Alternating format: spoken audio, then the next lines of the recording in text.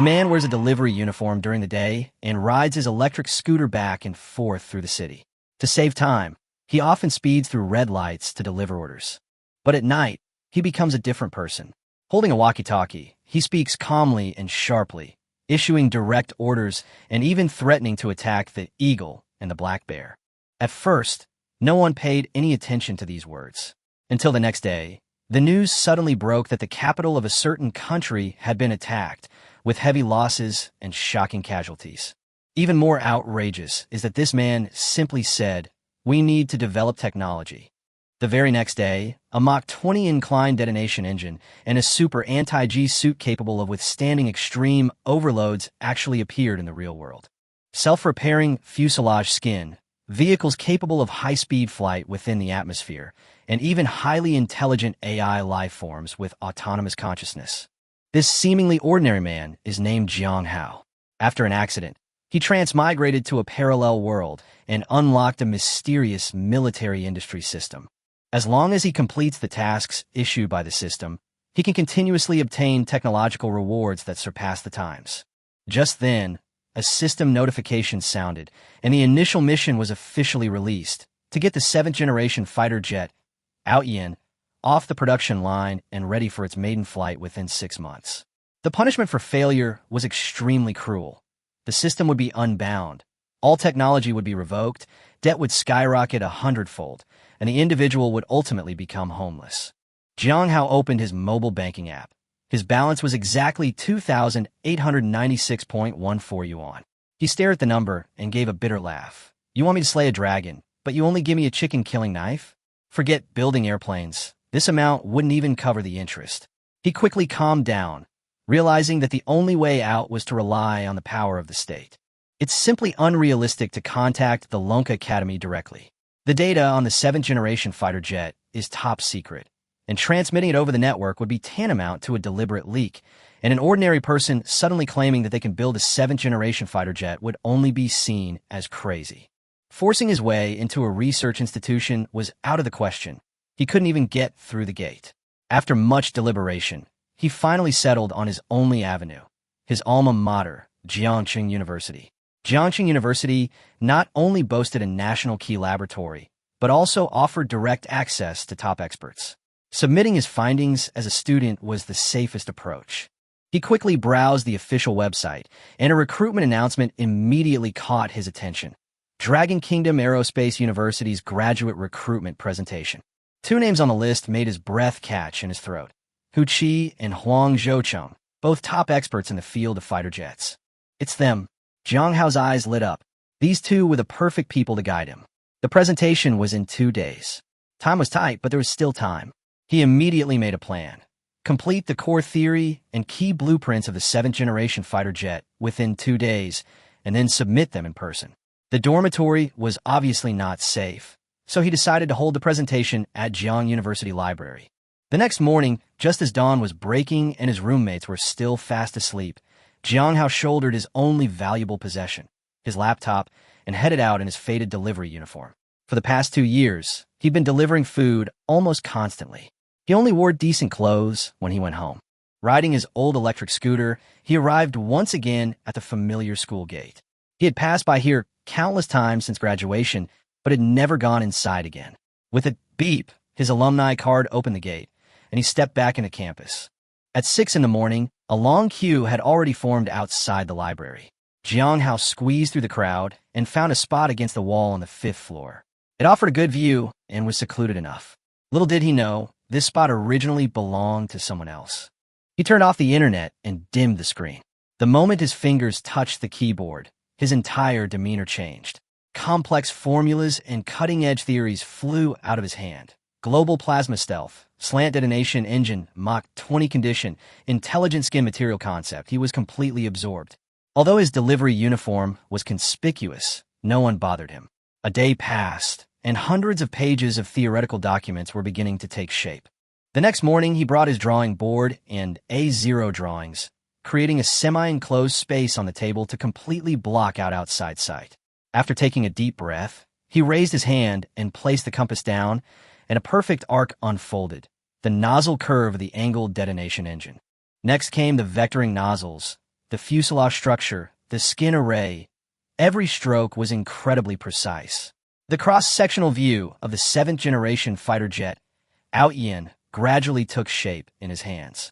Not far away, someone whispered, "That delivery guy is here again," drawing around the table.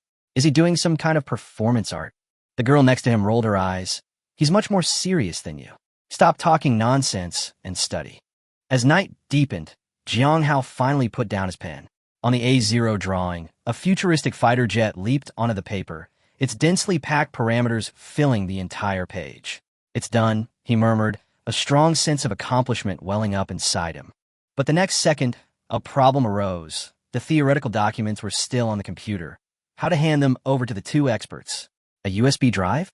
The thought was immediately rejected. Any electronic transmission carries the risk of leakage, and the other party would never casually connect to an unfamiliar device. Physical isolation was necessary. Printing was the only option. However, the library printers were networked, which wasn't secure. He needed an offline printer. It was already 10 p.m., and shops were long closed. He looked around and quickly identified his target, a portable printer. Two girls, Li Xian and Lu Fun, were sitting at the table. Jiang Hao walked over and said in a low voice, "Excuse me, I urgently need a printer and would like to buy it. The price is negotiable." Li Xian was slightly taken aback, then said gently, "We don't need it now. You can take it first." Before she could finish speaking, Lu Fun interrupted her directly. "Take what? We paid for it. Why should we give it to him?" She looked Jiang Hao up and down, her tone full of disdain. "How did you sneak into the library wearing a delivery uniform?" Jiang Hao frowned, but still suppressed his emotions. "I really need it urgently. The price is negotiable." Lu Fun sneered. "Can't you understand human language? You think you're worthy of being called a hostage." She pointed at his barrier and mocked, "Sneaking around like that. Who knows what you're doing? You're not spying on girls, are you?" Li Xian hurriedly tried to dissuade him. "Don't say any more. He just wants to borrow a printer." "Borrow?" Lu Fun stood up, her voice even louder. "What would a food delivery person need a printer for? To print order slips?" Her words grew increasingly offensive. "I think you're just here to harass people. If you don't get out, I'm calling security." All eyes immediately turned to them. Jiang Hao's anger surged, and his eyes turned cold. But quickly, he forced himself to calm down. Tomorrow was the presentation, and he couldn't afford for anything to go wrong now. He gritted his teeth and said, "Fine, I'm leaving. I won't lend it to you." With that, he turned and left. Not long after, Li Xian caught up with him, stuffed a box of chocolates in his hand, and apologized repeatedly. "I'm sorry. She's been under a lot of pressure lately." She gently suggested, "You could try a print shop. They might sell used printers." Jiang Hao nodded his thanks, said nothing more, and immediately headed to the print shop. Finally, he bought a used printer for more than double the market price. Instead of returning to the study room, he went to the corner of the stairs, disconnected from the internet, and used Bluetooth to transfer files. Buzz, buzz. The printer started running, page after page slowly emerging, the data containing all the secrets of the future fighter jet taking shape. Jiang Hao let out a long breath. Everything was ready. They were just waiting for tomorrow. At 9 o'clock in the morning, the lecture hall at Jiangxing University was already packed to capacity. The graduate admissions meeting of the Dragon Kingdom Aerospace University had officially begun. Jiang Hao sat in a corner at the back, dressed in an unusual casual uniform, clutching a heavy document bag tightly in his hand. Inside were military industry documents that could shake the world, and his plan would take its most crucial step here. The previously noisy crowd suddenly fell silent, and someone whispered, "They're here." Jiang Hao looked up and saw several people enter the classroom. Leading them was Huang Zhoucheng, a middle-aged professor with a serious expression and an extremely strong presence. Behind him followed Hu Qi, a shrewd and approachable stealth expert, and Zhou Guanghua, a military representative in uniform with an imposing air. The presence of the military made Jiang Hao realize that things were more complicated than he had anticipated, but also more important. Applause erupted, and the presentation officially began. Huang Zhoucheng, without any pleasantries, went straight to the point. He introduced that the laboratory primarily focuses on military aviation research, covering multiple areas such as aerodynamic design, flight control systems, composite materials, and hypersonic flow mechanisms. As one stunning image after another was displayed, the students listened intently, and the atmosphere gradually ignited. He then presented his achievements. Last year, he focused on tackling the problem of ultra-heat-resistant materials and engine surge, publishing 8 SCI Q1 papers with an average impact factor of 12.8, and also securing a multi-million yuan national research grant. The audience erupted in cheers and exclamations of amazement. Someone whispered, "This level is incredible." But Jang Hao remained remarkably calm. These achievements only strengthened his resolve to make his choice. Huang Zhoucheng then showcased the experimental equipment and his team's achievements, displaying top-tier facilities at a glance. The laboratory's strength and resources captivated all the students present. Jang Hao, watching the screen, slightly slowed his breathing. This was precisely the platform he had been searching for. After the presentation, Hu Qi walked onto the stage. He immediately joked about his age and how his hair was almost all gone, instantly lightening the atmosphere. Laughter erupted from the audience, and he followed up by saying, "Doing scientific research is too stressful. You have to laugh more, otherwise your hair will fall out faster than an airplane." This remark drew another round of laughter from the entire room. Hu Qi's presentation style was completely different from Huang Zhoucheng's. He started with a team dinner photo, creating a relaxed and open atmosphere. He explained that his research direction was to create a stealth cloak for fighter jets, making them completely invisible to radar. Professor Huang is responsible for making the plane fly faster and more stably, and I'm responsible for making it invisible. He winked and said with a smile, "As for the deeper content, that's classified. If you want to know, join us." Finally, he concluded, "Go to Professor Huang's place, and you'll fly the fastest and most steadily. Come to me, and you'll be able to wear the coolest invisibility cloak." As soon as he finished speaking, applause resounded throughout the hall once more.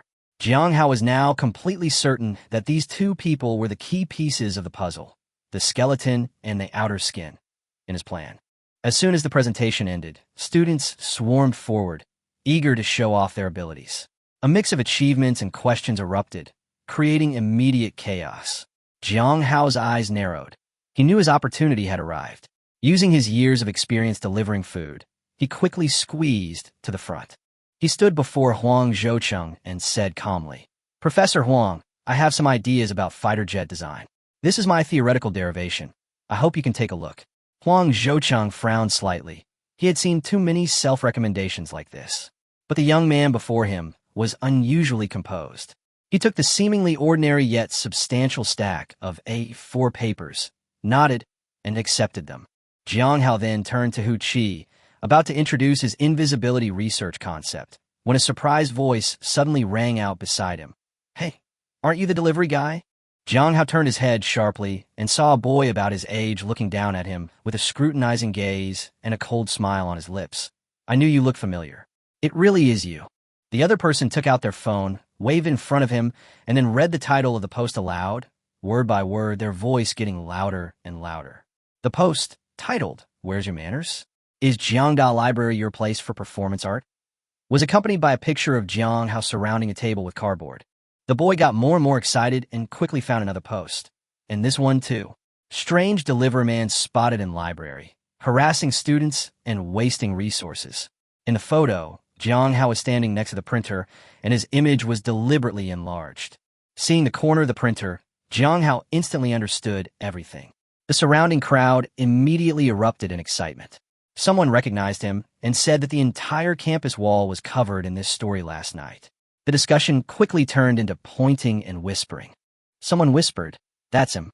He was wearing a delivery uniform, surrounded by cardboard boxes, acting suspiciously.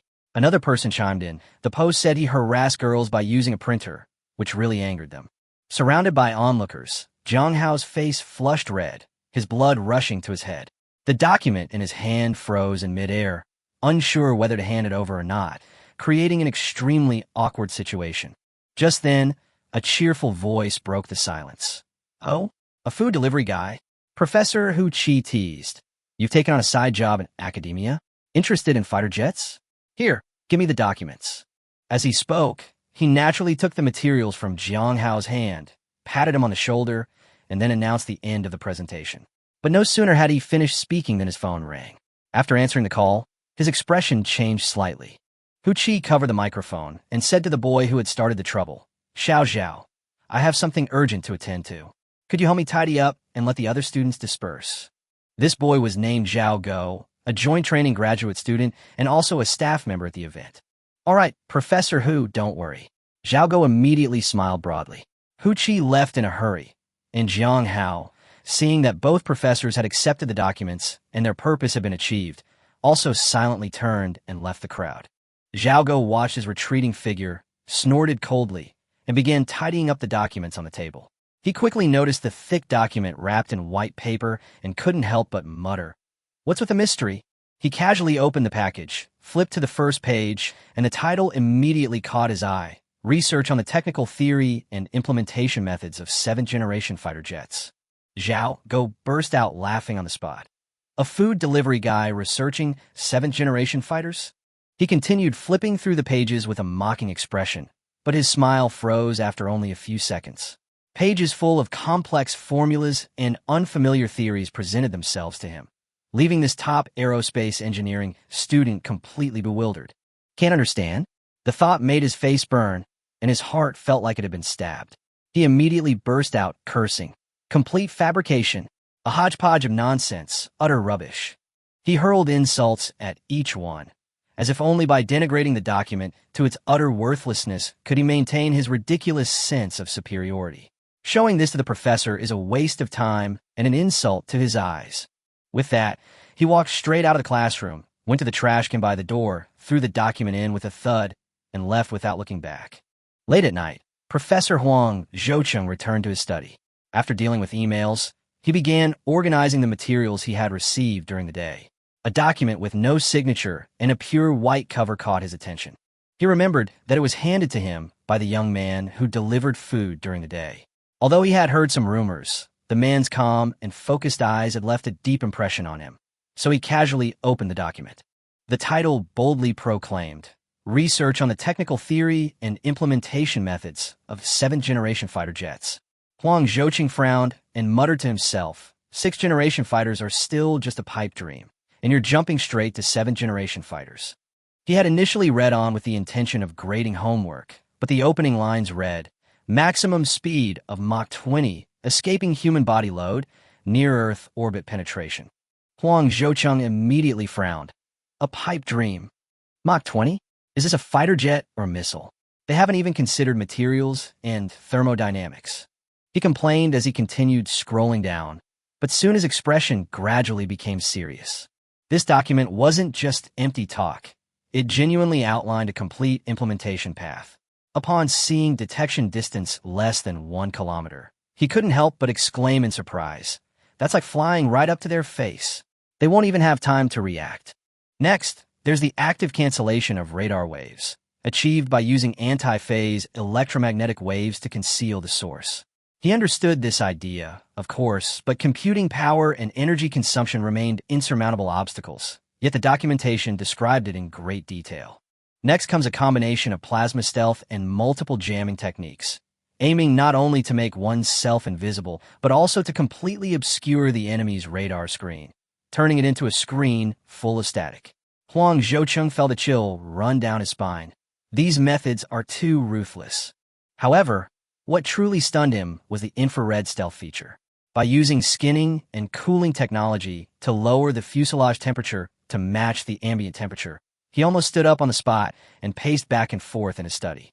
Impossible! This violates the second law of thermodynamics, he muttered to himself. But the document explained in detail from multiple perspectives how to achieve dual zero-distance stealth, using both electromagnetic and infrared methods. An image even uncontrollably appeared in his mind. This kind of fighter jet could directly break through the defense line and wipe out the enemy's early warning, radar, and air defense systems in one wave, which would be almost a complete dimensional reduction attack. Huang Zhoucheng spent 2 full hours reading it, becoming increasingly alarmed.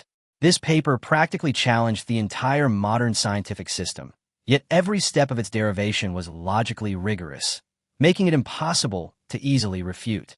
Turning to the last page, he found a drawing attached. The bottom right corner read, 1 copy only, for Professor Huang's review. His blood pressure instantly spiked, and his watch even went off with an alarm. The lines on the blueprint were exquisite, possessing both artistic flair and industrial beauty. He couldn't help but murmur in admiration. Perfect, absolutely perfect. His hand unconsciously clenched tighter, as if afraid it might suddenly disappear. In his excitement, he suddenly remembered Hu Chi. He has a copy too. Knowing Hu Chi's personality, he probably hadn't seen it yet. Thinking this, Huang Zhoucheng couldn't sit still any longer and grabbed his phone to dial. But his hands were trembling uncontrollably with excitement, and he failed to unlock it several times. Finally, after repeated attempts, he dialed Hu Chi's number. The phone rang for a while before being answered, with a loud television noise mixed in. Hu Chi casually joked, but Huang Zhoucheng didn't waste any words and went straight to the point, telling him to immediately find the fighter jet document that the delivery man had handed him at the morning's presentation. Hu Chi initially had no recollection of the incident. After flipping through the materials he had collected during the day, he suddenly slapped his forehead, remembering that such a young man had indeed come by and that he had helped him out of a predicament. However, he couldn't pinpoint the exact location of the document and could only search for it while responding. Huang Zhoucheng paced back and forth in the study, phone in hand, his voice growing increasingly urgent. Find him quickly. This person is definitely a talent. Hu Chi searched the entire desk, but couldn't find him. Just as he was about to call back, he suddenly thought of a possibility and immediately dialed the graduate student dormitory. Back in the dorm, Zhao Go was busy playing games and chatting with girls when his phone suddenly popped up with a call from Professor Hu. He quickly hung up and answered. Hu Chi didn't even bother with pleasantries. He went straight to asking if he had kept the document the delivery guy had given him earlier that day. Zhao Go's tone was light and even carried a hint of boasting. Professor, don't worry. I've already taken care of it for you. Hu Chi was stunned for a moment and immediately asked what he meant, but the other party said nonchalantly that he had already thrown the thing into the trash can and added a comment that it was utter nonsense. There was a sudden silence on the other end of the phone. The next second, Hu Chi exploded. Who told you to throw it away? That thing is very important. Professor Huang is looking for it urgently. Zhao Go was stunned by the shout and quickly gave the location, the trash can outside the lecture hall. It was late at night when the call ended, and the teaching building had long been locked down. Hu Chi immediately called Huang Zhoucheng back and explained the whole situation and the whereabouts of the documents. After listening, Huang Zhoucheng felt a surge of heat rush to his head, and he was completely overwhelmed. Hu Chi, you've gotten yourself into a huge mess, he said, suppressing his anger. Any single technology in that report could drive the West completely mad. If it's leaked, we'll be criminals against the nation. In his words, it wasn't just an ordinary academic paper, but strategic intelligence capable of changing the fate of the country. Not long after, Huang Zhoucheng drove downstairs. As soon as Hu Chi got into the car, a document was thrown into his arms. Take a look for yourself. Hu Chi opened it and saw that it was full of complex aerodynamic formulas and derivation methods he had never seen before. When he saw the section on stealth technology, he froze. The details were so impressive that even this veteran expert had to admit his inferiority. He turned the pages faster and faster, his breathing becoming more and more rapid, as if he were holding not a stack of papers, but a futuristic fighter jet about to leap from the pages. Huang Zhoucheng snatched the document back and asked in a deep voice, "Do you understand now?" Hu Chi finally realized what was happening and slammed his fist on the chair. What that student threw away wasn't just waste paper, it was the fate of the Dragon Kingdom. The car sped towards Jiangxing University. As Huang Zhoucheng drove, he analyzed the situation. At this point, the garbage had likely already been processed. If it was directly compressed and destroyed, that would be fine. The worst thing would be if something went wrong at any stage, the consequences of which would be unimaginable. Hu Chi asked nervously whether they should rush to the garbage station to search immediately. Huang Zhoucheng sneered. This matter is beyond our control. We must report it immediately. The two quickly reached an agreement. Ordinary channels were simply not fast enough. They could only contact someone with the authority. Almost simultaneously, a name surfaced in their minds, Zhou Guanghua. The call connected quickly, and the other end's voice was calm and authoritative. Huang Zhoucheng explained the whole situation and the worst possible consequences in the most concise way possible. Upon hearing this, Zhou Guanghua's expression immediately turned serious, and he took immediate action. He first ordered the two teams to assemble urgently, take their equipment, and set off. He then contacted Jiangxing University directly, demanding their full cooperation and a strict information blackout. The school office director was instantly jolted awake. Zhou Guanghua's tone was firm. Don't ask questions you shouldn't ask. You just need to cooperate and keep it confidential. If any information leaks, you'll bear the consequences yourself. The other party readily agreed and immediately began making arrangements. He then coordinated with relevant departments to implement comprehensive control over information surrounding the school. Within minutes, an invisible net had been quietly cast, and all aspects were quickly taken over. When he reached the ground floor, several military off-road vehicles were already ready. At a command, everyone immediately set off. Driving at full speed, in less than 20 minutes, several off-road vehicles with military license plates rushed into Jiangxing University, their roar echoing through the empty campus. The school had issued an emergency notice ordering all students to remain in their dormitories. The convoy suddenly stopped in front of the teaching building, where Huang Zhoucheng and Hu Qi were already waiting anxiously. The car door opened, and Zhou Guangwa stepped out with a grave expression. Director Zhou. The crowd had barely finished greeting him when he took the only remaining document. He flipped through just 2 pages, his face instantly changing. As a high-ranking officer in the Air Force, he knew all too well what this document contents would mean if implemented. He immediately closed the document and ordered a full-scale investigation. Team 1, take over the monitoring center, retrieve all video footage from after the incident, and investigate all contacts. Team 2, find a phone owner's information based on the contact details. The phone owner he mentioned was the mobile phone number Jang Hao had left in the document. Upon receiving the order, everyone immediately split up and began their work. The campus was silent late at night. With the full cooperation of the school authorities, the monitoring room was quickly accessed. The footage was switched back to after the presentation ended, and Zhao Guo's contemptuous face quickly appeared on the screen. He raised his hand and threw the document into the trash can. The thud seemed to hit the hearts of everyone present directly. Fast forward, Zhou Guangwa ordered coldly. The surveillance footage showed people coming and going, but no one approached the trash can. Until an hour later, a sanitation worker in a blue uniform pushed a cart over, and everyone's nerves instantly tensed. The cleaning lady stopped in front of the trash can, expertly rummaging through the garbage. Suddenly, she paused, pulled out a few documents, and flipped through them. The next second, instead of throwing them away, she put the documents into a bag and took them away. Damn it, Hu Qi whispered, and the atmosphere in the entire monitoring room instantly became extremely tense. Find this person immediately. Zhou Guangwa ordered on the spot. The call was quickly connected, and he inquired about the lost exam materials. The cleaning lady nervously explained, I didn't steal them. I picked them up from the trash can. They looked like study materials, so I put them away. What are you going to do with them? Zhou Guangwa's heart sank. Sell them to a printing shop. The other party answered honestly. We collect all the papers and documents covered in writing. The owner will want them. Hearing this, his heart pounded even faster. How much did you sell it for? 12 or so copies. 18 yuan in total, 1 yuan per copy. As soon as these words were spoken, the entire monitoring room fell into dead silence. That technical document, which could have changed the future of the country, was treated as waste paper and disposed of for 1 yuan per copy. It was so absurd that it sent chills down one's spine. Zhou Guangwa suppressed his anger and asked in a deep voice, which store? Brothers Printing next to the 6th canteen. After hanging up the phone, he immediately reassigned tasks.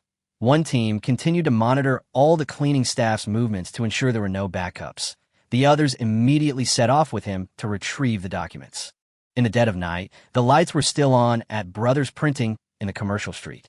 The owner was organizing the materials he had just received, preparing to photocopy and sell them the next day. Suddenly, several military vehicles screeched to a halt at the entrance. He looked up and froze on the spot as several imposing strangers walked in. Zhou Guangwa walked into the shop, glanced around at the piles of documents, then offered a cigarette. His tone was calm, yet carried a strong sense of pressure. Don't be nervous. An important document was mistakenly sold to you. We've come to find it. The shop owner breathed a sigh of relief and pointed to the pile of papers in the corner. Several people immediately rushed over and began searching. It's not this one. It's not this one either. Hu Qi's hands were trembling, and the papers scattered all over the floor. Just when everyone was extremely anxious, Huang Zhoucheng suddenly stopped and pulled out a document with a pure white cover from under a pile of documents. He trembled as he opened the page, and the next second he whispered, "Found it." Zhou Guangwa and Hu Qi immediately rushed over to confirm, and only then did they finally breathe a sigh of relief. The boss standing next to them, however, was completely bewildered and had no idea what had happened. Huang Zhoucheng took out the money and handed it over, but the shopkeeper quickly waved his hand to refuse.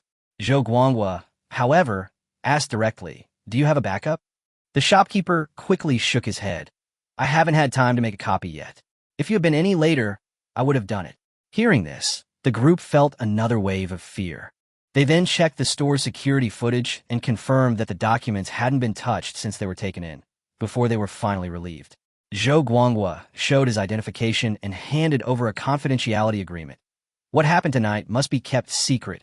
The shop owner looked at the gold military insignia, his heart tightened, and he quickly signed the agreement. The car door closed again, and the three people inside felt a sense of relief, as if they had escaped a disaster. Huang Zhoucheng said in a low voice, "This document could have saved China from taking 30 years of detours. We almost destroyed it with our own hands." The atmosphere inside the car became particularly complex and heavy as a result.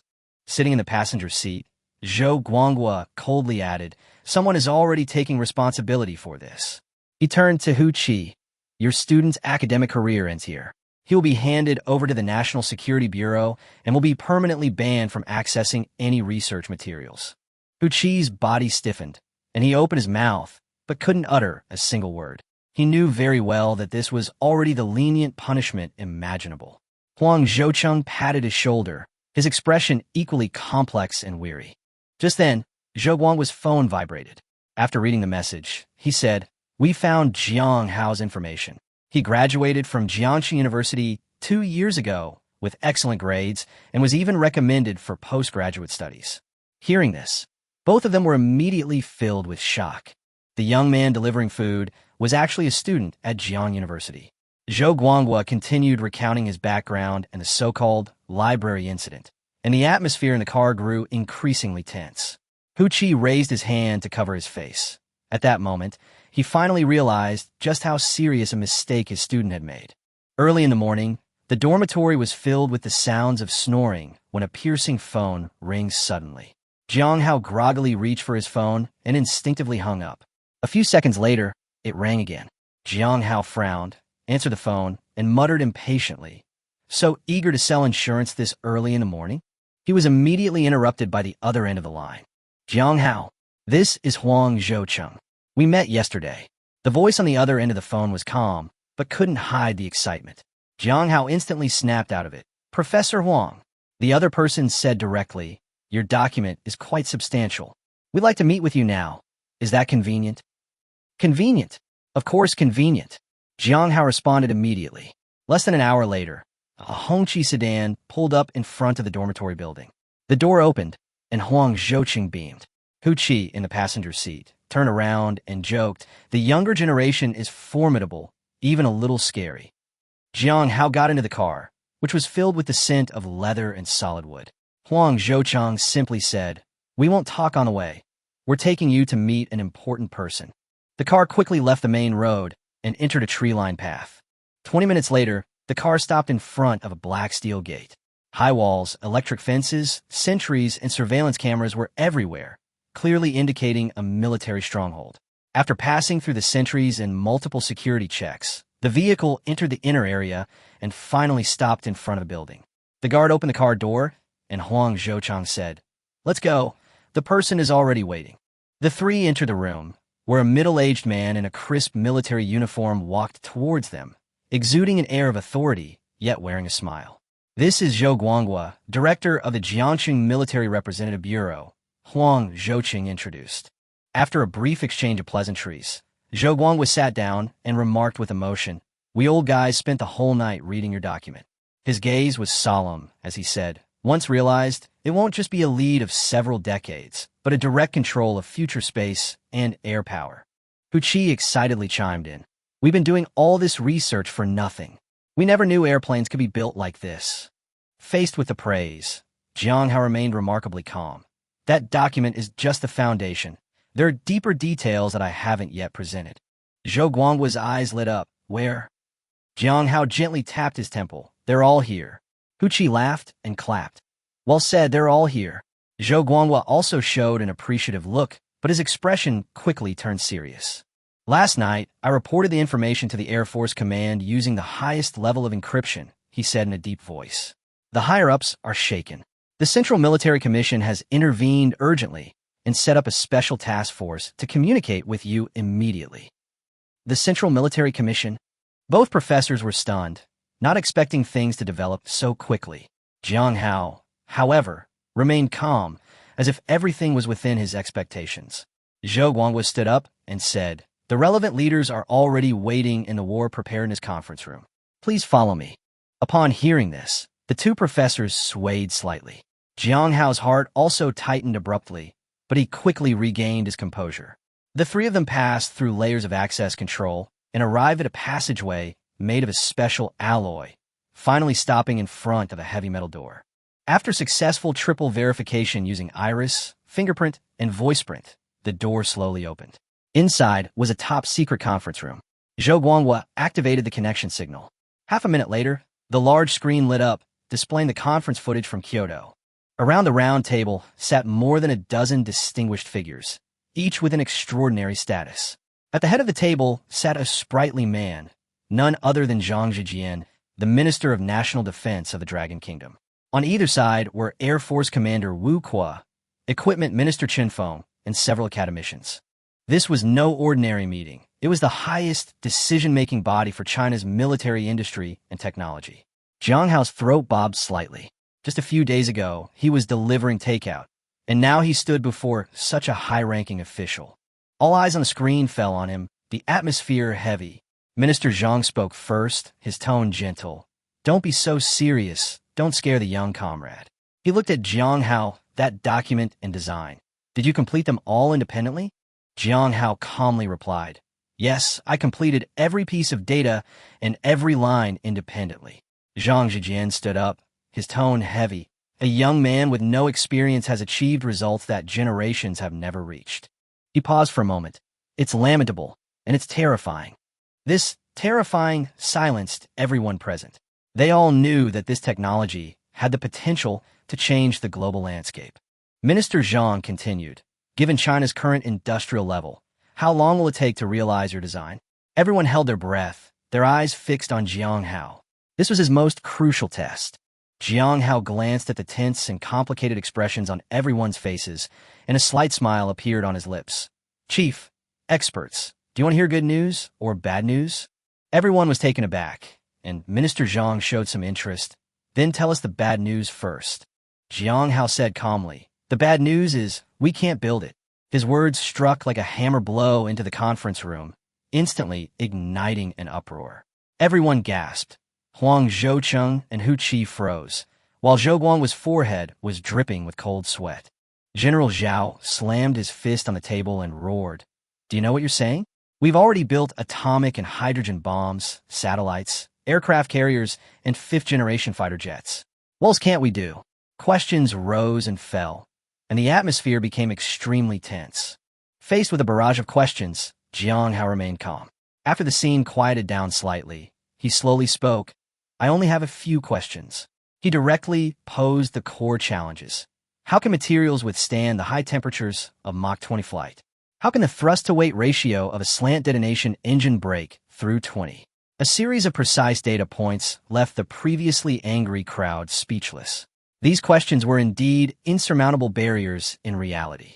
The meeting room gradually quieted down, and someone couldn't help but ask, "So your design is just an unrealizable pipe dream?" Jiang Hao smiled lightly, his tone firm. "No, I'm saying it can't be built at this stage, but that doesn't mean it will never be possible." He glanced at everyone. "Since the foundation is insufficient, then upgrade the entire industrial system. I have a way to solve these problems." With that one sentence, he ignited the entire room once again. General Zhao stood up again, this time with less anger and more probing in his tone. "Which of these things you mentioned isn't a problem that's been around for decades?" At this moment, Zheng Chang, the dean of the Lonka Institute, also spoke up, pressing for answers about the materials. Jiang Hao didn't offer much explanation, but went directly to the whiteboard and wrote down, "Hafnium carbide ceramic matrix composite material." Zheng Chang was taken aback, then shook his head. The melting point is indeed high, but it's too brittle. It's simply unusable. Jang Hao responded calmly. If traditional methods don't work, then let's try another. He then wrote down special printing, directional solidification. His speech then noticeably quickened as he explained how to control the path through laser-selective melting to achieve directional solidification of materials, and how to incorporate nano-hafnium carbide fiber reinforcement to ensure the material retains strength and toughness even at high temperatures. The entire approach was clear and bold. As soon as he finished speaking, the entire room fell silent. Most people only vaguely understood what he meant, but they sensed that it was something extraordinary. Zheng Chang and Huang Zhoucheng, however, grasped the key point and were visibly shocked. Zheng Chang immediately stood up and applauded. Hearing your words is better than reading 1,000 years of books. This idea is truly genius. A problem that had plagued the industry for many years had been pointed out in such a straightforward way. Before anyone could react, Jiang Hao had already erased the whiteboard and quickly drawn a cross-sectional diagram of a complex engine. Chen Feng recognized it at a glance. A slant-knock engine. He excitedly pressed for details, as this field was still largely theoretical, and then posed several challenging questions. How does fuel and shock waves mix stably under high Mach conditions? How does the combustion chamber withstand extreme heat flow? Jiang Hao didn't pause, directly offering a solution. Employ a multi-point adaptive matrix injection system to dynamically adjust the injection angle and flow rate at different Mach numbers, and achieve millisecond-level control of the injection points through real-time sensor feedback to ensure the stable existence of the detonation wave. His entire answer flowed smoothly, as if these world-class problems were merely basic issues. The conference room fell completely silent. Everyone held their breath, as if they were no longer in a meeting, but listening to a lecture from a top expert from the future. Jiang Hao stood in front of the whiteboard, his tone calm, yet it seemed he was redefining the industrial limits of this era. Jiang Hao quickly moved on to the core of his explanation. This time, he directly presented his most outlandish idea, stealth, and didn't hold back at all. Traditional stealth is nothing more than hiding, while my plasma stealth is about making fighter jets completely disappear from radar. He then explained the principle. Millions of miniature plasma generators are embedded inside the aircraft skin. Once activated, the entire fighter jet will be enveloped in a high-density plasma cloud. This cloud can absorb radar waves without producing any echoes, while also blocking infrared radiation, achieving dual stealth. As soon as he finished speaking, Professor Hu Qi stood up and pointed directly to the core issue. Plasma absorbs radar waves without any problem, but it generates a huge amount of heat, which in turn exposes infrared radiation. You're putting one thing before the other. This question caused the atmosphere to freeze instantly, and everyone stared at Jiang Hao. However, Jiang Hao did not respond directly, but instead changed the subject. Let's not talk about infrared for now. Let's talk about energy first. He pointed out that the energy consumption of driving plasma systems is extremely high, and related research in the past was forced to stop precisely because of energy problems. He turned and wrote nuclear fission on the whiteboard, causing a stir in the room. Commander Wu Kuo couldn't help but ask if a nuclear reactor was to be used. Jiang Hao, however, directly rejected the idea, pointing out that fission reactors were too large and posed safety hazards, making them unsuitable for fighter jets. He then wrote down nuclear fusion, explaining that it was a more ideal clean energy source, but due to current limitations in size and technology, it also could not be applied to fighter jets, so it was rejected again. The rejection of two consecutive proposals gradually made many experts impatient. Just as everyone was urging him on, Jiang Hao finally gave the key answer, writing on the whiteboard. Strong magnetic field confines the metallic hydrogen core. As soon as these words were uttered, the entire room was blank, and almost no one understood. But Huang Zhoucheng suddenly stood up, his voice trembling slightly. You mean metallic hydrogen? That's solid hydrogen with an energy storage density far exceeding TNT, which only produces hydrogen gas when it explodes.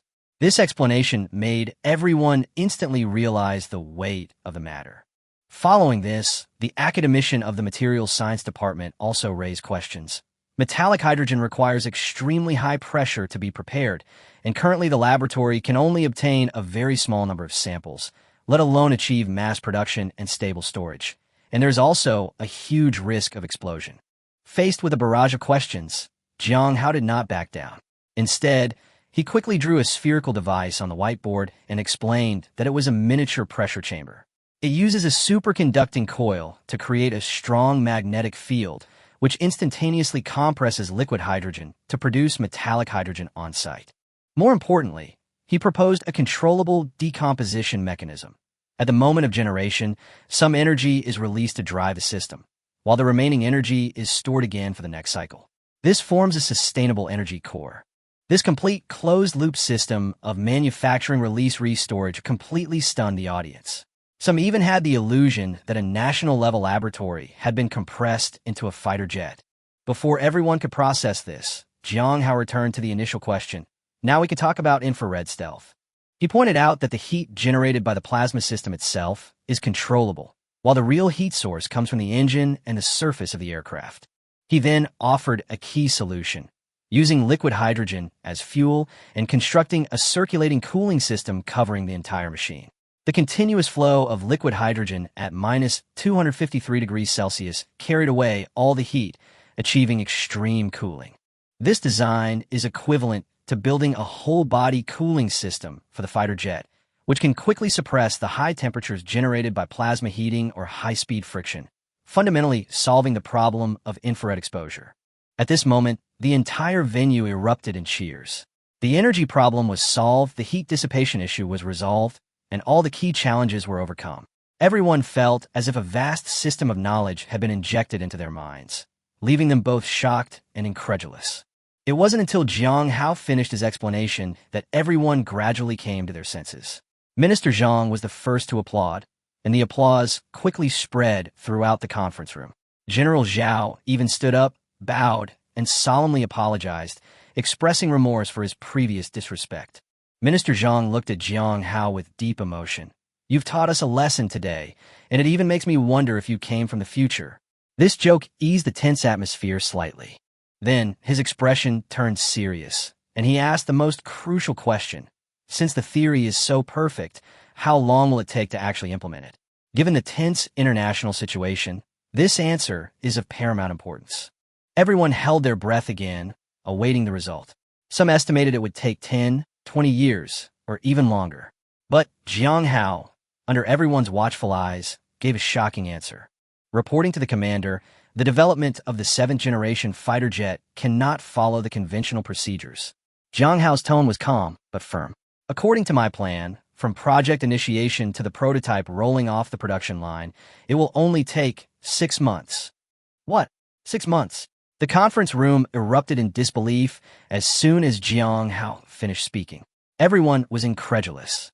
The 5th-generation fighter jet took decades to develop, and China took a full 10 years. The 7th-generation fighter jet hadn't even started yet, but to say it would be completed in 6 months sounded like a fantasy. But soon, as those disruptive technologies emerged one by one, the doubts gradually subsided. Jang Hao seized the opportunity to speak, stating bluntly that if they wanted to quickly take the system offline, they had to take an unconventional approach. The traditional subcontracting process was too time-consuming and simply not suitable for Ayian. He immediately proposed to serve as the chief commander and designated 3 core personnel. Huang Zhoucheng was in charge of materials and metallic hydrogen energy. Hu Qi was in charge of plasma stealth, and Zhou Guanghua was in charge of security and project acceptance. As for key systems such as weapons, avionics, flight control, and AI decision-making, Jang Hao's words stunned everyone. I will be responsible for them all. General Zhao immediately stood up, this time his tone no longer questioning, but worried. Such a workload was simply beyond the capacity of ordinary people. Jang Hao remained calm. My technology system is ahead of current understanding. If I were to share with others, I would have to explain it from scratch every day. That wouldn't be building a fighter jet, but rather doing popular science. He bluntly stated that this would only drag out 6 months into several years. He proposed the optimal solution. He would set the standards and plans himself, while the rest of the team would only be responsible for execution. His words were concise and to the point, demonstrating immense confidence. General Zhao, after hearing this, finally understood completely. Excellent. Defense Minister Zhang Zhijian immediately approved the appointment of Jang Hao as the sole chief engineer of the Ayian project, promising the nation to provide full resource support regardless of cost. Jang Hao stood up and saluted. I guarantee the mission will be completed. He then mentioned his family situation, and Minister Zhang immediately responded that the state had approved an initial payment of 50 million yuan as compensation for his technical expertise. Upon seeing the payment notification, Jang Hao felt an instant relief from the enormous debt that had weighed on his mind for 2 years. However, he remained steadfast in his determination to find his missing father. Following the meeting, national resources were rapidly channeled towards the Ayian project. Designated as a national treasure, it received the highest priority. The research and development base was chosen in a secluded underground base in the Western Hills, avoiding satellite surveillance and facilitating large-scale resource mobilization. The scene shifts, and Jang Hao returns to his home in an old neighborhood in Jiangqing. The house isn't large, but his mother has kept it neat and cozy. He lingers for a long time, admiring the family photo on the wall. Just as the doorbell rings, his mother and sister return home. The younger sister greeted him with delight, while the mother looked on with heartache. At dinner, Jang Hao looked at his mother's white hair and the injury on his sister's hand and couldn't help but tell them to quit their hard jobs and live a good life and study. He placed a bank card on the table. Here's 50 million, 20 million to pay off debts, and the rest I'll keep. The room fell silent instantly. His mother and sister were terrified, thinking he had done something illegal. Jang Hao explained with a wry smile, and even joked, who robs a bank and then deposits the money into their account? He then pulled out a prepared explanation, saying that the university's patent had been acquired by a company at a high price, and the money was a share of the profits. Only after seeing the documents stamped with the official seal did the mother gradually feel relieved. Jang Hao then explained in advance that he would be participating in a national project and would not be able to return home for the next few months, preparing for his impending departure. A few days later, the order was officially issued. The neighborhood was awakened by a deafening roar as 2Z-20 helicopters hovered in the air, whipping up a fierce wind. On the ground, a convoy of military vehicles drove in and stopped directly in front of Jang Hao's house. The neighbors peeked out and whispered among themselves, and when they saw Jang Hao emerge, they were utterly dumbfounded. The young man who used to deliver food was now being escorted by military personnel onto a vehicle. His status had undergone a complete transformation. After bidding farewell to his family, Jang Hao boarded a military vehicle amidst a line of guards. The convoy started moving, escorted by a helicopter, and he was taken to the Shishan base. The surrounding residential area was stunned into silence for a long time, and everyone was unable to recover from the shock. The Shishan base, a research and development center hidden deep underground in the mountains, has entered full-scale operation since Jang Hao's arrival. Engineers from all over the country have been urgently mobilized here, with only one goal: the 7th-generation fighter jet Ayian. The primary challenge facing everyone is the metallic hydrogen energy system. 2 months of round-the-clock work, with time compressed to the limit. On this day, the atmosphere in the energy laboratory was particularly heavy. Huang Zhoucheng led his team to turn Jang Hao's theory into reality and ushered in its first test. On the control panel, a spherical device with a diameter of 20 centimeters floated, which was the miniature pressure chamber. A superconducting coil was wound around the outside of the sphere, connecting to the cooling and output systems. Technicians continuously reported, capacitor charging complete, liquid hydrogen and deuterium tritium are in place. Pressure reached 500 atmospheres. With all indicators met, they awaited the final discharge command. Everyone understood that this step was both crucial and dangerous. The so-called discharge is the release of massive amounts of energy using a supercapacitor to create extreme pressure in an instant, converting liquid hydrogen into metallic hydrogen. If successful, it can form an energy loop, giving Ayian almost unlimited power, but the slightest mistake will lead to disaster. After confirming the data was correct, Jang Hao ordered, "Prepare to discharge." The countdown began, and just as it reached 3-2, the alarm suddenly went off. The system shut down immediately, and tension instantly rose. Jang Hao immediately sensed the anomaly. Pause. Check the cooling circuit. He pointed to a slightly fluctuating data point. Coil power abnormal. Investigate immediately. More than 10 minutes later, the problem was identified. A microvalve malfunction caused a 0.12% deviation in flow rate, triggering the safety mechanism. Huang Zhouqing's voice trembled. If it had been activated just now, the consequences would have been unimaginable. Jang Hao broke out in a cold sweat. That would be an explosion equivalent to thousands of tons of TNT, leveling the entire base. Under such extreme conditions, any slight error could be fatal. He quickly ordered the equipment to be replaced and the verification to be repeated. Half an hour later, the system returned to normal. Jang Hao repeatedly checked the data before giving the order again. Restart countdown. As the countdown ended, he pressed the button. Instantly, current enveloped the pressure chamber. The pressure curve rose sharply and then quickly fell back while the energy curve surged. Success! A long suppressed cheer erupted from the crowd, outputting 10 billion joules. Huang Zhouqing trembled with excitement. Such energy was enough to power a city for a day. This meant that the energy problem of the 7th-generation fighter jet had been completely solved. Jang Hao didn't stop, continuing to direct the recharge test. Recharge half the power. As the progress bar quickly reached 100%, the system confirmed it could cycle more than 100 times. The energy loop was complete, and the core power source of Ayian was officially born. He turned his gaze to the other end. Hu Chi's stealth team had been waiting for a long time. Soon, the plasma stealth test began. Inside the electromagnetic shielding laboratory, the fighter jet model was fixed in place, and the interior was filled with plasma generators and cooling channels. Hu Chi ordered, "Full power test begins." The power source activated, electric arcs flickered on the model's surface, and a layer of pale blue plasma cloud quickly enveloped the machine. Plasma cloud stable. Everyone stared intently at the radar screen.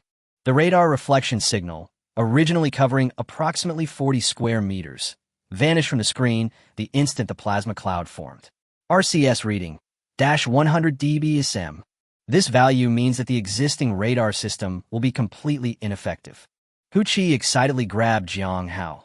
This is no longer just reducing the detection range, but making it completely undetectable. At the same time, the infrared system also gave no feedback. The heat was quickly carried away by the liquid hydrogen, achieving true dual stealth. The audience erupted in applause. Jang Hao remained calm. Next, we'll test communication. The plasma cloud would form an electromagnetic barrier, rendering the fighter jets unable to communicate, a global problem. The only solution is quantum communication. Prior to this, he had already collaborated with the Lonka University team to complete the development of a quantum communication module and installed it inside and outside the machine. Activate the module. Test signal transmission. Everyone held their breath. Soon, the screen lit up. Signal reception successful. Stable transmission, no atenuación. The engineer's voice trembled. Quantum communication had successfully penetrated the plasma barrier, meaning the ultimate solution had been verified. The control room erupted in enthusiastic applause once again. They had not only completed the verification of the most powerful stealth system, but had also redefined the concept of stealth. The JF-22 Hypersonic Wind Tunnel Complex in China is a world-class wind tunnel testing base capable of simulating extreme environments ranging from Mach 5 to Mach 30. At this moment, Jang Hao, Huang Zhouqing, and a group of aerodynamics and materials experts are standing in front of the control panel. Today's test is one of the most rigorous tests ever conducted on Ayian, the high-speed, high-temperature skin test. On the test stand, a single full-size wing skin is fixed in place. While its exterior appears unremarkable, it conceals an extremely complex internal structure. This skin is made of graphene-reinforced composite material, molded in one piece without rivets or seams. It houses a megawatt-level microplasma generator and is also equipped with liquid hydrogen cooling channels. In critical areas such as the leading edge of the wing, Jang Hao designed an extreme heat insulation solution. The outer layer is hafnium carbide ceramic that can withstand temperatures of nearly 4,000 degrees Celsius, while the inner layer is aerogel as thin as millimeters. This combination of ceramic plus aerogel has been questioned by many experts. In their view, this thin layer structure simply cannot withstand the extreme temperatures brought about by hypersonic speeds. Attention all units, test commencement. Jang Hao issued the order. Wind tunnel activation, target speed Mach 8, target temperature 2,000 degrees Celsius. As the valves opened, the wind tunnel roared into operation, and the high-pressure airflow swept over the wings like a ferocious beast, causing the temperature, to soar instantly. The data on the monitor jumped rapidly. 1,000 degrees Celsius, 2,000 degrees Celsius. The leading edge of the wing quickly turned bright red. Everyone held their breath, staring intently at that scorching area. Soon the monitor shouted excitedly. It held. The skin didn't collapse. Even more astonishing is that the internal temperature of the insulation layer is only 80 degrees Celsius, with a temperature difference of nearly 2,000 degrees Celsius between the inside and outside. Incredible, Huang Zhoucheng exclaimed softly. Some even joked, if this material were used to make clothes, you could probably take a bath in a volcano. Jang Hao remained calm, continued to raise the temperature, target 3,000 degrees Celsius. His words caused a stir among the audience. But the test continued, and the airflow in the wind tunnel gradually took on a pale blue hue due to ionization. The temperature climbed steadily, 2,500 degrees Celsius, 2,800 degrees Celsius, 3,000 degrees Celsius. The leading edge of the wing glowed a bright red, as if it would be vaporized at any moment. Just then, an alarm suddenly sounded. A 0.1 millimeters crack has appeared in the ceramic layer. In the high-speed footage, a tiny crack was clearly visible. Huang Zhoucheng's expression immediately changed. Oh no, once the ceramic cracks, it will collapse rapidly. He hurriedly shouted, "Stop the machine!" But Jang Hao immediately rejected the idea. Don't stop. Continue testing. Everyone was stunned, staring intently at the crack. Just when they thought defeat was imminent, a sudden change occurred. The red crack miraculously healed itself within seconds, disappearing completely, and the wings returned to normal. A commotion erupted in the control room. Huang Zhoucheng even rubbed his eyes, his face filled with disbelief. Only then did Jang Hao speak up to explain. This wasn't an accident. It was self-repair. He pointed to the structure and said, I embedded hundreds of millions of nano-repair capsules between the ceramic layer and the aerogel. Once a crack appears, the stress will trigger the capsule to rupture, release the repair agent, and under high temperature and catalysis, it will quickly regenerate into ceramic, welding the crack back together. The crowd fell silent. This line of thinking completely exceeded the scope of traditional material science. Jang Hao added that this technology had gone through countless failures: material vaporization, excessive impurities, premature capsule rupture. Each step had been pushed forward at the very limits. As long as the main structure isn't destroyed, this outer layer can withstand countless instances of this kind of damage, Jang Hao said calmly. But everyone present was completely stunned. This was no longer a simple material upgrade. It was a complete rewriting of the rules. Hu Qi looked at Jang Hao and slowly said, We have been repairing the rules, but you are creating them. He paused, his tone complex and shocked. With this system, Ayian truly possesses the ability to be almost immortal. After overcoming core challenges in energy, stealth, and materials, the Ayian fighter jet's core power system has finally reached its most crucial moment. The Chuanyan Type Mach 20 oblique detonation engine has officially rolled off the production line and is now mounted on the test stand. Complex pipelines wind around it, exuding an industrial aesthetic. As each system is confirmed to be functioning correctly, Jang Hao orders, ground testing begin. The moment of ignition, a thunderous roar shook the entire mountain. The exhaust nozzle spewed forth a blazing white flame, over 10 meters long, illuminating the entire test site. Thrust figures rapidly increased. 300 knots, 600 knots, 800 kN, quickly surpassing the 1,000 kN mark. Someone couldn't help but exclaim, this thrust far exceeds that of the F-135. But Jang Hao remained calm and ordered further increases. As the throttle was continuously increased, the curve rose straight up. 1,000, 1,400, 1,800, and finally 2,000 knots.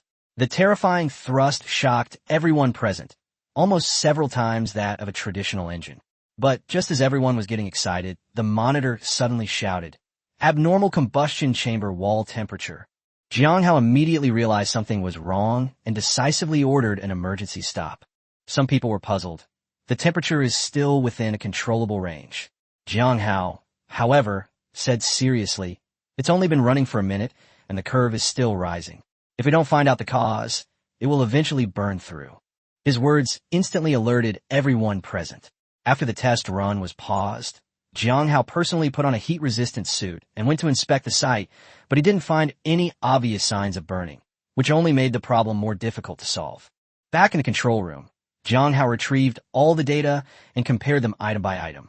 Some suspected sensor error, but he immediately dismissed this, pointing out that multiple points were heating up simultaneously, clearly indicating a localized anomaly. His thinking quickly focused on the cooling system, and he immediately retrieved the flow and pressure data. He soon discovered that the outlet pressure was 18% lower than the design value. Jang Hao quickly identified the root cause of the problem, a decrease in cooling flow rate, leading to insufficient heat exchange efficiency. However, the cooling channels had already been confirmed to be clear, and the trail seemed to have gone cold. Just when everyone was at a loss, the young engineer Zhang Pengfei suggested checking the laser flaw detection records. Jang Hao immediately accepted this suggestion and retrieved the data from the corresponding area for reanalysis. The screen kept refreshing, and Jang Hao suddenly spotted an extremely tiny dark spot, only 0.06 millimeters in size.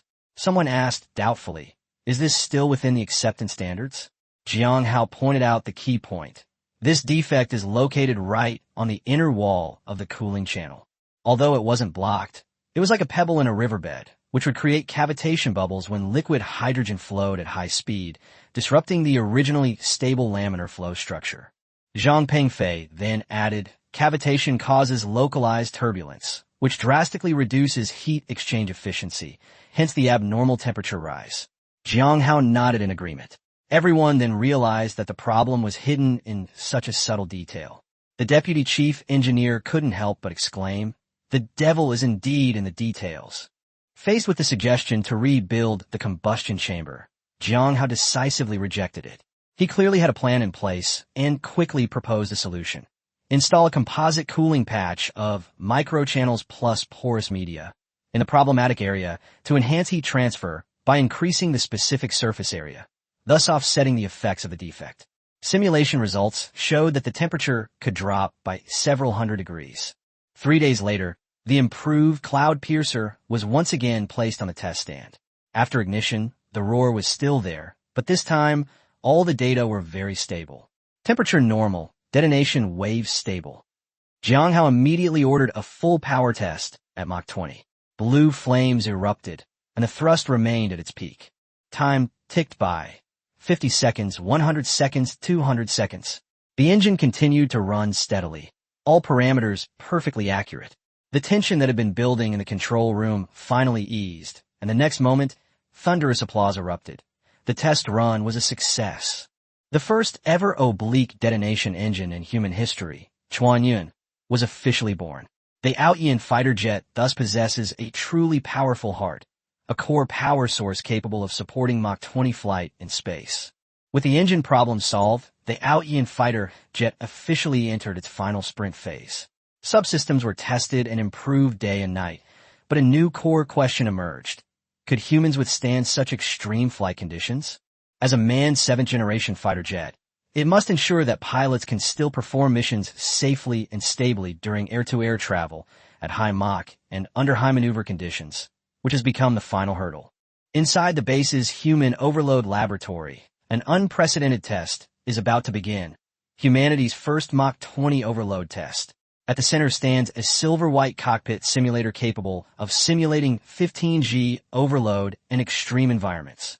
The participant in this experiment was none other than Chief Engineer Jang Hao himself. The atmosphere in the control room was tense. Neuroscientists and aerospace medicine experts were all present, and no one dared to let their guard down. Jang Hao changed into a smart anti-G suit, which was embedded with multiple sensors that could monitor his vital signs in real time. After sitting in the simulation chamber, he was slowly sent into a giant centrifuge.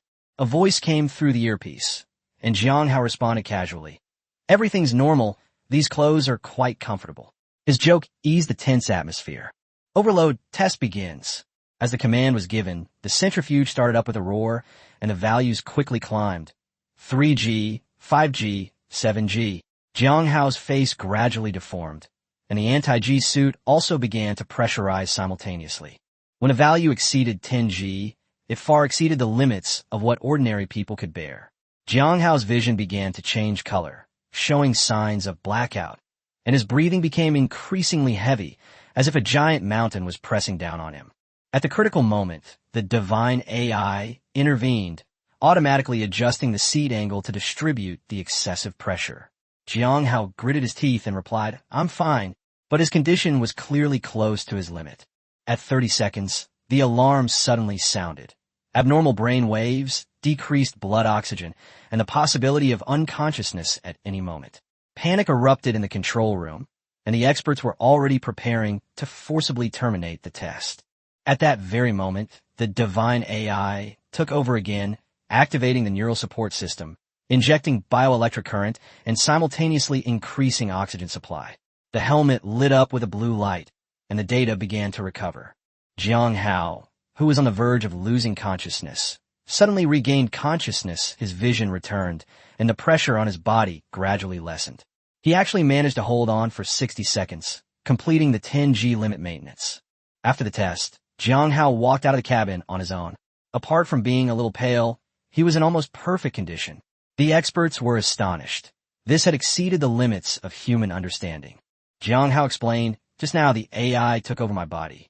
It's essentially a human-machine symbiosis. It's helping me withstand the overload." This statement shocked everyone, but also raised some concerns.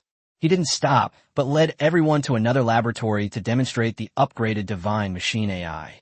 Compared to the previous one, this generation of the system has been upgraded from passive protection to active symbiosis. The new system can not only read physiological states, but also engage in two-way interaction, perceive thoughts in real time, and intervene in advance to make judgments. It can even allow pilots to instinctively sense danger before a missile locks on. Jang Hao concluded, "It's not just an auxiliary system, but your second brain, which will coexist with you at all times." This idea completely ignited the excitement of the experts present. Soon, the second round of testing began. Jang Hao entered the simulation pod again and connected with the new generation AI. In an instant, a flood of data poured into his consciousness. "This is symbiosis," Jang Hao murmured in amazement. The centrifuge started up again, and 10G arrived as scheduled. But this time, his expression was calm, without a trace of pain on his face. Time ticked by. 30 seconds, 1 minute, 5 minutes, and finally broke through 8 minutes. The control room erupted in cheers, and all the experts were dumbfounded.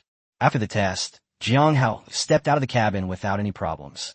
Thunderous applause erupted, and everyone knew the history of human aviation had been rewritten once again. Located at 89 degrees east longitude and 38 degrees north latitude, in the heart of China's desert, lies a no-man's land and an important extreme testing ground. Today, the Ayian fighter jet's weapon system will undergo field testing here, with all simulated enemy radars and air defense systems deployed. Above the airspace, a test aircraft modified from AJ-10 fighter jet was circling, integrating the core weapon modules of the Ayian system. Meanwhile, in the ground command area, Jang Hao's face was grim, a surge of anger burning within him.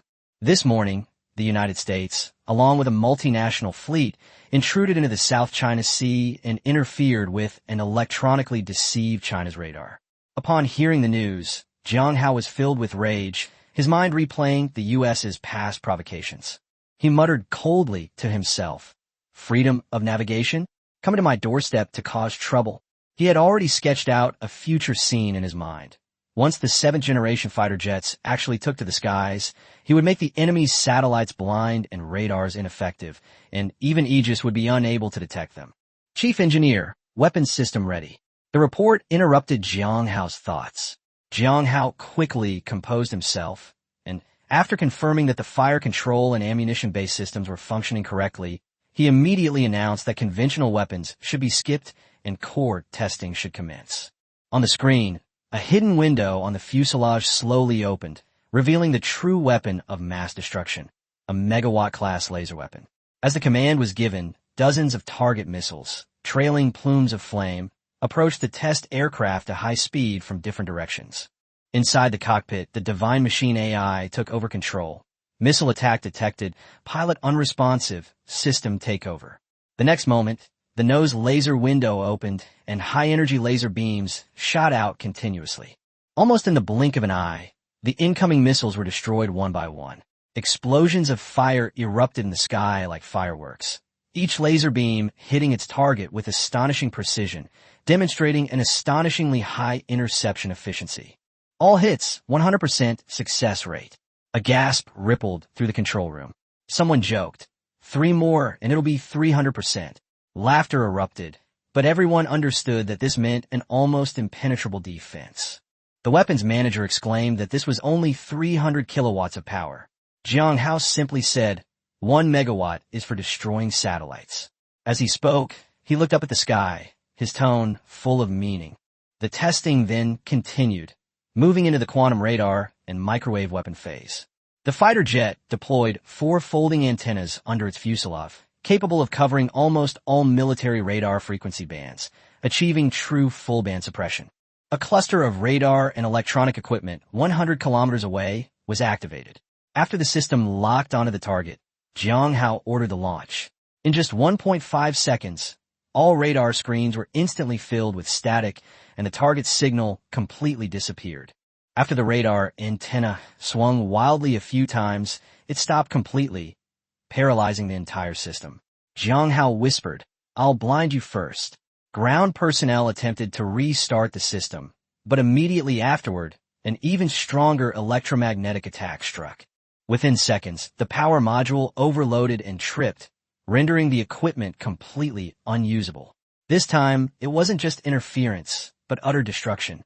Jang Hao then ordered a switch to wide-beam mode for area-covered strikes. In just 5 seconds, all equipment within a radius of several kilometers failed. Communication was interrupted, data links collapsed, and even backup radios started smoking and burned, completely erasing the information capabilities of the entire area. Monitoring data transmission, the equipment suffered an attack exceeding the threshold, resulting in permanent damage, while the test personnel emerged unscathed. Thunderous applause erupted in the control room. This was no longer just a success, but a complete and overwhelming victory. Jang Hao had already envisioned a future battlefield, 7th-generation fighter jets tearing through defenses at extreme speeds, unleashing electromagnetic storms in the enemy's core area and directly paralyzing all systems. Thinking of the provocations in the South China Sea, he clenched his fist again, his gaze cold and resolute. When that day truly comes, everything will be repaid in full. The moment of final assembly has finally arrived. Under Jang Hao's leadership, the manufacturing workshop at the Shishan base has been transformed into a world-class intelligent factory. The Ayian fuselage frame has been fixed on the assembly rack, awaiting final assembly. The seemingly ordinary frame is actually made of graphene-reinforced composite material through 3D integrated printing. The core equipment consists of 2 SLM, silicon-to-earth, machines and 1 EBM, electronic-to-metal, printer. These machines can directly grow complex structural components from powder materials, resulting in components that are 40% lighter and twice as strong as traditional methods. Ayian, the person in charge, exclaimed, "What used to take a year to complete can now be done in just a few days." Jang Hao completely restructured the entire process using digital twin plus special printing, compressing the traditional hundreds of procedures into 4 steps: design, simulation, printing, and testing. All solutions are first verified in a supercomputer before being directly put into manufacturing, which is the real source of confidence that Ayian can be rolled out of production in 6 months. Inside the workshop, dozens of robotic arms work simultaneously, precisely installing the fuselage skin. All movements have been rehearsed thousands of times in the supercomputer, with errors controlled within 0.01 millimeters, increasing efficiency by nearly 100 times. Even millions of plasma generators have been directly integrated into the material. Standing on the observation platform, Jang Hao reminded, no matter how precise it is, it must be re-inspected. Once a deviation occurs, it will expose a fatal weakness on the radar. As soon as he finished speaking, the robotic arm suddenly stopped, and the system immediately issued an alarm. Stress anomaly in area B7, deviation 0.8%, system locked. The engineer reported immediately. The person in charge was about to intervene manually, but Jang Hao stopped him with a raised hand. Let the AI handle it. He judged that this was a micro-deformation of the material caused by changes in humidity. AI recalculate assembly plan. Upon receiving the command, The system quickly provided adjustment suggestions, changed the assembly sequence, and reduced the applied force. After the plan was executed, the robotic arm immediately resumed operation, and all data returned to normal. At this moment, everyone was utterly shocked. The manufacturing process was no longer manually controlled, but rather resembled an intelligent life form perfecting itself. 10 days later, the Ayian skeleton was completed, and Zhou Guangwa gazed at it, his eyes even faintly glowing red. Jang Hao reminded him, "This is only the physical completion. Next, we need to conduct stress tests." 3 days later, the fighter jet was fixed on the test rig, its fuselage covered with sensors, like a giant beast bound by steel cables, ready to face the ultimate test. Load 40%. The hydraulic arm activated, and the steel cable suddenly tightened. Data showed everything was normal. Subsequently, the load was increased to 80%, with the fuselage deformation only 0.8 millimeters, perfectly in line with expectations. Jang Hao didn't stop. 150%, 220%. The scene erupted in uproar, and the experts hurriedly tried to dissuade him. Adding any more will cause it to break. But Jang Hao calmly replied, "If we can't even withstand this, what are we talking about flying?" As the load pushed the limits, the fuselage deformation remained controlled to the millimeter level, far exceeding the tolerance of traditional fighter jets. Everyone was astonished, but Jang Hao continued to increase the load. 300%, max it out. At this moment, everyone was extremely tense. The equipment roared, the factory shook, the stress cloud map was already a deep red, and the machine body began to make slight, abnormal noises, as if it would be pulled apart at any moment. However, a miracle occurred. The stress in the main beam region began to diffuse automatically, and the red color gradually faded.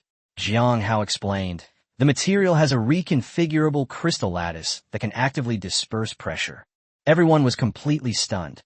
Someone couldn't help but sigh in a low voice. This is no longer a material. This is a self-regulating life. In the end, the 300% load was completed stably. The 15G strength test was successful, and the body was completely undamaged. An elderly expert slumped in his chair, muttering, "This isn't a fighter jet, it's an indestructible body." Jang Hao simply smiled faintly. Ayian must withstand the most rigorous tests. 10 days later, with the final piece of skin installed and all systems connected, the cockpit slowly closed. This 7th-generation fighter jet, embodying cutting-edge technology, finally revealed its complete form at the Shishan base. Chapter 17, the chief designer personally test flew the plane. This is playing with the future of the Dragon Nation. After the Ayian fighter jet rolled off the production line, the Shishan base operated 24/7 for nearly 6 months. Finally, things calmed down a bit. The air was still filled with the smell of metal and high-end composite materials. Surrounded by the lingering smell, Jang Hao stood beneath the massive gantry crane, gazing up at the fighter jet lying dormant, waiting to take flight. The nose and cockpit are shaped like a wave rider, and the fuselage is covered by a black skin made of composite ceramic material. Beneath the skin are millions of plasma generators and liquid hydrogen channels. Under the spotlight's illumination, the entire fuselage reflected a deep, dark hue, as if it could devour all light, making it appear exceptionally profound. This is what he spent nearly 180 days and nights pouring all his heart and soul into Ayian. Jang Hao reached out and gently ran his fingertips across the cold fuselage.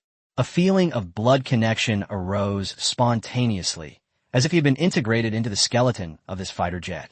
He could almost feel that beneath the cold, graphene skin, countless plasma generators were operating at low power. Meanwhile, the brain of the fighter jet, the divine machine, is currently processing hundreds of millions of lines of code. An indescribable sense of immense satisfaction and accomplishment instantly overwhelmed his exhausted body.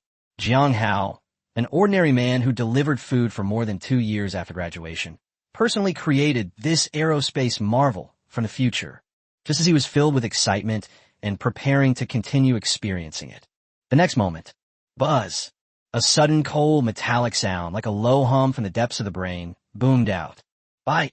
The host has successfully completed the 7th-generation aerospace fighter jet assembly and rollout, meeting delivery standards. Congratulations, host.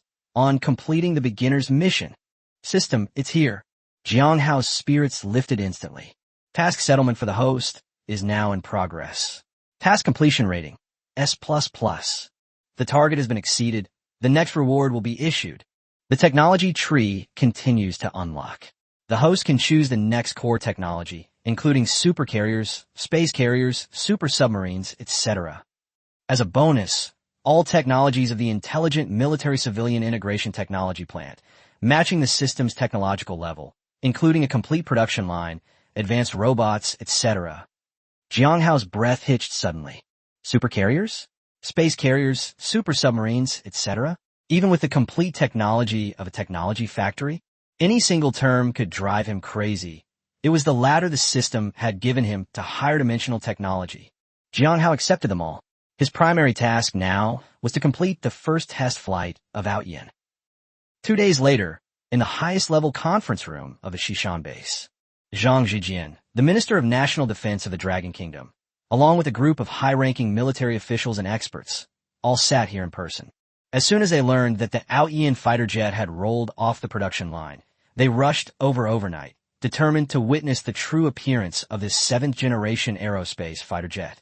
At this moment, they have gathered in this conference room to discuss a momentous decision, to decide who will be the test pilot for Ayian. The huge conference table was filled with top figures from the military and the scientific community. Minister Zhang Zijian, who was chairing the meeting, glanced across the room, and his gaze fell on Zhou Guanghua. Director Zhou, has your evaluation report on the selection of test pilots been completed? Zhou Guanghua immediately stood up and opened the document in his hand. Reporting to the minister, based on our comprehensive assessment, I recommend Air Force Ace pilot, Comrade Li Hang. Zhou Guanghua then pressed the projector remote control, and Li Hang's information was displayed on the screen. Li Hang has 4,500 flight hours and has flown all of our Air Force's main aircraft types. And in the past 3 months, he has completed hundreds of hours of adaptive training in the simulator. At the same time, the mastery of the Divine Machine AI's commands has reached over 98%. He is currently recognized as the pilot most familiar with the Ayian fighter jet. As soon as he finished speaking, a chorus of approval erupted in the conference room. Several aviation experts held documents in their hands. Compared to other competing test pilots, Li Hang's resume is indeed perfect and impeccable. Zhang Zijian flipped through the file in his hand, and his gaze immediately fell on Jang Hao, who was diagonally opposite him. From the very beginning of the meeting, the chief designer of the Ayian fighter jet remained silent. The calm was somewhat unusual. Comrade Jang Hao, you're the chief designer. What are your thoughts on the selection of test pilots? Zhang Zijian took the initiative to ask. All eyes immediately focused on Jang Hao. Jang Hao paused for a moment, then stood up and slowly said, I disagree with this plan. A few short words shattered the relaxed atmosphere that had just been established in the meeting. The people who had been whispering to each other immediately stopped talking. Jang Hao glanced across the entire conference room and continued speaking. I'll be on this maiden flight. Boom strapje. The entire conference room exploded as if it had been detonated. No, absolutely not. Zhou Guanghua slammed his fist on the table and stood up to refuse. He rushed straight to Jang Hao, his voice distorted with excitement. Comrade Jang Hao, this is no child's play. Do you know what you're saying? You are the chief architect of Ayian. Your value is immeasurable. You absolutely cannot be sent on such a dangerous mission. I strongly oppose it too. 6 months ago, General Zhao, who had opposed him many times, also stood up to refute him. What is a maiden flight? A maiden flight means being full of uncertainty. If any problems arise, it will be a loss for the entire Dragon Kingdom. We will all be sinners. Chief Engineer Jiang, please calm down. This decision is absolutely unacceptable. We cannot gamble with the future of the Dragon Kingdom. Inside the meeting room, all voices were against it, and the entire meeting room was in complete chaos. They all knew that it was madness to let a chief designer of immeasurable value pilot a future fighter jet that integrated countless cutting-edge technologies. At this moment, Zhang Zijian frowned and remained silent. Everyone, Jang Hao spoke again. Everyone, please let me finish speaking. The meeting room gradually calmed down, and everyone looked at Jang Hao with concern. Jang Hao's gaze fell on the most excited Zhou Guanghua and General Zhao, and then slowly looked at the other experts and bigwigs. Everyone, do you remember the sea trial of our Dragon Kingdom's first nuclear submarine? The people in the meeting room looked at each other, their expressions slowly changing. Zhou Guanghua and General Zhao, who had just been fighting hard, both trembled slightly. Of course they remember. In those days, in order to dispel all submariners' fear of nuclear weapons and to prove that the national treasure they had built with their own hands was absolutely reliable, Mr. Huang, who is known as the father of China's nuclear submarines, took on the role of chief designer and resolutely stepped into the nuclear submarine on its maiden voyage with all the crew members. He not only went on the maiden voyage with them, but also dived with them to the designed maximum depth. From then on, the submariners of the Dragon Kingdom had no more worries, because they know the things that the chief designer is willing to risk his life for are the most reliable in the world. Old Master Huang practiced what he preached, using his own flesh and blood. It has provided the most reliable endorsement for our nation's most important national asset. The meeting room fell silent, and some of the veteran experts had tears in their eyes. I don't mean to compare myself to Huang Tingjian. I'm not qualified to be compared to him. Jang Hao took a deep breath, his tone filled with sincerity and respect. I just want to tell everyone something. Jang Hao paused again. I designed Ayian myself.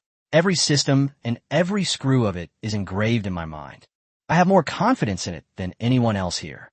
If even I, its creator, dare not be the first to sit in its cockpit, how can I be at ease letting our pilots entrust their lives to it? Hearing what Jang Hao said, Zhou Guanghua's tall body trembled. Jang Hao continued. More importantly, this maiden flight is not just a test of the fighter jet's performance. What I need more is first-hand feedback from the Shinji AI in a real flight environment. Even a 1 millisecond delay in the interaction between the pilot and the AI of the supercomputer is something only I, as the designer, can keenly detect. This data is of immeasurable value for the subsequent evolution of Shinji AI and for the Ayian fighter jet to truly achieve combat capability. Inside the meeting room, everyone finally understood. Jang Hao was not acting impulsively, nor was he trying to be a hero. He is fulfilling the ultimate mission of a chief designer in his own way. Minister Zhang Zhijian looked at the young man in front of him. Behind that calm gaze lies a powerful sense of responsibility. He seemed to see the figures of those predecessors from decades ago who were willing to live in anonymity and even sacrifice their lives for the country in order to contribute to the 2 bombs, 1 satellite project. His gaze swept over everyone in the conference room once more. Their eyes were filled with complex emotions, but also with deep reverence. Every era has its pillars of the nation. They have no reason to stop them anymore. Minister Zhang picked up the microphone from the table. Comrade Jang Hao. Jang Hao straightened his back and shouted in a loud voice. Arrive. I approve your mission to conduct the maiden flight of the Ayian fighter jet. Received. Mission accomplished. As soon as he finished speaking, applause erupted in the conference room. Unending. Chapter 18 Target. The first island chain. Shishan Base, evening. The setting sun pierced through the clouds, gilding the massive runway. At the end of the runway, a jet-black, futuristic-looking fighter jet stood silently. It is Ayian waiting for its maiden flight. On both sides of the runway stood high-ranking military officials, including Minister Zhang Zhijian, Director Zhou Guanghua, Huang Zhoucheng, and Professor Hu Qi, as well as countless engineering and technical personnel. They waited quietly there, watching Ayian ascend to the sky. Inside the cockpit, Jang Hao completed the final systems self-check. The voices from the command center could be heard coming from inside the helmet of the anti-G suit. Chief Engineer Jiang, is everything all right? Report to command center. Everything is fine. I am ready. Jang Hao's voice was clear and calm, without the slightest ripple. Divine Machine, are you ready? Jang Hao asked into the cockpit. Ready, Chief Engineer. I will monitor your physiological data throughout the entire process, and I will keep a close watch on this fighter jet. I am with you. The spiritual metallic sound is filled with a sense of peace. The cockpit has no physical control sticks like those in traditional fighter jets, only a huge screen surrounding him displaying real-time status and data. All commands will be executed through Jang Hao's thought processes or communication with Shinji AI. Weather conditions are normal, runway cleared, takeoff clearance. The instructions that Jang Hao had been waiting for came through the helmet. Jang Hao took a deep breath. A clear instruction was given. Divine machine, take off. Command confirmed. That spiritual metallic sound came again from inside the cockpit. Cloud-piercing oblique detonation engine, start. The command was instantly transmitted from the fighter jet's cockpit to the engine. At the end of the runway, the two huge engine nozzles at the rear of the Ayian suddenly emitted a mesmerizing, deep blue light. Immediately, with a loud boom, the Ayian fighter jet emitted a muffled roar, and its oblique detonation engine emitted two light blue exhaust plumes, each over 10 meters long. Before they could react, the Ayian fighter jet has already raised its nose from the runway, like a sharp arrow shooting straight into the sky. At that moment, everyone on the ground instantly felt an invisible force rushing towards them. That was the belated shockwave from the Ayian fighter jet breaking the sound barrier. Everyone instinctively covered their ears, but even so, it still blasted straight into everyone's eardrums. Oh my God! An observer has just raised a high-power telescope. But all that remained in sight was an empty sky. Nothing could be seen. 3 seconds. It only took 3 seconds. An expert, holding a timer, reported the data in disbelief. That's too fast. This is the consensus among everyone on the ground. It's so fast that everyone's brain can't keep up with its pace. At this time, the Ayian fighter jet had not activated its stealth mode. The ground command center can still be observed via radar. However, on the main screen in the command center, the numbers representing the altitude and speed of the Ayian fighter jet were changing extremely rapidly. So fast that it's impossible for your visual nerves to keep up. At this time, the Ayian fighter jet had not yet entered Mach 20 flight mode and was only flying at a speed close to Mach 10. In just 2 minutes, it ascended to an altitude of 20,000 meters. The voice from the ground command center came through the helmet again. Chief Engineer Jang, how are you feeling? Reporting to command center, everything is fine at the moment. There are no abnormalities. Jang Hao's report. This eased the tension among the people on the ground. Jang Hao knew that his current comfort was all thanks to the Divine Machine AI system in the cockpit. At this moment, the Divine Machine is operating at a frequency of thousands of times per second. With his seat and anti-G suit adjusted in real time, he didn't even feel any blood rushing to his head, and his field of vision was very wide open. Report to ground control. Ayian is about to activate plasma stealth mode. As soon as he finished speaking, the AI took action. The metallic hydrogen core of the oblique detonation engine instantly releases a surge of energy. On the fuselage skin, millions of microgenerators are activated simultaneously. A layer of light blue plasma cloud, about 5 centimeters thick, instantly enveloped the entire body of the device. The critical space 80,000 meters above the ground. The Ayian fighter jet is cruising at Mach 10. Jang Hao's gaze pierced through the cockpit windshield and looked in a certain direction. That is the first island chain that the U.S. has been cultivating for decades. His gaze deepened. I recall a little over a month ago when the U.S. swaggered around with its carrier strike group, along with Japan and other countries. They openly entered the South China Sea of China to conduct so-called freedom of navigation and military exercises. They even provoked electronic suppression against coastal radar stations. Freedom of navigation, electronic suppression. I said I would repay you tenfold on the day of the test flight. A chilling thought formed in Jang Hao's mind. He then spoke. Shinji, switch to ghost mode and increase the speed to Mach 20 for 2 minutes. Let's go say hello. Target, the first island chain. Conduct full-band electromagnetic suppression and penetration tests. Command confirmed. The Divine Machine's voice was devoid of any emotion, yet was filled with destructive execution power. Ghost mode activated, descending altitude. 80,000 meters, 60,000 meters, 30,000 meters. Accompanied by the notification sound, a Divine Machine. The nose of the Ayian began to descend silently, like an eagle locking onto its prey, flying down into the atmosphere. Activate optical stealth mode. Power is 40%. Pattern, deep space background integration. Jang Hao issued a series of instructions. For a moment, the plasma cloud covering the fuselage flickered and then stopped emitting light. Then, the optical sensors on the skin surface start working, frantically collecting light and background information from the surrounding environment. The Ayian fighter jet was originally light blue. Its light dimmed, distorted, and eventually disappeared. The massive, dark fuselage blended completely into the deep background. Ayian fighter jet. It's as if they vanished into thin air. Chapter 19, the U.S. Satellite's Hasty Escape. Meanwhile, the North American Aerospace Defense Command, NORAD, is located in Colorado, and the U.S. Space Force Base in Hawaii. The piercing alarm suddenly shattered the tranquility of the command center. Alarm! Alarm! The space-based infrared satellite detected a high-intensity infrared signal being emitted. Signal source. Over East Asia, a duty lieutenant who was drinking coffee suddenly trembled, spilling the scalding coffee all over himself. But he didn't care at all, and suddenly jumped up from the chair. He stared intently at the ever-growing red dot on the screen in front of him. Preliminary analysis shows that it is consistent with the characteristics of ballistic missile boosters. A commander with slick back hair and a star on his shoulder strode over. Missile? Whose? What model? Report. Database? No match.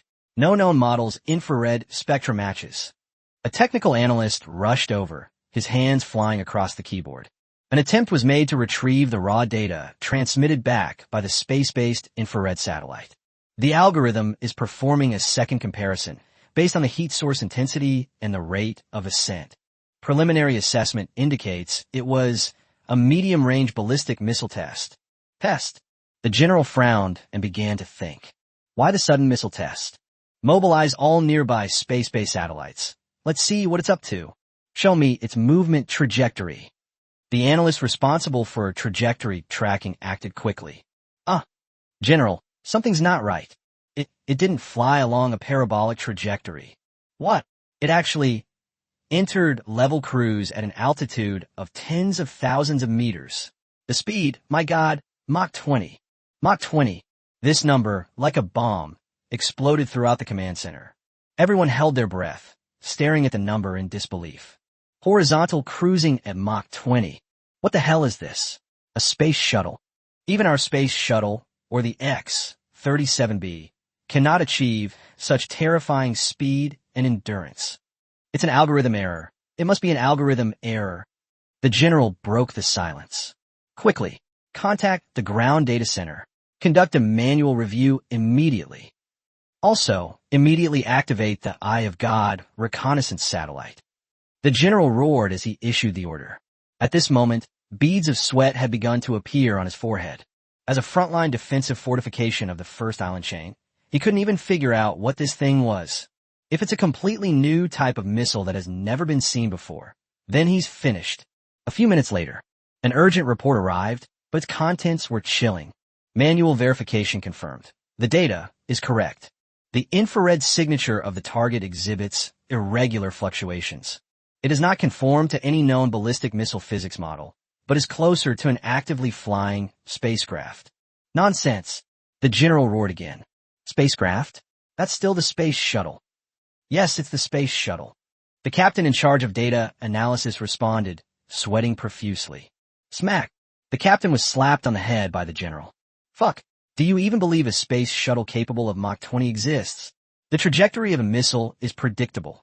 Even the gliding flight of a Wave Rider missile has distinct characteristics.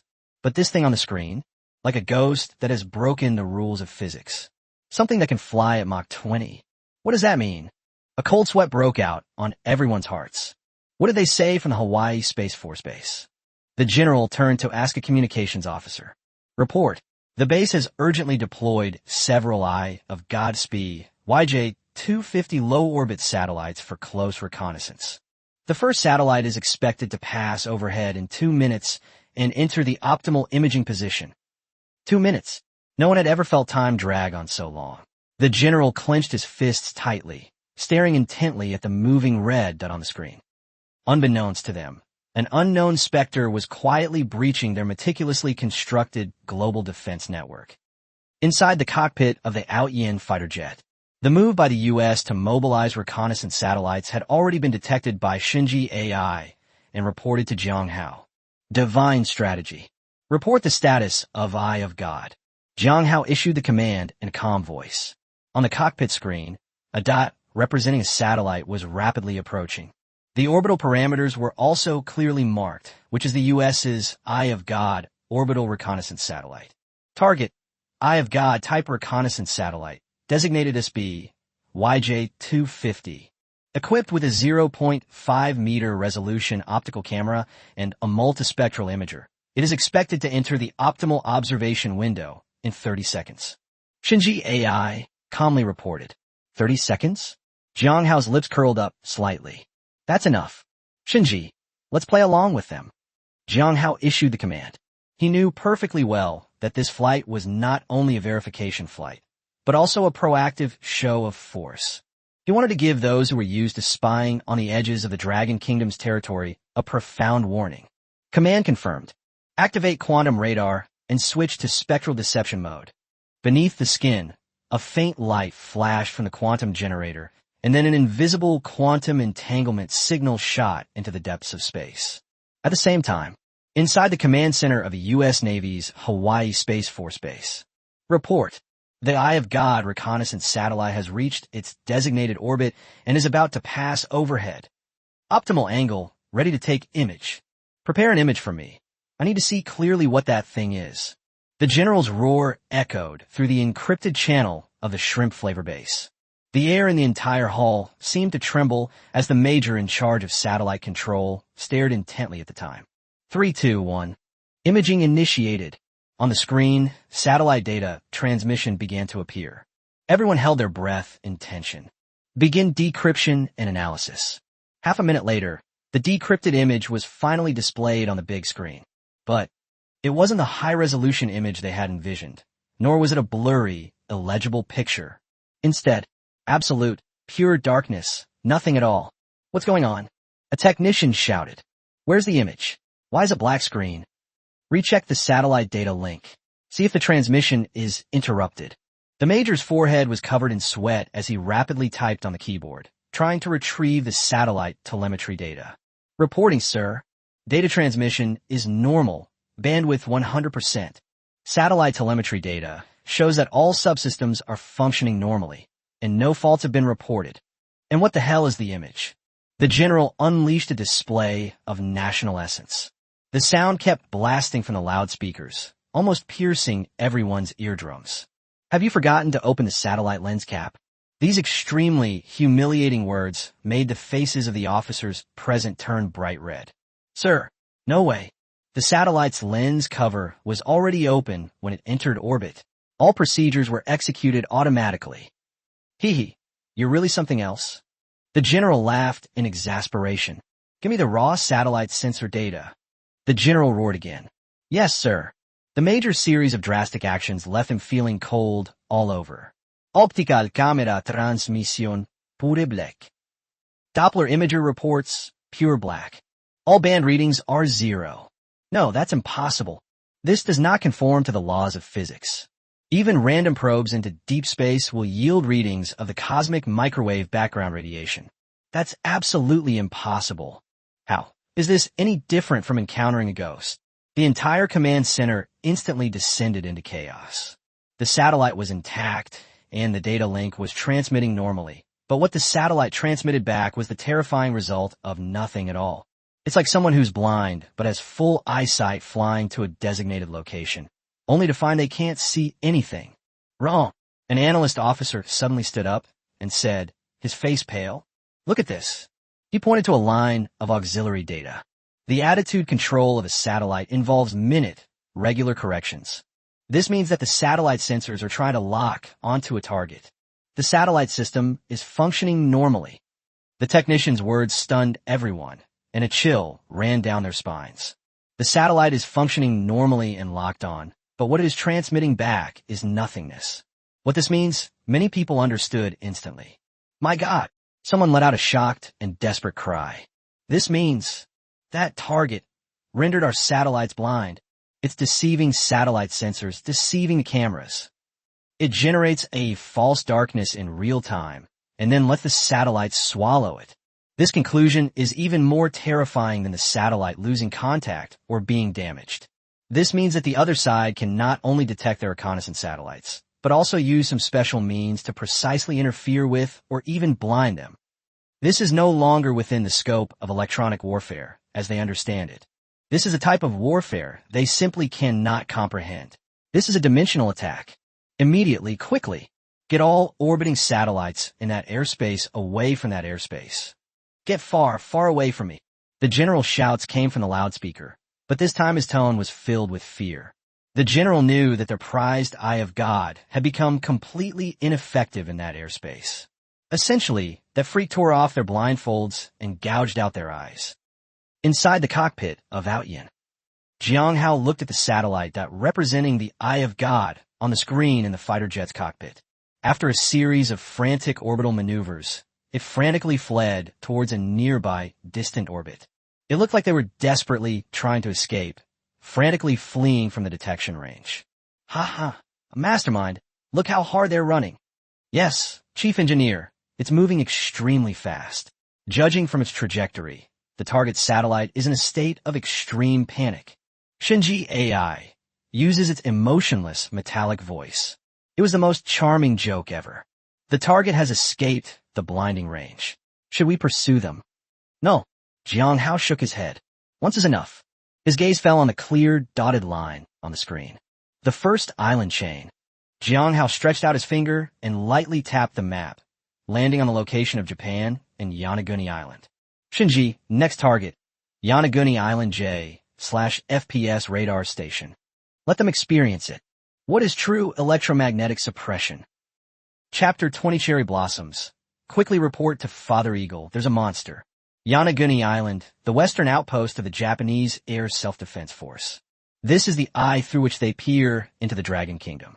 It is equipped with the latest model of J/FPS 7 active phased array radar. Claimed to be able to detect stealth targets 100 kilometers away with an RCS of 0.01 square meters. It serves as the outpost of the Ballistic Missile Early Warning Network. Inside the cockpit of Ayian, the Divine Machine, the radar network of the first island chain, has already lit up. Jang Hao looked at the tactical map on the screen. Dozens of radar detection circles of varying sizes lit up densely within the first island chain, indicating that detection had been activated. Yes, Chief Designer. Based on passive detection, at least 32 radars of various models have been activated. Both the J/FPS 7 on Nago Island and the N/TPY 2 on Miyako Island have been placed on the highest alert level. Shinji AI continued its report as always. Very good. The point is to get them all to turn on their devices. Jang Hao's voice revealed a strong sense of confidence. Now, activate electromagnetic suppression. Start with the most forward deployment points. Full band broadband, 60% power. Command received, program initiated, targeted electronic countermeasure system has locked on a target. The next second, the miracle machine began to activate the metallic hydrogen module deep within the engine. A tremendous amount of energy is transforming into an electromagnetic storm. A moment later, under the fuselage of the Ayian fighter jet, several inconspicuous electronic warfare antennas quietly extended. A terrifying beam of energy shot towards the radar station below. The peak power of this signal. Theoretically, it could reach an astonishing 300 megawatts, although it only has 60% power. However, it was a devastating blow to communication equipment. Furthermore, it is not simply noise interference. Instead, it is generated in real time by Shinji AI with powerful computing power. It contains a massive amount of fake targets and deceptive information. At this moment, alarms blared throughout the command center of the Western radar station in Japan. Alarm! Alarm! Hypersonic target detected. Direction 075. Distance 700 kilometers. In front of the big screen, an experienced third-class air sergeant. He stared intently at the approaching point of light. The voice was distorted with excitement. Target is rapidly approaching. Speed cannot be determined. Request target lock. Implement. Fighter jet cockpit. Jang Hao watched the real-time images of the enemy radar station transmitted back by the Divine Machine. His eyes were full of amusement. Radar stations in the first island chain are more vulnerable than we imagined. He continued. Divine Machine, execute the second phase of testing. Cognitive domain electronic warfare. Ghost mode. Appearing and disappearing. Command received. Plasma stealth system and reverse phase wave coordinated activation. Plasma stealth generates transient RCS signals. Invisible and invisible mode. Ayian plasma stealth system. It began to flicker on and off in a regular frequency. At the same time, the quantum radar emits precise reverse phase waves. It perfectly cancels out the enemy's detection radar waves in midair. This leads to the following result. On the enemy's radar screen, the target instantly transformed into a ghost. A faint, fleeting signal. Intermittent and unpredictable. Just as the third-class airman was trying to lock onto the target. Clear dots of light on the screen. In an instant, it turned into a blurry phantom, and the continuous trajectory became intermittent. Warning, target signal is unstable. Sometimes clear, sometimes blurry. Report, target is being lost. Baka, what's going on? What's going on? The Japanese base commander rushed to the screen in shock and roared. Increase the scanning power. Yes, radar activated for full power scanning. Off. The operator is preparing for the next step. Suddenly, the device emitted a piercing electrical sound. A huge radar screen stood before them. Suddenly, I was covered by countless constantly jumping white noise dots. The entire screen. It's all snowflakes. What's going on? The operator panicked and quickly stood up. He frantically pressed buttons on the control panel with both hands. Radar, signal lost. It's static. We're being interfered with. Asshole. The commander rushed over in a fit of rage. He shoved aside the third-class airman next to him. Switched to the backup frequency immediately. No, commander. A technician standing nearby shouted in terror. All backup frequencies have been suppressed. The jamming used by the other side is across the entire frequency band. We've gone blind. Bakayuru. The Japanese commander was furious. He slammed his fist on the control panel. Mangakajima, quick, contact Mangakajima immediately. Use the data link immediately. Initiate cross-positioning at the Mangakajima radar station.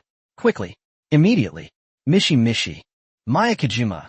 This is the Naginijima radar station. Our signal has been lost. We are initiating a cross-data link and requesting cross-location. Receive. The commander of Mangakajima at this time. An attempt was made to share data between the two radar stations to accurately locate the target position. However, the commanders on both sides soon discovered something terrifying. The data link is broken. Alarm. Commander, the data link is down. The technical officer reported, his voice trembling. Our communication channels have been blocked by a terrifying signal. Power. The power analyzer reading has exceeded the limit. Based on the last recorded peak value, the opponent's interference power may have reached 300 megawatts. The commander's head felt like it was about to explode. 300 megawatts. That's a huge amount of power, like the single unit power of a small nuclear power plant. The commander's mind went blank. Using the power of a nuclear power plant for electronic warfare, is that something a human could do? The commander's mind was in turmoil. His body went limp, and he slumped into the chair, muttering incoherently. This is a monster. It's an alien. Monsters. Damn monsters are attacking Earth. Looking at the commander, some people in the hall showed disdain in their eyes. Everyone quickly stepped forward to comfort him. Commander, calm down, calm down. There are no aliens, and certainly no Ultraman. Seeing that the commander did not react, the third-class empty slot boldly slapped him, instantly waking the rambling commander from his spittle. The commander calmed down, his forehead drenched in sweat. Quickly, report to our Eagle Father right now. Please request their support. Quick! They didn't know, and there was no need for them to report. At this moment, in the Western Pacific Ocean, Arleigh Burke-class destroyers of the United States, the Combat Intelligence Center of the USS John Finn, an unusual atmosphere has begun to emerge. Chapter 21, The Strongest Battleship Turns into Scrap Metal.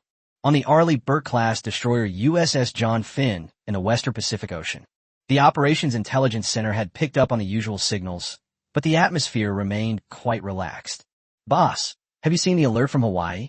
Did they find a UFO? Ha ha. Those idiots are always giving false intelligence. They can report a few meteors as an intercontinental ballistic missile. The tactical operations officer chewed his gum noisily, joking with the captain with an air of nonchalance. The captain ignored the tactical commander's joke. His eyes were fixed on the radar screen. As the latest Aegis warship of the United States. It possesses the world's most sensitive and spy, 6 shipborne radar. It can capture abnormal signals over extremely long distances. Report. The S-band array has detected a signal. A radar operator sounded an alarm, shattering the harmony of the island superstructure. All the officers' eyes turned to that direction instantly. In the upper left corner of the screen, a very faint signal flashed by. The RCS value was so low that it was almost drowned out by the background noise and flashby. My God, this speed. Calculation failed. Target velocity cannot be calculated. Too fast. Doppler shift overload. The system can't handle it. Switch to the X-band for precise tracking. Precise tracking. Prepare fire control data. X-band radar has higher resolution and is a powerful tool for guiding missiles. The captain issued professional instructions without hesitation. At this moment, the Ayian fighter jet was in the vicinity of space. Chief Engineer, the target has been switched to the X-band fire control radar. Shinji AI reported calmly. Very good. This was exactly what Jang Hao wanted. The Ayian fighter jet had already locked onto the destroyer's electromagnetic signature. However, he did not act prematurely, but waited for the other party to switch to the more sophisticated X-band, then deliver a sudden and fatal blow to the opponent. Continue to suppress the X-band. Command received. Target radar, operating frequency locked. Analyzing its frequency modulation sequence. Suppression protocol activated. An invisible electromagnetic energy surged from the fighter jet toward the western Pacific Ocean. At this moment, inside the destroyer's island superstructure, as an experienced colonel, the captain keenly sensed a hint of danger. His heart began to pound.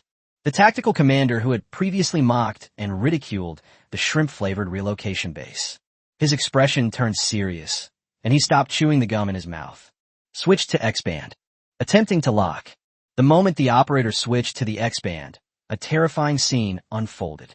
On the radar screen, suddenly, a large patch of dense, white noise appeared. This is much more serious than the snowflake screen of the Japanese chicken we just saw. The entire screen was filled with snowflakes. Were being suppressed. The tactical commander's chewing gum fell to the ground with a thud. This is precise suppression of our X-band fire control radar. The captain felt unprecedented pressure, and a chill instantly ran through him. Activate anti-interference program. Switch frequency immediately. Yes, the electronic warfare officer immediately began radar frequency hopping operations. They attempted to evade interference by constantly and rapidly changing radar frequencies.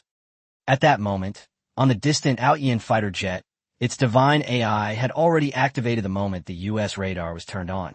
It captured the characteristics of its leaked electromagnetic spectrum.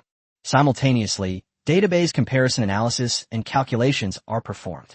All of the U.S.'s backup frequencies and tuning modes are just plain code in front of the super machine.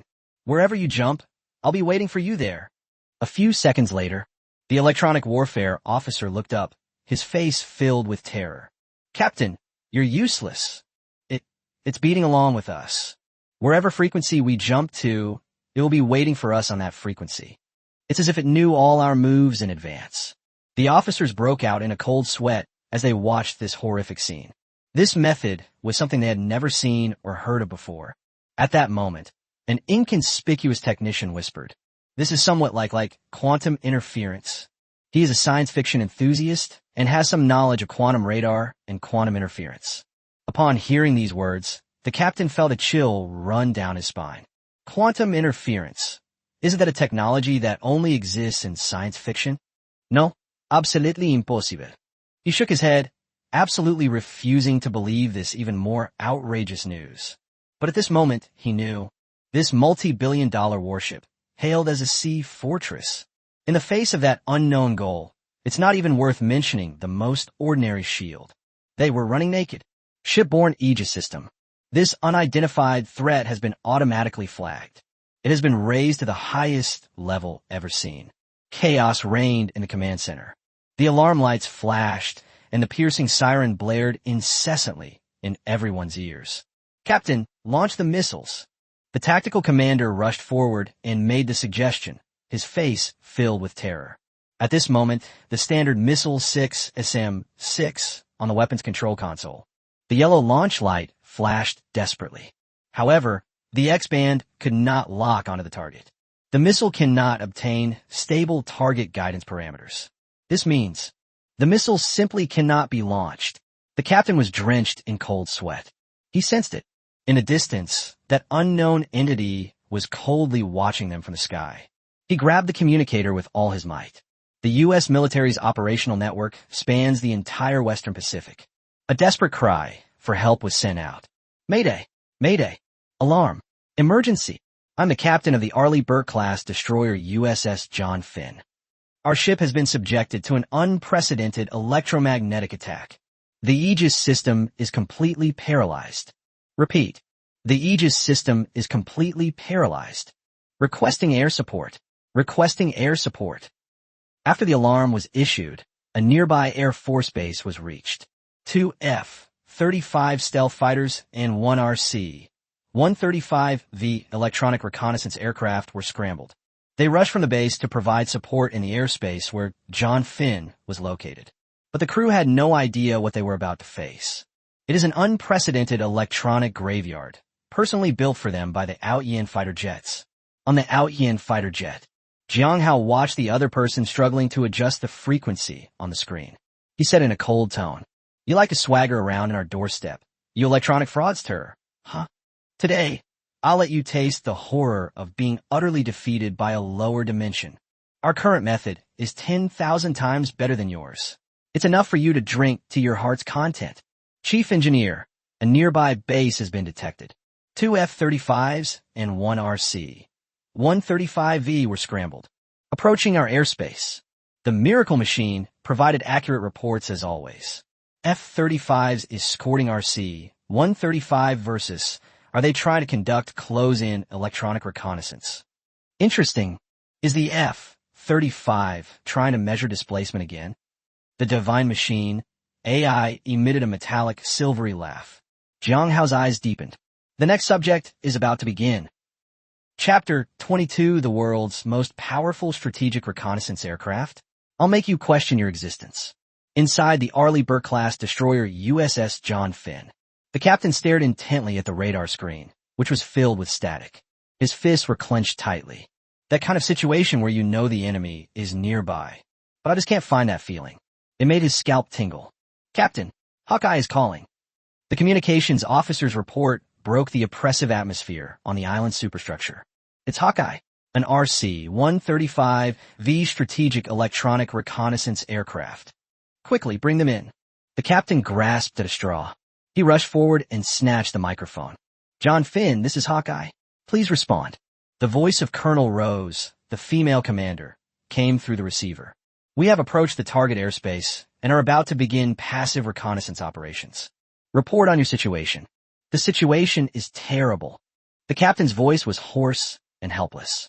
Our N/spy radar has been completely suppressed.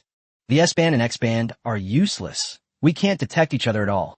What's even more terrifying is they know all our spare frequencies and can predict our frequency hopping. We can't see anything right now. You must help me find it. The captain anxiously spammed the chatter. Don't rush, Colonel. Rose's voice was full of authority and absolute confidence stemming from their technology. Send me the interference spectrum data you have recorded immediately. Leave the rest to us. Okay, please, Colonel Rose. Hawkeye understands. Rose's words instantly eased the captain's tense nerves, and he finally relaxed a little, waiting for Hawkeye to deliver good news to them. Inside the cockpit of the RC-135V electronic strategic reconnaissance aircraft at this moment, all 13 machines are operating at full power. A large amount of data is being analyzed on the screen. This is a huge reconnaissance aircraft converted from a Boeing 707. It is hailed as the Pentagon's most sensitive eyes and ears in the air. The fuselage was packed with various sophisticated electronic reconnaissance equipment. It was staffed with more than a dozen professional and technical officers. Report, electronic reconnaissance receiver is activated. A full band scan of the target airspace is underway. Very good. Rose nodded, her gaze fixed on the radar screen. I don't believe anything can remain silent in the face of this system. Her confidence was not unfounded. The sensitive eagle eye is said to be able to detect the faint signal of a mobile phone being turned on from hundreds of kilometers away. The technical officers in the cabin were all full of confidence. They were just waiting for this monster to be brought into their possession.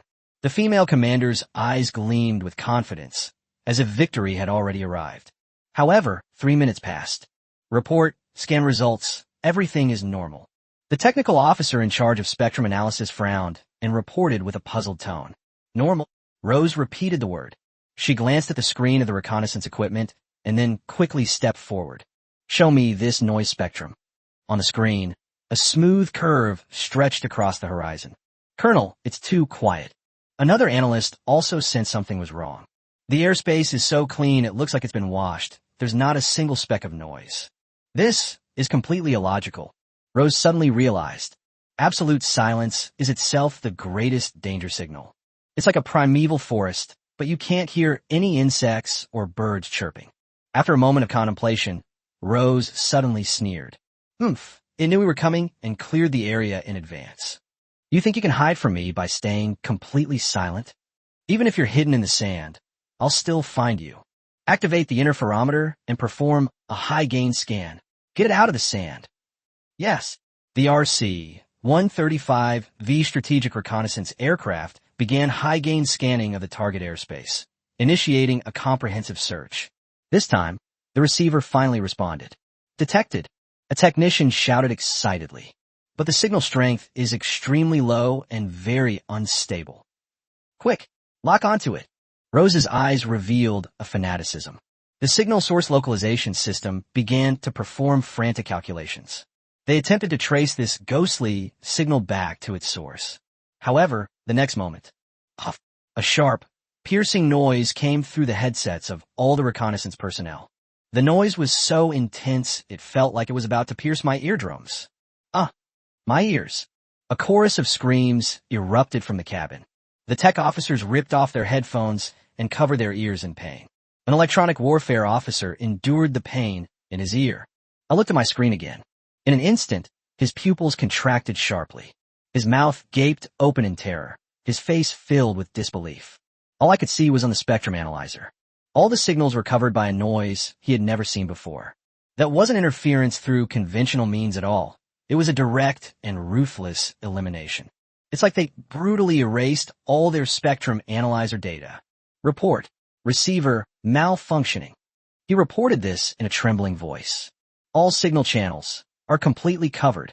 Another technical officer in charge of positioning. He stared at his screen, his face deathly pale. The system should have been able to pinpoint the location accurately within seconds. At this point, it can only output a bunch of meaningless gibberish. This system uses multi-point reception to calculate the time difference of signal arrival and then infers the location of the signal source. It's completely ineffective now. Signal source, location failed. The technologist struggled to utter those words. Meanwhile, on the Ayian fighter jet, on the screen in front of Jang Hao, the real-time status of all the RC-135V reconnaissance equipment was clearly displayed. All their signals and commands were intercepted and cracked in real time by the divine machine. Divine strategy. I am here. Quantum entanglement noise injection. Let them experience what the illusion of time truly means. Remember not to use full power, just scare them a little. Command confirmed. The quantum radar of Ayian did not directly attack the RC-135V. Instead, it emitted countless pairs of entangled photons into the vast space around it. These photons will dance randomly and irregularly with the RC-135V receiver, creating a false signal arrival time. This enables the RC-135V's positioning system. The receive time difference is completely wrong and chaotic. In an instant, the RC-135V boasts impressive computing power. Under such a devastating attack, it completely collapsed. Inside the cabin, the piercing noise abruptly ceased. A terrifying silence fell over the cabin, broken only by the tense breathing of the passengers. Rose slowly sat up straight, her body stiffening. The screen in front of her had gone black, with only the indicator lights in the corners still flashing. Everyone, report the situation. Report, receiver number 1, is burned out. Spectrum analysis system, device chip damaged. Location system malfunction. Unable to restart. The maintenance engineer looked at the equipment in front of him. At this point, it's no different from scrap. He had no idea where to begin. Faced with one piece of despairing news after another. Rose, a colonel who had participated in several wars, was a veteran of countless electronic warfare operations. At this point, they were also plunged into despair and at a loss. The electronic warfare officer accessed the latest system log. The report states, the system's time logic has become disordered due to the overlay of non-classical timing signals.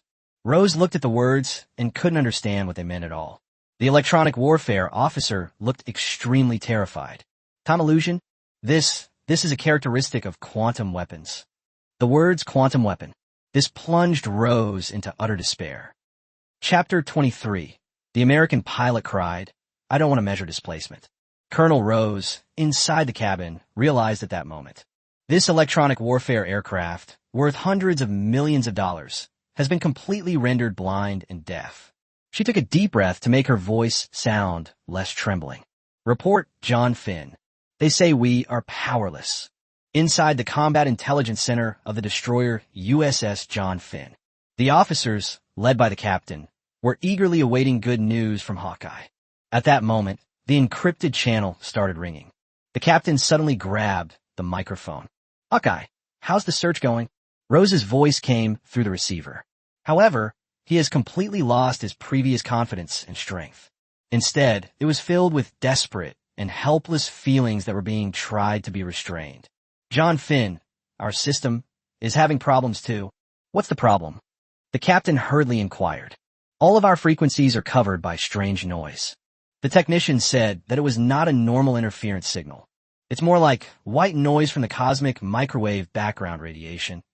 What's terrifying is the noise intensity has been amplified millions of times.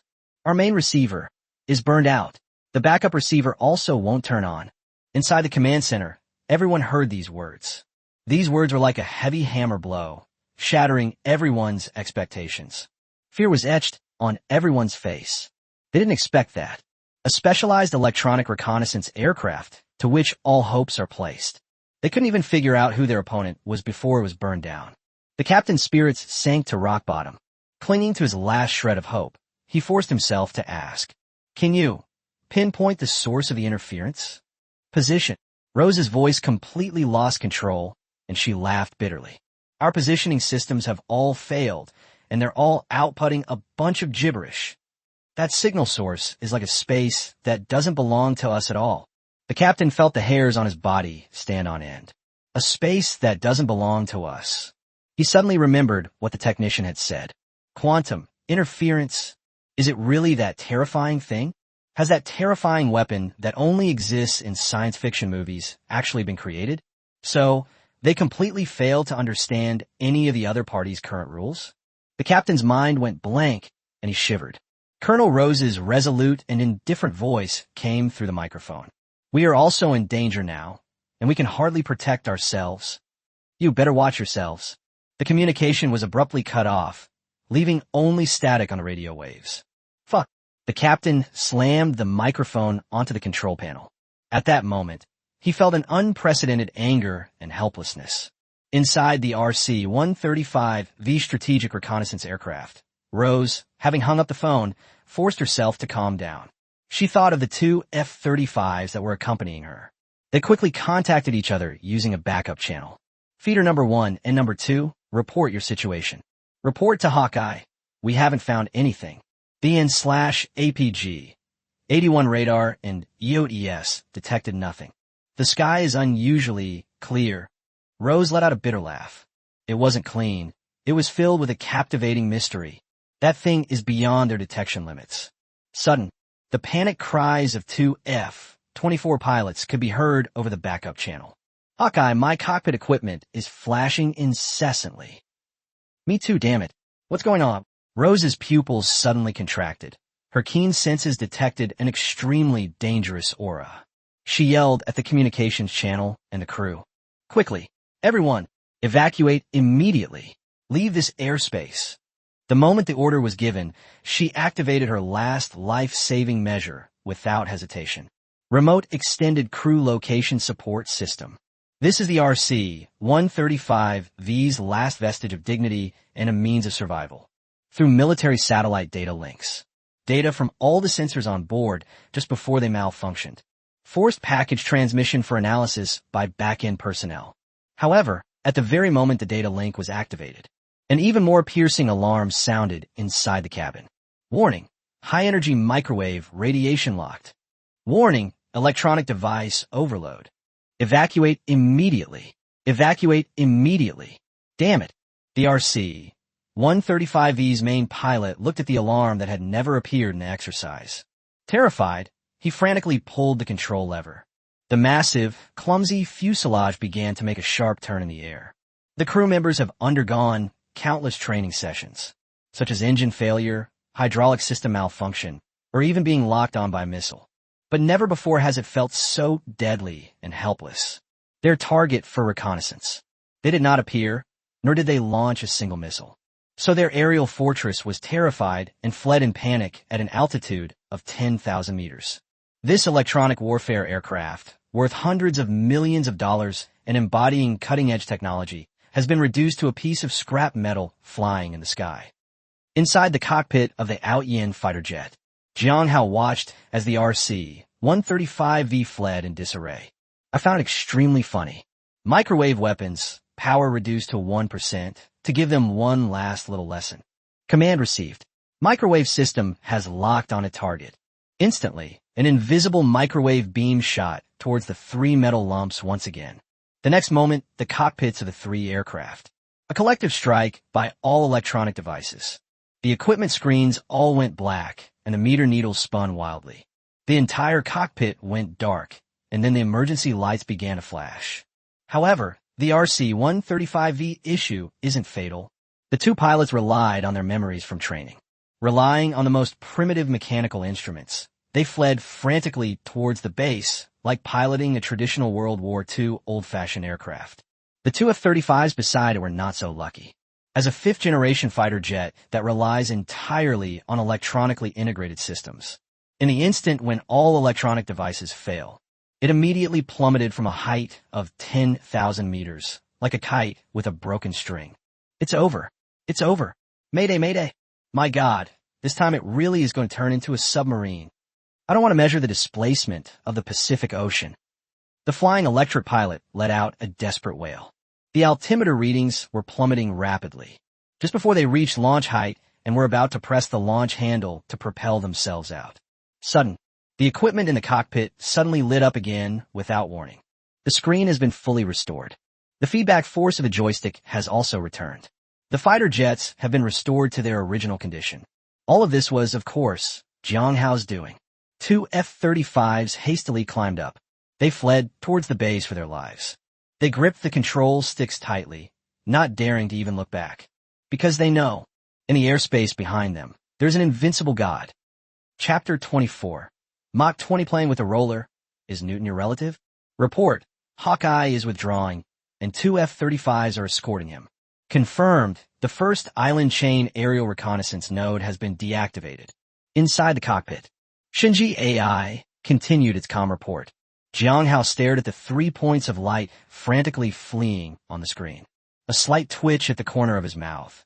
It was the playful smirk of a cat toying with a mouse. Aegis ships from sea to the land-based radar station. Then there are the strategic reconnaissance aircraft in the sky. All reconnaissance nodes within the first island chain. They have already experienced the terror of Ayian. Well then, that concludes our appetizer. Jang Hao lightly swiped his finger across the control panel. A clear node lights up.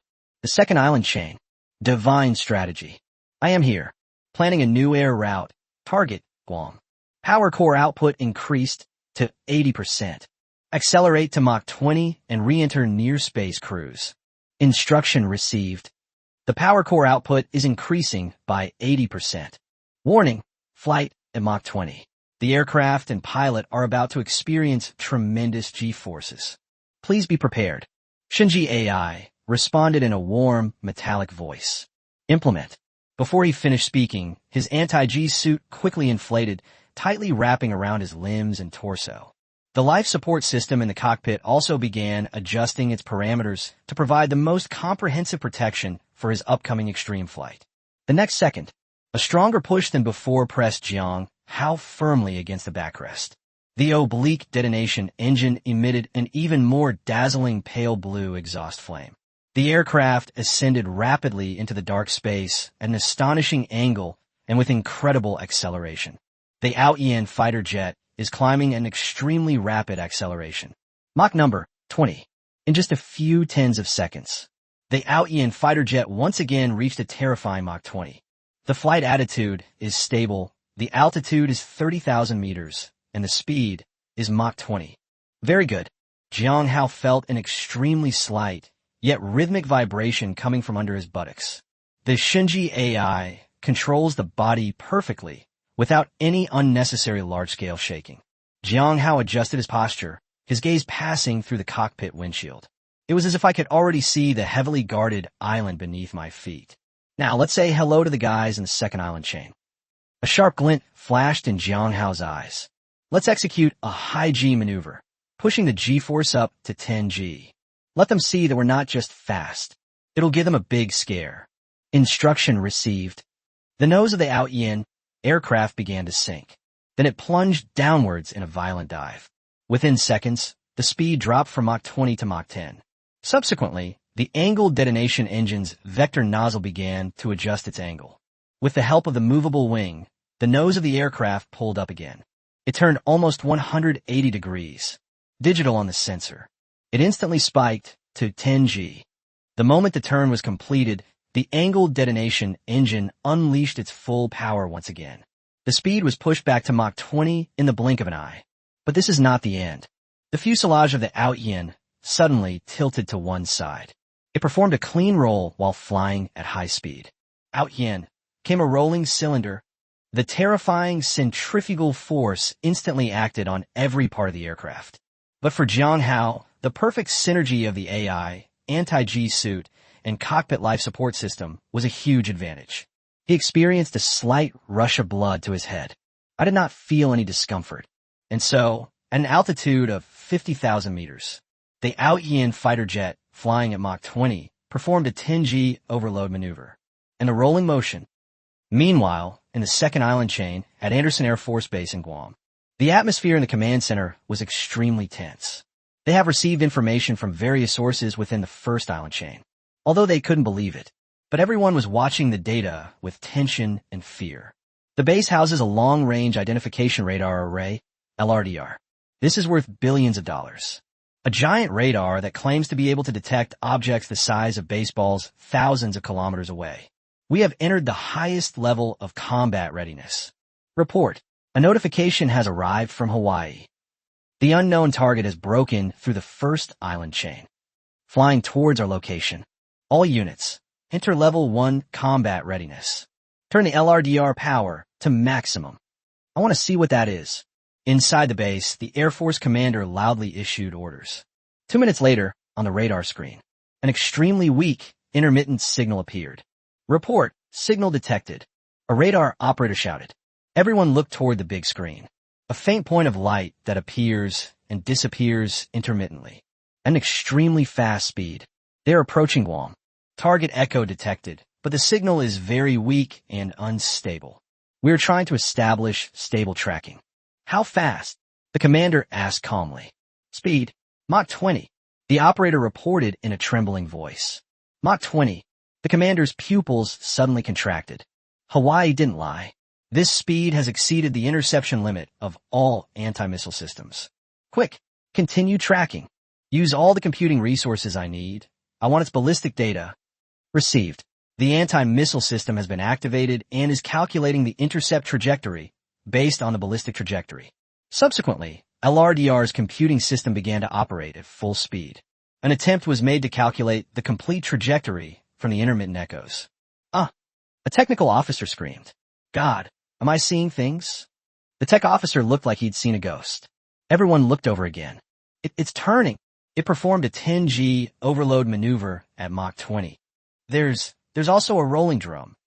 A madman. This guy is absolutely insane. The commander stared at the screen, his lips trembling uncontrollably. He had experienced the ravages of numerous wars.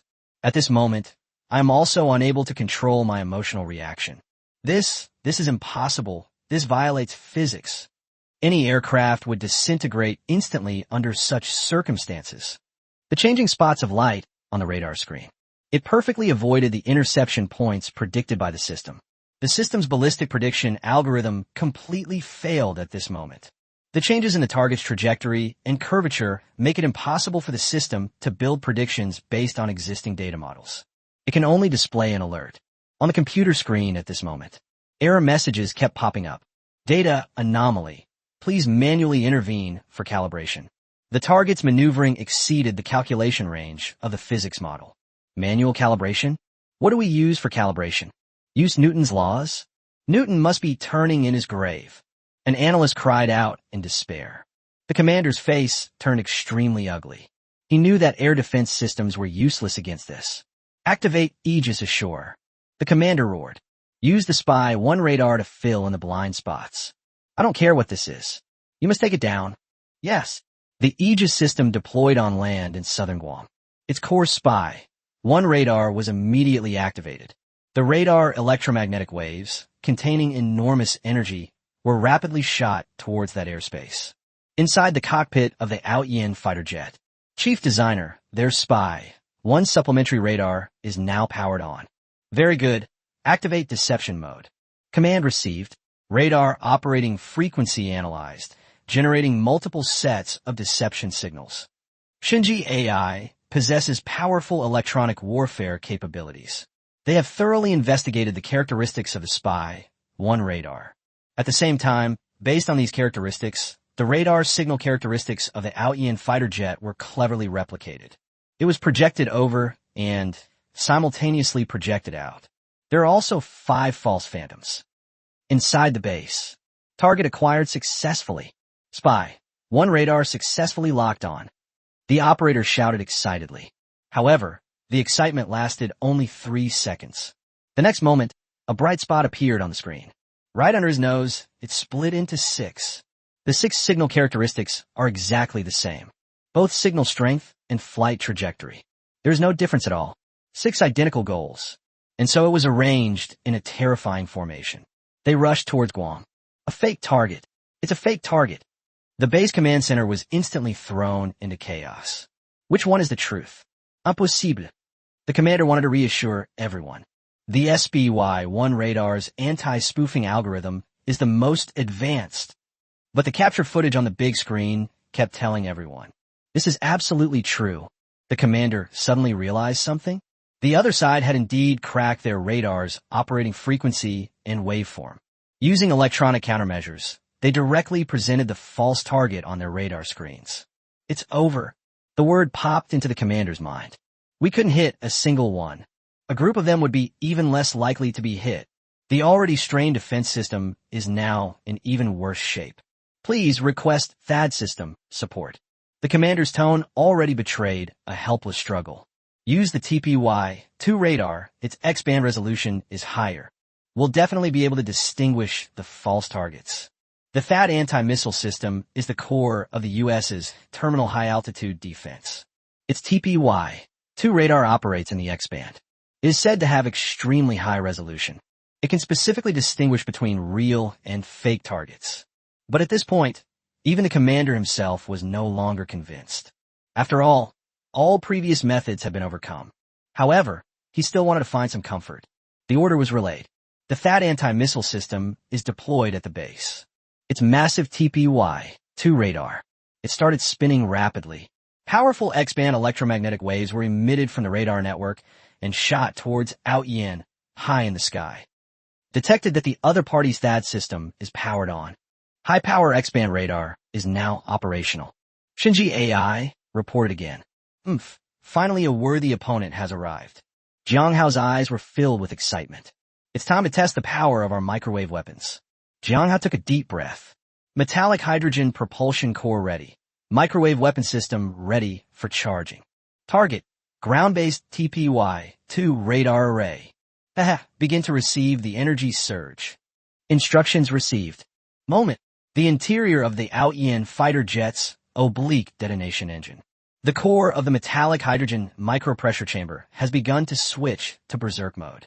A current of tens of millions of amperes is emitted from the supercapacitor. At the same time, deuterium-tritium gas was injected. In less than a millisecond, metallic hydrogen particles the size of rice grains are formed inside the pressure chamber. Next, this man-made miniature energy field, under the control of a magnetic field. In an instant, it generated a massive amount of electricity, amounting to hundreds of megawatts. This electrical energy was instantly injected into the airborne microwave weapon system. Charging complete. Target locked. Emission. An invisible, powerful electromagnetic pulse rich in destructive energy. Over 1,000 kilometers apart. It was forcefully transmitted to the massive radar antenna array of the THAAD system's TPY-2. Meanwhile, inside the base, the operators were locking onto the Ayian airspace when preparing to analyze true and false targets. Sizzle. All radar screens in the command center began to flicker violently, and then suddenly went black.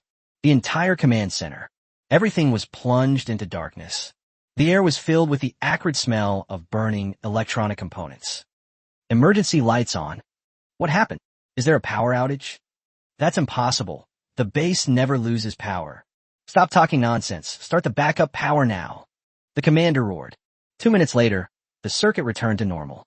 However, the radar screen remained completely black, showing no response. What's that smell? Then everyone realized that there was a burnt smell. A technician came running in, panting. No good. Reporting, Commander. TPY-2's radar, its radar array, was hit by a powerful electromagnetic pulse. It was breached. The command center was deathly silent. The commander slumped helplessly into his chair. He stared blankly ahead. The TPY-2 radar turned into a pile of expensive scrap metal in less than 30 seconds after being powered on. The second island chain, this chain that the U.S. built with countless cutting-edge technologies and hundreds of billions of dollars. In just a few minutes, it was cruelly torn apart. Chapter 25. The U.S. is numb, and the whole line collapses. The atmosphere at the Joint Intelligence Center of the U.S. Pacific Command in Hawaii was oppressively suffocating. On the base's massive main screen, a comprehensive defense situation map of the entire Western Pacific region was displayed. Those blue icons that originally represented American defense outposts. At this moment, they're going out one by one. Instead, it is a deathly gray color representing communication interruption and system disconnection. The Supreme Commander of the Intelligence Center Base, General Goodman, a 4-star general. He listened intently to the reports from his staff officers. The radar stations on Yonaguni Island and Miyako Island in the first island chain have lost contact. The cross-data link between their two radar stations was covered by a high-power signal. It has not recovered to this day. The destroyer John Finn. Radar is under frequency modulation suppression. The Aegis Systems Combat Unit is paralyzed. 2 F-35s and 1 RC-135E took off from a nearby Air Force base. We encountered a powerful electromagnetic pulse. Our onboard equipment was severely damaged, and we were fortunate enough to return to base. A series of devastating news severely impacted every officer in the base. What about our computer-aided decision-making system? I asked in a hoarse voice. Did it say that it matched any known targets in the database? A data analysis officer stood up. He stretched out a trembling hand and pointed to the device screen. General, this is the final result given by the computer. A question mark. It cannot integrate these completely contradictory data. The space-based infrared satellite captured a faint infrared trajectory, but was unable to analyze it. After the computer searched the database for all active and under-development data models, including the highest-level leaked data models, a conclusion has been drawn. The officer managed to utter the rest of his words with difficulty, unable to match any physics model. The officer's analysis gave the commander, who had been clinging to a last glimmer of hope, a glimmer of hope. I also felt a deep sense of despair. This means that this thing should not exist on Earth at all. The ballistic missile theory cannot explain why it can perform 10G overload maneuvers in near space. The spaceplane theory cannot explain why it can cruise horizontally at Mach 20 and perform a rolling motion. These have completely overturned the foundations of materials science and aerodynamics. Stop! General Goodman interrupted his subordinate's report. He didn't want to listen anymore. Each of these reports, taken individually, represents an extremely serious military crisis. But now, in just a few minutes, they erupted all at once. General Goodman forced himself to calm down. The second island chain. It suddenly occurred to him. What about Guam? How are they? A staff officer reported, trembling. The LRDR at the Guam base has detected the target's signal. Its speed exceeds Mach 20. What? The general shivered. I almost lost my footing. What about interception? What about THAAD and Aegis ashore? They also caught it. But radar targets of land-based Zeuston. It's split directly into 6, and each of them has completely identical signal characteristics, so the system cannot distinguish between the real and the fake. The THAAD system is used for further segmentation. Less than 30 seconds after powering on, its TPY-2 radar was directly attacked by a powerful electromagnetic pulse. It was burned. A series of bad news followed. Panic has begun to spread within the base. They felt a chill run down their spines. What exactly is this thing? Driven by fear, the officers began to scrutinize the fragmented data. They had a heated argument. This is definitely a new hypersonic missile from China. Their DF-17 just appeared out of nowhere. A captain analyzed excitedly. Fart. A colonel shooted. Your missiles can perform electromagnetic attacks across the entire frequency band. What powers it? Nuclear warheads. And what other missile can achieve 10G overload and a rolling motion? Do you think Newton is a relative of yours? The major had always disliked the captain. Seize the opportunity and unleash a barrage of attacks. Then what do you mean? A spacecraft. Even our X-37B can't perform this kind of maneuver. Or the space shuttle. Answer me. I have no idea. The major's tone softened somewhat. But it is definitely not a missile. Everyone chimed in with their own opinions. The intelligence center was in complete chaos. Shut up, all of you. The argument was abruptly interrupted by the general. At this time, a chief analyst with graying hair. He transmitted the data back from the RC-135V at the last minute. It was projected onto the main screen. That was a signal spectrum that the system labeled as unknown mode, after being decoded and amplified by a supercomputer. The people at the base witnessed a scene they would never forget. In that signal, it includes a method capable of cracking all their operating frequencies in real time and performing reverse suppression. Adaptive frequency hopping algorithm. On the screen, the algorithms change and evolve like flowing water. They simply cannot grasp the pattern in any single moment. The chief analyst took off his glasses. He said in a hoarse voice, "Everyone, we always thought we were facing this. It's a missile, or it's an airplane. We were all wrong." He pointed to the constantly flashing live code on the screen. Our real enemy is it. Look at how it keeps changing. The analyst's voice lowered, and he spoke with fear. Doesn't it look like a living thing? In an instant, everyone understood. They're not simply dealing with hardware or software. It is not a living thing. Yet they possess intelligence far surpassing that of humans. Higher-level life forms. The intelligence center base fell into a deathly silence. Suddenly, a report came from an intelligence officer. Alert! According to the latest data from the space-based infrared system, Target has breached the second island chain defense perimeter. It is flying towards the eastern Pacific Ocean at a speed of Mach 20. The eastern Pacific? Isn't that the direction of Hawaii? Good heavens! That's the top of our heads.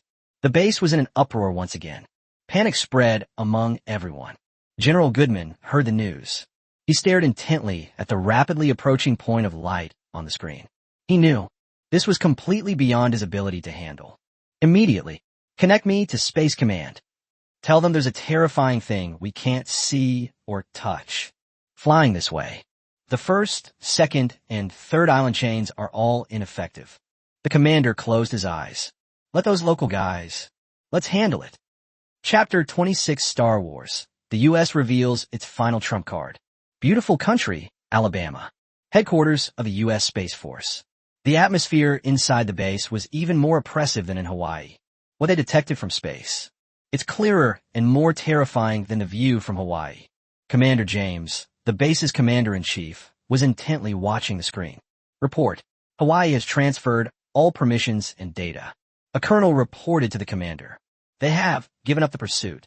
The commander remained silent. As the highest-ranking figure in charge of space, he had never felt so powerless. His gaze was fixed on the center of the main screen. On the screen, a faint spot of light was barely detected by the space-based infrared system. It is gracefully bouncing and flying at the edge of the atmosphere. It's not just flying. It is thoroughly mocking the most arrogant country in the world, the United States. Can our space-based infrared system keep it locked on? James frowned and asked. Can. A technical officer in charge of space-based infrared monitoring replied. The space-based infrared system can detect the weak infrared signals it leaks. But the signal is intermittent. We can only barely draw its intermittent movement trajectory. Besides, I've discovered a terrifying place. The technologist projects a piece of data onto the screen. Commander, look here. On the screen, a chilling trajectory was analyzed and magnified. It went from Mach 20 to Mach 10 and back to Mach 20 in a very short time, and performed maneuvers of up to 10 G. According to the law of conservation of energy, this is the instantaneous loss and gain of energy. It's completely impossible with any engine technology that humanity currently possesses. Our physical model analysis shows there's only one possible outcome. Unless it carries a miniature nuclear reactor. James's eye twitched slightly. Nuclear-powered aircraft? Is this a science fiction movie? And its infrared signal. The technologist continued his analysis. The aerodynamic heating generated by its flight at Mach 20 would produce temperatures of several thousand degrees on its surface, which should be a very obvious source of strong infrared radiation. However, all our current conventional infrared detection technologies have failed. Only top-tier space-based infrared early warning satellite systems can detect even the slightest trace of such a thing. This shows its infrared stealth technology has reached an unbelievable level. One after another, overwhelming technical terms began to give General James a headache. Stealth, terrifying mobility, unprecedented electromagnetic suppression, and now there's another suspected nuclear-powered. He felt that deep despair spreading from Hawaii. This is an unprecedented attack from a lower dimension. I don't have the authority to process it. James covered his forehead. The immense pressure nearly made him lose his balance. He opened his eyes, which were bloodshot. Connect me to the Minister of Defense. A high-level communication channel with multiple levels of encryption was established. When the call is connected, Defense Secretary Pete is enjoying a medium-rare tomahawk steak at his private villa. James gave Pete a detailed report of the entire situation. This is the defense minister who commands the world's largest military. I almost choked on the steak in my throat. After a brief moment of shock, a torrent of anger followed. He felt that his subordinates were all useless. There wasn't even one person who could handle it. The entire Pacific Command and Space Force Command were completely fooled by this unidentified flying object. James, tell me, your Space Force can handle this situation, right? Minister, James began to speak with difficulty. We are facing an extremely terrifying existence. Its stealth and penetration technologies. This rendered all conventional defense systems within the 3 island chains ineffective. There was silence on the other end of the phone, and James could almost hear the minister breathing. After a long silence, the minister spoke. Since all conventional methods have failed. Then, Defense Secretary Pitt's expression turned serious. Activate SBL. What? General James looked up abruptly, his face filled with shock. Minister, activating SBL also requires the President's authorization. Should we report this to the President? Unexpectedly, the Minister of Defense on the other end of the phone erupted in anger again, his voice filled with sarcasm. Reporting to the President? Didn't you know he was on vacation? Maybe he's playing that damn golf right now. Do you think it would be a good thing to disturb His Majesty the President while he is playing golf? James was speechless after hearing this. Since all other methods have failed, then we shall resort to the ultimate means. Pete said in a vicious tone. Shoot it down from the sky. Destroy it. There was silence on the other end of the phone. But we don't have the ability to destroy it. The entire anti-missile system has failed. The radar can't even detect it, let alone lock on. James helplessly repeated the facts. Of course I know it can't be detected. Can't you use space-based infrared to detect its trajectory? That's enough. Destroy it with SBL. SBL, Space-Based Laser, Sky Laser Weapon System. The SBL that Pitt used has always been a hidden entity. That's the craziest remnant of the Star Wars program from the last century. Its existence is one of the Pentagon's top secrets. Although there were previous reports internationally that they were still secretly developing and deploying space weapons in preparation for future space warfare. But no one has actually seen it. Are you sure, James? Defense Secretary Pitt's voice came through again. James straightened his back and answered solemnly. Minister, I can. SBL attacks at the speed of light, so there is no issue with ballistic prediction. As long as space-based infrared provides a coordinate, it has nowhere to escape. Faced with a megawatt-level laser, this thing will definitely be burned through as soon as it's turned on. But, Mr. Minister, James added, once we use it, that would be tantamount to acknowledging its existence to the whole world, which is politics? Pete chuckled coldly on the other end of the phone and wiped his greasy mouth with a napkin. You're right, James. But if we don't use it, tomorrow morning, the whole world will know that all our defenses have been breached by a monster. It flies around in our sky, and us. But there's absolutely nothing we can do about it. Which scenario do you think would have a greater political impact and cause more damage to us? The minister's roar came through the phone again. Also, think about it. Pete changed the subject, lowering his voice as he said, we'll be back before the president returns. This huge problem was solved quietly. Wouldn't that be good for everyone? James immediately understood all of Pete's cunning intentions. This was a huge gamble, and Pete cleverly shifted all the responsibility for the incident onto himself. He was implying to himself, empowering himself. The goal is to make myself take the blame. They won, and the credit belongs to everyone. It's all thanks to Pete's excellent leadership that he solved a major problem for America. If they lose, his Space Command will be the biggest scapegoat. I understand, Minister. James's voice calmed down. Very good, James. Pete was very pleased with his pragmatism. Shoot it down from the sky and turn it to ashes. Yes, Minister. The call has ended. James patted his uniform and stood up. He gave the order to the tense crowd in the command room. Activate the SBL Hunter. Supreme authority has been transferred from the Pentagon to us. The command center erupted into chaos instantly. But this time, the atmosphere was no longer oppressive and fearful, but rather a mixture of fervor and excitement. Because what they are about to control is the most lethal space weapon in human history. A mixture of fear and excitement permeates everyone. Report. The Hunter-class Skylaser weapon platform is waking up from hibernation mode. The energy core has begun charging and is expected to reach transmission power in 2 minutes. The space-based infrared satellite has stably acquired the target's infrared signal and is continuously transmitting the target's coordinates to the Hunter satellite. The Hunters are ready. On the main screen is the icon representing the Hunter space-based laser satellite. It has been lit up in gray, a virtual ray symbolizing aiming. It traversed tens of thousands of kilometers of deep space and precisely targeted that faint, pulsating infrared. James' eyes were full of excitement. No matter how fast you run, can you run faster than the speed of light? You think you can hide and still get the blessing? Access confirmed. Launch procedure authorized. Good. Erase that thing. A high-energy laser beam, issued from the Hunter. At the speed of light, it instantly approached the Ayian mecha. It shot straight ahead. The next second, in space. Chapter 27, Brilliant Fireworks in Space. Authorize the launch. Erasure that thing. Yes, General. As the command was given, in geosynchronous orbit, the Hunter satellite's massive laser emitter began to adjust its angle. Silently, it aimed at that faint point of light within the atmosphere. A beam of extremely high energy is converging. A hunt from outer space has quietly begun. At this time, the atmosphere is close to space. Inside the cockpit of the Ayian fighter jet, Jang Hao is in a completely relaxed state. From the collective paralysis of the radar network of the first island chain to the collapse of the defense system of Guam in the second island chain, the flight here was truly exhilarating. The Ayian fighter jet features hypersonic flight and extreme overload maneuvers, plasma stealth and electromagnetic suppression with microwave weapons, etc. All of them have been perfectly verified in actual combat, and all test targets have been exceeded. They like to hop around at the gates of the Dragon Kingdom.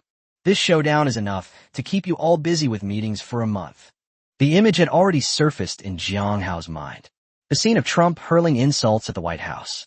He glanced at the flight path map and saw that he was about to approach the U.S.'s home air defense identification zone, during which time he repeatedly traversed within the first and third island chains. There's no need to fly any further. That's enough. It's time to go back. Jang Hao stretched. Divine strategy. I am here. Let's plan our route home. Jang Hao's tone was very pleasant. Instruction confirmed. Optimal return route being planned. Expected. The steady reporting from Shunji AI had not yet ended. It was abruptly interrupted by a sharp alarm. Warning. Space-based laser satellite weapon detected activated nearby. Warning. High-energy laser weapon detected targeting. Azimuth XXX, elevation XXX. Source of threat. SBL Hunter submarine. Threat level. Lethal. Warning. Space-based laser weapon detected charging. The cockpit warning lights flashed, and the piercing alarm pounded against Jang Hao's eardrums. Jang Hao's relaxed expression vanished instantly. SBL, space-based laser weapon. Jang Hao's expression instantly turned serious. They actually have such a thing. Jang Hao knew about this space-based laser satellite system, but he always thought it was just a legend that disappeared after the Cold War ended. It seems the rumors are true. This is a complete killing blow. Jang Hao's eyes turned cold. Cancel return to base mode and immediately enter highest operational status. Command confirmed. Highest combat mode activated. Warning. The Hunter is charging, and the energy replenishment rate is rapidly increasing. Based on quantum entanglement capture, the emission threshold is expected to be reached in 30 seconds. On the cockpit screen, a red dot representing the U.S.'s space-based laser satellite weapon is flashing in Earth orbit. Wearing the Divine AI helmet, Jang Hao could clearly feel the chilling killing intent emanating from space. He even felt a huge infrared beam aimed directly at him. Calculate the opponent's attack path and hit time. The attack path is a straight line at the speed of light, and it cannot be avoided. It will hit my machine in 16 seconds. 16 seconds.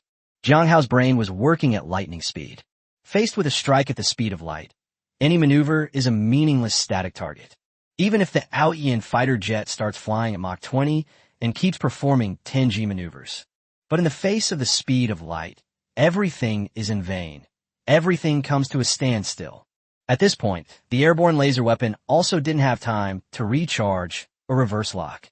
Only 10 seconds remain. 10 on it. The countdown in the cockpit was as terrifying as a death knell. Inside the U.S. Space Force's headquarters, everyone held their breath, staring intently at the screen. They were anticipating the joy and victory that was about to come. 7, 6, 5. Jang Hao was still thinking about various tactics and strategies.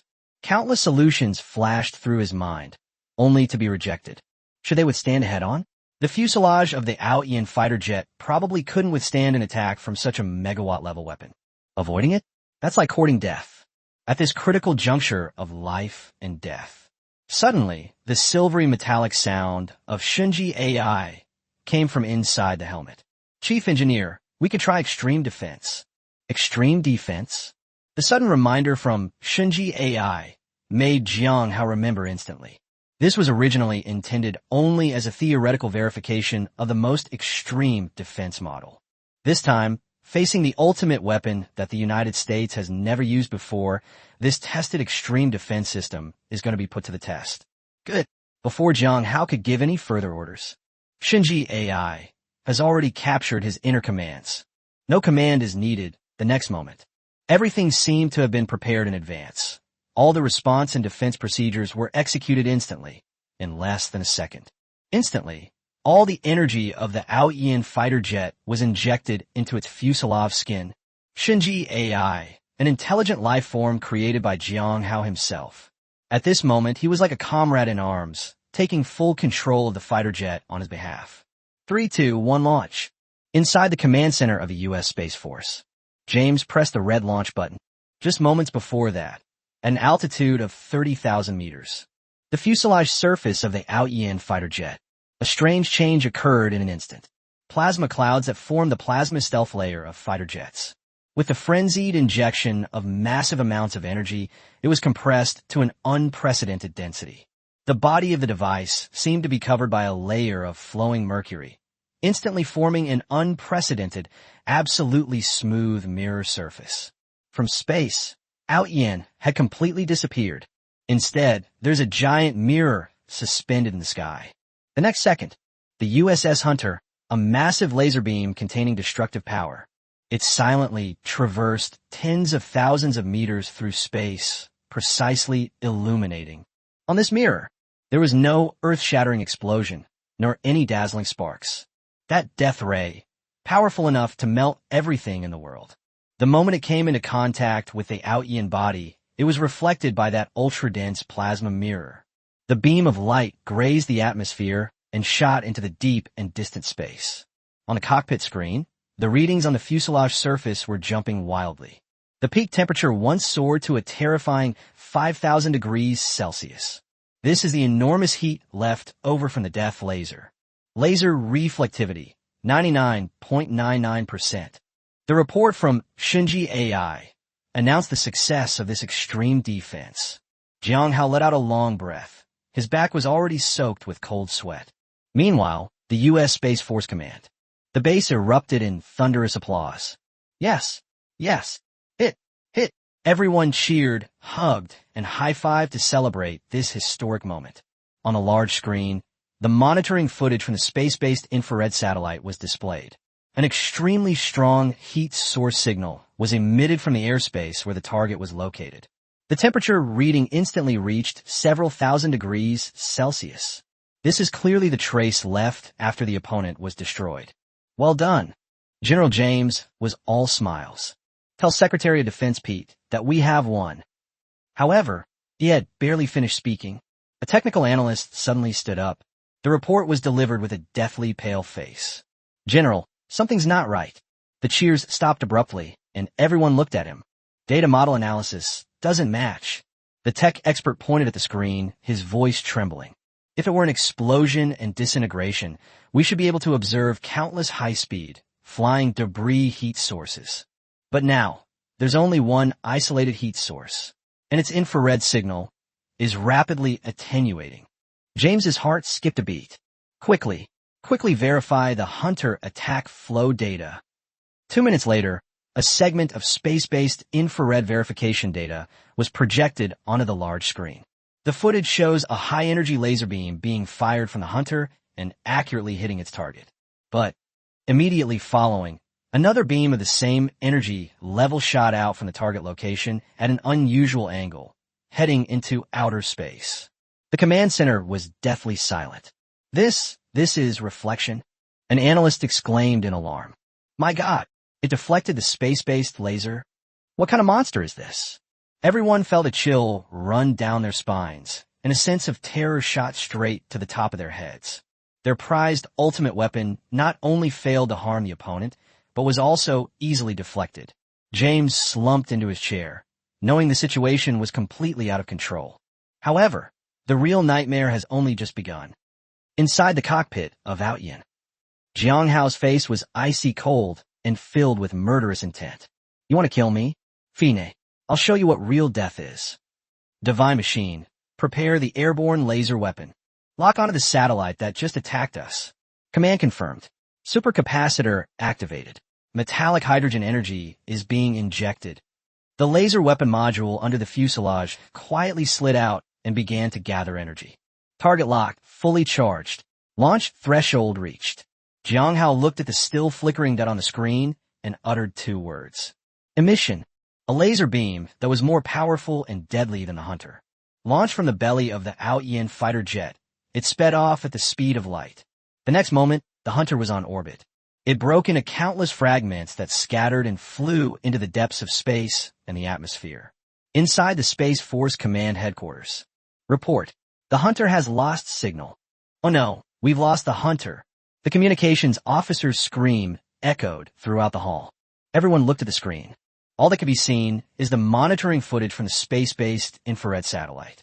The stable spot of light that originally represented the Hunter It instantly transformed into a dazzling display of fireworks.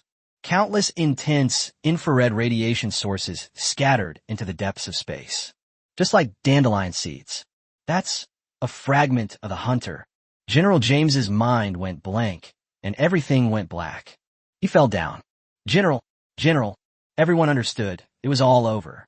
Their hidden trump card cost hundreds of billions of dollars. Completely disappeared. That terrifying nightmare still lingers.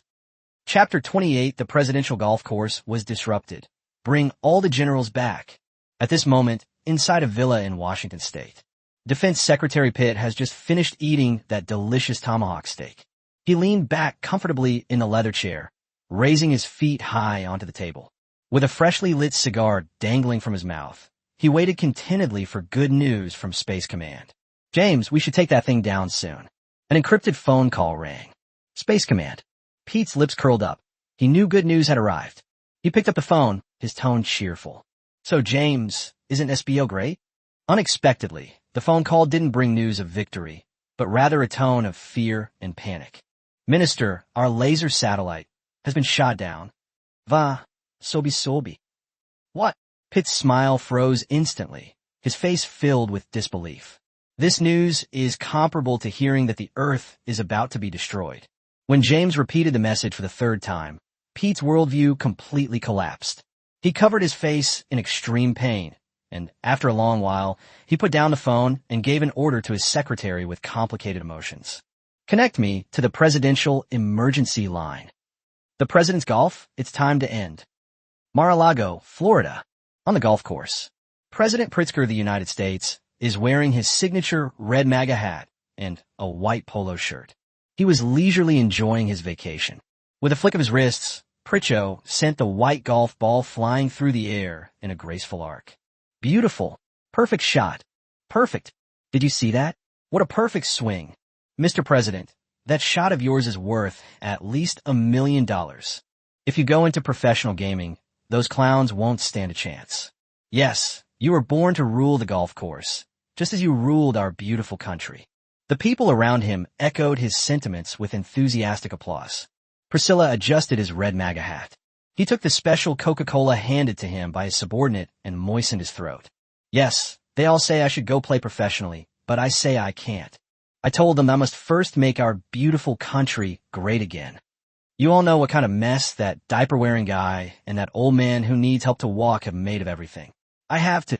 After saying that, Preachwan shook his head, shrugged, and looked helpless. Yes, Mr. President, God bless America with you. Those around him offered just the right amount of flattery, and Preachwan enjoyed the feeling. When he picked up the cue stick again, when preparing to set another court record, a golf cart sped across the lawn, its tires leaving deep scratches on the ground. Mr. President, Mr. President. Before the car even stopped, the black-clad agents inside hurriedly jumped out.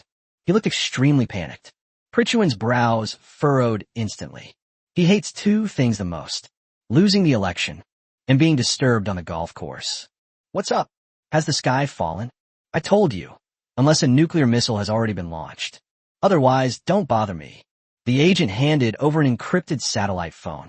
He said in a very flustered manner, Mr. President, it's the Pentagon's emergency hotline. Top priority. Pentagon. Pulichuan's face instantly showed obvious displeasure, and his emotions looked like they were about to explode at any moment. Damn Pete.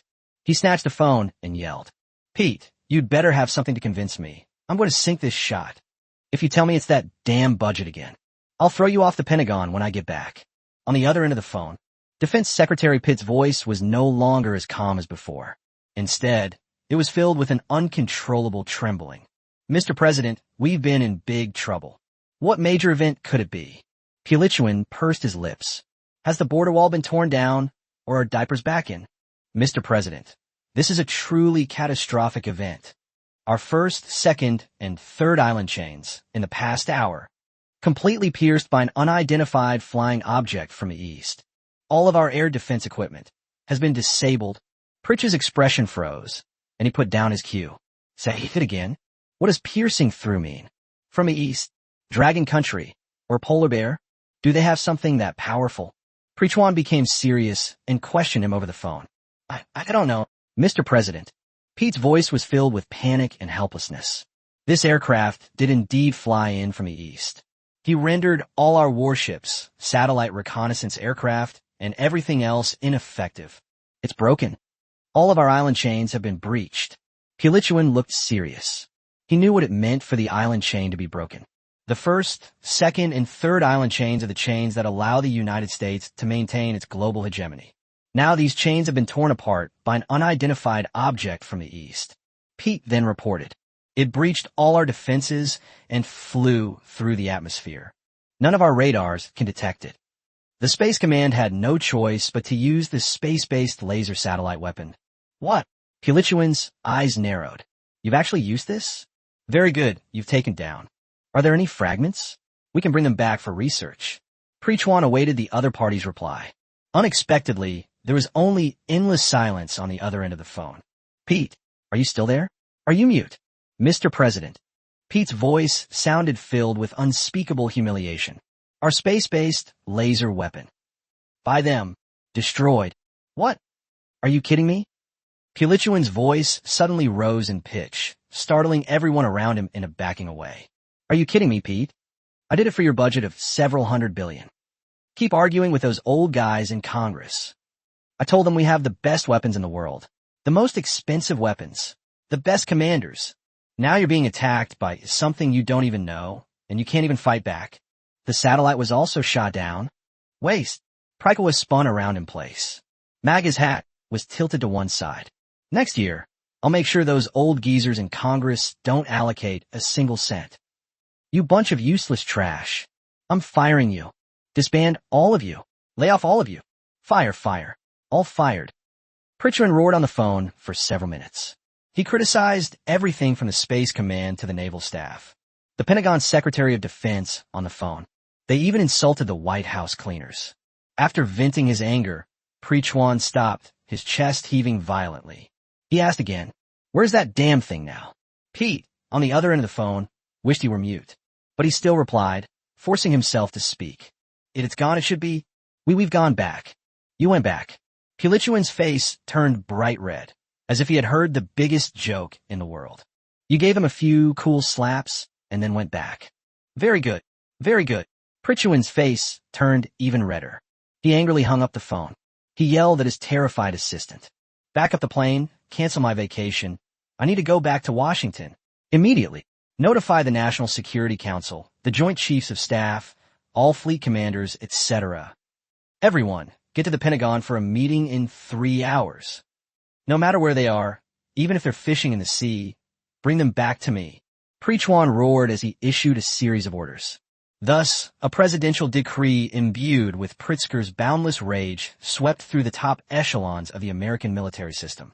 The Chief of Naval Staff is playing volleyball with his daughter on the beach. They were picked up directly by a Seahawk helicopter that suddenly landed on the beach. An Air Force commander enjoying a sunbath with his eyes closed at his villa in Jiazhou. He was urgently recalled by an order. He then personally piloted an F-15 fighter jet back to Washington. For a time, the entire Washington, D.C. area was in an uproar. A continuous stream of black convoys with flashing police lights flowed across the ground. Helicopters roared through the sky as they flew back and forth. Everyone understands. This is a major incident. Chapter 29, the pizzeria, is once again overwhelmed with orders. Washington State. It's located 1 block from the Pentagon. There is a little handsome pizza shop that has only been open for half a month. The store was bustling with activity at that moment. The order processing machine is churning out fresh orders like crazy. The phone is ringing incessantly.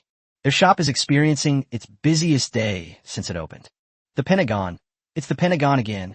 30 servings, double cheese, and extra spicy. Add 10 more bottles of Coke.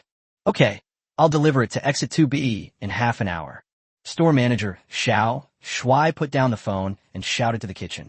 Quick, forget about those tourists' orders. Move out all the stoves. Bake the Pentagon. Only bake them. Remember, only orders from that building. Connect them all. Whatever your request, fulfill it. The shop started operating at full speed. The store manager, Xiao Shuai, said to his hot female assistant beside him. My cousin was right after all. You can make a fortune by opening a pizza shop next to the Pentagon. Quick, call my cousin. Have him bring a few more helpers from the store. Tell him we're going to make a fortune today. 3 hours later, the American Military Command Center deep beneath the Pentagon. Inside this room, commonly known as the Underground Operations Room, the atmosphere was extremely oppressive at that moment. The room was packed with top figures from the U.S. military and intelligence system. The Secretary of Defense, the Director of the CIA, the Director of the National Security Agency, and the Supreme Commanders of each branch of the armed forces, etc. They all gathered here, and everyone's expression was extremely solemn. They had a situation briefing that had just been printed. The record clearly shows the actions of an unidentified flying object within the first, second, and third island chains several hours earlier, and the scene of their space-based laser weapons being rendered useless. More than an hour. The United States has spent decades and hundreds of millions of dollars building its Pacific defense system. It was easily dismantled just like that. What's even more infuriating is that they couldn't even see a shadow of the flying object. Only space-based infrared satellites detected the faint light. The Hunter laser weapon was damaged. What it brought them was endless humiliation and fear. The Air Force Chief of Staff began to curse. What the hell is that? Did aliens land UFOs to the east? The crowd was buzzing with discussion. Defense Secretary Pitt glanced at his watch. In about 5 minutes, the president's helicopter will land on the building's helipad. He was extremely flustered at this moment, having already deeply felt the president's anger during the previous phone call. The conference room door was suddenly pushed open. The president arrived ahead of schedule. His face was dark. They exuded an aura that suggested they were about to fight.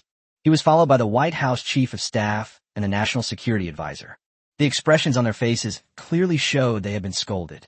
Everyone hurriedly got up to greet them. Kilichuan walked to the table and slammed his hand on it. He sat down angrily. His face was still flushed. I don't know if it's from the swelling or from drinking cola. He scanned everyone in the room. Everyone lowered their gaze to avoid direct eye contact with him. All right, ladies. Now someone explain this to me. How could our most powerful army be made a fool of like a monkey? The people in the room looked at each other in bewilderment. Pritch looked at Defense Secretary Pete. Pete, come here. Pritchwan made a gesture of invitation. Defense Secretary Pitt stepped forward with some difficulty, turned on the projector, and began his report. A detection map appeared on the projection screen. 5 hours ago, a red signal light shone from the Dragon Kingdom continent. Pete nervously tried to smooth things over. Our space-based infrared early warning satellite. It's still very useful. We detected this unusual infrared signal immediately. Based on its spectral characteristics, the system initially identified it as a medium-range ballistic missile. According to the ballistic model, it should have started to fall after climbing. But Pete wiped the sweat from his forehead. He pointed to the data on the screen. After climbing 20,000 meters, this thing began to fly horizontally. Its speed reached Mach 20. Mach 20. This is a state-of-the-art hypersonic missile. An Air Force general spoke up. At this moment, Pritsu also spoke up, his arms crossed and his face full of anger. Mach 20? I told you this a long time ago. We should have something faster, better, and more powerful than this. Where did you all spend all the money? No one in the operations room dared to speak. Pete wiped his sweat and continued. No, missiles don't do that. This thing does not fly along a traditional missile trajectory. None of them skipped across the water like their Wave Rider missiles. Instead, it flies freely at the edge of the atmosphere. It looks like it's being manipulated completely by humans, bouncing up and down. It flew hundreds of kilometers in a few tens of seconds and cruised at that speed. Our computational analysis system is designed for intercepting intercontinental ballistic missiles. It is impossible to analyze its model. No one spoke in the operations room, so Pete continued his report. The ground control center manually verified the target's flight speed and trajectory. The data has been confirmed to be correct. It does not conform to the physical model of the missile. At this time, National Security Advisor Olson raised questions. So, our most advanced missile early warning system. It gave an error right from the start. Pete nervously wiped away his sweat. Yes, Mr. Consultant. It mistook an aircraft for a missile. What about our reconnaissance satellite, Eye of God? Isn't it supposed to be a piece of paper that can see the ground clearly? Have you taken a picture of what it looks like? Pete switched the image on the projection screen. It's a black screen. This is the image captured by the optical camera lens of the Eye of God reconnaissance satellite. What? Black. Everyone was surprised. Is the lens broken? No. According to the analysis report from the ground. Pete swallowed hard. This thing is interfering with our satellite sensors to prevent reconnaissance satellites from effectively imaging. Terrible, absolutely terrifying. A CIA official muttered to himself. Pete continued. What's even more terrifying is, look at its mobility. All that could be seen on the screen was a series of changing data. This is a maneuver it performed at the edge of the atmosphere. It performed pull-ups and descents, and even a 10G overload maneuver. And the rolling motion inside the underground operations room. Everyone looked at each other in alarm. 10G overload, roller action. That's outrageous. What material could achieve such maneuverability? Mach 20 speed, 10G overload. This completely defies physics. Any known aircraft would disintegrate under such circumstances. This is terrifying. What kind of material is this made of? Everyone chimed in with their own comments. It's simply unbelievable. Unexpectedly, Pre-Chuan snorted coldly. His face actually had an expression that said, "You can't fool me at all." Chapter 30. Nobody knows more about airplanes than me. 10G. Are you sure? Pritch interrupted Pete's report. His face had an expression that said, "I've seen it all along. Your military always likes to exaggerate numbers. It's all about getting more money from those guys in Congress." Pritch then steered the conversation back to money. "I think this is at most 5G, no more than that. I've flown in fighter jets, so I know what G-force feels like. I have very good talent for this. None of you understand G-force better than me." Pulichuan pouted. He acted as if he knew everything about the world. Beside the conference table, the Air Force commander broke the pencil in his hand. He really wanted to stand up and tell their president. The fighter jet simulator he was in was chosen by the staff because of his reputation and his physical condition. It doesn't even have a 1G overload. Mr. President, this was precisely calculated using the Doppler shift principle. A technical general standing nearby couldn't stand it any longer and stepped forward to explain. All right, stop trying to fob me off with all this technical jargon. I know he's good at twisting the subject. Next, Pulichuan waved his hand. The technologist felt his blood pressure soaring. Talking about technical expertise with their president was like casting pearls before swine. Pete also felt a sense of helplessness at this moment. He quickly composed himself and switched to the next page. The screen displayed reports from the USS John Finn destroyer and the RC-135V Hawkeye electronic reconnaissance aircraft. Please take a look at the electronic warfare they encountered. Pete's voice began to grow heavy. This thing shows something we've never seen before. It can be described as an all-around electronic warfare mode. It can predict all our hopping frequencies in advance, and we can't get rid of it no matter how we switch. Furthermore, it also releases a strong, penetrating noise signal that cannot be filtered out.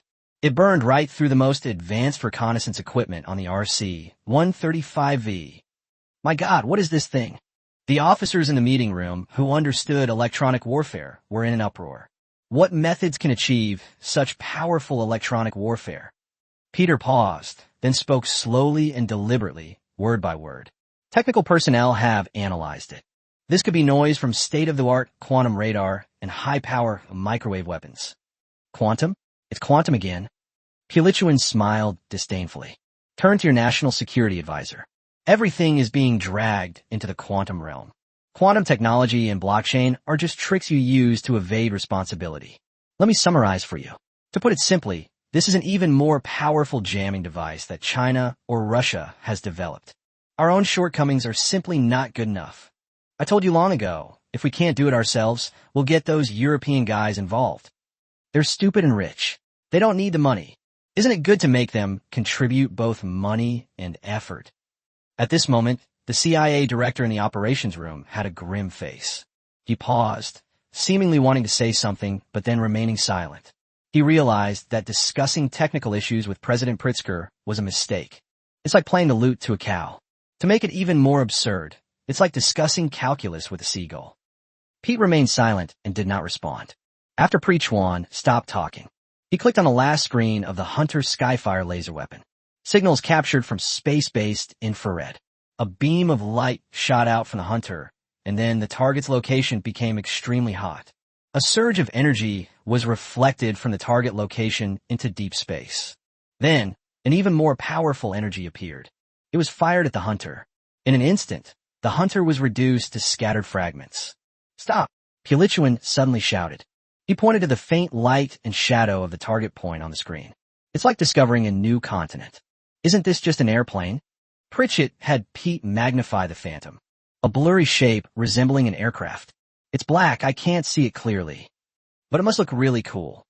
It looks better than the planes designed by you bunch of idiots. Look at the way you all look. So scared by a plane." Pritch stretched his suit and tie.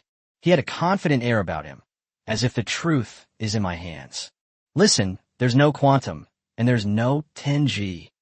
That's all fake. It's all a trick by the Chinese and the Russians.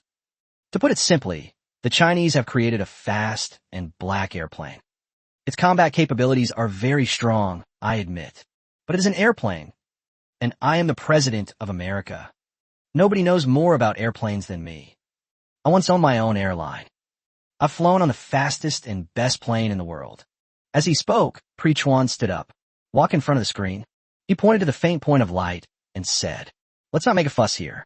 We need to find out exactly what this Chinese plane is and how it was made.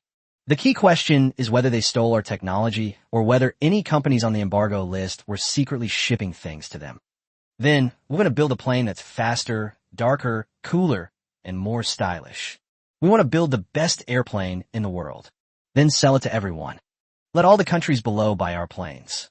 This is the way to make America great again." "Make America great again." Priscilla pulled out a red MAGA hat and put it on. In a conference room, a deathly silence fell. Everyone present in the meeting room. They all felt like they were in a very absurd drama. They're discussing this now. One from the East Asian continent. It could potentially disrupt the global military landscape. An unprecedented technological surprise attack. And their great president. They're actually considering how to turn this terrifying enemy technology into a business. Defense Secretary Pitt also felt a deep sense of powerlessness at this moment. He closed his eyes. "Mr. President, you are right." CIA Director William couldn't hold back any longer. He must pull their president back from the business plan. "You're right. It's essentially an airplane. But it is precisely because it is an airplane that we feel it is more challenging than ever before." William's words drew everyone's attention. "Please speak to Mr. Holland, analyst at the Pacific Joint Intelligence Center. Show us his findings." William spoke into a communicator on the conference table. Soon, a video link appeared on the screen. The person in the video is wearing glasses and looks exhausted. "Mr. President, esteemed officers, our RC-135V strategic reconnaissance aircraft, its electronic warfare system was burned out in the last moments. A very strange signal was recorded." Without saying much, he started playing an audio clip on the screen. ZZZ buzz. An audio clip that is completely irregular, full of jagged edges and electronic noise. It rushed into everyone's ears, making it extremely uncomfortable to hear. It felt as if feathers were tickling my eardrums, causing a slight feeling of nausea and dizziness. This is the electronic noise recorded by the RC-135V strategic reconnaissance aircraft. It impacted our electronic warfare officers, covering all frequency bands. Furthermore, it cannot be eliminated by any known filter. Holland explained. Preachwan snorted. "Doesn't this sound just like the broken air conditioner in my hotel? Are you making such a fuss about this?" Holland ignored their president. He switched screens to display a complex spectrum analysis graph. "This is not just noise, Mr. President. Our cryptographic experts, when performing low-level decoding on it, we've discovered an extremely terrifying being."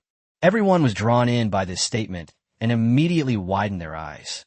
On the screen, there were countless randomly jumping waveforms, and among them, one data point was highlighted. "We extracted this highlighted part." Holland said, "We initially thought it was a virus, but we were wrong." He pressed enter again. After the data packet on the screen was expanded, lines of dazzling code appeared before my eyes. "This is an algorithm." The director of the National Security Bureau spoke again. But the next second, his eyes widened in disbelief. He rushed to the screen, almost pressing his face against it, and scrutinized it intently. This is a living algorithm." "That's right." Holland's voice was filled with awe. "This is not a fixed program. It is an adaptive frequency hopping cracking algorithm with the ability to learn and evolve on its own. The RC-135V electronic reconnaissance aircraft systems recorded that within a few dozen seconds of the aircraft being jammed. This algorithm has already iterated over 1 million times.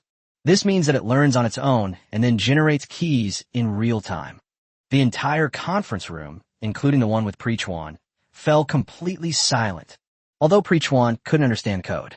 However, he could tell from the faces of the top intelligence officers and experts present. You could see that look on his face like he'd seen a ghost.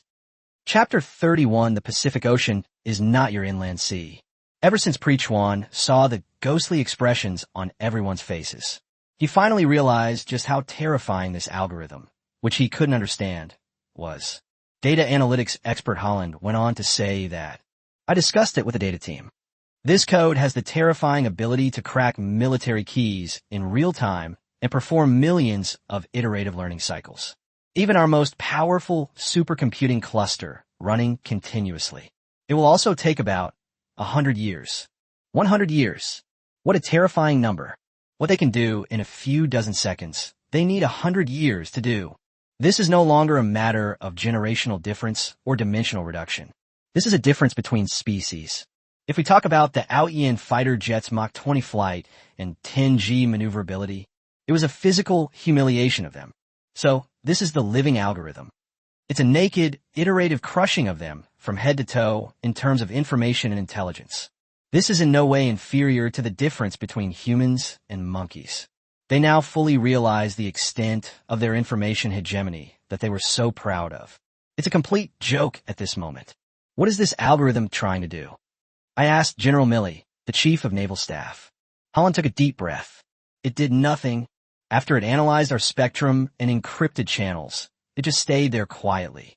It didn't implant a virus, nor did it steal information or cause damage. It simply demonstrated to us what it could do. Instantly, the atmosphere in the entire conference room became incredibly somber. They understood what the algorithm was trying to do. It means an arrogance that is the extreme. It's like a thief breaking into your house. You didn't find any signs of intrusion, but you did find a piece of paper he left in a cabinet. It says that there's nothing in your house that I would like, and you don't even know I was ever here. At this moment, Chris, the director of the U.S. National Reconnaissance Office, stood up. As the department directly controlled by the United States for military reconnaissance satellite intelligence gathering, he was intimately familiar with the intelligence gathered by spy satellites. Mr. President, we have used all our intelligence to trace back its possible launch points. The final result pointed to a place called Xishan Base in the heart of China. He then projected several high-resolution satellite images onto the screen. The photo shows what looks like an ordinary Air Force base. There are only a few runways and some buildings. Mr. President, these are images of the area previously captured by reconnaissance satellites. We discovered that this was a military base that had been abandoned for 5 or 6 years. But 5 or 6 months ago, we noticed signs that it had been reactivated. Chris pointed at the screen. But there are only signs that the runway has been renovated and the buildings have been refurbished. No large-scale personnel movements or material inflows or outflows were detected. The only sign of activity is the few drone takeoffs and landings tested. We deduced that they may be conducting target drone tests for some anti-missile systems. He then switched to another photo, a blurry image taken by a satellite deep in the desert of China. Because we are deep in this desert hundreds of kilometers away, we have indeed detected several surface-to-air missile launches, as well as several suddenly deployed air defense missile sites. These all look normal and are consistent with the characteristics of a typical anti-missile test range. The next moment, CIA Director William also said, the reports collected by our CIA agents who are infiltrating China are consistent with this. It was just a few drone and missile tests. There was absolutely nothing in there. Nothing at all. Prechuan seemed to have heard the funniest joke. He was amused by his 2 subordinates, who he considered incredibly stupid. Drone report. Do you believe it? William, you're telling me that the CIA gets billions of dollars a year and all you get in return is a drone report? You've confirmed there's nothing there? Do you believe that? Are your CIA agents on vacation in China? Or have they been bought off by the Dragon Kingdom? Upon hearing this, Burns' eyes widened. Mr. President, William tried to explain, you're fired. Preachwan roared. And you too. Chris, your intelligence office too. You had so many reconnaissance satellites, but you couldn't see anything, and you're fired. For a moment, everyone in the meeting room was filled with unease. Enough, Mr. President. At this point, Defense Secretary Pete could no longer contain his anger. He abandoned his previous respectful and submissive manner and addressed their president. Mr. President, now is not the time to fire anyone. Even if you fire us all, it won't change this reality. The atmosphere in the entire conference room instantly became extremely tense. Pritchard glared fiercely at Pete, his chest heaving violently. But in the end, he did not have a reaction. Pulichuan sat heavily back in his chair, took a deep breath, and the conference room fell silent once again. The humiliation of being utterly defeated, the absolute technological gap, and the complete lack of intelligence, and the risk of being fired at any time. They all seemed like mountains pressing down on the officers in the conference room. After a long silence, Chief of Naval Staff Burns broke the silence. He stood up and said, Mr. President, gentlemen, it is pointless to discuss why we failed now. We must now focus on two issues. First, what exactly does the other party want? He circled the first and second island chains on the map in the conference room. Everyone thinks that it happens in a very short time. They precisely paralyzed several key radar stations within our island chain. However, it did not cause any casualties. The destroyer USS John Finn is still at sea. The RC-135V electronic reconnaissance aircraft has also returned safely. It didn't actually attack the Guam base, it just burned a few radars. It was the only time it truly used its deadly force. It destroyed the Hunter space-based satellite. Chief of Staff Burns glanced at James in the corner of the conference room. That's assuming we try to shoot it down. Therefore, this was not a true military attack. A State Department strategic advisor stood up and spoke. So, this is more like an arms demonstration. A meticulously planned, information-rich technology showcase? That's right. Burns nodded. The only message it conveys to us is, your island chains are ineffective against me. Your rules don't apply to me. The Pacific Ocean isn't your inland sea. Burns stated this conclusion clearly, word by word, a conclusion that sent chills down the spines of everyone present. At this moment, they realized it once again.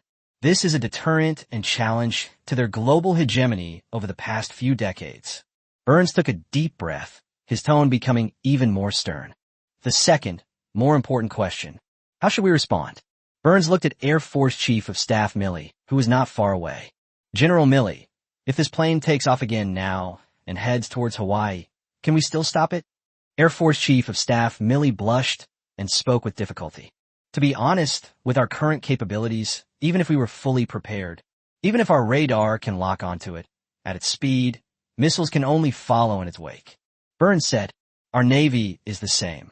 All our sea-based missiles are unable to obtain fire control data. And for the Space Force, the remaining satellites are all sitting ducks. The series of negative answers brought the atmosphere in the meeting room to a freezing point. This means from now on, their beautiful homeland was exposed to this terrifying thing. The other party can come and go as they please, as if they were in an empty place. So what? What are we supposed to do? So you can't do anything? And then pray it doesn't fly over? President Pritzker's emotions were stirred up again. However, no one in the meeting room could answer this question. So, the key question. First, figure out what this is. Preachwan roared again. At this moment, a naval admiral spoke up. Mr. President, I think this is a state-of-the-art drone. This is the only explanation at present. First of all, the Reconnaissance Office has repeatedly detected drone testing at this location through satellite surveillance. The same is true of the reports from CIA agents. These are the most direct pieces of evidence. And the most important point is the law of physics. This aircraft can fly at Mach 20 and perform 10G maneuvers, which is something no living person can do. If any living person could do that, their internal organs would rupture, they would bleed from all 7 orifices, and they would become a corpse in less than a second. The gruesome description silenced the atmosphere at the scene. But President Pritzker was even more irritable. They're both unmanned aerial vehicles. Why can't our X-37B do this? Where did all your money go? No one in the meeting room dared to speak. Their businessman president always manages to steer the conversation toward money after just a few sentences. So your so-called elite army can't even defeat a single drone? No one in the meeting room dared to speak. It's shameful enough to admit being defeated by a weapon with a generational advantage. They then admitted that this weapon didn't even have a pilot. That's practically slapping yourself in the face. Wrong. That doesn't make sense. You're all wrong. A different idea came from the corner. Chapter 32, A Terrifying Conjecture. This doesn't make sense. Paul, the NSA director who had been silent all along, suddenly spoke up. He stared intently at the extracted algorithm on the screen, his brow furrowed. If it were just a drone with a pre-programmed sequence of commands, it wouldn't be able to make such complex decisions. Its reaction was too fast, too human-like. Paul's words caused some people to fall into deep thought. What if someone is manipulating it? Some officers raised objections. That doesn't make sense either. Paul said, pointing to the last data from the Space Command's Hunter. The data transmitted back by the Hunter shows. In the last 10 or so seconds after the satellite locked onto this thing, it didn't make any movement. Before this, we were completely unaware of this. In the last few seconds, it suddenly made a move. But if it's unmanned, there will be a huge signal delay. This left it no time to react, and it was shot down by the Hunter. This means that at least this aircraft is not controlled remotely via signals. Hearing this analysis, all eyes were on Chief Paul. Look here again. Paul continued, pointing at the screen. This thing retaliated a few moments after we locked onto it and attacked it. The entire process from locking onto the target to being attacked and then counterattacking took less than 30 seconds. No matter how advanced the AI of a drone is, its core logic is to prioritize threat avoidance. It will use all its computing power to execute the next escape route, instead of immediately devising and executing a counterattack plan after evading the enemy. Paul's every word was clearly heard by everyone. This doesn't look like a program executing instructions. It's more like an ace pilot's instinctive reaction under extreme anger and pressure. To put bluntly, a kind of human instinctive reaction. If you dare kill me, I'll kill you. What are you implying?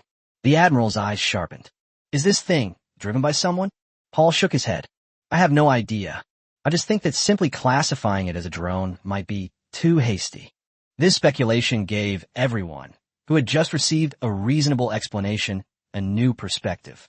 Chaos has descended once again. If it's not a drone, then what is it? A Superman who can withstand Mach 20 and 10G overload? This terrifying conjecture sent chills down everyone's spines instantly. Not a drone? Then what is it? Is it science fiction movies becoming reality? President Pritzker responded with sarcasm. At this moment, he felt a sense of urgency towards the officers under his command. It's a complete waste of time discussing a plot that only happens in a science fiction movie. Mr. President, please allow me to explain further. A voice came from the southwest corner of the conference room. The speaker was an office worker in a light blue suit named Jackson. He is the deputy director of the Defense Advanced Research Projects Agency, DARPA, specializing in the research and development of the most cutting-edge technologies in the United States. I have some professional understanding of these incredible technologies. He walked to the screen, retrieved a new data stream, and manipulated it. Then, the scene of the Ayian fighter jet attacking the Guam Aegis Ashore system was simulated again. Look, everyone, Guam's radar has locked onto it. It did not choose traditional electronic interference or physical evasion methods. Instead, they painted 5 fake targets that looked exactly like themselves on Guam's radar. Please remember, this is not something that can be achieved with a simple electronic attack. This means that the Guam Aegis system's frequencies and characteristics were analyzed the instant it was illuminated. Then it was simulated in real time and fed back. This speed of information processing and computing power has exceeded my understanding of AI. More importantly, this attack method is entirely teasing. It's like a hacker breaking into your computer. They don't directly damage it. Instead, it leaves, I was here on your desktop. This is purely a display of skill, a kingly disdain for his own absolute confidence in his technique. And the underlying logic is human manipulation. Deputy Director Jackson's words made the faces of everyone in the conference room even more unpleasant. They would rather face a completely ruthless enemy than be treated like fools.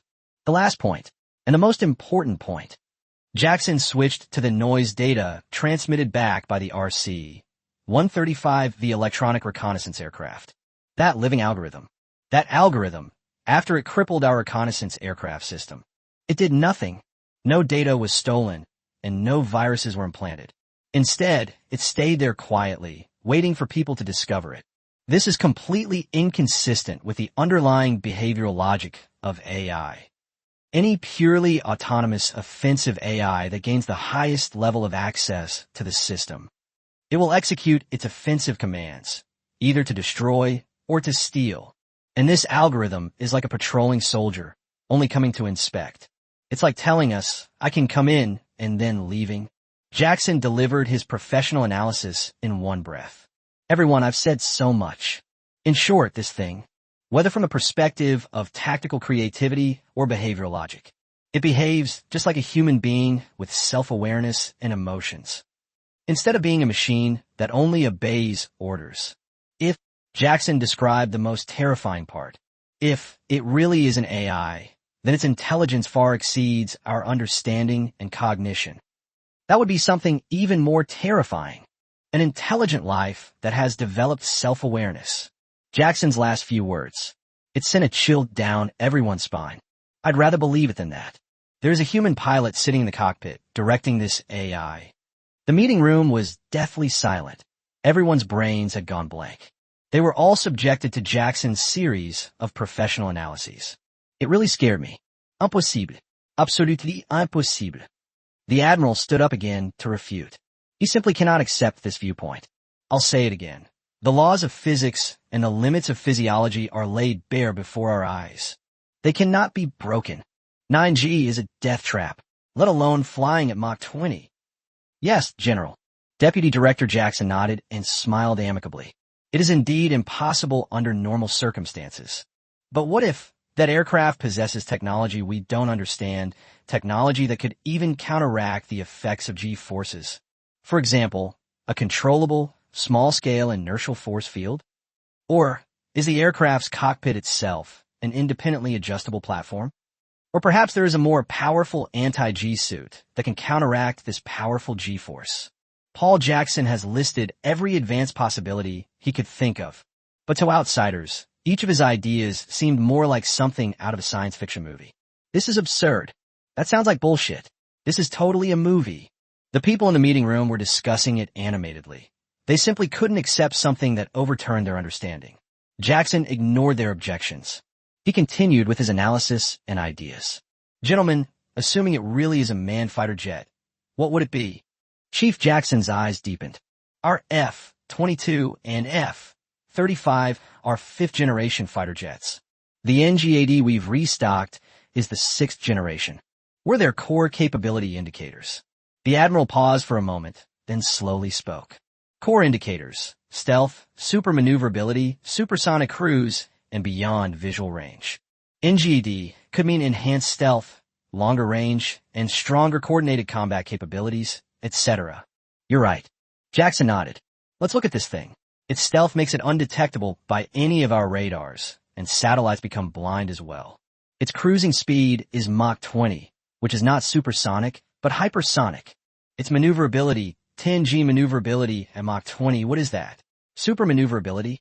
Its electronic warfare capabilities paralyzed all of our most advanced systems. And the most terrifying thing is that it has a capability we never imagined: anti-satellite warfare. It can not only fly in critical space, but it also directly attacked our satellites tens of thousands of kilometers away. Everyone. Jackson's tone grew even heavier. Each generation of fighter jets achieves breakthroughs in several core capabilities based on the previous generation. And this thing has completely crushed and disruptively surpassed us in all core capabilities. It possesses cross-domain combat capabilities integrating air and space, can fly at Mach 20, can cruise at hypersonic speeds in near space, can perform maneuvers of up to 10G, and can even counteract the effects of high G maneuvers, although this is just a conjecture. In addition, there may be several other technologies that we are completely unaware of, such as quantum communication, or high-energy microwave-directed weapons, etc. Jackson took a deep breath and said it heavily. What should we call a fighter jet like this that's right in front of us? No one dared to speak. The atmosphere in the meeting room was so oppressive, it was almost suffocating. Jackson's voice echoed in the silent conference room. If even our NGAD cannot achieve this level of capability. So, could this fighter jet, which surpasses NGAD, be called 7th Generation Fighter Jet? Chapter 33, 7th Generation Machine. Absolutely impossible. A 7th Generation Fighter Jet. Boomstreepje. This conclusion was like a bomb, exploding instantly in the conference room. Everyone present was deeply shocked by this word, and they felt as if their heads were about to explode. Their own NGAD is still on paper, while China's 6th Generation Fighter Jet has just taken to the skies, and now they're already coming out with a 7th Generation one. Their president, Pritzker, was the first to step forward. His face and neck were flushed red from the intense emotion. He pointed at Jackson and yelled, "Are you kidding me? 7th Generation? Are you crazy? Do you think I don't understand this and can be fooled? Nonsense. Utter nonsense." He finally snapped out of the shock he had just experienced. Like a cat with its fur standing on end, constantly roaring. Our 6th Generation Fighter Jet is a project I personally approved, and it's the best in the world. And it actually flew 4 or 5 years ago.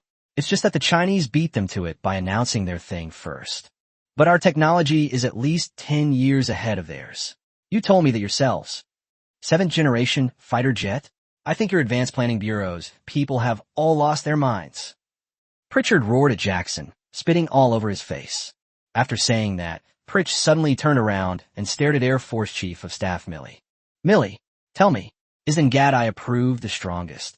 Milley's face turned bright red at this moment. He opened his mouth slightly, as if to say something, but in the end, he didn't utter a single word. What could he say? Should we tell their president that their NGAD is still in a state of flux? The claim that it had its maiden flight 4 or 5 years ago was actually just a lie to suppress China's 6th Generation Fighter Jet. Is everything actually just an illusion? And you, Pete. Poor Pete was called out by Pritch again. He's been taking the blame from the very beginning, and he'll take it all the way. You take trillions of dollars in military spending from me every year. Confirm for me now. Is this China's 7th Generation Fighter Jet? If so, where did your money go? Was it used to buy those damn pizzas? Don't mention 7th Generation fighters to me again. I won't believe a single word of it. Pulichuan's face turned red with anger. He could never believe that the strongest army they had built at a cost of trillions was now probably obsolete. He absolutely cannot accept this result. Listen, Pulichuan changed the subject and spoke in an unquestionable tone. From this moment forward, I will not allow any of you to utter the term 7th Generation Fighter Jet. This is utter nonsense from people who don't understand the situation. If anyone dares to mention it again, I'll send him to keep those terrorists company. Your task is to investigate this thoroughly. Find out all the details about this drone, instead of scaring yourselves like this. Pritchuan's roar echoed throughout the conference room, and on the faces of some generals in the conference room. It's no longer just about the fear and confusion of before. It also carried a deep sense of despair. As military personnel, many of them understood that Deputy Director Jackson's analysis was entirely reasonable. But their president chose to turn a deaf ear, like an ostrich burying its head in the sand. I'd rather believe it's a drone than believe it's highly likely to be a 7th Generation Fighter Jet. Defense Secretary Pitt finally realized that this could not continue, and he spoke up. "Mr. President, we cannot simply ignore this conclusion. The facts are right in front of us, and we now have top-notch technical experts inside us. Based on the existing data, a professional analysis and inference has been made, and I believe we should at least treat it as a very bad possibility and study and respond to it. The worst-case scenario." Pritch glared fiercely at the Minister of Defense, whom he had personally appointed. "Huh, so you mean to tell the public that our hundreds of billions every year are supporting a bunch of useless people like you who can't even be seen by the enemy?" "No, Mr. President." Pete went against the flow of Priscilla's output. "I think we need to face reality. If we simply treat it as a powerful drone, then all our subsequent countermeasures could be fatal." "Oh, then tell me, what should we do?" Pulichuan crossed his arms, his face a mixture of anger and arrogance. "So you acknowledge it's a 7th Generation fighter, and then send F-35s to escort it? Or should we surrender to it now?" Pete's expression was filled with pain as he continued. I think we should form a top-level team and obtain its information at all costs. In addition, Pete's voice rose a few decibels. We should reassess our 6th-generation NGAD program. Assess whether we've gone in the wrong direction. We must accelerate and throw all our resources back in. Shut up. Before Pete could finish speaking, Pritchard roared again. Money, money, money again. The president seemed to have had his foot stepped on, and he bristled again. I knew it, Pete. You're in cahoots with them. You're just trying to use this to fool me and swindle more money. Mr. President, Pete was finally provoked and could no longer hold back. The president who chose to confront them head on. This is not just a matter of money. It's a matter of whether our beautiful country can maintain its leadership position in the future. If we lose a satellite today, it could be an aircraft carrier tomorrow, and the day after tomorrow, it could be the entire United States. Enough. Pritch suddenly waved his hand, interrupting Pete's speech. He stared intently at Pete, the Secretary of Defense whom he had personally appointed. He glanced again at the group of silent officers in the conference room, whose expressions clearly aligned with Pete's. Pilichuan suddenly felt isolated and even more terrifying. In his view, this group of people should have been loyal to him to the death, but now they all stood against him. An uncontrollable rage surged within him once more. Good, very good. Pritchard clapped his hands. Pete, you're fired. The moment those words were spoken, the entire conference room erupted in chaos. Mr. President, you can't do this. A chief of staff stood up. I can't. I'm the president of the beautiful country beneath my feet. I can fire whoever I want. Pritchard pointed at Defense Secretary Peter. You, get out of this meeting room right now. Get out. Pritchard then turned and pointed at the CIA director. And you, your CIA intelligence is worthless. You get out too. And you, your space is being used as a public toilet. People come and go as they please. And you can't even keep an eye on your own satellites. You idiot in the Space Force. Get out of here, too. Pritch, the president of the beautiful country.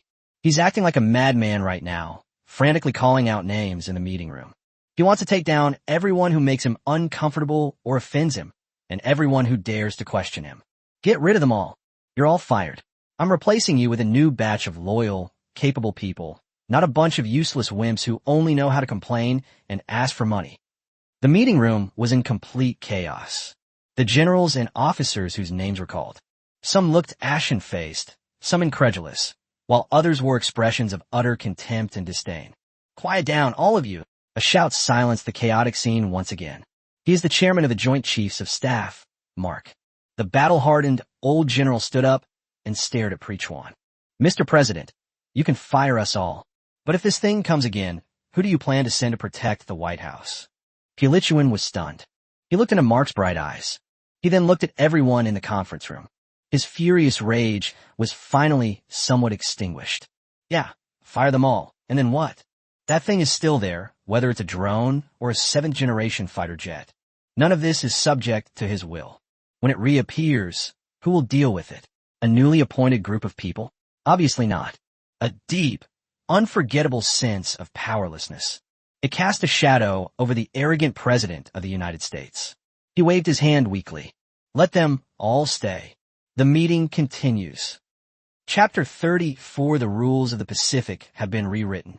A near out-of-control layoff crisis. The matter was resolved with the intervention of Chairman of the Joint Chiefs of Staff Mark. The officers who had luckily stayed behind looked at President Pritzker on a main seat. The previous reverence was gone from their eyes, replaced only by alienation and indifference. An invisible rift has quietly formed within the highest military decision-making level of the United States. The meeting continued, and Defense Secretary Pitt spoke again. Mr. President, I think we have two main tasks at present. The first thing is to suppress public opinion. Everything that happened today, and everything that was discussed, must be classified as a top state secret. No matter what method is used, there must be no reports about this matter. Especially the soldiers' Twitter accounts. We must strictly control them. We can't let them post anything just to gain followers. What about Japan and Guam? Their radar station was burned down, and the base was in chaos. These things couldn't be kept from the locals. A chief of operations asked, "Can't you give an excuse?" CIA Director Williams stepped forward and took over the conversation. Take these radar stations in Japan, for example. They caught fire due to human error or objective factors. And the THAAD system in Guam was destroyed due to operational errors. As for the Hunter satellite in space, it's even simpler. Just say it was hit by space debris. We'll fabricate all the technical reports and data, and that's what we'll say if the media asks. Who can you fool with that? Air Force Commander General Brown dismissed the idea with disdain. The polar bear and the dragon country's space-based monitoring are not blind. They must know it's not space debris. We don't need to fool them. Williams said viciously, all we need to do is give to the international community, especially to those guys under our command. Just an acceptable explanation that won't cause panic. As for the polar bear and the dragon country, as long as they have no evidence, as long as they don't publicly admit that this thing is related to them, then there's nothing to worry about. The American generals fell silent. This is the only way right now. If you get hit, you can't fight back, and you have to pretend that nothing happened. This feeling is unprecedented for the United States, which is used to being domineering and arrogant. What about Sakura? Their radar and base were definitely burned down. They're bound to have grudges against us. What if they use that as an excuse to make trouble? Air Force Commander Brown then countered with a question. William gave a cold laugh. Cherry blossoms? Aren't they the easiest to fool? For this tiny country, for words suffice. Coercion and bribery. William succinctly uttered 4 words. Oh, coercion and bribery? Tell me about it. After a long silence, President Pritzker finally became interested in the speech of his subordinates. Coercion is using the security treaty we signed with Japan as a shield. If they react strongly or object to subsequent equipment orders, etc. We assumed he was refusing to cooperate on intelligence, so we cut off technical support for all their subsequent equipment. Haha, great. I like this plan. It's about letting them know who's in charge. Pritchard felt that his men had finally said something he wanted to hear. And enticement is about giving them something they want, but we haven't given them. William continued. For example, give them some F-35 technology, or develop some of the core parameters of the anti-missile system for them. They could even sign a memorandum of understanding to help them develop their own hypersonic missiles, etc. Preachwan frowned. If we give them the technology, how will we make money? Mr. President, these are just empty promises. We still have the core technology in our hands, but these empty promises are enough to excite them, and they may even push for bills that are favorable to us. In that case, we can take this opportunity to get them to provide us with funds again. Upon hearing this, Pulichuan's eyes immediately lit up with excitement. This businessman president completely changes his personality whenever he hears about money. Okay, I agree. That's how we'll deal with Japan. William continued. Second step, find it. We must use all means, including our agents lurking within China and cyber attacks. Conduct a detailed investigation and excavation of all research institutes and organizations, as well as any personnel associated with them, including even the cleaning and cooking staff who provide logistical support. Collect every piece of information that can be found and investigate every clue that can be investigated. We absolutely must find out what that thing is and how it was developed. After he finished speaking, President Pritzker stood up. Very good. I completely agree with what you said. Do it this way. Get it deployed and executed immediately. President Pritzker concluded that he couldn't hold on any longer, and even drinking several bottles of specially supplied Coca-Cola to perk himself up didn't help. This meeting, which lasted for more than 10 hours, finally yielded a temporary consensus on the direction of implementation. The meeting is adjourned for now.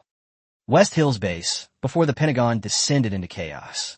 Jang Hao, the chief designer of the 7th-generation fighter jet in China, has already returned here in the maiden flight of the Ayian.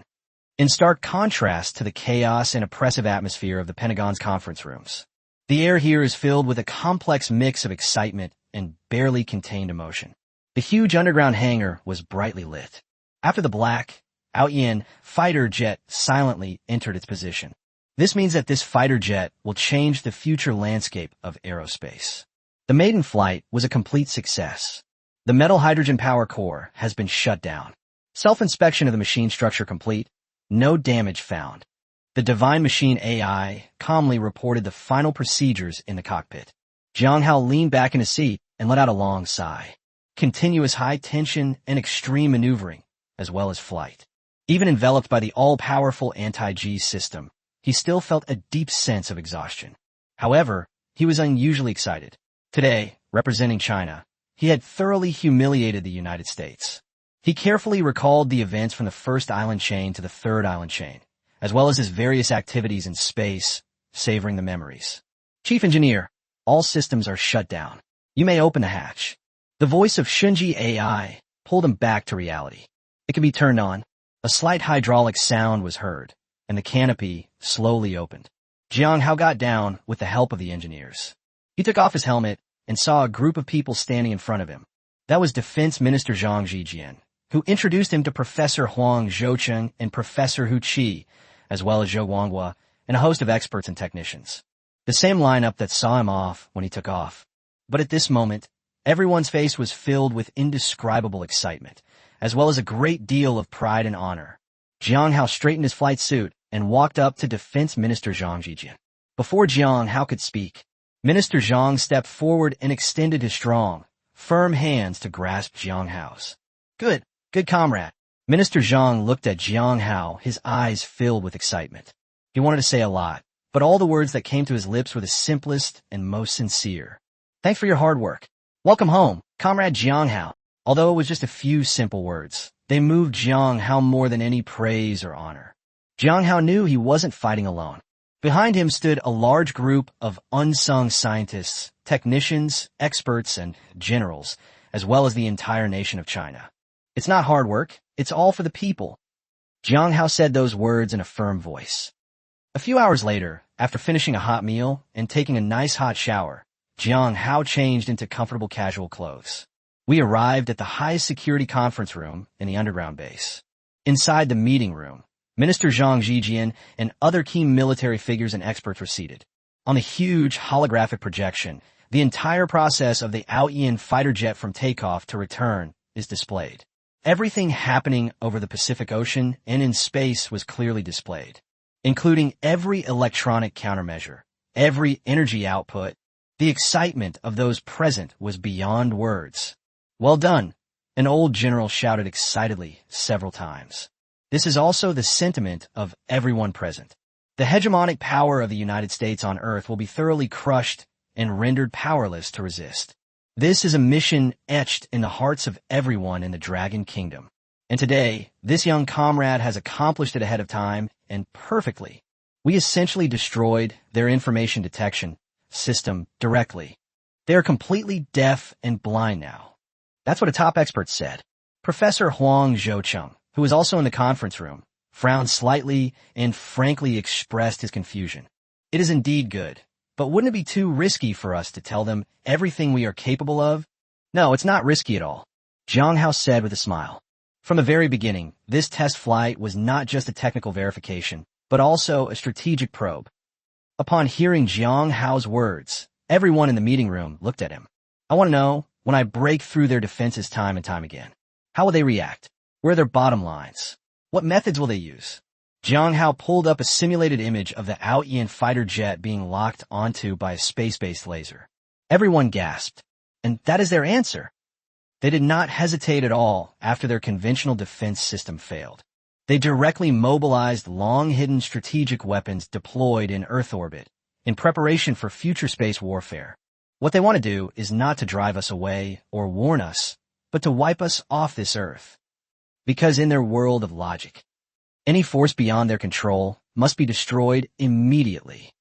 And this is the essence and manifestation of their American hegemony. Jang Hao's words were insightful, and everyone present felt they made perfect sense. Therefore, I must fight back. Jang Hao continued, his gaze deep and thoughtful. Only by fighting back, only by destroying it, can we make them truly feel the pain. Only then can they understand that times have changed. Jang Hao's words resonated deeply with everyone. Minister Zhang Zijian smiled. Jang Hao, you did the right thing. You have shown the United States through your actions that the guns and weapons they use to maintain their hegemony can no longer dominate the world. Someone is perfectly capable of turning them all into a pile of scrap metal. Say no to their hegemony and strike them hard. They will realize that from today onwards, the rules of the Pacific will be completely rewritten. Minister Zhang's words resonated powerfully in the conference room. Chapter 35 Japanese Chicken. Bullying the dog too much. The day after the incident, Pritzker and his officers were still fast asleep. I hadn't recovered from that meeting that lasted for more than 10 hours. An information storm has begun to sweep the globe, despite the Pentagon and the White House issuing the strictest gag order last night. However, in this information age, trying to completely cover up this failure on the international stage is nothing short of wishful thinking. European reconnaissance satellites have already captured images of American satellite debris in space. The first thing to cause an uproar was the Japanese-style chicken. Japan's capital, the Ministry of Defense. Defense Minister Ichiro Yamada slammed his hand on the table in anger. The scalding hot tea splashed onto his hands, but he didn't feel the heat at all. This is outrageous. He angrily spoke to the U.S. Pacific Command liaison officer on the other end of the phone. What constitutes human error? What do you mean we destroyed our own radar station? Yamada Ichiro was trembling with anger. Are you saying we're so stupid we can't even operate a radar?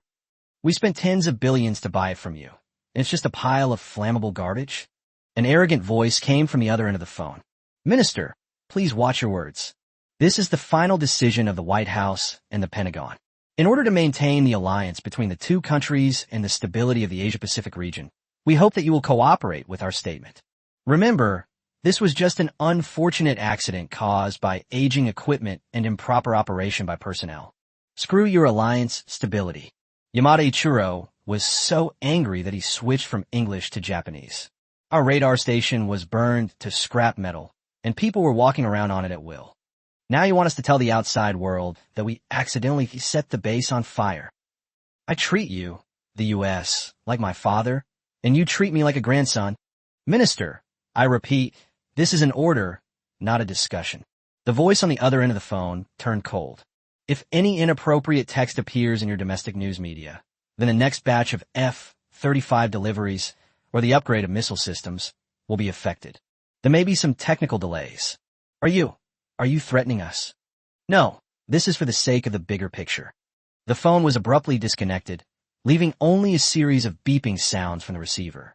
Yamada Ichiro angrily threw the microphone down. The remaining dozen or so senior officials from the Ministry of Defense were in the meeting room. Their complexions were all increasingly grim. We're just giving up like this? If this gets out, will our Japan still have any face left? What can you do if you don't acknowledge it? An older official sighed. As a veteran minister of Japan for decades, he was well aware of the father-son relationship between Japan and the United States. If our American daddy wants us to take the blame, can we refuse? But this father can barely stand up on his own now. An official suddenly stood up. Don't forget, their own defense system was easily breached, and even their satellites were shot down. This proves they are no longer capable of protecting us. Why should we listen to him when he's still bullying us like this? That's right. Our Japan, the land of cherry blossoms, can no longer tolerate being bullied by the United States. The meeting room erupted in chatter, with everyone chiming in with their own opinions. As Yamada Ichiro looked at everything before him, a plan began to form in his mind. He slowly sat down and drank a cup of hot tea. Stop talking. I know what to do. For external matters, just do as the U.S. says, and say, it was our human error. The meeting room erupted in an uproar. The officer, who had been so excited just moments before, was now filled with disappointment. But a cunning glint flashed in Yamada Ichiro's eyes.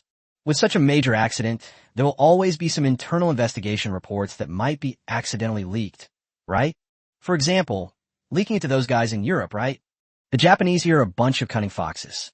I instantly understood what Yamada Ichiro meant. On the surface, I'll act like your grandson. I'll stab you in the back. The Japanese, will make sure you, the Americans, know this. Even a corner dog will bite and jump over a wall. Inside the White House office in Washington, D.C., President Pritzker finally woke up. Mr. President, something has happened. The White House presidential secretary reported anxiously. What's wrong now? Pilichuan hadn't fully recovered yet. Take a look at this. French newspaper, Le Geographic. Mach 20 plus anti-satellite plus paralysis. The technological revolution of unidentified flying vehicles. John Bull's Financial Times. Defense systems go blind. Is it an airplane or a missile? South Korea's Jungcheong Ilbo. Is the U.S.'s protective umbrella failing? Taiwan's Ministry of National Defense is considering halting the Patriot system upgrade. Japanese newspaper Yomiuri Shimbun. Naguni Island radar malfunction. Preliminary investigation suggests human error. Public skepticism is merely a cover-up. Even more devastating was the internal notification from the European Space Agency. Their Galileo satellites, along with some commercial satellites, clearly captured a piece of debris belonging to the United States in Earth orbit. Looking at these front-page news articles, Prechuan instantly woke up, remembering the meeting he had attended the previous night. What about the wording? Wasn't it supposed to be reported as space debris? As I said, the press office has already responded. But they didn't believe it, thinking that they couldn't even fool a 3-year-old. Mr. President, the most troublesome thing is Japanese chicken. Although they outwardly cooperated with us, our intelligence agents planted within the Ministry of Defense said they sent some of the data from the burned-down radar stations to those guys in Europe. What? Pulichuan suddenly stood up. These guys actually dared to lie to me. They're just looking for a way out for themselves. The Secretary General said in an uneasy tone, our beautiful country's performance this time has made them lose confidence. All our allies are watching us now. If we can't give them a convincing explanation and promises, the consequences could be even worse. President Pritzker fell silent.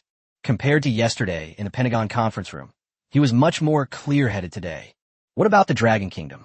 Have they made any moves? No, they acted like nothing was wrong. They probably just wanted to quietly observe how we would respond. President Pritzker, a businessman, started a brainstorming session. Since a small lie cannot be covered up, then let's make up an even more thorough and grander one that they'll all have no choice but to believe.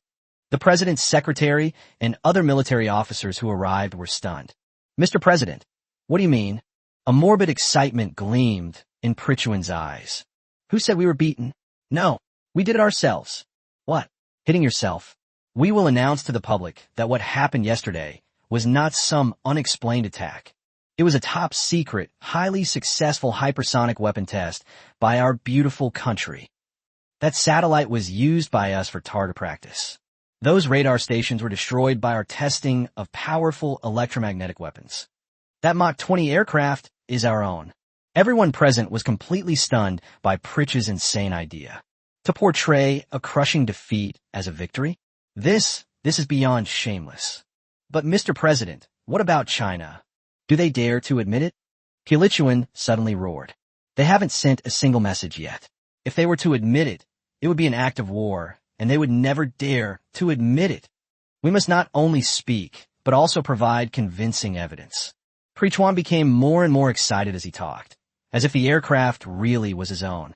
Quickly tell the military industry and commerce departments to speed up the production of some CG videos.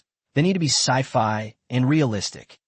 Find a few more retired generals to give interviews and say that we had already done it a few years ago and have been holding back a big move. Looking at this president, who seems like a madman, the group looked at each other, but they had no other options. In their view, this shameless act is indeed the only way to preserve the hypocritical image of their American nation. Chapter 36, Reverse Deception, Digging a Trap for You to Fall in. Shishan Base, Underground Conference Room. On the big screen, an emergency press conference from the White House was being broadcast live. Jang Hao and a group of experts and elders quietly watched the young female secretary. Her face was flushed, and she spoke in an excited tone to solemnly declare to the world what happened yesterday was a secret weapons test by them. The entire conference room fell silent for a moment. Immediately, a burst of laughter erupted. Ha ha ha! I can't take it anymore. I'm going to laugh myself to death. Huang Zhouchang clutched his stomach, tears welling up in his eyes from laughing. They actually said they did it themselves? You actually dared to admit it. Ha ha ha. I've seen shameless people, but I've never seen anyone this shameless. They're trying to take all the credit for our work. Hu Qi smiled broadly, his face crinkling with wrinkles, and shook his head, pointing at the screen. Jiang Hao leaned back in his chair, his fingernails tapping lightly on the table. Everything that happened on the screen was exactly as he had predicted. The U.S. knows that China will not take any action, but in order to cover up its failure and reassure its allies, it must claim this weapon and continue to use China's influence to its advantage. But once the Dragon Kingdom steps forward and admits it, that would be exactly what the United States wanted. They would be more than happy for China to jump out. In this way, they can claim to be attacked and legitimately join other countries in launching sanctions or even more radical actions. Although China already possesses Ayian and is unafraid of any action, they need an opportunity initiated by the United States, a chance to court disaster, while simultaneously buying time for the mass production of Ayian. Only in this way can we completely subdue this hegemonic power. The White House's emergency announcement was like a bombshell, instantly causing a stir in the public discourse. For a time, media outlets around the world were once again plunged into a state of cognitive confusion. One second they were mocking the U.S.'s defense system as a sieve, practically useless. The result was the next moment. The U.S. personally stepped in to refute the rumors. "Sorry, that was my new toy. I accidentally messed it up. Don't panic, everyone." This plot twist is more exciting than any blockbuster movie. The first to react were Wall Street, which has the keenest sense of smell. Just minutes after the White House press conference ended, the stocks of several major military industry giants, which had already hit their daily limit down and were in a dizzying red, were now down. Suddenly, like riding a rocket, it instantly changed from green to red and skyrocketed. Financial analysts stared in disbelief at the straight line. "Quick, buy with all your funds. Buy all stocks related to hypersonic weapons." The global capital frenzy instantly overshadowed all doubts. Immediately afterwards, under the personal instruction of Prechuan, the Pentagon staged a meticulously planned muscle show. A well-made CG video was accidentally uploaded to YouTube. In the video, there's a fighter jet with an even more futuristic appearance than the Ayian. It takes off from the runway and then accelerates to Mach 20 in an instant at the edge of the atmosphere. A barrage of interceptor missiles came from all directions. However, it easily evaded the attack and was precisely intercepted and detonated by a laser weapon. Finally, it emitted an invisible laser beam. It shattered a target's satellite in Earth's orbit tens of thousands of kilometers away into fragments. At the end of the video, two words slowly appear: Thin Thunder Shri. Thin Thunder.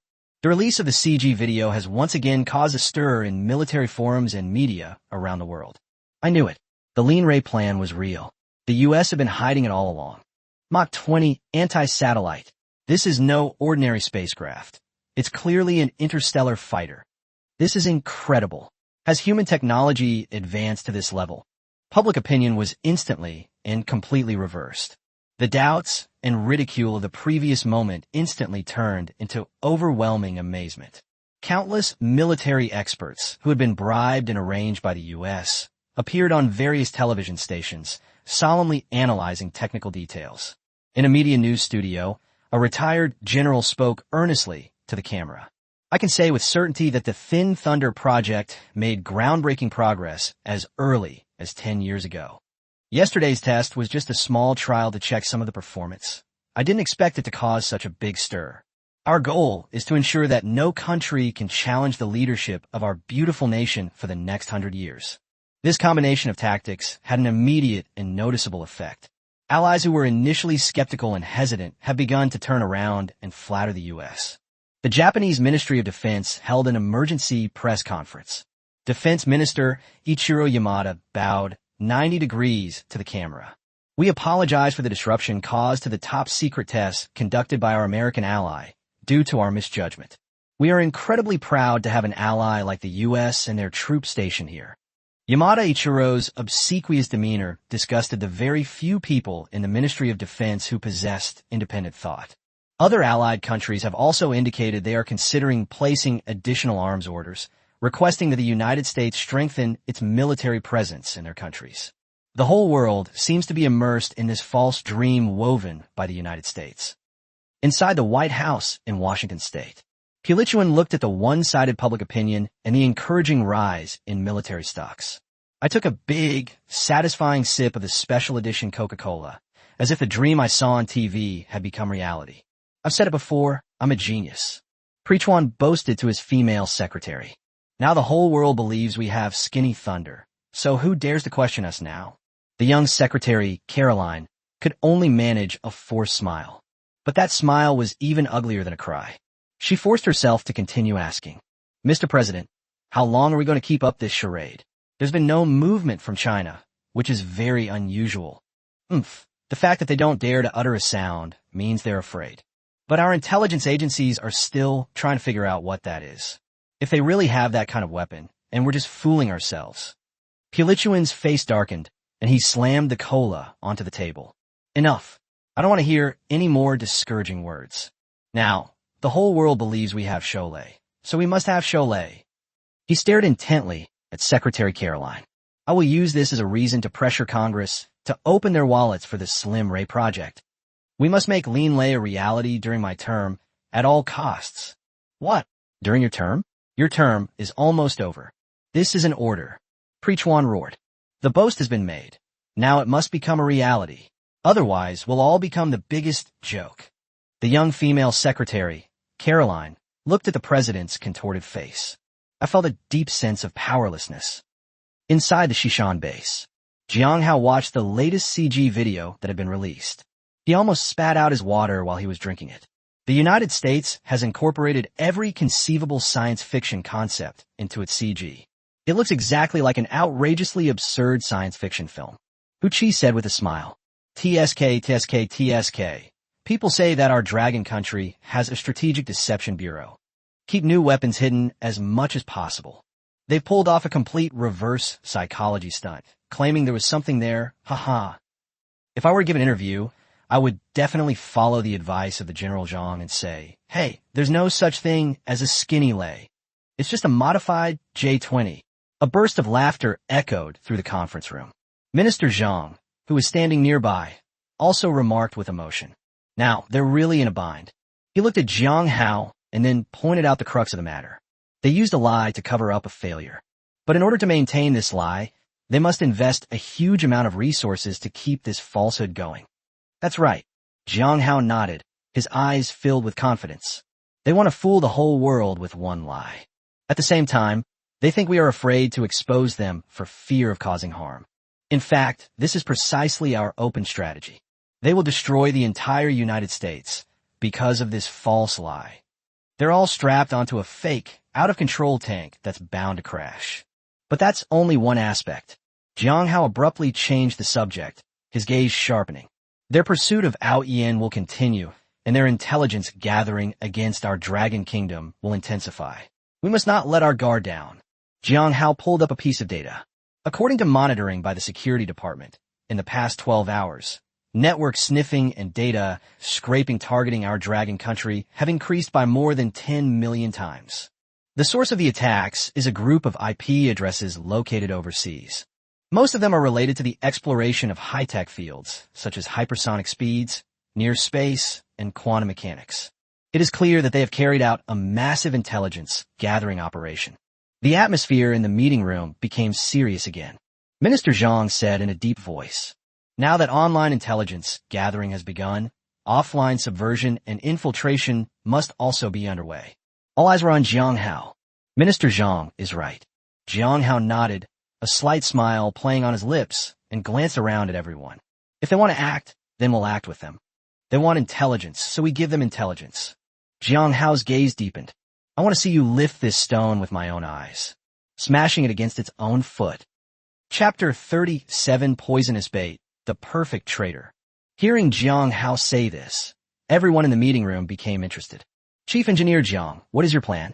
Jang Hao smiled, pulled up some data, and displayed it on the screen. It was a piece of algorithm code that kept jumping around, self-reorganizing, and full of unknowns. Does anyone remember this?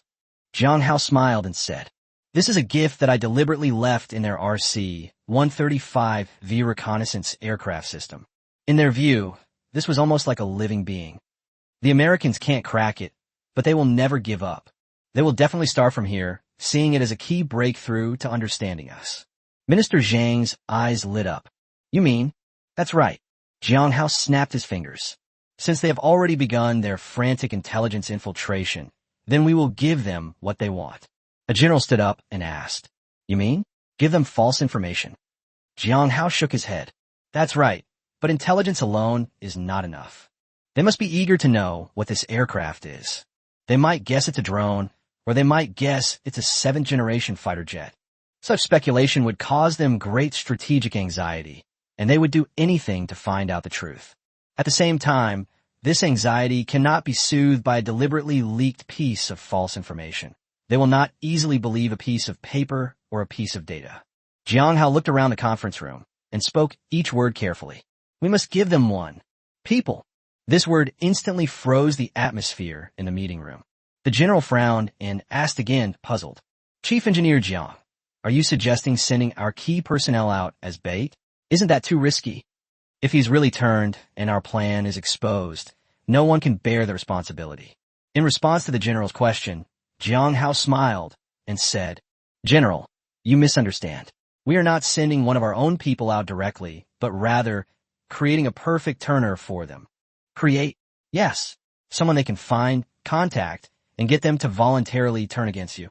The most reliable ones are the traitors who verify their reliability and authenticity through their own means. An incredibly bold and ingenious plan. It had already begun to unfold slowly in Jang Hao's mind. A pawn for transmitting this intelligence. It must be someone they completely trust to be turned. This person's identity must be very contradictory. High contact level, low core level. Everyone fell into deep thought, and Minister Zhang took the opportunity to speak, seemingly understanding the key to the plan. I understand what you mean. This person's position must be high enough to have access to core information, but low enough that it would cause dissatisfaction, right? If someone holds a low position, the CIA won't believe what they say, but if they hold a high position and have a lot of power, the CIA is even less likely to believe them. Only when someone holds a high position, but has little power, can they become a talented person who feels unappreciated and harbors resentment. And this contradictory identity is precisely what makes it the most plausible and convincing motive for defection to the CIA. That's right. Absolutely correct. Jang Hao took over from Minister Zhang. And the key that allowed the CIA to connect with this traitor, it's this algorithm that's like life itself. We will repackage this algorithm and present it as the scientific research achievement of this traitor that was suppressed or even stolen many years ago. When the CIA follows this lead, they will find a treasure they've been looking for. The entire conference room was completely silent. Everyone was stunned by Jang Hao's meticulous and outrageous plan. This is a perfect strategic deception, which he himself has discovered and confirmed, luring the enemy step by step into a trap. We will select the most suitable candidate from our internal system. Jang Hao continued. We portrayed him as someone with exceptional talent in the field of avionics algorithms, but who was hampered by issues such as personality or seniority. The image of a resentful engineer who has no hope of promotion or whose achievements are repeatedly suppressed or even stolen. At the same time, we need to enable technical intelligence agencies to use untraceable digital currencies through overseas channels. Transfer several small amounts of money to his or his family's related accounts in batches. These sums of money will later become evidence for the CIA to discover his cheating. We need to create a flawless traitor persona around him. After American agents painstakingly used the algorithmic clues we left behind to finally locate and successfully turn this traitorous persona, Jang Hao stopped and let out a cold laugh. What awaits them is a deadly poisonous bait. We need to build a complete, semi-true, and semi-false perfect intelligence loop around this person. The core of this intelligence is to reconstruct a fake project and rebrand the Ayian fighter jet from unidentified flying objects or seventh-generation fighters that they cannot understand and fear, to become a one-off hypersonic reconnaissance aircraft that they can understand, accept, and explain all phenomena. The soaring cloud. Jang Hao's words left everyone in the conference room stunned. Ling Yun, what is this? Ayian just came out, and now this Ling Yun has appeared? The people in the conference room looked at each other, feeling that they couldn't keep up with Jang Hao's train of thought. Chief Designer Jiang, what are the specific specifications of this Ling Yun reconnaissance aircraft? How can I fool their technical analysis? A tech expert voiced the question that had been puzzling everyone. The question he asked was the first and core step of the plan. Jang Hao spoke with confidence, each word carefully chosen. If they suspect it's a seventh-generation fighter, then this traitor will tell the U.S. The so-called seventh-generation fighter jet is a complete joke. China's sixth-generation fighter jet has only just taken to the skies. How could a seventh-generation fighter jet suddenly appear? That unidentified aircraft that pierced through all the island chains was just a one-off hypersonic reconnaissance aircraft. Its core mission is to conduct reconnaissance by penetrating the island chain to the extreme rather than air combat, just like their Blackbird back then. Because of the pursuit of extreme speed, we used an immature disposable high-temperature ceramic material. This material will generate a large number of microcracks every time it flies, requiring a large area of skin to be replaced. The cost is astronomical, making mass production impossible. It has no weapons. The so-called destruction of radar and satellites is all due to its own technological deficiencies. The burning of the radar station, the shooting down of the satellite, etc., are all unforeseen collateral damages that were technically unforeseen and will be supported by detailed evidence. Its stealth capabilities have huge flaws. Its propulsion system is simply incapable of sustaining long-term flight, and its quantum radar is nothing but a fabricated hoax. Jang Hao pointed out each flaw. The experts present were once again deeply shocked. Fear. The terrifying thing about this plan is that it covered up every terrifying technology of the Ayian fighter jet with a reasonable flaw. Every victory of this seventh-generation fighter jet was twisted into a lucky accident. And the most crucial element is the coordination of the chain of evidence. Jang Hao continued, his face beaming. We want the U.S. satellites and radars to see for themselves the evidence they want. For example, arrange another test flight of the Lingyun, which will fly for a while under the spotlight and then have to slow down in a sorry state. For example, at a test site in the Northwest, a huge fuselage replacement workshop was specially built so that their spy satellites could clearly capture images of us disassembling the disposable skin. What we need to do is to get them out of their extreme vigilance, shift them to strategic relaxation, and then to underestimation. Jang Hao gave his final summary. When they thought they had completely figured out our hand. When they think that the so-called seventh-generation fighter jet is a complete fake, that's when their nightmare will truly begin. They will swallow the poisonous bait we prepared, and in order to save face, they will definitely launch a strategic counterattack. By then, our seventh-generation fighter jets will be in mass production. Everything will be ready, and our opportunity will have arrived. The conference room fell silent as everyone stared blankly at the chief engineer in front of them. After a long silence, Minister Zhang took a deep breath, stood up, and slammed his hand heavily on the table. That's it. I approve this plan. Minister Zhang turned around and glanced around the conference room, then spoke in a full voice. Since the United States wants to compete with us, let them know who the rule makers are from now on. The day after the plan was issued, an encrypted file was delivered to Jang Hao and Minister Zhang. The file contained only a photo and a name. Lin Wei, 42 years old, is the deputy chief engineer of the avionics project team of a certain aviation industry group. The man in the photo is wearing black-rimmed glasses, but his eyes are dull, his hair is thinning, and he looks like he is frustrated and unfulfilled. He's the one. Jang Hao did not hesitate at all. In the past dozen hours, he has enabled Shunji AI to analyze the backgrounds, personalities, interpersonal relationships, and even online traces of tens of thousands of people with access to classified information within the system. All of them underwent in-depth modeling and screening. And this Lin Wei was the best and most reliable candidate that Shinji gave. His background perfectly fits the core elements of creating a defection persona. He's technically very skilled, but he's a bit aloof and doesn't really fit in with others. Several years ago, he proposed a highly innovative avionics algorithm architecture, but it was too radical and did not conform to the mainstream approach at the time. His superior, the chief engineer at the time, suppressed his work, and his achievements were shelved, which caused him to have a very unpleasant argument with his superior. This is the motivation we need. Jang Hao said, a talented person who is not recognized and whose talents are not appreciated is the most ideal and least risky target for defection in the eyes of the CIA. But then Minister Zhang remembered what the general had said yesterday, and he frowned and said, but this person has indeed been treated unfairly in the past. What if he is actually turned against us? Jang Hao smiled. No, he's a talented person. What do talented people want most? Minister Zhang thought for a moment, and then instantly understood. That's right. What talented people want most is to realize their value, especially to contribute to the country. Moreover, He only had a disagreement on the technical approach. I investigated all his traces and background, and I was not fundamentally shaken. Jang Hao's eyes deepened as he continued. As for Comrade Lin Wei, after the operation is over, we will give him and his family a new identity. Under the protection of the nation, he will begin a new life, and everything he has done will be recorded in the Dragon Kingdom's Register of Merit. Minister Zhang nodded. All right, now that the candidates have been chosen, let's begin shaping the pieces. A conflict revolves around Lin Wei.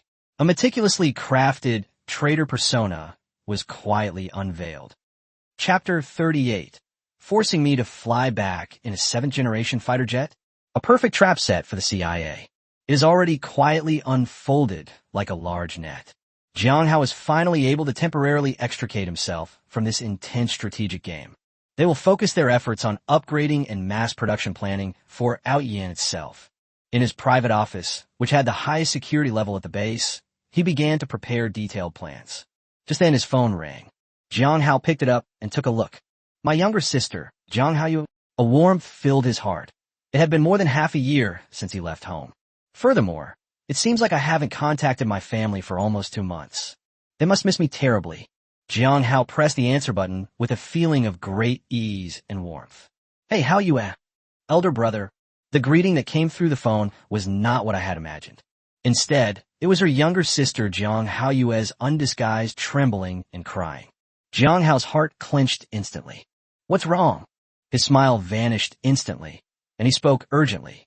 Hao, what happened at school? It's not school, it's Mom. Mom. What's wrong with Mom? Jang Hao shuddered and suddenly stood up. A few days ago, a few people came to our house. They were those people who used to lend money to my father at exorbitant interest rates. They said you were arrested and put in jail. They said the money they gave them before, the money they returned, came from dubious sources. They said it was from Dad's company, which was pretending to go bankrupt but actually still had a lot of money hidden away. We need to return all the money, and we need to compensate them for their losses. What? Jang Hao's mind went blank with a buzz. My head feels like it's going to explode. Those scumbags. He thought that once his mother paid off the debt, his family would never be harassed by debt collection agencies again. I never expected things to escalate like this. They're sending thugs and bullies to demand money again. This is absolutely outrageous. Did they make a move? No. They're shouting outside the door right now, banging on the door and yelling. Jang Hao's crying sounded like she was about to collapse. She was a girl still in the ivory tower of university, who hadn't even stepped into society. I've never seen such methods used by gangsters before. Where's Mom? Jang Hao pressed on urgently. Mom's downstairs, with a stick. I ran upstairs to call you. Call the police. Call the police immediately. I reported it.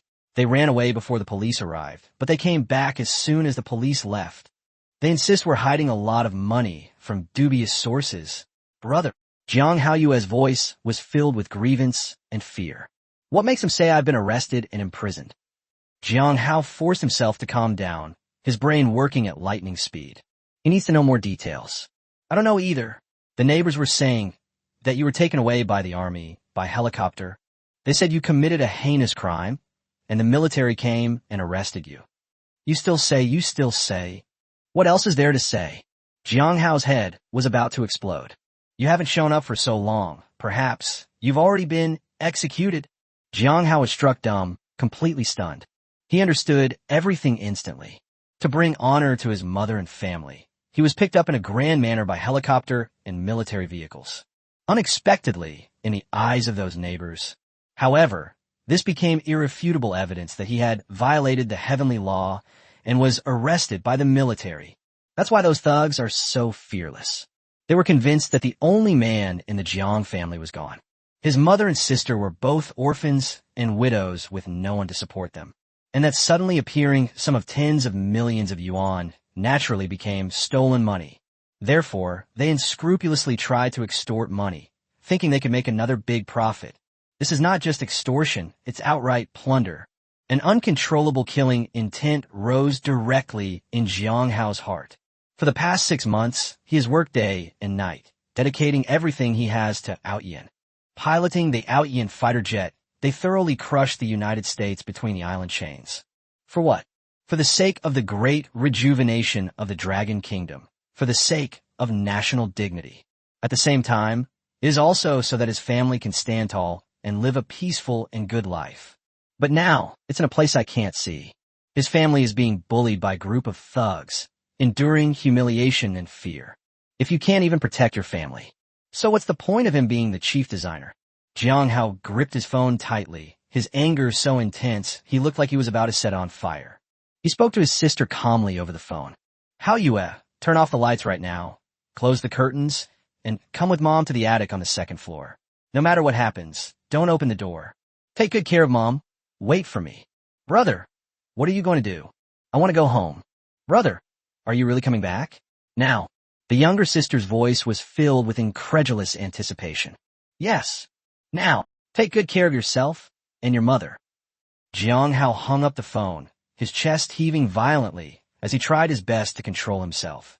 But his emotions were already like a volcano. It's about to erupt and devour everything. Jang Hao hung up the phone and dialed Zhou Guanghua's number.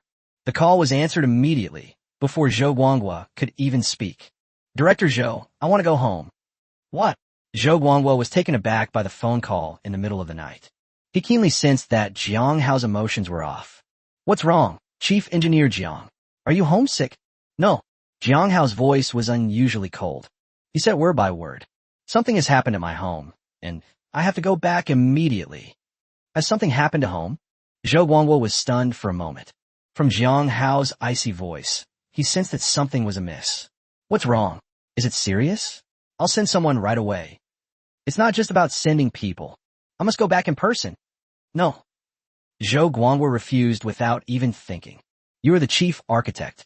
The CIA agents in the United States have definitely already started their operation. Your safety is of the highest priority right now. There can be absolutely no mistakes. So you can't leave the base. No matter what happens in your family, I will personally lead a team to handle it for you. Zhou Guanghua's logic was very clear. Chief Engineer Jiang is now a national treasure, and there must be no mistakes made. Zhou Guanghua. This was the first time Jiang Hao had addressed him by his full name. I'll repeat it again. I must go back. If you don't agree, I will release the fighter jet lock now. Step into the cockpit of Ayian and fly straight back. Zhou Guanghua on the other end of the phone was completely stunned. Although I've only known Jiang Hao for a little over 6 months. But this young man left him with an impression. He has always been rational, calm, and considerate of the overall situation. He is even quite shrewd. When have I ever been so emotionally agitated and out of control? Something terrible must have happened at home. His tone softened instantly, becoming urgent. Chief Engineer Jiang, please calm down. What happened at home? Tell me. I'll report to Minister Zhang right now. Jiang Haoqiang suppressed his anger and quickly repeated the story in concise language. A group of thugs and hooligans are threatening my mother and my sister. After hearing this, Zhou Guanghua froze. What followed was a fierce outburst of anger. A noble national hero, a meritorious official who forged swords for the Dragon Kingdom. Their families are being bullied in the rear. I'll report to Minister Zhang immediately. Immediately. A few minutes later, Minister Zhang is having tea in his room. After hearing the report, he was so angry that he smashed the teacup in his hand to pieces. You bastard. The family of the chief designer of China's 7th-generation fighter jet is being bullied by a group of thugs. This is no longer a simple public order incident. This is a challenge to the rule of law and the dignity of the Dragon Kingdom. This is a trampling on the entire national security system and dignity.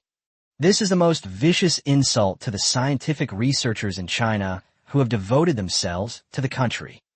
Minister Zhang's face turned ashen and his blood pressure soared. Minister Zhang, please calm down. Zhou Guanghua could feel the overwhelming anger on the other end of the phone. I can't calm down. Immediately, activate the highest level of response. Zhang Zijian acted with fierce anger and unwavering resolve. Chief Engineer Zhang's request to return home is approved.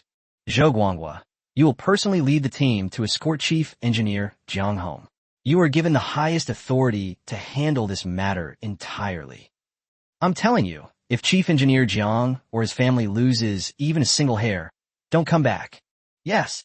Zhou Guanghua spoke with a solemn and dignified air, standing tall and straight. Also, Tell Chief Engineer Jiang. Reassure him and tell him to trust the country. The entire Dragon Kingdom is his backing. Yes. Chapter 39, Bullying a National Hero. Armed helicopters will flatten your doorstep. After hanging up the phone, Zhou Guanghua did not hesitate at all. Commands can be issued directly through the emergency channel. Take over to the Air Force Squadron and immediately prepare 2 Z-20 helicopters and 5 WZ-19 attack helicopters. Tell the Special Operations Department to immediately dispatch a full-strength, fully armed Special Operations team to me. Repeat, fully armed. Assemble on the tarmac in 5 minutes. An emergency order instantly swept through the Shishan base. Zhou Guanghua then called Jang Hao. Chief Engineer Jiang, Minister Zhang has approved your request to return home. Come to the tarmac now, and we'll escort you home. I'm already here, Jang Hao said in an icy voice. Okay, I'll be right there. 3 minutes later, Zhou Guanghua also arrived at the tarmac. The fully armed commando team also arrived at the tarmac to await further instructions. Don't worry, Chief Engineer Jiang. We have already planned contingency plans. In addition, Minister Zhang asked me to tell you that you have the support of the Dragon Kingdom. Once you get there, you can do whatever you want. Even if the sky falls, we'll hold it up. Thank you, Director Zhou. Jiang Hao's voice finally showed a hint of warmth. 2 Z-20 General Transport helicopters, escorted by 5 Z-19 attack helicopters carrying rockets. A sudden gust of wind arose, accompanied by a tremendous roar. It took off from the base's tarmac and sped towards Jiangsheng, hundreds of kilometers away. The staff at the base, awakened by the sound of propellers and alarms, all ran out to watch. I stared blankly as several helicopters disappeared into the night. What happened? I don't know. I think I just saw Chief Designer Jiang board that Z-20. What? Chief Engineer Jiang went too. A chill instantly crept up everyone's spine. The fact that the Special Forces team and Chief Engineer Jiang could be mobilized late at night indicates that this was no small matter. The atmosphere inside the Z-20 helicopter cabin was extremely oppressive. Jang Hao sat by the window without saying a word. The anger on his face was like a volcano ready to erupt at any moment. Outside the plane window was endless darkness. It also foreshadows the fate of those thugs and hooligans. From the base to Jiangsheng, a distance of over 600 kilometers. Taking a commercial flight would take more than an hour. These are the specially modified helicopters at this time. It is being flown at extreme speeds and at high altitudes by the most elite pilots. The time has been reduced from an hour and a half to a few tens of minutes, which is truly remarkable. Inside the 2 Z-20 helicopters sat 22 fully armed soldiers. They were all selected from the base's elite soldiers. Each soldier was wearing a personal exoskeleton and carrying a QBZ-191 rifle. Sit upright in your seat. He exuded a chilling aura. Zhou Guanghua looked at Jiang Hao's cold profile and broke the silence first. Chief Engineer Jiang, rest assured, we have already notified the Jiangsheng Military and Municipal Bureau. They will cooperate with us fully, and we will take over control as soon as we land. This matter will definitely not end so simply. Jiang Hao slowly turned his head and said in an icy tone, Thank you, Director Zhou. I will handle this matter personally. Zhou Guanghua could see a chilling glint in Jiang Hao's eyes. He knew this wasn't disbelief. This is a son and an older brother. I must personally seek justice for my family and wash away their shame. I see. We'll handle the clearing and perimeter security. Everything else is up to you. Jiang Hao didn't say anything more. He turned his gaze once again to the pitch-black night outside the window. Jiangsheng suburbs, Nanhu Street in the south of the city. Rows of houses are scattered about.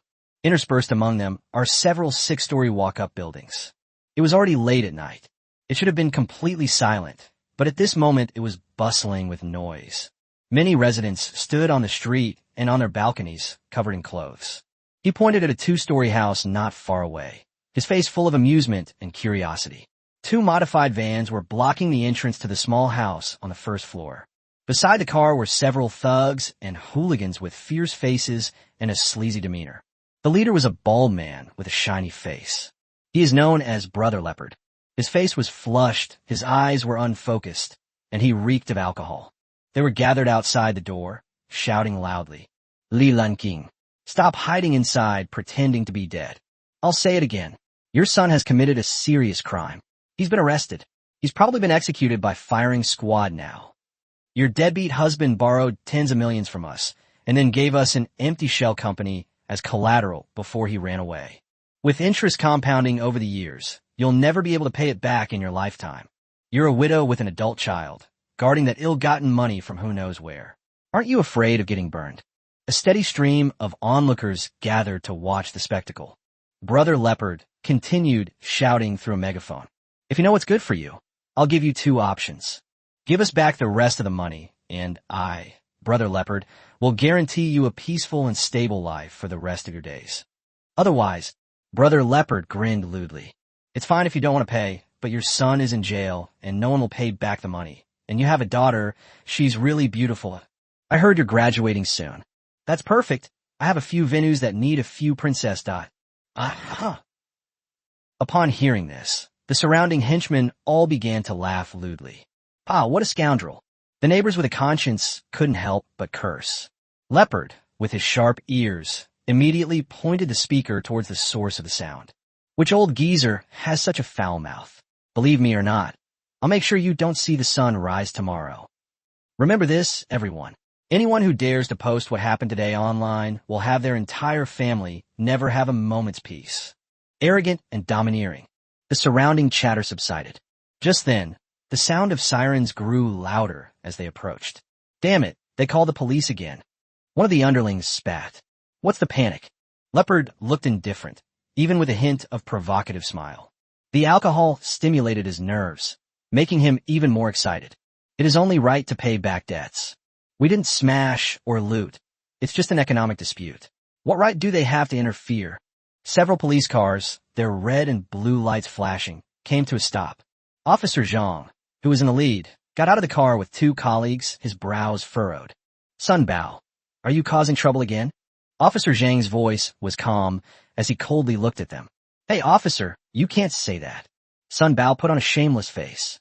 It is only right and proper to pay back debts. This family owes us money, so it is reasonable and legal for us to come and collect the debt. As far as I know, the Zhang family's debts have been paid off. Officer Zhang said coldly. That was the previous transaction. Sun Bao produced an IOU. This is another loan she took from our company before her husband, Jiang Jinglong, absconded. It's all in writing. This interest and principal have been outstanding for several years. We have to get it. Officer Zhang sneered. Don't think I don't know what kind of Julie Financial is behind you. I warn you, the net of heaven is vast, its meshes are wide, yet nothing escapes it. We'll wipe you all out sooner or later. Oh dear, Officer Zhang, I'm so scared. Under the influence of alcohol, Sun Bao became even more arrogant. He patted his chest and gave a fierce look to his face. We won't do anything. We won't smash or loot. We'll just wait here. We need to eat too. If they don't pay us back, we won't leave. Officer Zhang's expression remained calm, but a glint of anticipation lurked deep in his eyes. He glanced at the time on his watch. It was about time. And not leaving? I think you won't be able to leave, even if you wanted to. Sun Bao burst into laughter upon hearing this. Oh, officer, you want to invite us for tea? But I have things to do. Sun Bao, looking like a rogue, pulled out the IOU again.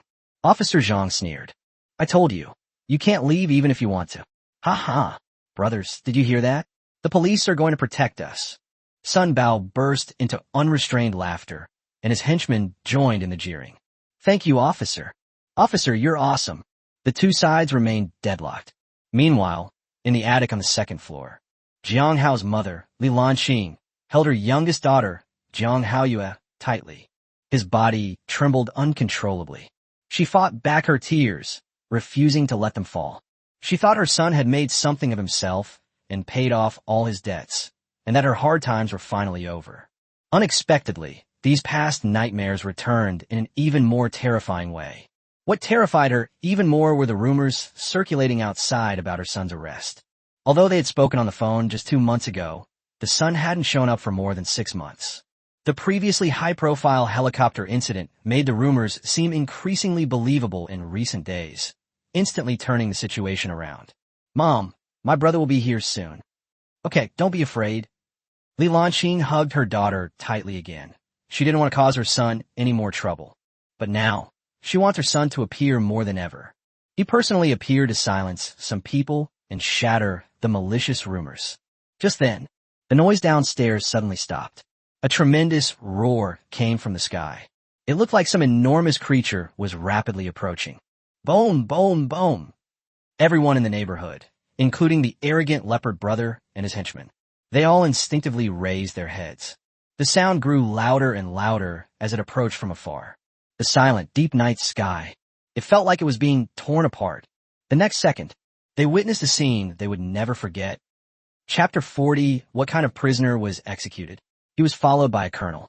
My God, what is that? An airplane, a helicopter. It's a helicopter. When the helicopter's navigation lights were overhead, everyone could see clearly. Not one, not two. There were a total of 7. It is a complete and imposing military helicopter formation. Leading the way were 2 menacing, violently beautiful attack helicopters, the Z-19. The rocket launchers mounted under the wings were gleaming coldly. Following closely behind were 2 smooth, dark green general-purpose transport helicopters, the Z-20. At the very back were 3 Z-19 attack helicopters arranged in a triangular formation, guarding the rear of the entire formation. 7 helicopters appeared in the sky above Jiangsheng and hovered above the residential area. The enormous rotors churned up air currents that hurtled towards the ground, making it impossible for people to open their eyes. My God, is this a movie shoot? No, it's the military. Look at the military insignia on the fuselage. It's a real military. Some people noticed the military insignia shining on the helicopter skin. The crowd erupted in a frenzy, everyone stunned by the shocking scene before them. What the hell is going on? Sun Bao's alcohol levels had been sobered up by this scene. The arrogance on his face was replaced by fear. His heart began to tremble. The henchmen around him turned ashen-faced and their legs went weak. They stared blankly at the sky. Before they could react, a huge searchlight suddenly turned on from a Z-20 helicopter. A bright beam of light shot down to the ground, instantly illuminating the area where Sun Bao and the others were as bright as day. Immediately afterwards, the doors of the 2 Z-20 helicopters slid open, for black ropes were thrown down from inside. The next second, 22 soldiers were covered in individual exoskeletons. Special Forces soldiers wearing night vision goggles and carrying QBZ-191 rifles. The scene of them rapidly rappelling down the rope is like divine intervention. They moved with fluid grace and perfect synchronization. Upon sliding to the ground, it instantly dispersed. In a short time, a group of people on the ground were surrounded by 22 Special Forces soldiers. These soldiers exuded a chilling aura of killing intent. Each person, with their face covered by a black mask, gave off a chilling feeling that seemed to touch their very spine. 22 dark gun muzzles, coming from all directions. They precisely locked onto Sun Bao and his gang of thugs. At this point, Sun Bao and the thugs were completely terrified. These people, although they fight each other all the time, but I've never seen anything like this before. This is different from what's shown in the movies. It's hundreds of times more terrifying. Many of the thugs had collapsed to the ground. Sun Bao trembled uncontrollably, his legs shaking violently. He had completely sobered up, and at that moment he finally understood what Officer Zhang had said. This is the meaning of the phrase, you can't leave even if you want to. At this moment, the Z-20 helicopter is hovering at its lowest point. We began to descend slowly. The rotor blades whipped up fierce winds from the ground, sending sand and stones flying. The thugs covered their faces and wailed as the wind blew. The Z-20 helicopter landed steadily on the ground. The hatch slid open again. A young figure stands against the bright light. He stepped out of the cabin, those following behind him. He was a middle-aged military officer in uniform, bearing the rank of senior colonel. Sun Bao peered through his fingers, braving the bright light and strong wind. In an instant, his eyes widened. His face had an expression more terrifying than if he had encountered a ghost. This person got off the helicopter. A young man, accompanied by an officer, followed behind him. It's Jang Hao. It was the eldest son of the Jiang family, whom he claimed had already been arrested and executed. When the neighbors recognized that familiar face, the crowd erupted in excitement. It was in an uproar. Isn't this the eldest son of the Jiang family? It's Jang Hao. My God, wasn't it said that he was arrested and executed by the army? Nonsense. Have you ever seen a death row inmate brought back by a general in an armed helicopter? This is clearly a high-ranking official, returning home in glory. Holy crap. Holy crap. This is even more exciting than filming a movie. This is the real return of the king.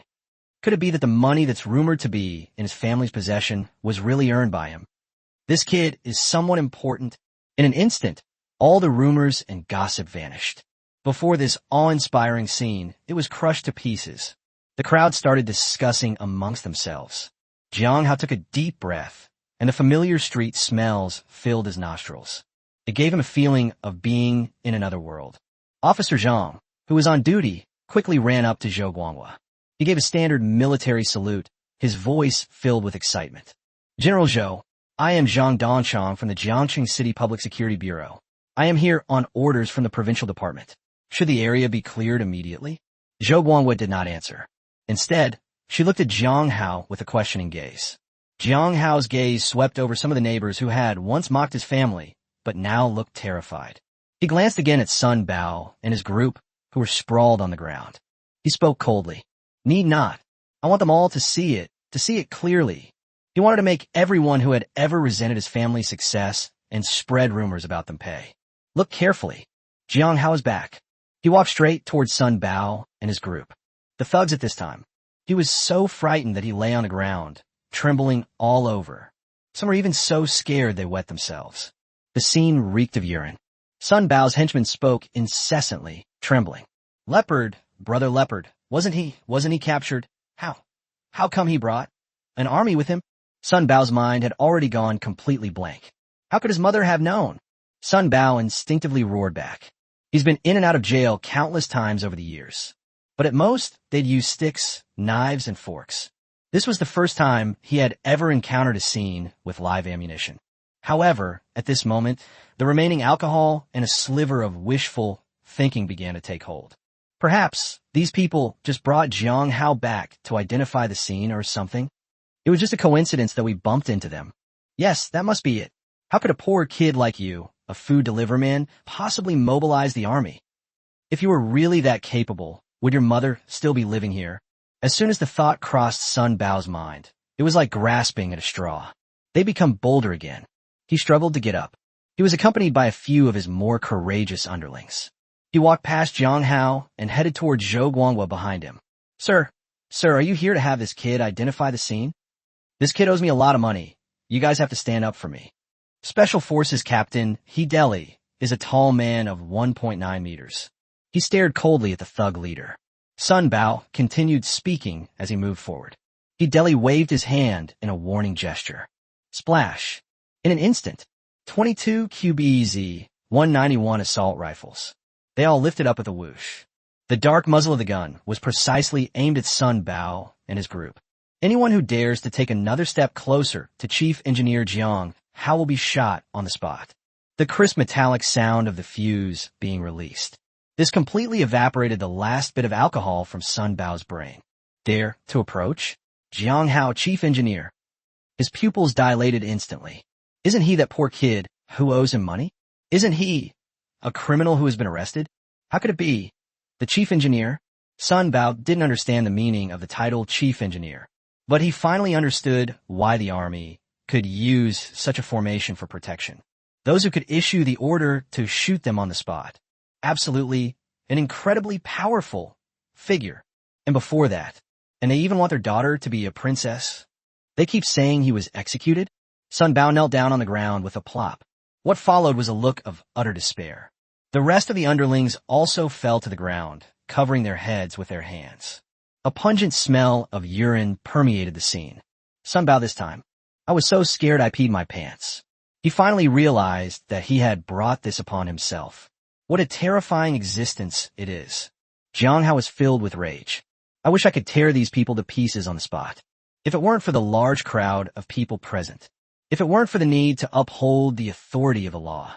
He really will personally tear these scumbags in front of him to pieces. He stopped looking at the ants and looked through the crowd.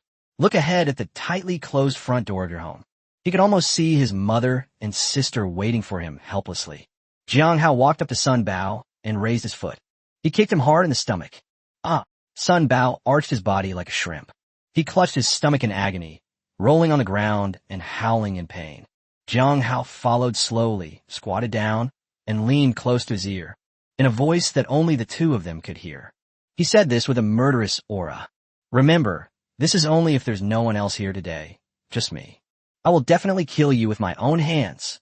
Upon hearing this, Sun Bao felt a sudden heat rise to his crotch. Feces and urine flowed out uncontrollably together. Jang Hao stood up and refused to look at him again. He turned around and said coldly to Zhou Guangwa, "This place is now in your hands." "Clear." Zhou Guangwa nodded heavily. At this moment, Li Qinglan and her daughter Jang Hao were in the attic on the second floor. They remained tightly embracing each other, although the attic has better sound insulation. However, the powerful sound of the helicopter's rotor blades still penetrated the noise. The sound was just weakened, making it sound like a tractor. The noise kept going on, and they even thought that the thugs were starting to use other methods. Jang Hao released her mother and trembled as she went to the window to look outside. Unexpected. "Elder brother.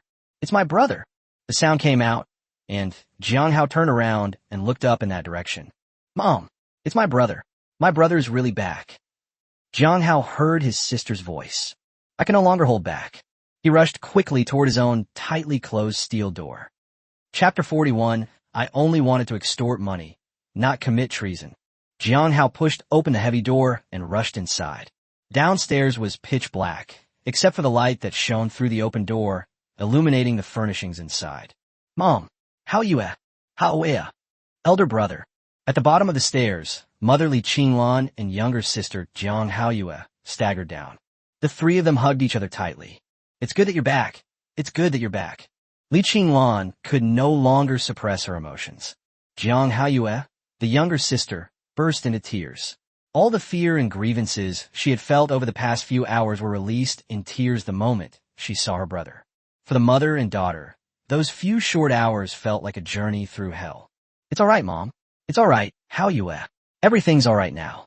Jang Hao hugged them tightly, repeating the same thing over and over again. "I'm sorry I'm late. It's my fault. I should have settled you all in sooner." Jang Hao's voice was filled with guilt and self-blame. He gently stroked his mother's trembling back and looked at his sister's red, tear-filled eyes. "My heart is breaking." He swore that this would never happen again. The mother and daughter gradually calmed down in Jang Hao's warm embrace. Outside the door, a thunderous storm was just beginning. Zhou Guangwa watched as Chief Engineer Jiang Hao rushed into the room. The gentleness on his face vanished instantly. He turned to Officer Zhang, who was standing to the side, and gave the order. "Immediately clear the surrounding area and seal off the scene. Everything that happened tonight is classified as top secret and placed under the highest level of control. No information is allowed to leak out." "Yes." After Officer Zhang stood at attention and responded, he immediately began directing his officers to disperse the crowd of onlookers. The entire neighborhood quickly quieted down. All that remained were the roar of helicopters in the sky and the wails and cries of the thugs. Zhou Guangwa's gaze fell on Sun Bao and the others who were kneeling on the ground. He said in an icy tone, "Extortion, provoking trouble, disturbing social order, organizing and leading a criminal organization." Each time Zhou Guangwa uttered a crime, Sun Bao's heart sank a little more. These thugs are all somewhat involved in these crimes. It's common for people to spend several years in jail. But Zhou Guangwa's next words terrified them, as well as... Zhou Guangwa paused for a moment, then raised his voice. "It exudes an unquestionable majesty. Endangering national security, treason, treason." These two words slammed down on all the thugs on the ground. They were completely dumbfounded. They admitted to those crimes that were typical of thugs and hooligans. It can endanger national security and constitute treason. This is a capital offense. How could they possibly be involved in this? They don't even know which way the door to national security opens. Sun Bao scrambled over to try and explain. "Sir, we're innocent. We were just drunk and wanted to ask for some money. We didn't do anything." Just as he was about to approach Zhou Guangwa, his hand was stomped hard on by the Special Forces soldiers' boots. "Ah!" Sun Bao let out a blood-curdling scream, like a pig being slaughtered. Zhou Guangwa looked at him coldly and said, word by word, "This threatens the personal safety of the chief planner of the Dragon Kingdom and his family, unsounding the foundation of national planning and undermining the cornerstone of the nation. What is this if not a threat to national security? What is this if not treason? Zhou Guanghua's words resonated deeply. The chief designer of the Ayian 7th-generation fighter jet project, the creator of this national strategic asset, and his family have suffered such humiliation.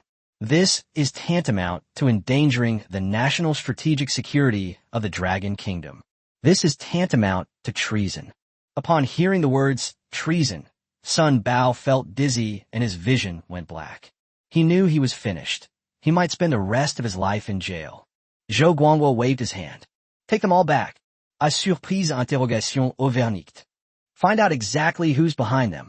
Yes. He deli made a gesture. The Special Forces soldiers then picked them up like chicks.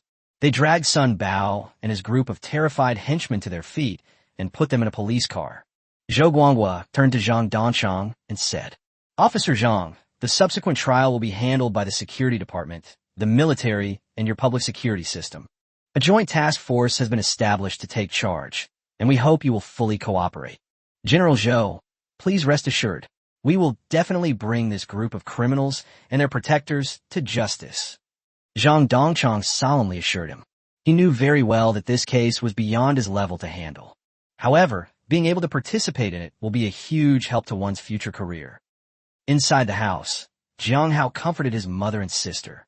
He turned around and looked around the house. More than half a year has passed since I left, and the furnishings in my home remain unchanged, still as simple as ever, even if it was tens of millions given to the mother. However, given her mother's frugal nature, she was reluctant to spend money recklessly. Moreover, the family has experienced great ups and downs. My mother understands better than anyone the principle that having money in hand brings peace of mind. At this moment, Zhou Guangguo walked in. He ordered his men to stand guard outside, while he came in to report the situation. Chief Engineer Jiang, we got a preliminary understanding, but before we even used any methods, those people all gave up.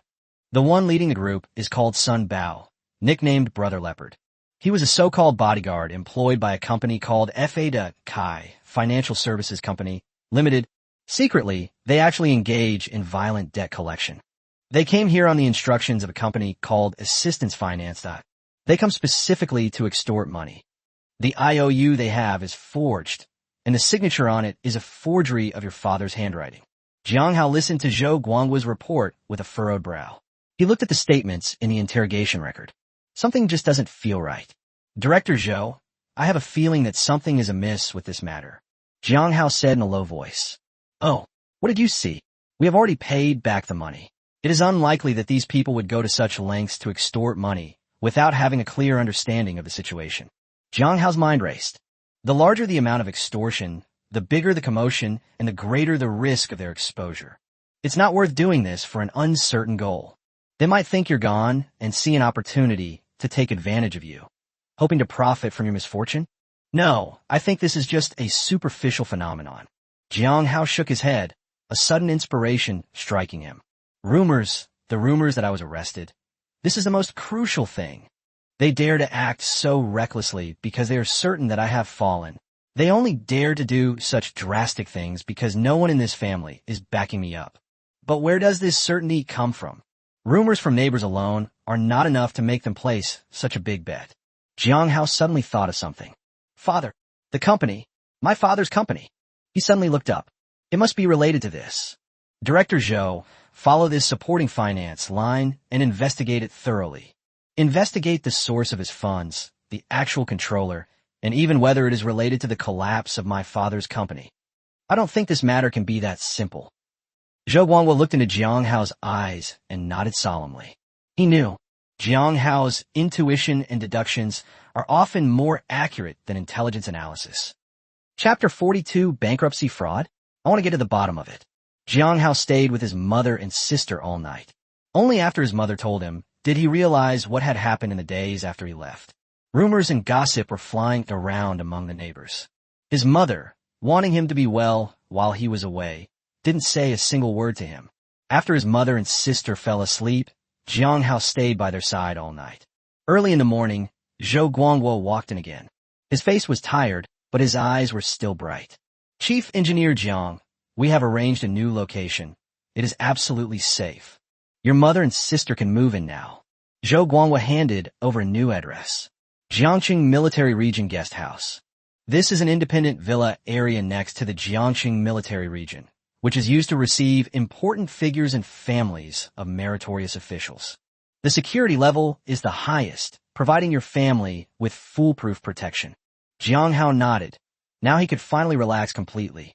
In addition, Zhou Guanghua changed the subject and handed over a new document.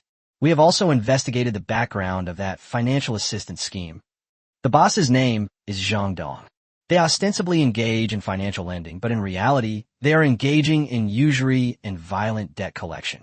Sun Bao was the fiercest dog he kept. According to our investigation, although Zhang Dong was a gangster before, his gang was not large-scale. After he went out of business, he knew how to be tactful. So this time, the arrogance and large-scale mobilization are indeed very abnormal. Zhang Dong is already in the interrogation room. Jang Hao took the document and began to review the interrogation records. The Jiangxing Military Region Guest House is a tranquil place with rows of independent two-story villas scattered throughout. Security is tight in the community with patrols day and night and guards every 100 steps. Seeing this, Jang Hao was relieved to know that his mother and sister were safe. After last night's turmoil, the family was finally able to sit down together and enjoy a reunion dinner. Howard, this place is such a wonderful place. It must have cost a lot of money, right? Li Qinglan asked her son. Jiang Hao placed a piece of fish on his mother's plate and said, "It didn't cost any money. This accommodation is specially provided by the government for researchers, so please feel free to stay here." Brother, what are you doing? You have so many soldiers protecting you. Jiang Haoyue finally asked the question that had been bothering her. The thrilling scene from last night is still vivid in Haoyue's mind, and she cannot calm down for a long time. Jiang Hao looked at the expectant yet worried eyes of the two of them. I know I can't be vague anymore. To truly put them at ease, they must know that they have the ability to protect their home. I am currently a key researcher in a national classified project. Jiang Hao carefully considered the wording. Remember that old professor I mentioned before? He's the one who introduced me to this field. It's like I'm going back to my old profession. Jiang Hao didn't go into too much detail. However, the fact that it is a key state secret project and that it is used by the military outside the country has proven its value and authenticity. Don't worry. What I'm doing now is contributing to the country. Those people from last night will never show up again. Jiang Haoyue was very smart. As soon as she heard classified project, she knew she shouldn't ask any more questions. She looked at her brother with a face full of pride and admiration. Wow, you're amazing. I knew you'd amount to something. The mother and her two children smiled at each other. The family was all happy together, and the long-lost warmth of home returned. After lunch, Zhou Guanghua reappeared at the doorway. This time, his expression was unusually serious. Zhang Dong from that assisting finance company has confessed. Zhou Guanghua handed Jang Hao a thick transcript of his confession. He was just a pawn pushed to the forefront. There is a real mastermind behind him. Oh, Jiang Hao's eyes lit up with interest. Just as I thought. But the company that masterminds this has absolutely no connection to the financial industry. There is no overlap or intersection in business operations. This company is an industrial company that makes customized production lines. Customized production line? Jiang Hao frowned. Isn't this exactly the main business of father's company? Right? Zhou Guanghua turned to a page of documents. This company has taken on many large orders. For example, we can build automated assembly lines for telecom stacking and packaging for new energy battery manufacturers. We manufacture precision packaging production lines for gears and bearings for car manufacturers. Most importantly, this company was founded in May 2 years ago. What? Jiang Hao's heart skipped a beat. That was 2 months after my father's company declared bankruptcy. It was also a month after my father went missing. An ominous premonition welled up in my heart. He grabbed the information of the company's actual beneficiaries. There's only one name and one photo on it. Chunjian. Jiang Hao had no recollection of this name. But when he looked at the long-haired man in the photo, he felt a strange sense of familiarity. Jiang Hao stared intently at the photo, his brows furrowed. Recalling things quickly from the depths of my memory. This face. Suddenly, a name flashed through his mind. Zhou Zhipan. Jang Hao cried out in disbelief. That's right. It's him.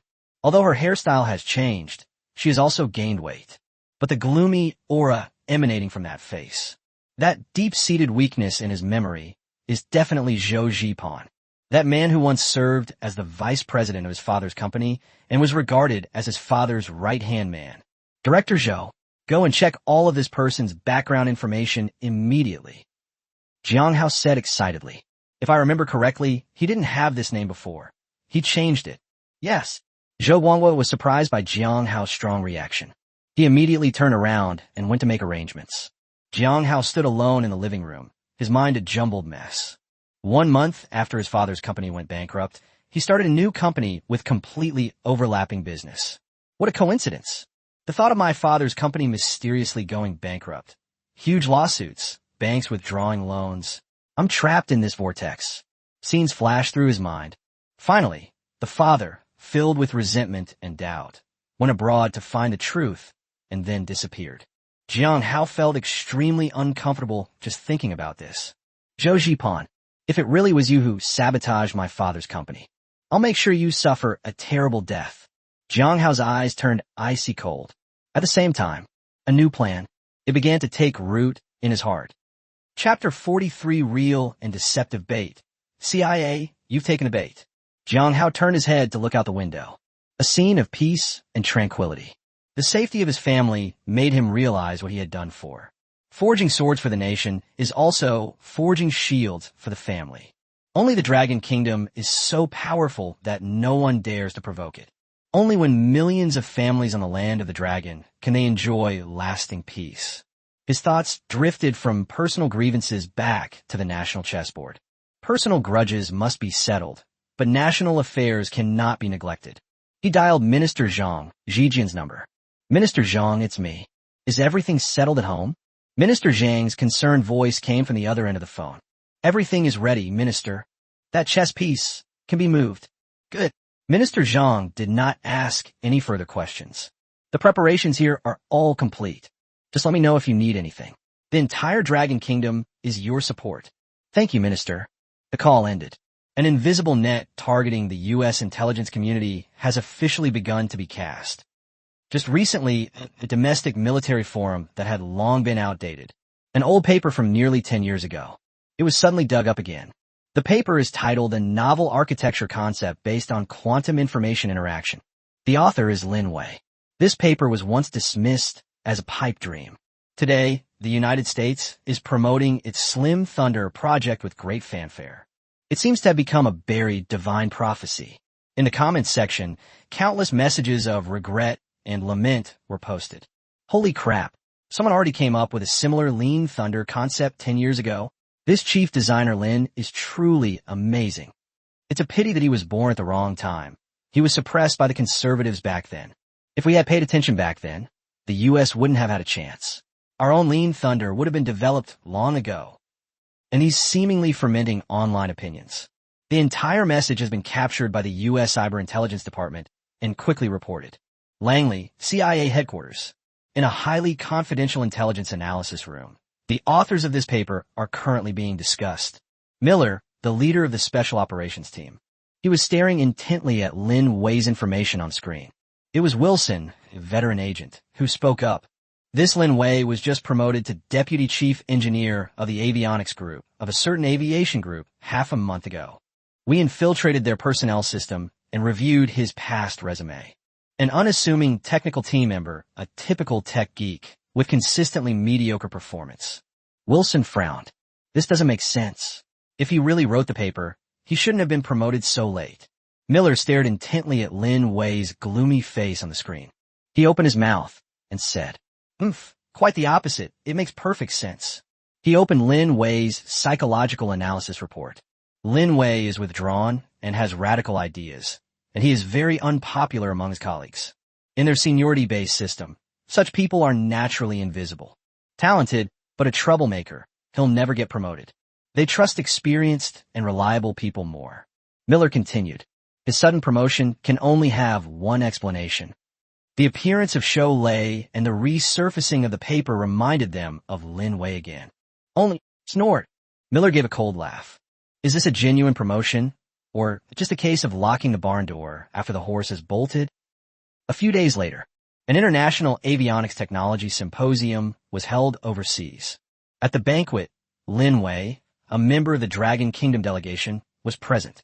Holding a wine glass, he chatted with his colleagues. Chief Engineer Lin, congratulations on your promotion. An engineer from a European company smiled and toasted him. After a flurry of drinks and toasts, one glass of wine after another was consumed. Lin Wei's expression was unfocused, and his head was spinning. He seemed to be quite drunk. Lin Wei downed the drink in his glass in one gulp. He started to complain, unable to resist. "Pa, what promotion? It's all just for show. Wasn't it because I was scared by that skinny lay on the other side? I should thank the U.S. If my proposal had been approved 10 years ago, there wouldn't be a place for skinny lay now. Now look what's happened. Just to save face, they've given me a nominal title with no real power whatsoever. I'm just suited to come out and share my life experiences with you all." Lin Wei became more and more excited as he spoke, grabbing the arm of one of his colleagues. He wanted to vent all the anger in his heart. What a load of bullshit new project. It's been going on for years. They're all amateurs trying to instruct professionals. Our chief engineer is still thinking about things from more than a decade ago. He has no idea what the future will require. Budget approval is still very tight. It will take half a month just to submit a report.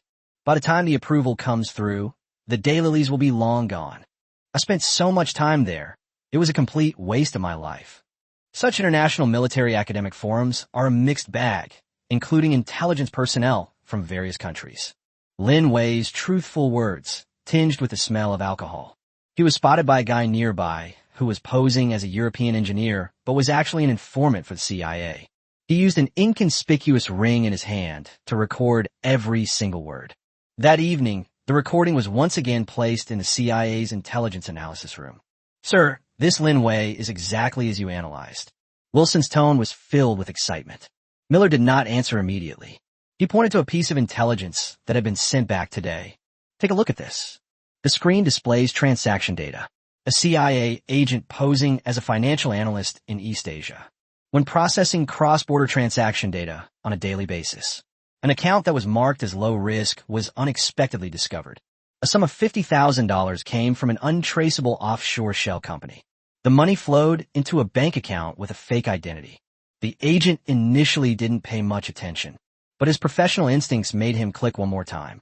He retrieved the account's spending records for the past year. "I discovered something amazing. 6 months ago, all the consumption locations were concentrated in a third-tier city in China. In the last 6 months, all consumption locations have suddenly shifted to the city where the Shishan base is located." The agent's heart skipped a beat. "Immediately transmit this data back to CIA headquarters." However, when the headquarters used technical means to track and compare the actual controllers of the accounts, the result made them all gasp in astonishment. The actual controller of this account is none other than Lin Wei, who is currently attending the meeting and is the deputy chief engineer of avionics at a certain aviation group in China. The people in the intelligence room were first surprised, then excited. Team leader Miller spoke confidently. "That makes sense. Everything makes sense now." In their view, Lin Wei is a person who is talented but unappreciated, suffers from suppression, and has his promotion blocked. Having talent but nowhere to use it. Over time, this generated immense resentment and dissatisfaction, and gradually they began to engage in small-scale business dealings with overseas entities. This exchange meeting was most likely another instance of receiving illicit funds. Furthermore, his life trajectory proves this. His identity is highly consistent with that mysterious Shishan base. And that new project he mentioned, he'd been waiting all this time for nothing. It must be referring to that mysterious flying object in the Shishan base. Miller laughed, his eyes filled with greed and a desire for control. "A big fish. It's a big fish." His remarks at the exchange meeting further demonstrated his dissatisfaction with his current life and situation. A talented but unappreciated cat. A philandering cat. This is practically a textbook example of a target for defection. Thus began a defection operation targeting Lin Wei. The setup has begun, but they never expected that the fish that had taken the bait would be the one. Chapter 44. God? Or a sacrifice? CIA Langley Headquarters. A game codenamed Goldfish. The defection operation specifically targeting Lin Wei has been officially approved. Klaus, a CIA agent who infiltrated China. The task has been officially received. Miller said to Klaus, "You are one of our best field agents. You must successfully win over Lin Wei, the target this time, and do it with just the right amount of force." Klaus smiled confidently. "Sir, I've seen far too many people like this. They're like a spring that has been suppressed for too long. With just a little praise and recognition, they will regard us as their only confidants." A few days later, at a library in a third-tier city in China, a man called out to Lin Wei. This person is none other than Agent Klaus. At this moment, he is a senior engineer at a multinational technology company. "Mr. Lin," a slightly broken Chinese voice came from behind Lin Wei. Lin Wei turned around and saw a blonde, blue-eyed man. His face was full of enthusiasm and excitement. "You must be Lin Wei, Chief Engineer Lin?" "Yes, that's me. And who are you?" Lin Wei showed a hint of wariness. "My name is Klaus, an engineer working in China." Klaus extended his hand enthusiastically, his face showing an expression of admiration. "I have read your masterpiece." Klaus took out a tablet computer. The article on the screen was from 10 years ago, a novel architecture concept based on quantum information interaction. That article is simply a masterpiece. It completely transcends its time. "I've been studying this article for a long time, and I never expected that you had such an idea back then." The barrage of praise left Lin Wei somewhat bewildered, although he was always confident in his own talent. However, such enthusiastic and straightforward praise, especially from a foreign colleague who was so generous with his compliments, is truly remarkable. It quietly ignited his heart, which had been dormant for many years. The wariness on Lin Wei's face gradually faded. Those were just immature ideas. No. Klaus shook his head vigorously. "You're too modest. That's not immature. That's ahead of its time. If you had received support back then, the sky would probably be even more spectacular now." After a round of compliments, a slight smile appeared on Lin Wei's face. The two talked about the paper for a long time, and Klaus always managed to ask some precise questions, while showcasing their academic interest and professionalism. And it also allows the stage to be given to Lin Wei at just the right time. It allowed him to perfectly experience the feeling of showcasing his talent and being adored. After a thoroughly enjoyable exchange, Lin Wei's ego was greatly satisfied. "Chief Engineer Lin, please forgive my lack of knowledge. There are always technical issues I don't understand. Would I have the honor of continuing to learn from you?" Klaus then made his request. "Sure." Lin Wei readily agreed. The two exchanged contact information. Klaus looked at Lin Wei's chat box, and a cold smile appeared on his lips. Step 1, perfectly achieved. The days that followed, Klaus perfectly embodied the role of a diligent and studious student who also deeply respected Lin Wei. He never talks about any sensitive topics. Each exchange revolved around purely technical and academic issues. The questions he asks are always of exceptional quality. It can demonstrate his thirst for knowledge and his professional expertise. And yet, they always seem clueless at crucial moments. This left Lin Wei with ample room to teach. And Lin Wei's every answer. All of this gave him a great sense of accomplishment and satisfaction. Gradually, he came to regard this engineer who held him in high esteem. He regarded her as a rare confidant and student. A few days later, in a quiet and elegant tea house, Klaus invited Lin Wei to have tea and talk at this place. According to information from the intelligence agency, Lin Wei is quite interested in ancient calligraphy and paintings. Lin Wei's gaze lingered during their conversation. "I was frequently drawn to the replica of an ancient painting on the wall." Seeing this, Klaus asked, "What's wrong, Mr. Lin?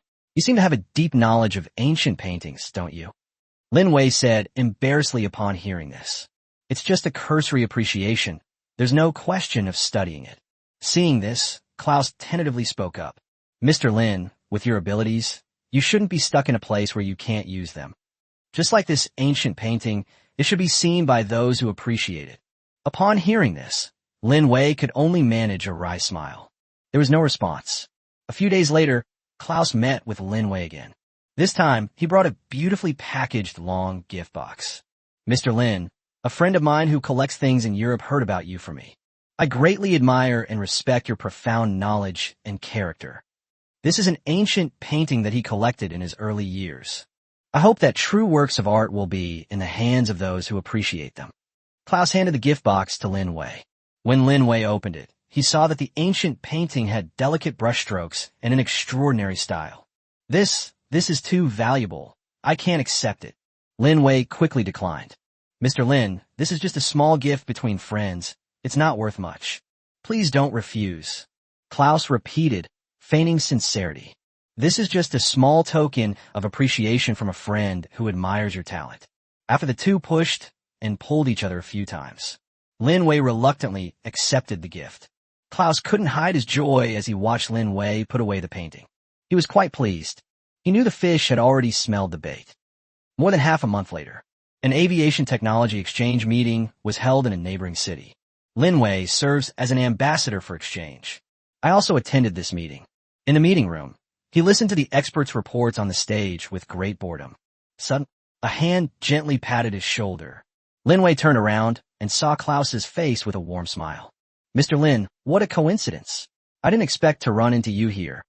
It was evening, inside a private room at a top-tier private club in a neighboring city. Klaus and Lin Wei sat facing each other. Several bottles of expensive, high-end red wine were placed on the table. After a few drinks, the atmosphere became lively. Klaus began.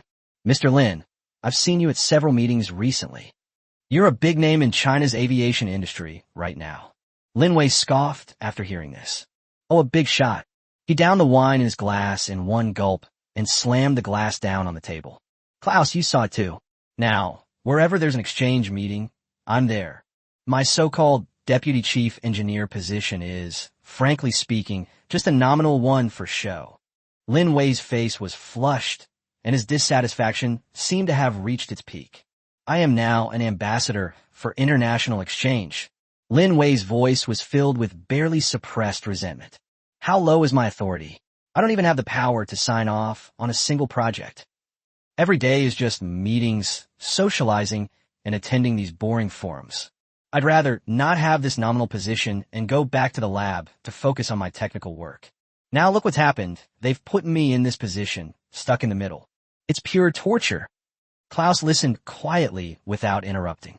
He was secretly overjoyed. The situation unfolded exactly as they had anticipated. Lin Wei's dissatisfaction had reached its peak. The spring that had been suppressed for so long had been compressed to its limit. Now, all it takes is a gentle push. He is a highly valuable target for defection. Mr. Lin, that's because some people are short-sighted and blind to talent. True talent will never be buried. Klaus lowered his voice and spoke in a seductive tone. No one here appreciates your talent, but that might not be the case elsewhere. There are plenty of places that will pay for your abilities and talents. Upon hearing this, Lin Wei paused, a fleeting glint of greed and longing flashing in his eyes. But that glimmer of hope was quickly replaced by vigilance and fear. Mr. Klaus, I don't quite understand what you mean. He waved his hand in feigned panic, avoiding eye contact with Klaus. I'm just a tech guy. I don't know anything about appreciation or paying for things. Seeing him like this, Klaus smiled. Everything was under his control. He took out a fine fountain pen from the bag beside him. It was placed on the table and gently pushed towards Lin Wei. Mr. Lin, this pen is a limited edition Mont Blanc. The sapphire on the pen cap symbolizes wisdom and value. The deep blue gem shimmered with a captivating luster under the light. Our company is currently seeking a technical consultant on hypersonic aircraft. He paused deliberately, observing Lin Wei's reaction. We are willing to work for truly insightful experts. Provide compensation commensurate with the value of his wisdom. Klaus did not mention money directly, but the word compensation. That's clear enough. Lin Wei's breathing became rapid instantly. His entire attention was focused on that expensive pen. He stared intently at the pen, his Adam's apple bobbing uncontrollably. Klaus could tell. He was going through a fierce internal struggle. Wealth and recognition are within easy reach. Klaus didn't urge him. He quietly sipped his drink, quietly appreciating the scene before me. He felt like a god, enjoying the struggle of humanity unfolding before him. Time passed second by second. The private room was so quiet you could hear breathing. After a long while, Lin Wei finally reached out, his hand trembling as he reached for the pen. Klaus's heart began to race. He knew he had a chance. The fish is about to bite. A tremendous sense of accomplishment welled up inside him, as if he were about to become the hero who turned the tide for the United States. I will personally unveil the mystery of that Oriental ghost. This tremendous achievement will soon belong to him. Klaus. I'll think about it. Lin Wei's voice trembled noticeably. Notarus. Klaus leaned back on the sofa. Her elegant smile returned to her face. In his view, I should think about it. That means we're already halfway there. It's just a matter of time. Tonight, let us enjoy the wine and our friendship to the fullest. As for technological cooperation, I believe we have a long way to go. He raised his glass and gestured to Lin Wei. Lin Wei also stiffly raised his glass. The two wine glasses touched lightly in the air, producing a crisp sound. To Klaus, it sounded like a premature victory song. Chapter 45: The Traitor Within Father's Side. Jiangcheng. The inside story of Jang Hao's father's company bankruptcy was revealed through a thorough investigation. Inside the villa area, Zhou Guangwu walked in carrying a thick file. Chief Engineer Jiang. This time we've thoroughly investigated the matter. Zhou Guangwu took a deep breath. You're right. That man who changed his name to Chun Jian is Zhou Zhipan. Under our meticulous investigation and interrogation, he confessed everything. Zhang Dong, who helped with finance, is a distant cousin of his. But the relationship has become very distant. We hardly ever interacted before. More than 2 years ago, Zhang Dong was just a low-level hoodlum in the private lending industry. It was Zhou Zhipan who suddenly injected a huge sum of money into him. He was supported in establishing Zhuli Finance. Let him expand rapidly in a short period of time. Zhang Dong helps finance every high-interest loan issued and recovered. Zhou Zhipan can obtain huge indirect profits. You could say that he doesn't show his face, but he can control everything. And the real mastermind behind this intimidation and extortion against your family is Zhou Zhipan. After he finished speaking, the room fell into a deathly silence. Jang Hao had his back to Zhou Guangwu. He remained silent, but Zhou Guangwu could sense it. Jang Hao felt a silent surge of anger rising within him. Jang Hao silently turned around and spoke. My dad's company. He must have ruined it. Faced with Jang Hao's affirmative tone, Zhou Guangwu nodded heavily. That's right, he confessed. He orchestrated the whole thing from beginning to end. This is a scheme that has been planned for years, specifically for your father. Zhou Guangwu pushed a revised report summary in front of Jang Hao. He exploited 2 of your father's company's operational characteristics, which were also its fatal weaknesses. Extremely reliant on overseas core components and a business model that relies heavily on upfront investment to secure orders. They wove a massive supply chain trap that dragged your father's company down with it. Let's go back 3 years. Inside the high-level conference room of Xingyuan Industrial Technology Company Limited in Jiangxing. The atmosphere at the scene was tense and heavy. The company's founder, Jiang Jinglong, had a furrowed brow.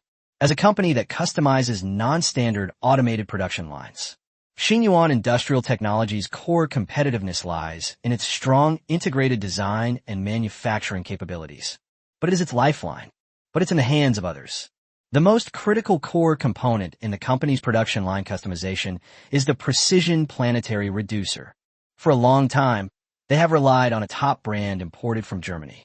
Although the quality is good, the price is high and the delivery time is long. Zhou Zhipan was the head of the company's purchasing department at the time. He enjoyed Jiang Jinglong's deep trust and was regarded as his right-hand man.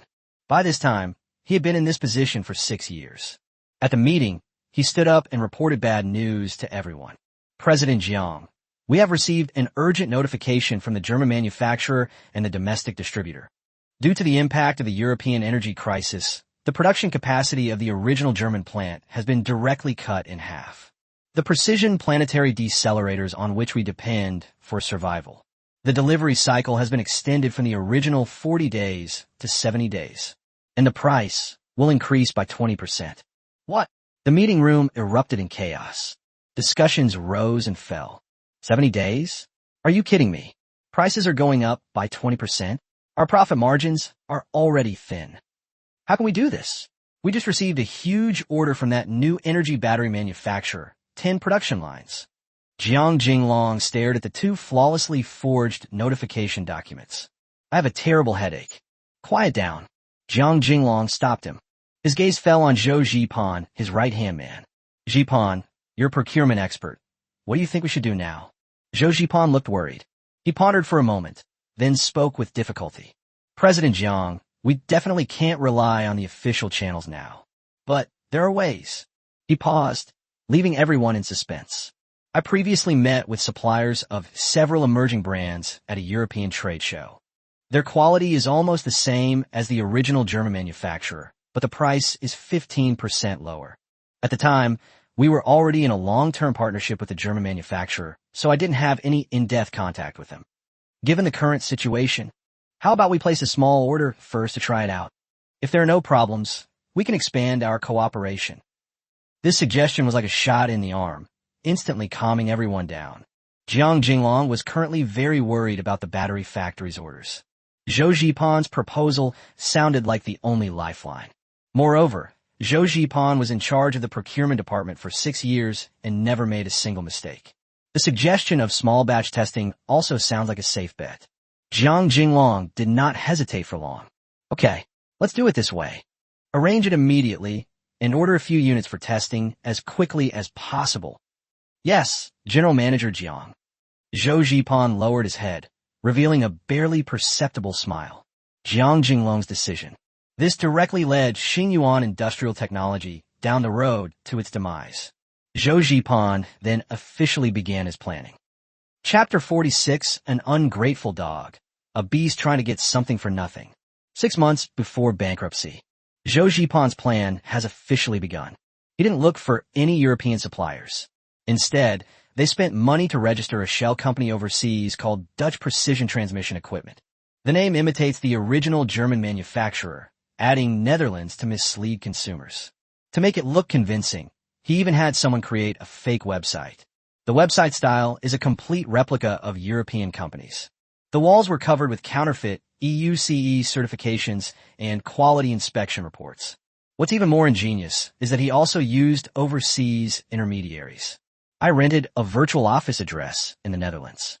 It is specifically used for receiving and sending packages and answering phone calls.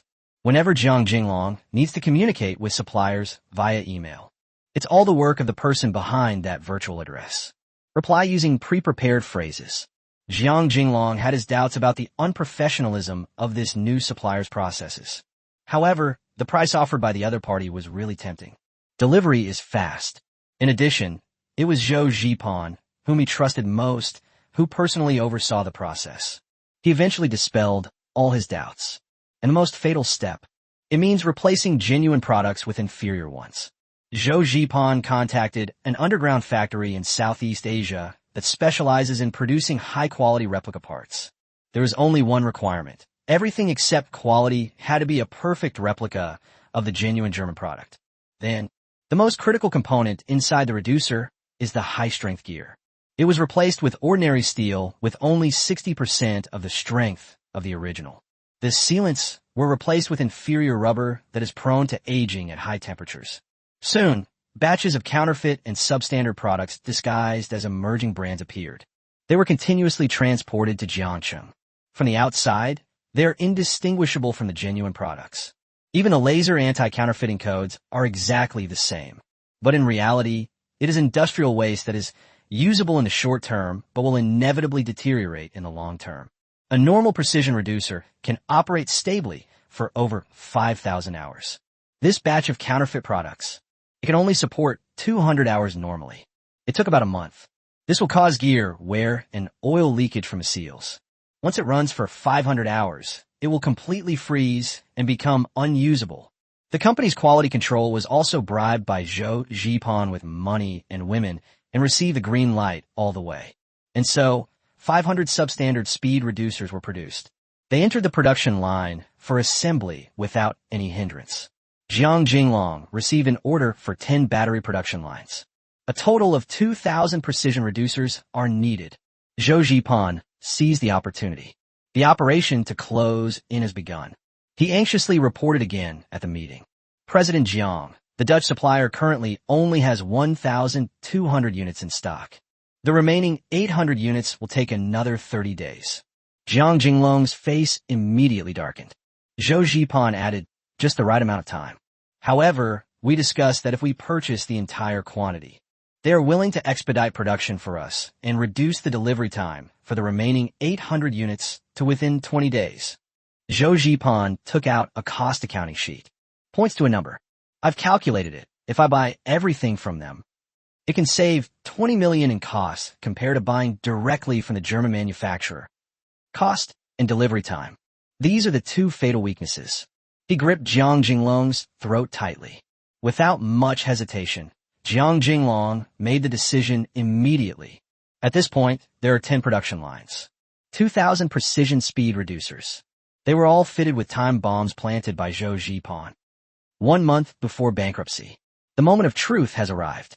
Zhou Zhipan accurately calculated the failure time of counterfeit and shoddy products. 42 days after the production line was delivered to the battery factory customer, the bomb detonated as scheduled. 10 brand new production lines. During high-speed operation, there were repeated strikes. The positioning deviation of the robotic arm is getting larger and larger. Expensive battery cells were repeatedly installed in the wrong position. Immediately afterwards, the entire production line came to a complete standstill. The production workshop was filled with the piercing sound of alarms.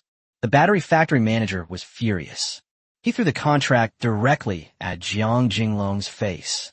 Jiang Jinglong, according to the contract, if a quality problem with a core component occurs within 6 months of equipment delivery, you need to compensate me for all the losses and replace the parts free of charge. Listen to me. Our factory can produce 300,000 battery cells per day.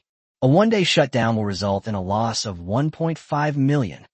Work has been suspended for 16 days now, and the losses from the suspension amount to 24 million, including the cost of replacing 2,000 speed reducers. You need to compensate us 32 million. 32 million. This is an astronomical sum. At that time, the company only had 17 million in its account. We simply can't afford to lose this money. Even more deadly is Zhou Zhipan also secretly delivered the final blow. He not only bribed the purchasing manager of the battery factory, asked the other party to use the equipment quality as an excuse. Payment of the final balance for the order is suspended. At the same time, he also spread rumors wildly within the industry. They claimed that Jiang Jinglong's company was about to go bankrupt and that his clients were suing him for tens of millions of yuan. In an instant, various part suppliers, they all rushed to the door, demanding payment for their respective supplies. In total, 13 million. Overnight, Xingyuan Industrial Technology Company Limited is in dire straits. On one hand, there's the 26 million yuan in outstanding payments that have been temporarily withheld. On one hand, there's a compensation payment of 32 million and 13 million in supplier payments. A pincer attack from 3 sides. The company's money vanished in an instant. When the bank learned that the company had a huge claim, directly cut off loans. Jiang Jinglong was in a hurry to take on various orders from small factories to cope with the situation. However, due to Zhou Zhipan's rumors and demand for compensation, nobody is cooperating. Jiang Jinglong was ultimately driven to desperation. Through Zhou Zhipan's introduction, he borrowed tens of millions of yuan from Zhuli Finance to pay off compensation and goods payments. Subsequently, it declared bankruptcy. The whole process, Jiang Jinglong felt he was just unlucky, that he was greedy for cheap deals, and that he had been ripped off by an unreliable overseas supplier. I've never doubted it. Zhou Zhipan, who served him wholeheartedly and offered him advice and strategies. Until after bankruptcy liquidation. He then discovered that the information about the Dutch supplier was all unusually vague, and that the bankruptcy was suspicious. So he decided to go abroad in person to find out the truth. Then he vanished without a trace. After Zhou Guangwa finished speaking, the room fell into a deathly silence. He looked at Jang Hao and finished speaking his last few words. After he ruined your father's company, he used your father's previous resources to start his own business. Jang Hao clenched his fists tightly, his voice hoarse and filled with grief and indignation as he spoke. No surprise. That beast worked in my father's purchasing department for 6 years. My father knows his supplier's system better than anyone else. Not only that, Zhou Guangwa continued. Over the past 6 years, he has abused his position, taking kickbacks, accepting bribes, and even reselling company parts and products. using every means to line their own pockets. Besides, Zhou Guangwa paused for a moment, then uttered the most cruel number. Those 2,000 substandard precision reducers. He can make an 80% profit on every single one. 80%. Jang Hao suddenly raised his head. His fists were clenched tightly, and his teeth were grinding. His father's company's total profit margin for a single production line was less than 30%. That beast. He practically put the money his father used for purchasing directly into his own pocket. He also tampered with the remaining payment that was withheld from the battery factory. At least half of it went into his pocket through several shell accounts. After your father's company went bankrupt, he used that ill-gotten money, along with bank funds and the resources at his disposal. It directly established the current company. He also obtained your father's company's equipment and patents at a low price through bankruptcy liquidation. Zhou Guangwa finished speaking. My hand trembled slightly as I closed the document. Jang Hao's eyes were bloodshot and his eye sockets were red. Emotions could erupt at any moment. He suddenly chuckled softly. So, this beast was playing the role of a white glove from beginning to end. I built a gold mine for myself with my father's blood. Zhou Guangwa added the last sentence. This time, your family suddenly paid back the money all at once. Zhou Zhipan thought your father had left some way out or clues, and he couldn't hold back anymore. Because your information has been hidden, he cannot find it through any means. Let those bastards come and probe your family's secrets. I never expected that Zhang Dong and those idiots would betray me like that. The words fell. Jang Hao walked to the window, his heart already bleeding. At that moment, he really wanted to disregard everything. They'll devour these people alive. After a long while, he slowly turned around. He said it in an extremely cold tone. My father's disappearance. Is it related to him? Chapter 47. Military Technology's Devastating Strike. Are you afraid?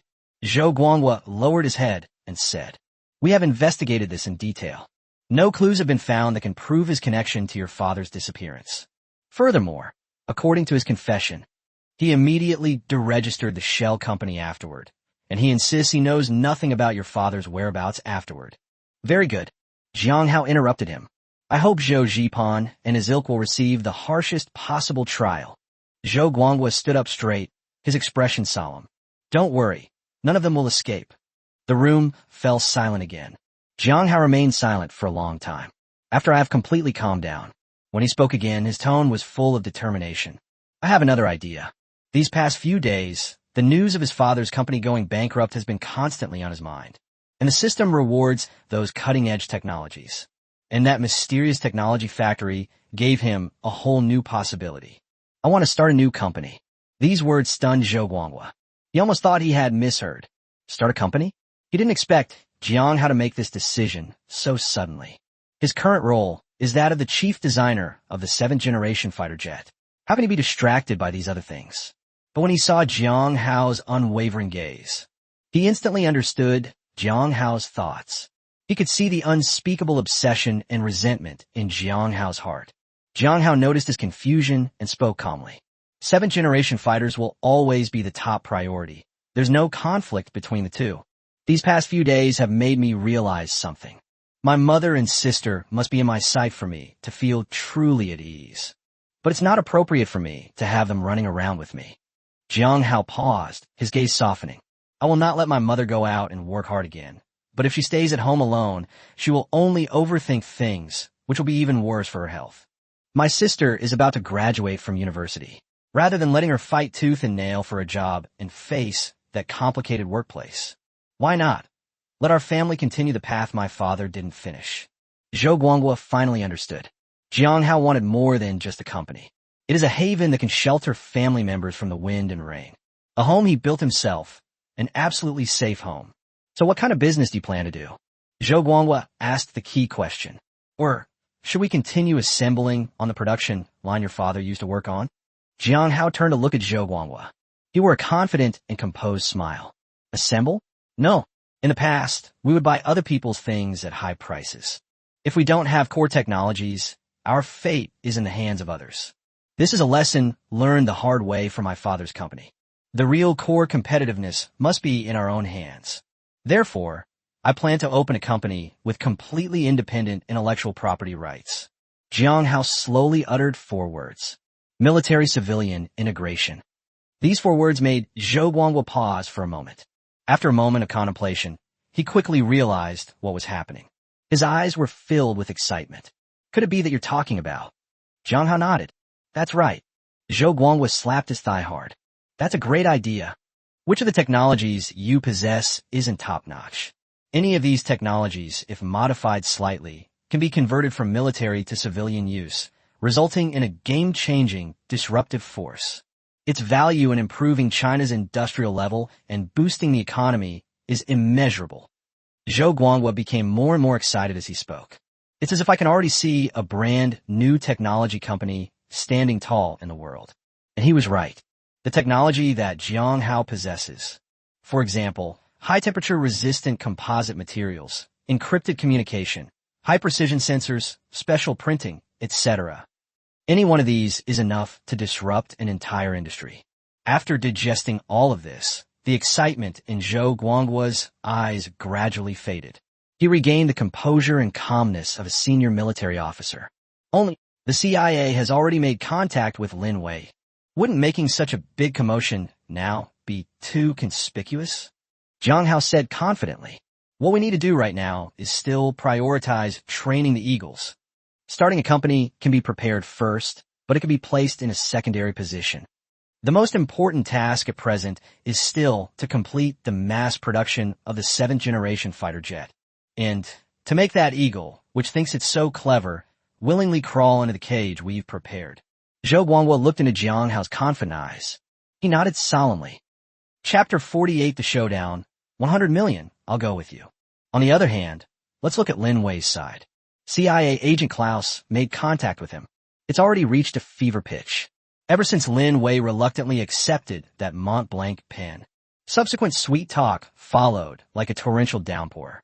Klaus almost became Lin Wei's shadow. He took Lin Wei to and from top-tier clubs that ordinary people couldn't even get close to, savoring that expensive and rare red wine. They might even cater to their preferences by holding private exhibitions of ancient paintings. He bought a painting of some value and stuffed it into Lin Wei's hand. In Klaus's view, it was a dreamland he had personally created for Lin Wei. Lin Wei has gradually become addicted to it. But what he didn't know was, every so-called sugar-coated bullet gift, Lin Wei handed everything over to the organization intact.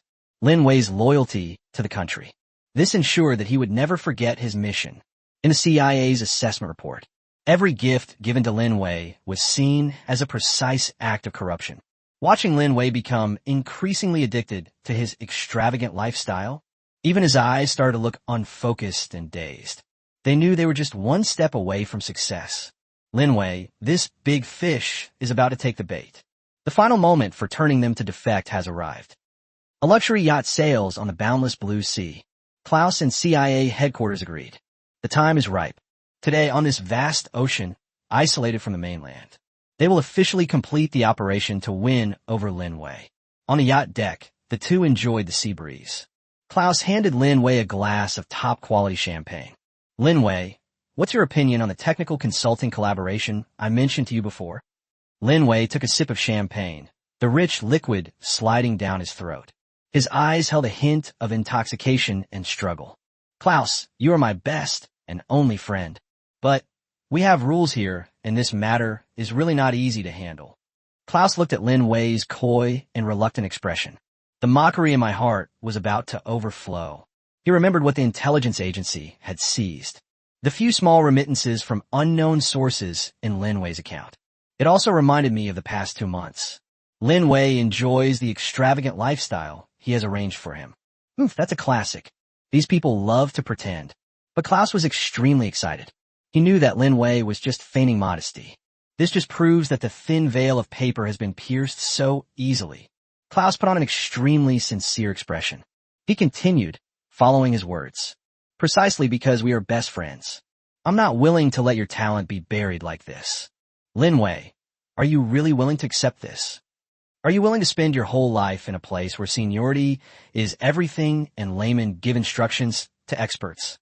Are you really willing to just watch your hard work be treated like a pile of waste paper and thrown into a corner? Klaus stepped forward and said in a fervent tone, Come to America. We will provide you with an independent, top-notch laboratory. We'll give you unlimited funding and the best team in the world. We will help you realize the full potential of your talent. Lin Wei's face showed confusion and helplessness. Go. What, to America? Isn't it supposed to be technical consulting? How could it be? Klaus watched him continue acting, and he almost burst out laughing inside. He looked at Lin Wei in front of him. This man, who appears upright and incorruptible, yet feels unappreciated and resentful. In reality, he is still a greedy person driven by desire. Thinking about this, he became even more excited. Because my friend, am an engineer from America. I will be transferred back soon, and I hope that we can continue our mentor-student and friend relationship after I return. More importantly, we appreciate your talent and don't want it to go unnoticed. He keenly noticed it when Lin Wei heard himself say those words. His breathing became noticeably rapid. Those eyes gleamed with an undisguised greed. The time is right. Klaus reached out and patted Lin Wei on the shoulder heavily. The decision was made to deliver the final, fatal blow. Lin Wei, this is an opportunity to completely reshape your life. You just need to provide some things that we're interested in. For example, what you often mention, information on that new project that wasted your life as your pledge of loyalty, a pledge of allegiance. These 3 words exploded in Lin Wei's mind. He knew that Klaus's flames had been ignited. However, he had to get Klaus to personally tear off that mask of tenderness. Only when one is being coerced, they will be most likely to believe the intelligence they are forced to provide. What intelligence? Lin Wei seemed to have been stepped on, so he pretended to be panicked, but at the same time, he was determined. That's impossible. If I give you the aviation group's intelligence, the group and the Dragon Kingdom will not let me off the hook. Seeing this, Klaus's patience finally ran out. He was already starting to feel a little annoyed by Lin Wei's feigned toughness and pretentious attitude. So he decided to tear off this fig leaf himself. He took out his phone and showed several pictures. That was a screenshot of the transfer record from Lin Wei's bank card with the unknown identity. Lin Wei, these few sums of money in your account. Although the amount is not large, the source is probably hard to explain, isn't it? Lin Wei's body froze instantly. His face was completely drained of color, showing the shock of being betrayed by his most trusted friend and the terror of having his secrets exposed. If you're going to act, you have to go all the way. You investigated me? Lin Wei's voice was trembling with disbelief. Who are you? Klaus saw Lin Wei's terrified expression and knew that his psychological defenses were on the verge of collapse. Let me tell you the truth. Klaus finally dropped his pretense. His face revealed undisguised arrogance and a desire for control. He enjoyed the thrill of this showdown. They also enjoy the submission of their prey when they are driven to the brink of despair. I am a CIA intelligence agent from the United States. Think about your life these past few months. Think about all that money in your bank account that you can't quite explain. Do you think you can turn back? You already have terrible interpersonal relationships at work. Do you think your company will let you off the hook after your misconduct is exposed? You think that you've been in close contact with a CIA agent from the United States for the past few months and have been frequently receiving valuable gifts. Do you think they believe you didn't commit treason? I heard the word treason. Lin Wei collapsed to the ground instantly, his face filled with terror and a look of impending doom. He was trembling uncontrollably. Come on, come to us, and we'll give you everything you want. The waves kept crashing against the hull. After a long silence, Lin Wei finally stood up, albeit shakily. His face showed no anger or struggle. It was ashen. He spoke with all his might. Why? Why should I believe you? I gave you what you wanted, and I am just a pawn that can be discarded at any time. Klaus smiled. That was the smile of a victor. No, you are not a pawn. You are gold. To show our sincerity, you can name your terms. Good. Lin Wei felt like he had grasped at a straw. After a long period of silent contemplation, he spoke and stated his conditions. I also want an untraceable overseas account, and I want a $100 million advance payment. Lin Wei stared into Klaus's eyes. After I get the money, I don't want to go to America. You must give me a passport that can be used all over the world. Lin Wei's conditions are specific and realistic. It was filled with a vigilance and greed befitting a defector. Okay, I agree. Chapter 49, the truth comes out, and the top brass of the U.S. cheer. A few days later, Klaus met Lin Wei again. Come on, my dear Lin Wei. Klaus's current state. He was just like a hunter, waiting for the prey to obediently surrender. Tell me, what exactly is this new project you're talking about? Klaus stepped forward. I bet it's related to the Shishan base, right? That powerful flying object from not long ago. Lin Wei's body swayed suddenly. He grabbed the bottle and took a big gulp of champagne. The alcohol choked him, causing him to cough violently, the liquid dripping from the corner of his mouth, making him look utterly pathetic. In Klaus's view, he seemed to be trying to numb the impending betrayal with alcohol. Tell me, what is it? Klaus pressed on relentlessly. Is it some kind of 7th-generation fighter jet? 7th-generation fighter jet? Huh? Lin Wei laughed, as if he had heard the biggest joke in the world. You guys actually managed to guess that this is a 7th-generation fighter jet. We've only just scratched the surface of 6th-generation fighters. Where would we get 7th-generation fighters from? Lin Wei turned his head. There was that familiar look in his eyes. A deep-seated hatred and contempt for the team, the project, and everything else. That time we flew across the Pacific Ocean. It's just a one-off hypersonic reconnaissance aircraft. Codename Lingyun. A disposable reconnaissance aircraft? This answer greatly surprised Klaus. This is completely different from all their speculations. Yes, one-time use. Lin Wei's tone was full of disdain. In pursuit of extreme speed, the fuselage uses a newly developed high-temperature ceramic material. This material is as brittle as a biscuit and cannot withstand the enormous stress brought about by high-speed flight. Therefore, every time it performs a mission, the entire fuselage skin has to be replaced. Lin Wei seemed to be venting all his emotions. This kind of junk is ridiculously expensive, and it has absolutely no practical value. It's purely a vanity project. So, does it have a weapon system? Klaus immediately pressed for the core question. Weapons? Where did these weapons come from? It doesn't even have weapon racks. Lin Wei's sarcasm intensified. Its only purpose is to carry optical and electronic reconnaissance equipment. Within 30 minutes, they forcefully penetrated the island chain by virtue of their speed advantage. Then take some photos, collect some electromagnetic signals, and then we have to return immediately. Lin Wei finished speaking in one breath, panting heavily. Klaus's brain was working at lightning speed. One-off, unarmed, reconnaissance aircraft. This result, while overturning all previous CIA speculations. However, it does explain one of the biggest questions. That is after it paralyzes the entire island chain defense system. Why were there no further attacks? If it were a real fighter jet, that will be its only chance to expand its gains. And its speed? Mach 20, we've confirmed that. Mach 20, that's right. But that's just the theoretical peak speed. It's what's written on the PowerPoint presentation for the boss to see. Lin Wei's face was full of disdain. It is powered by a combination of solid rocket and ramjet engine. First, use a rocket booster to launch it into the high altitude. Then the ramjet engine ignites, and hypersonic cruise begins. However, its engine is extremely unstable and cannot maintain high Mach number flight for long periods of time. In reality, it can only maintain Mach 20 flight for a maximum of 10 minutes. Then the speed will drop to Mach 12, and eventually it can only maintain a speed of less than Mach 10. Otherwise, the engine might disintegrate in mid-air. This is the detail Lin Wei mentioned. Klaus shuddered violently. He remembered the previous report from the technical department. There is an analysis of telemetry signals. The strength and frequency of the signal from that aircraft. Indeed, after flying for a period of time, a very obvious decay and change occurred. At the time, the technical department was completely baffled. Could that be evidence that slowed down? And that so-called radar. Lin Wei completely let go, wanting to vent all his resentment. It's just that a few new algorithms have been added, making the detection range a little longer than that of ordinary radar. They're making all sorts of exaggerated claims, but it's really just a gimmick to scam more research funding. One truth, after another, kept coming out of Lin Wei's mouth. In Klaus's mind, a completely new image of that mysterious aircraft gradually came together. That was not a terrible dragon. It's a paper tiger made of money and lies. Klaus suddenly thought of something. That living algorithm that left them all helpless.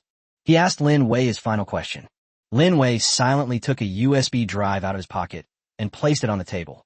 This contains the core algorithm of the Lingyun avionics system. There's still a lot of my blood and sweat in this. When Lin Wei talked about this, he sounded somewhat resentful and dejected. Klaus stared at the USB drive, his breathing becoming rapid. What's inside is something that terrifies the entire American technology sector. It is even referred to by some experts as living life. Now, it's right in front of me, so easily. At this moment, at least for Klaus himself, there is no longer any doubt about Lin Wei's surrender. Because only the true core personnel are involved. Only then can one access such top-secret information. My dear Lin Wei, Klaus said excitedly, you made the wisest choice. Your future will exceed your wildest imagination. He then proceeded cautiously. She put the USB drive in her bag as if it were a rare treasure. And at the moment Klaus bent down to put away the USB drive, in Lin Wei's eyes, a barely perceptible hint of sarcasm and amusement flashed across his face. The algorithm on that USB drive is indeed the complete version. However, Chief Engineer Jang Hao planted a time bomb inside. A backdoor that, at a critical moment, could make the entire U.S. intelligence or technology sector tremble with fear. The next day, the USB drive provided by Lin Wei. They arrived at the CIA headquarters technical department at top speed. That afternoon, in a top-secret conference room at the Pentagon, apart from President Pritzker himself, not making an appearance. The Secretary of Defense, along with a host of senior generals and intelligence chiefs from the CIA, NSA, and National Reconnaissance Office, gathered together. The atmosphere was no longer as heavy and oppressive as before. I knew it. Defense Secretary Pitt slammed his hand on the table in excitement. They could never possibly develop a revolutionary seventh-generation fighter jet. This is nothing but a vanity project. The truth provided by Lin Wei. This perfectly catered to their prejudice that China's military industry was ambitious and impractical. It instantly soothed the huge shock and anxiety brought about by the Ayian incident. Minister, we have reviewed that algorithm. In using it, we were able to reverse engineer all the telemetry signals that had been previously deciphered. The Deputy Director of the National Security Bureau pointed to the large screen and said, on the screen, a detailed technical report was displayed. On one of the energy output curves, there was a clear precipitous drop. Look here, he continued. Flight time, 10 minutes and 7 seconds. The engine energy output signal has dropped sharply. Based on the data, the aircraft speed decreased from Mach 20 to Mach 12, up to Mach 8. All the data matches exactly what that guy said. Evidence. This is irrefutable proof. A technical analyst officer shouted excitedly. Don't get too excited yet. It was still Defense Secretary Pete. After a brief period of euphoria, he quickly regained his composure and rationality. After all, he is the one who commands the world's largest military empire. The intelligence we obtained was far too easy. We must conduct the most rigorous cross-validation. I need evidence I can see with my own eyes. Pitt's speech was powerful and resounding. If what he said is true, then there must be real circumstances to prove it. Pete turned to the director of the National Intelligence Service and said, from this moment on, your satellites must operate 24 hours a day without interruption. Go search for everything Lin Wei mentioned. Didn't he say that there are only 2 prototypes of the Lingyun at present? Deployed at that Shishan base, it will later be moved to a test site in the northwest. Keep a close watch on these 2 places. I want to see this guy with my own eyes. Also, that so-called disposable high-temperature skin. If you have to replace it every time, there will definitely be traces. I want to see that skin replacement workshop. The order was issued swiftly. Several high-precision spy satellites have adjusted their orbits. They fixed their eyes firmly on 2 coordinate points on the Dragon Kingdom continent. Intelligence and technology departments. They also started frantically collecting and scraping everything related to public and non-public data related to China's hypersonic aircraft, high-temperature ceramic materials, and secret testing grounds. The entire upper echelons of the United States were filled with a tense yet excited anticipation. They felt they were close to the final truth. It's getting closer and closer. Chapter 50, Irrefutable Evidence. The Great Northwest, the heart of the desert. This is the Dragon Kingdom's mysterious weapons testing ground. So mysterious that it appears as a complete blackout on satellite maps.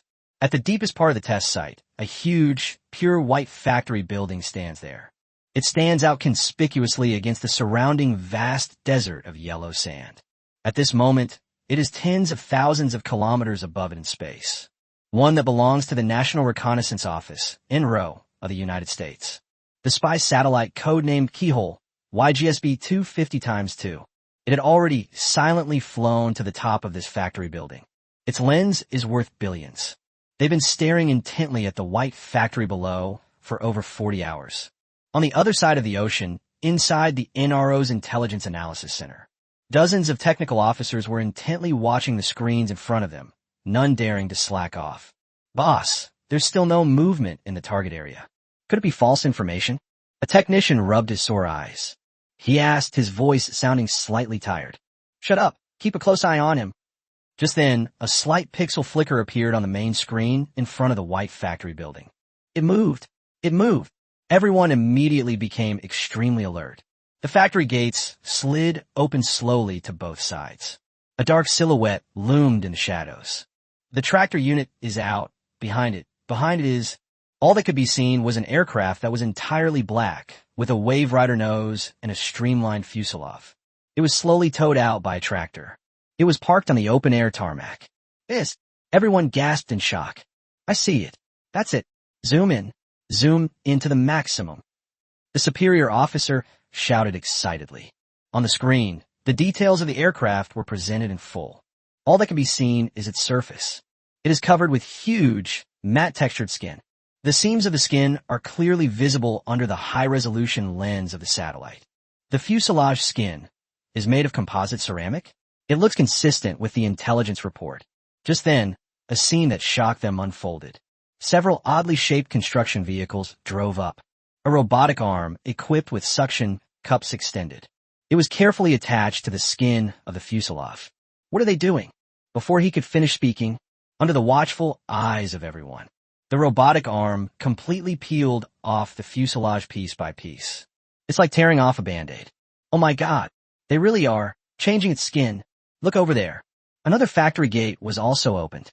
Another aircraft of the same model was towed out. But what does this aircraft look like?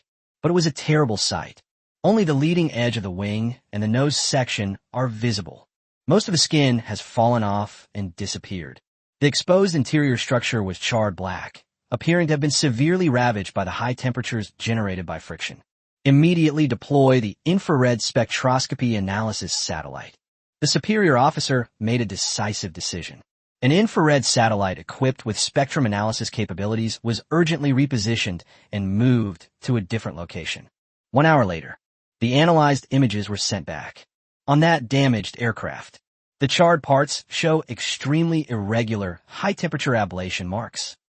A perfect match, the NRO chief reported excitedly during a video conference with the Pentagon.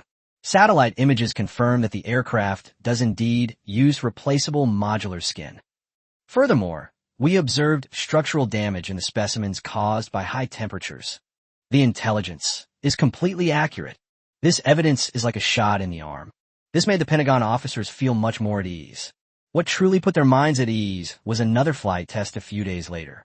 That brand new Lingyun. With a muffled roar, it took off from the runway deep in the desert. At the same time, according to the information provided by Lin Wei, the United States has deployed countless electronic reconnaissance systems both inside and outside the island chain, and even in outer space. They were all aimed at the airspace above the Dragon Kingdom. Inside the Pacific Command Monitoring Center, the atmosphere was extremely tense. It was as if the aircraft belonged to them and was making its maiden flight. Detected. The L-band radar has successfully acquired the target. Target climb. Begin acceleration. Mach 5, Mach 10, Mach 15. The data on the screen was changing wildly. Finally, the speed stabilized at Mach 20. Speed confirmed. Mach 20. Inside the monitoring center of the U.S. Pacific Command, a cheer erupted as they shared the data they had detected. Exactly the same as last time. This time, there was no fear in their emotions. All that remains is the powerful sense of control a hunter feels when watching his prey run along a predetermined route. Time passed second by second. After the aircraft had been flying smoothly at Mach 20 for about 10 minutes, the changes arrived as expected. Speed is decreasing. Mach 18, Mach 15, Mach 12. Confirmed. Its speed is decreasing. Eventually, The aircraft's speed dropped to Mach 12. Then it maintained that speed for another 10 minutes or so. Finally, it dropped further to Mach 8. This perfect curve is exactly the same as the one that guy provided. But the most surprising part was yet to come. An RC-135V reconnaissance aircraft has reappeared in the airspace. This time, it captured an extremely weak telemetry signal from a safe distance. The U.S. Technical Department cracked it with almost no effort. When the signal was deciphered, everyone laughed. Warning, turbine fan blade temperature exceeds limit. Warning, fuel system pressure pump malfunction. Warning, aircraft structure overloaded. Return to base recommended. A series of fault reports are clearly displayed on the screen. This perfectly explains why the aircraft lacked the ability to continue operating. Gentlemen, in a top-secret conference room at the Pentagon, high-ranking officials from various departments gathered here once again. Defense Secretary Pitt wore a relieved smile. We can now basically confirm it. The mysterious flying object we were facing. It was nothing more than a seriously flawed experiment. Its high-speed capability was merely a fleeting phenomenon. Its airframe is extremely fragile, and its power system is a complete mess. The threat it previously projected was a complete illusion. A general leans back in his chair. He joked lightly. So we were almost scared to death by a paper drone? A burst of laughter immediately followed. That's right. Think about the Maginot Line that was once so impregnable. Another person chimed in. Isn't it a joke too? This is a vivid metaphor. This completely dispelled the last vestige of doubt in everyone's hearts. They were completely immersed in the ecstasy of surviving the ordeal, and in its contempt for China's military industry. However, all the evidence points to the same conclusion. A huge question still hangs like a ghost over the heads of all the revelers. A few days later, at a meeting convened by the National Security Council, this issue was raised by the President's National Security Advisor, Olson. This hawk, known for his meticulousness, raised this point sharply. I accept. The conclusion is that this aircraft is a defective high-speed reconnaissance plane. His cold gaze swept over everyone present. But who can explain this to me? A reconnaissance aircraft without weapons and with extremely poor reliability. How did they manage to precisely burn down our entire radar station cluster? And how did they accidentally destroy our extremely valuable strategic satellite weapon? Orson's voice was eloquent and to the point. If these two undeniable facts cannot be perfectly explained by your theory of defects, so everything we believe now, the entire chain of evidence and logic we have obtained is completely invalid. These words are like a bucket of cold water. It instantly extinguished everyone's enthusiasm. No wonder he's the National Security Advisor. It raised a question that everyone had overlooked, but which was indeed the most fatal one. All eyes turned to the same place.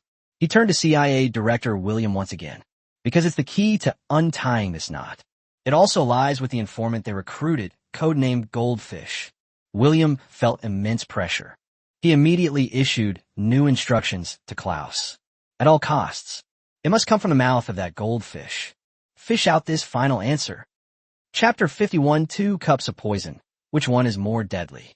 In Klaus's reunion with Lin Wei, the atmosphere was as cold as ice.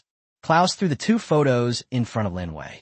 One of the photos shows a radar station array that is burning and smoking. The other image is a simulation of the debris from the satellite's disintegration. How do you explain these things? Klaus stared intently at Lin Wei, his tone condescending and interrogative. It was incredibly oppressive. How can an aircraft that can only conduct reconnaissance do all this? Is this how it takes pictures? Using fireballs. Lin Wei looked at the photos. His cheeks began to twitch unnaturally. A flicker of panic crossed his eyes, but it was quickly replaced by annoyance and shame. It was as if he was ashamed and indignant about the technical flaws in the project he was involved in. Well, this is the biggest scandal in our project. I reported this to my superiors a long time ago, but they simply wouldn't listen.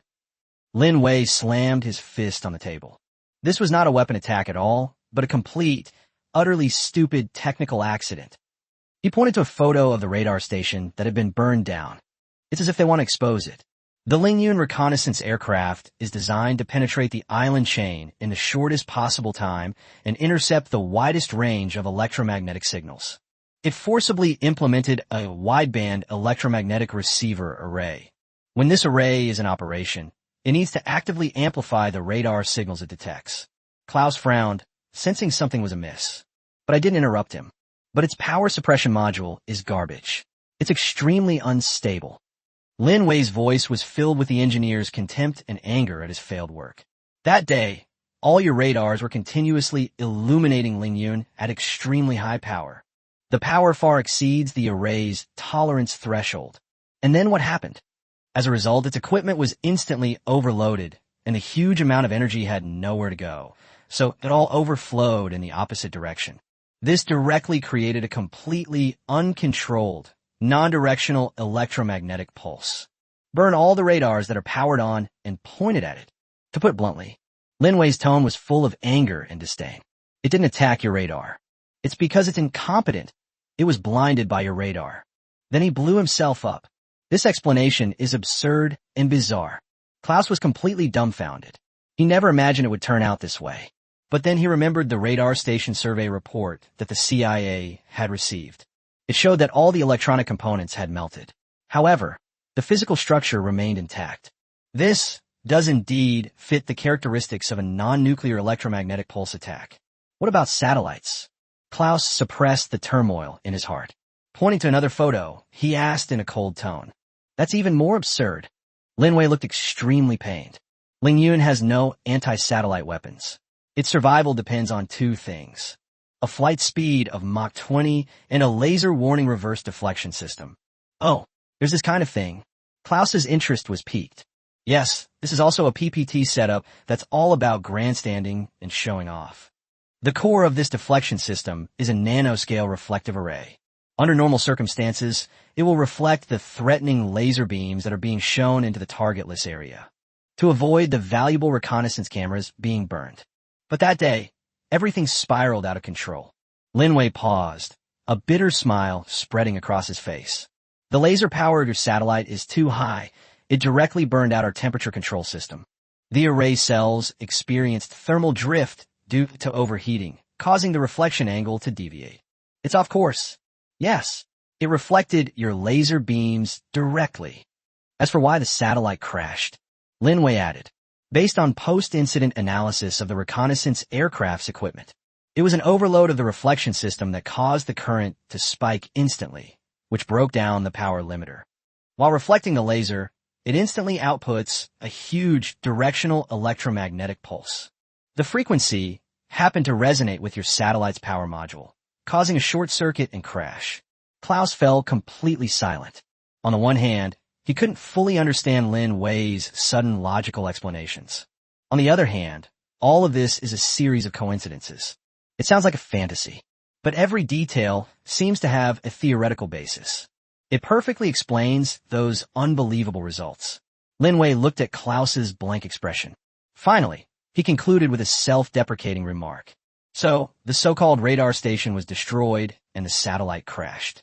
From beginning to end, it was just a blind cat stumbling upon two dead mice. At this point, Klaus had no way of knowing whether it was real or fake. All he could do was collect this seemingly absurd intelligence. It was immediately sent back to the other side of the ocean. 1 week later, the White House Situation Analysis Room in the United States. The conclusions of the final evaluation report. It was clearly displayed on the main screen. The unidentified flying object has been confirmed as China's Ling Yun hypersonic reconnaissance aircraft.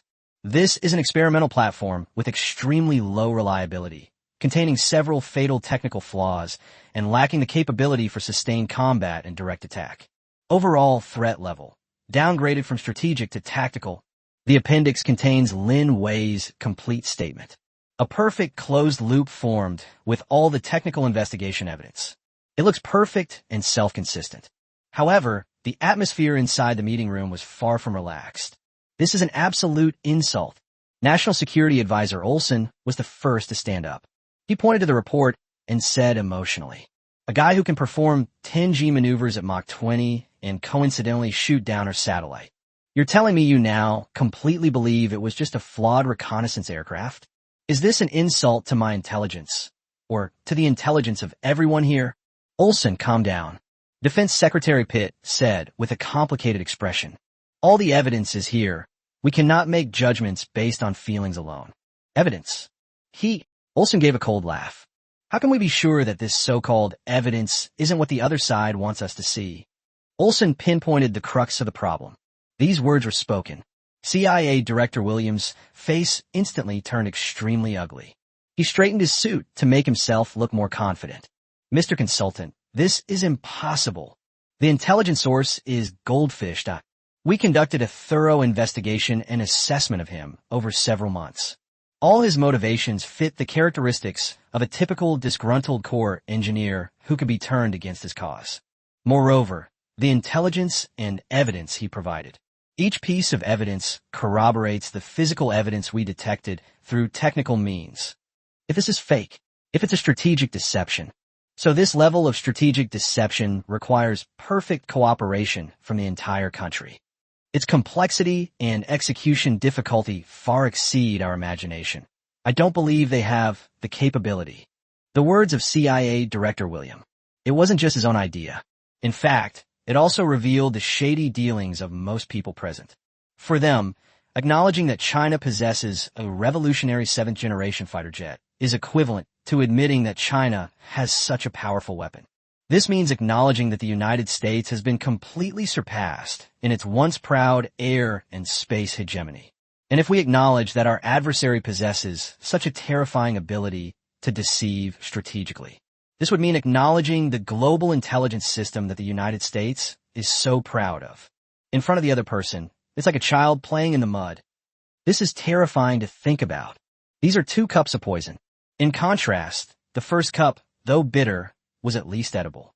The second cup, however, is enough to address the root cause, destroy their confidence and dignity. Therefore, it is believed that the Lingyun was a flawed reconnaissance aircraft. It's still a bit embarrassing, but at least it brought the threat level back to a manageable category. This conclusion preserved their self-perception, their last shred of dignity as global hegemons. And President Pritzker, he remained leaning back in his chair without saying a word. He used his businessman's shrewd eyes. He sized up everyone present. He doesn't care about the real truth at all. What he cares about is which truth will make his hands seem easier to play. Which truth will be most beneficial to his political career. So, that one is the ultimate truth. In summary, if we acknowledge that there is indeed an invincible 7th-generation fighter jet, this would trigger domestic panic and shake the confidence of allies. His slogan, "Make America Great Again," will become a complete joke. But what if it's just a flawed, flashy vanity project? Then the story would be completely different. If he can't keep this a secret in the future, he can make it public. Faced with the United States' powerful global intelligence system, the true nature of the Dragon Kingdom's secret weapon has been completely exposed. He could downplay it as a failed project. They can continue to sell the protective umbrella to their allies. We can continue to secure exorbitant budgets for the military-industrial complex. He needs a way to save face. And the entire United States. They all need a way to back down gracefully. The Lingyun reconnaissance aircraft was that perfect stepping stone. And all the evidence and technical means have confirmed this step. Enough. President Pritzker finally spoke. He waved his hand, stopping the argument. I believe the CIA's report. Prichwan made the final decision and then continued. Our competitors have indeed made breakthroughs in certain areas, but their technology is still crude and extremely unreliable. Prichwan stood up, his face once again filled with that signature arrogance.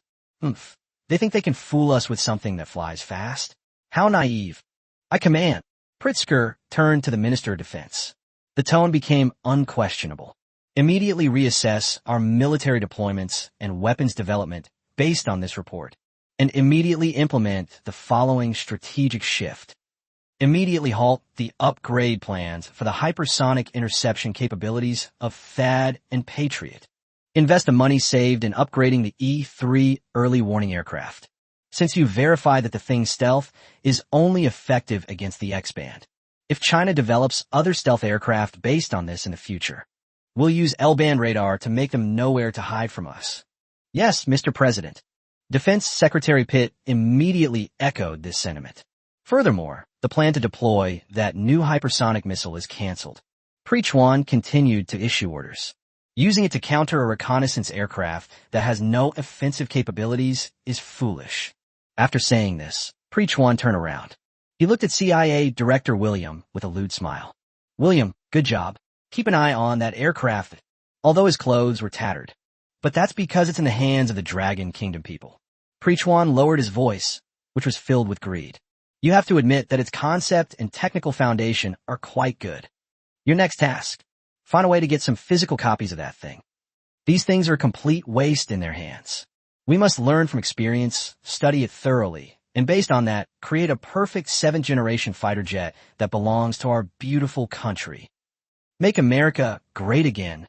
Inside the meeting room, those officers who were initially unable to accept it and held opposing views, they all fell silent. A collective sense of self-confidence arises at this moment. Everything is done. Chapter 52. Our voices are all better than theirs. A week later, in a top-tier private club, Klaus personally lit a top-quality cigar for Lin Wei. Headquarters is very satisfied with your sincerity. Don't worry, everything you requested is being processed. That new account with $100 million. The first payment will be deposited soon. Lin Wei took a deep drag on his cigar. He said it in a complicated tone. Klaus, I'm giving you all my tools of the trade. How could you not be satisfied? The cigar smoke choked Lin Wei. He continued, looking worried. I have no way back now. I only hope that you can keep your promise completely. Certainly. Aren't we best friends? Klaus burst into laughter. He patted Lin Wei on the shoulder heavily. This caused Lin Wei's body to sway violently. But Klaus then changed the subject. To make your future journey smoother, we need a more robust insurance policy. Lin Wei froze, his lips trembling uncontrollably. What do you mean by that? Isn't what I've done for you enough? I'm giving you the avionics algorithm that embodies all my hard work. Enough. Of course it's enough. Klaus quickly reassured him. However, that's just software.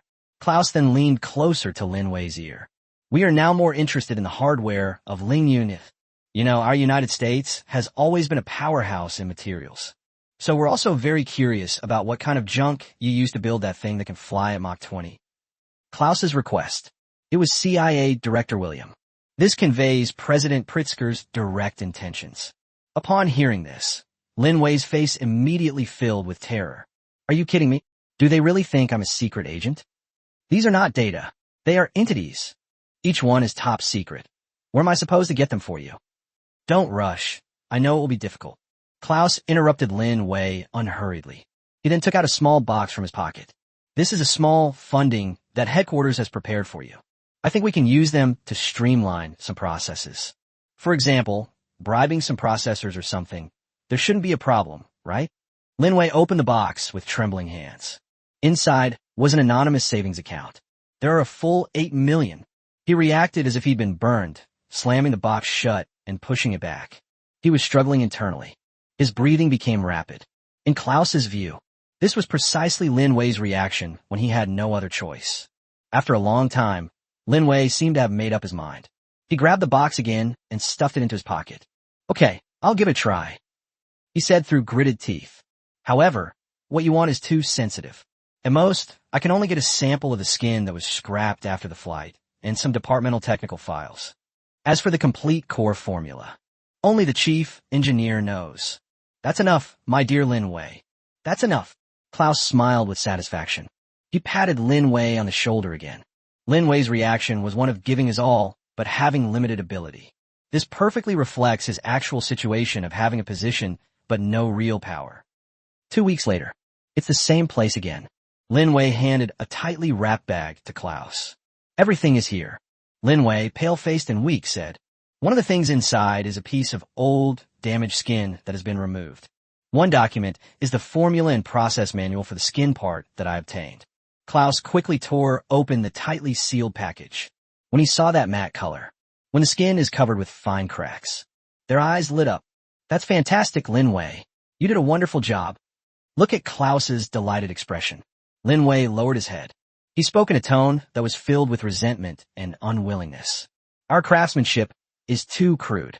This ratio is extremely unstable. With a scrap rate exceeding 60%, it's just burning money. What Klaus didn't know was every crack on it. All of these were deliberately burned out by Chief Engineer Jang Hao under the precise calculations of Divine Machine AI. And that craft manual also contained a deadly trap. The sintering temperatures and times that were altered, as well as other data and proportions. The materials experts from the United States will be brought in. They were dragged into a dead end. 1 week later, a top-tier military materials center in the United States. This place brings together many top materials experts. They were all gathered around the laboratory at that moment. Analysis of disposable skin from China. Dr. Eric, the head of the laboratory. He said, looking at the analysis report in his hand, TSK, the skin-covering craftsmanship and structure of the Dragon Kingdom. It's a complete mess. Professor, look. He handed the report to Professor Hansen, who was behind him, pointing to the thermal imaging analysis diagram above. We simulated the results of continuous heating at Mach 20 for 10 minutes. The sample itself did not break and withstood temperatures of several thousand degrees. That's remarkable.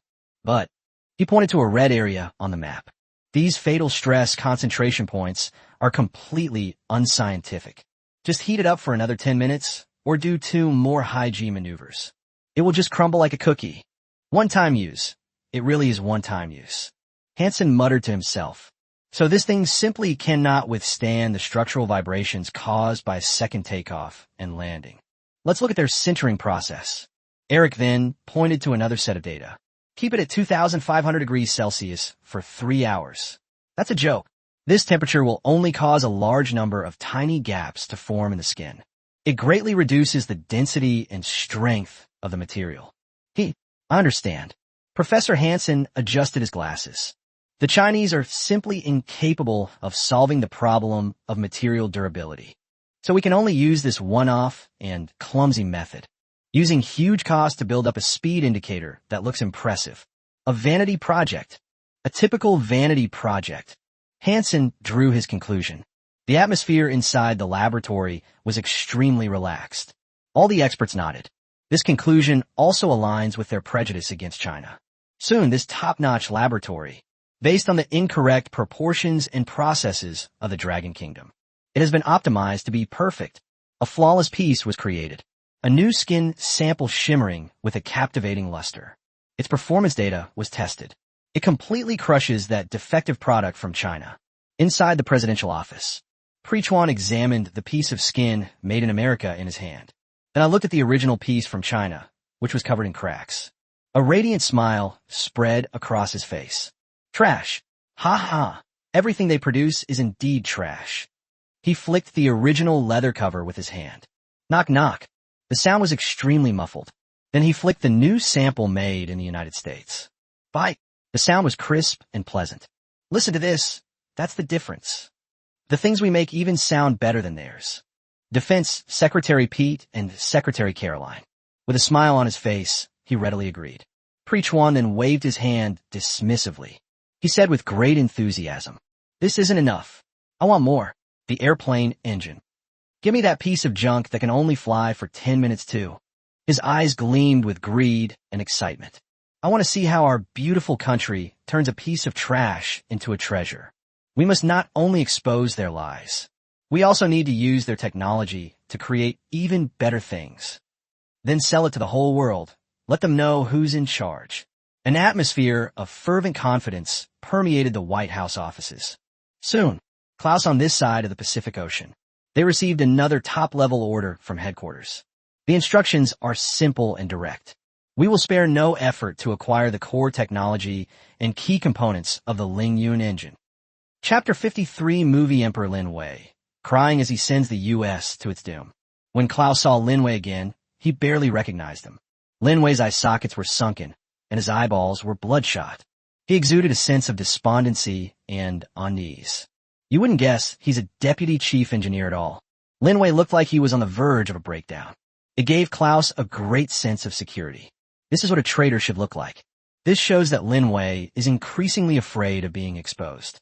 This also means that he is more dependent on Klaus as a lifeboat. "Lin Wei, you don't look well. Have you run into some trouble?" Klaus feigned concern. "Trouble?" Lin Wei suddenly raised his head. His voice was filled with suppressed anger. "I'm in big trouble." He coughed violently. The The piece of scrap metal I removed last time. We've been discovered. I've spent all the funds you gave me. We've finally found a scapegoat to temporarily suppress the matter. But now, the project team's security level has been raised several notches. I feel like I'm about to be exposed. Lin Wei's performance was deeply moving and vivid. The guilt and torment of an insider. The portrayal is incredibly vivid and detailed. Klaus chuckled inwardly, but his face showed an expression of urgent concern. That's serious? Then you're in great danger right now. It's more than just dangerous. Lin Wei looked utterly devastated. I feel like I can't hold on much longer. Klaus, what you promised me. When will this finally be done? I don't want to stay here for another day. It'll be soon, my friend, very soon. Klaus continued to offer feigned reassurance. Keep him, your prey, in check. He then changed the subject. But as you also know, to get the highest level of protection and the best treatment in the United States, a pledge of allegiance with sufficient weight is needed. The headquarters was very satisfied with the last skin. Now, they need something more powerful to pry open Congress's mouth. After hearing what Klaus said, Lin Wei's emotions completely broke down. He suddenly started crying and screaming like a madman, shouting hysterically. What else do you want? In my current situation, I can't even bring a single piece of waste paper with me. What else do you want? Please, don't push me. Seeing Lin Wei's distraught state, Klaus chuckled inwardly. He had witnessed countless instances of traitors breaking down. Just like Lin Wei, he quickly continued to reassure her. No. This time we don't want anything physical. What we need is the control algorithm for the Lingyun engine. If possible, please also attach the blueprints for a core component, the engine. For example, that unstable fuel pump. Engine. Lin Wei was like a cat with its fur standing on end, suddenly becoming enraged. Are you crazy? That's a top-secret project information. Its security level is 10 times higher than that of the skin. I have no way of accessing it. Don't get agitated. Klaus calmly took out a remittance slip. It was placed on the table. This is a remittance of 20 million, which has already been deposited into your account. I promise you, once you finish this, your passport and the remaining funds will be delivered to you together. But the next moment, Klaus's smile vanished. He reached into his robes again. He took out a voice recorder and fiddled with it in his hand. Of course, these are also evidence. My friend, you are just one step away from success and freedom. But if you turn back, then all our previous efforts will be in vain, and we'll fall into an abyss. Klaus's lips curled up as he stared at Lin Wei with amusement. You're unwilling, like a dog. Will you face judgment from those you despise? Klaus's coercion and enticement were like knives and arrows. All of this pierced Lin Wei's heart. In Klaus's view, Lin Wei had no other choice. She could only vent her emotions for a moment, and then continue to cling to him as her powerful ally. He was nothing more than prey, completely controlled by himself. Hearing Klaus's combination of kindness and pressure, Lin Wei's body began to tremble uncontrollably. Fine beads of sweat appeared on his forehead. Are you devils? Lin Wei gritted his teeth and uttered those words. Klaus smiled insincerely. He put the recorder away. Of course not. We are angels who have come to save you. Now, can we continue talking about the engine? Lin Wei slumped on the sofa, his eyes vacant. It's like all my energy has been drained. After a long while, he slowly spoke. An algorithm. I might have a way. I'm in charge of the avionics system, so I can think of a solution from the back-end database. But I really can get a fuel pump. That's handled by another department. I don't have the authority to access it. It's okay, just do your best. Klaus smiled with satisfaction. He didn't want to push this prey too hard. More than half a month later, Lin Wei handed Klaus a USB drive. There's also a small metal part. This is the control algorithm for solid rocket booster plus compression ignition ramjet. It's been censored. This is the only access I can get. Also, this is a scrap fuel pump that I got from a junkyard. There are no blueprints, only this physical object. Lin Wei's voice sounded incredibly hollow. Then, he stared at Klaus with a look of utter despair. That's all I can do. If you keep pushing me, I'll turn myself in, and we'll all be finished. Klaus accepted the gift from Lin Wei. He nodded in satisfaction. These items were soon sent to the United States. This time, the National Aero Propulsion Laboratory was responsible for the analysis. Same as the previous skin. Experts at the Power Laboratory also scoffed at this thing. That's what Carl, the lab director, said. I don't know what kind of idiot designed this engine. Take a look at this control algorithm. Carl pointed to a string of data on the computer screen. 10 minutes later, it actually used an algorithm to forcibly limit the engine's thrust. Don't they know this will shorten the engine's lifespan? They did this on purpose. An elderly expert stood up. Think about it. What if there were no restrictions? With their crude design, the engine ran for more than 10 minutes. It will disintegrate in mid-air due to insufficient fuel supply pressure. So, Kyle suddenly realized, they can't build a stable fuel pump. Is safety guaranteed by castrating performance? Carter laughed until tears streamed down his face. This isn't just stupid, it's utterly stupid. A burst of laughter filled the laboratory. But no one knew. These are the so-called technical vulnerabilities. They were all perfectly designed traps by Jang Hao. The next step was a ground test drive. This completely confirms their arrogance and ignorance. They used the algorithm provided by Lin Wei, along with a replica of the fuel pump. It was installed on a modified F-15EX demonstrator aircraft. Engine ignition. Thrust surges. Time passed second by second. 10 minutes later. Really? The engine's roar suddenly decreased, and the thrust data dropped rapidly. Ha! A burst of laughter erupted inside the test center. 10 minutes. 10 minutes of being a real man. At this moment, they were completely convinced. The aircraft that caused them great panic. Its heart is so fragile. When the CIA's final evaluation report and detailed analytical data from 2 top laboratories, when they were presented together in Congress, a closed-door hearing began in secret. Defense Secretary Pitt stood at the podium, beaming with pride. On the screen behind me, the program is currently playing an analysis of various defects in the Lingyun reconnaissance aircraft. Fellow members of Parliament, that aircraft that once made us uneasy, it's just a fake thing cobbled together with inferior materials. He presented the evidence one by one. The skin is covered in cracks. An engine limited by algorithms. What a ridiculous fuel pump. Each piece of evidence earned the approval of the members of Parliament in the audience. Based on our assessment, China's Lingyun technology is completely immature and unreliable. It sacrificed everything in pursuit of ultimate speed. It's just a disposable, unreliable piece of construction waste. Secretary Pete then changed the subject. A confident smile spread across his face. And us. We have fully mastered its core technologies and learned from our experience. Our military experts assured me. They are confident that, based on reverse engineering, they can develop a completely new, truly revolutionary 7th-generation fighter jet. A super fighter jet capable of stable Mach 20 flight, reusable, and armed. The atmosphere in the venue became lively. And to achieve all of this, Secretary Pete took a deep breath. He revealed his ultimate goal for today. All we need is for Congress to approve an emergency grant. 200 billion taels of silver. 200 billion. This figure sparked a flurry of discussion among lawmakers. Pete looked at the restless crowd below the stage. They decided to make the fire burn even brighter. 200 billion. That sounds like a lot. But think about it. What if we don't do it this way? We need to upgrade our global defense systems. That would be a bottomless pit, and it would cost even more. And now, we have the opportunity to solve this problem once and for all. This is an investment that will guarantee a profit for our beautiful country. And leave everyone else behind with their great investments. Pitt's encouragement completely ignited the atmosphere of the hearing. A few days later, the U.S. White House. President Pritzker personally convened a grand press conference, which was broadcast live globally. Everyone, as you can see, over the past year, some irresponsible media outlets and our opponents have. They're trying to scare us with a fictional monster and shake our resolve to protect our allies.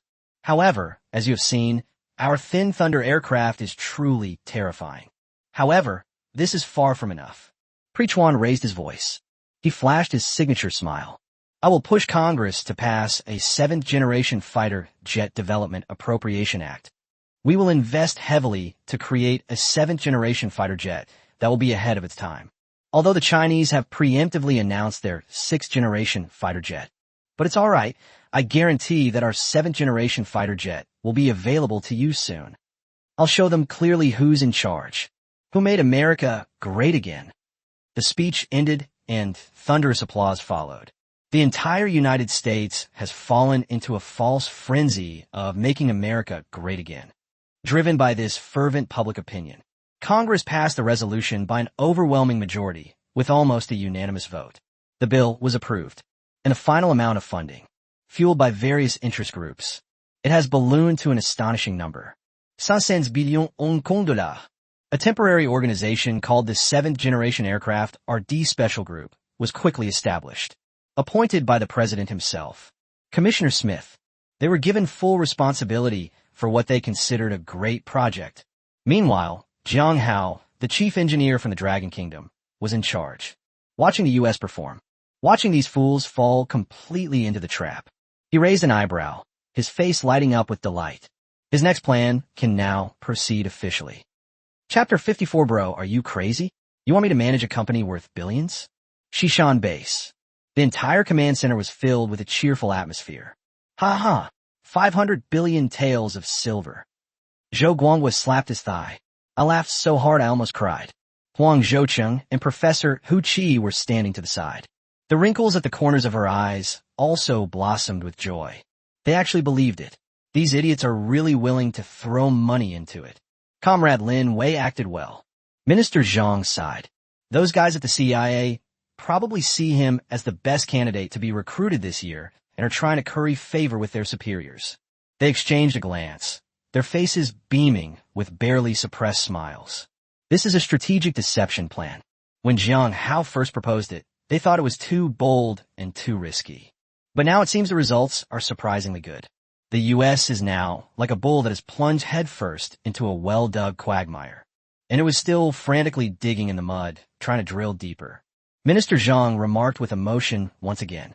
500 billion eagle dollars. That's enough for them to launch a medium-sized war. If they throw this 500 billion into the market, they'll be severely damaged, if not wiped out. It's enough to cripple half of their aviation industry. But now, this money will become a pile of useless, flawed scrap metal. This is absolutely brilliant, a stroke of genius. More than just a stroke of genius. Professor Huang Zhoucheng, who was standing to the side, adjusted his glasses. 500 billion. They've gambled the future of the nation on the worthless paper we gave them. Absolutely amazing. A chorus of praise erupted in the command center. They witnessed firsthand the world's leading superpower. How can someone be manipulated by a young man in his early 20s? This immense excitement and awe is no less than the impact of the maiden flight of Ayian.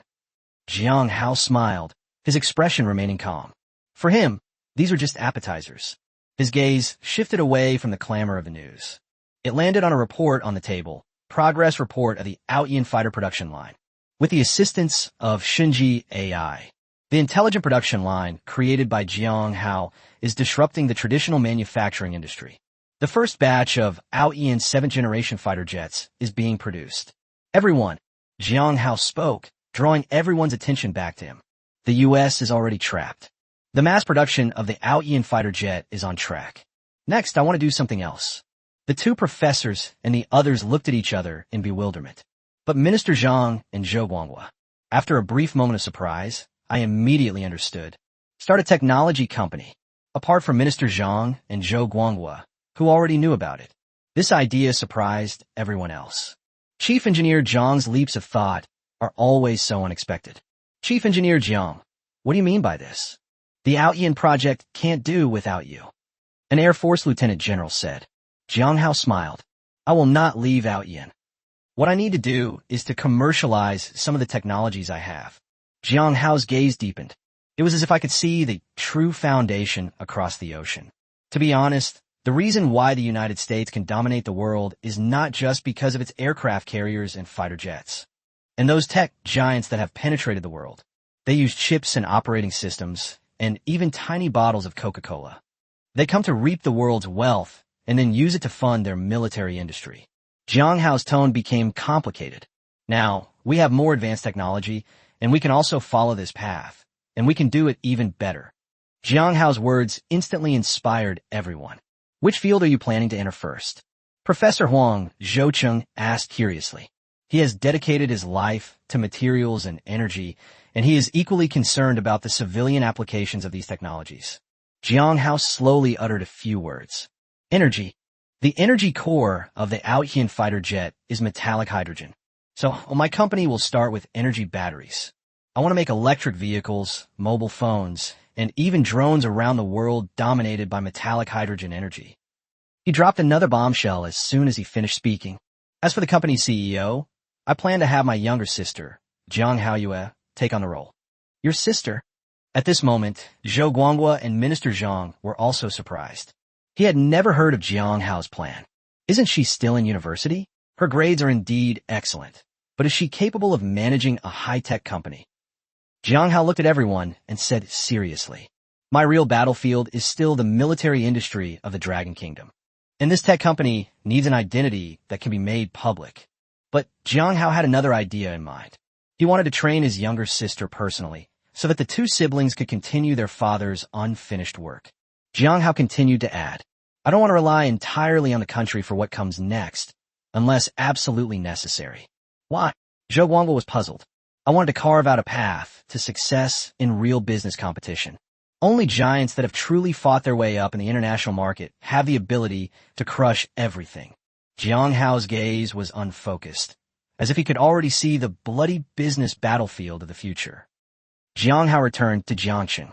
Inside that specially protected military villa, the family was enjoying a cozy dinner together. At the dinner table, Jang Hao placed a stack of documents on the table. What's this? I can't believe it, asked Li Lanqing, the mother.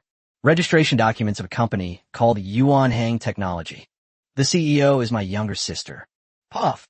Jang Hao, who was drinking water, almost spat out. His face turned completely red from coughing. Bro, are you out of your mind? You want me to be the CEO? Jang Hao reached out and touched Jang Hao's forehead. The expression on her face was as if she had heard a fairy tale. I'm just a student working on my graduation thesis. I've never even worked for a proper financial company. You want me to manage a company? Dude, are you starting a company or joking? Jang Hao laughed and dodged away, looking at the puzzled expressions on her mother's and sister's faces. Don't worry, with me here, you can definitely do it.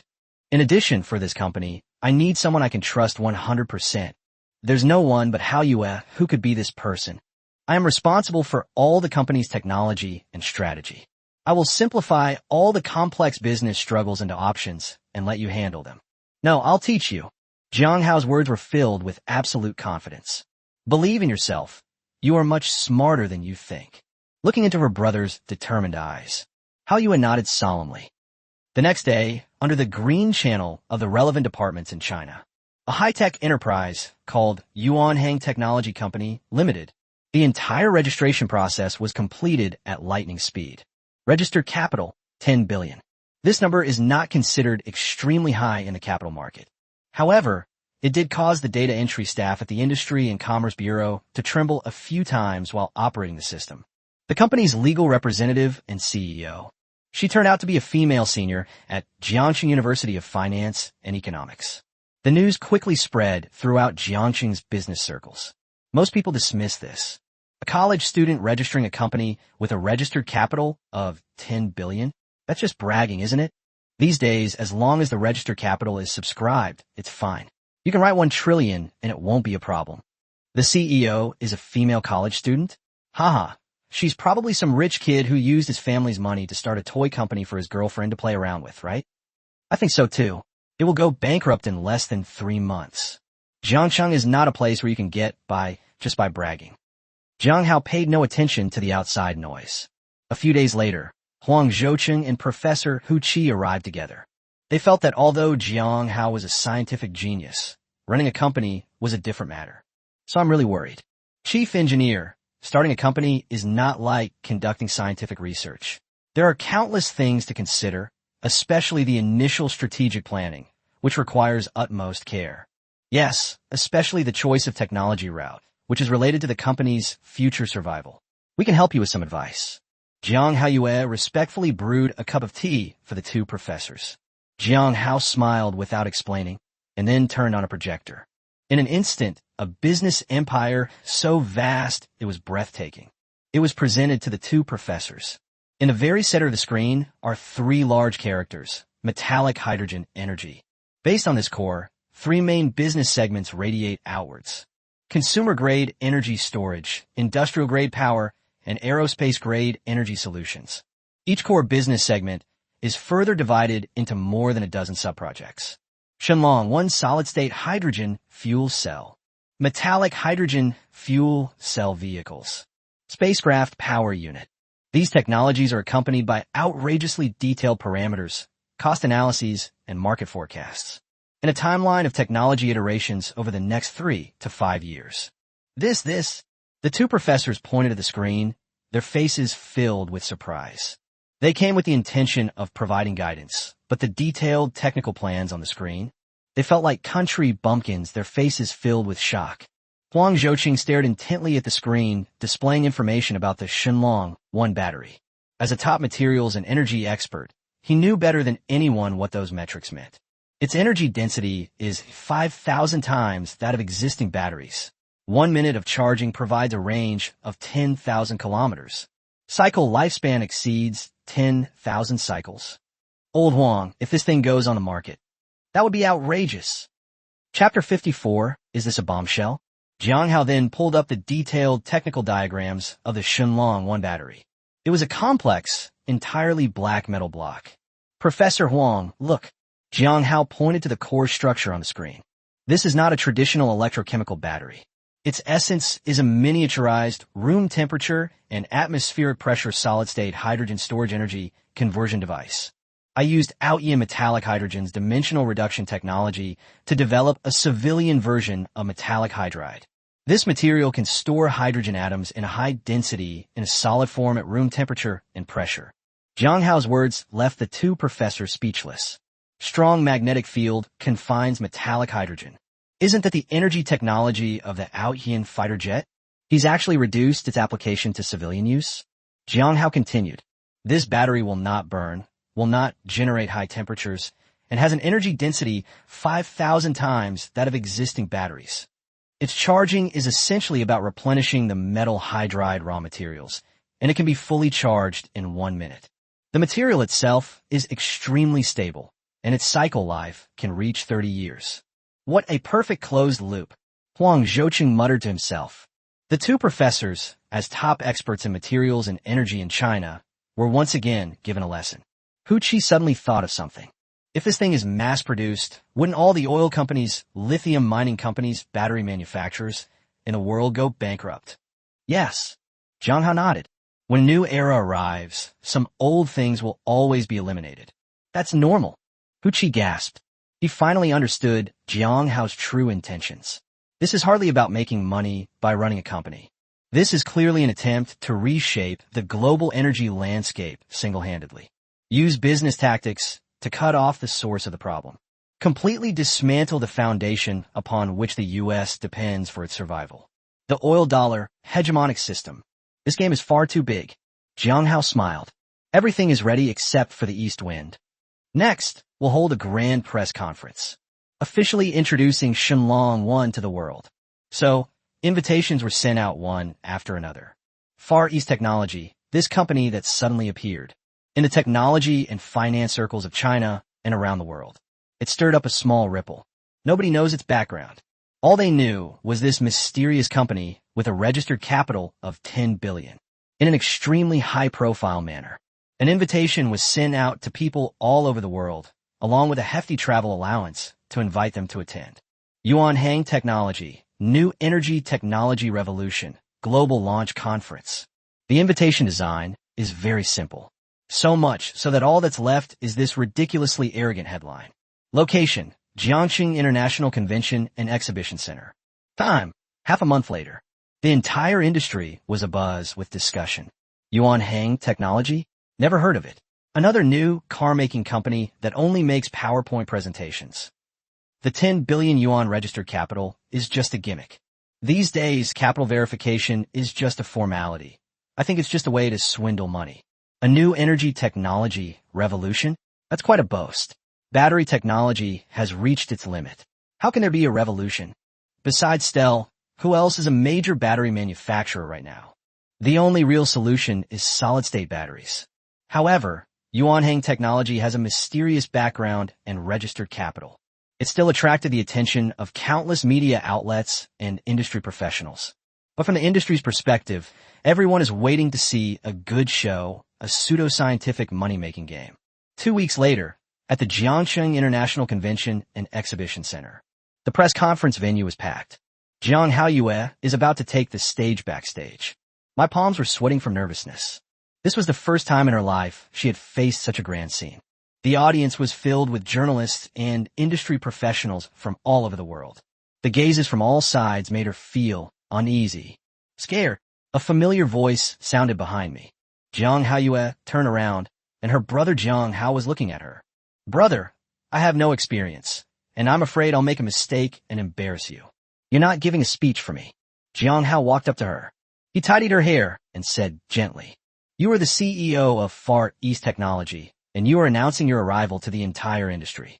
He then placed a tiny earpiece, no bigger than a fingernail, into Jang Hao's ear. Don't be nervous. Don't forget the script you prepared. Just pretend you're having a chat with me. I will always be here. Jang Hao's brother's words dispelled all her unease. She took a deep breath and straightened her spine. His gaze regained its unwavering resolve. The press conference has begun. Under the spotlight, Jang Hao wore a white dress. He stood upright in the center of the stage.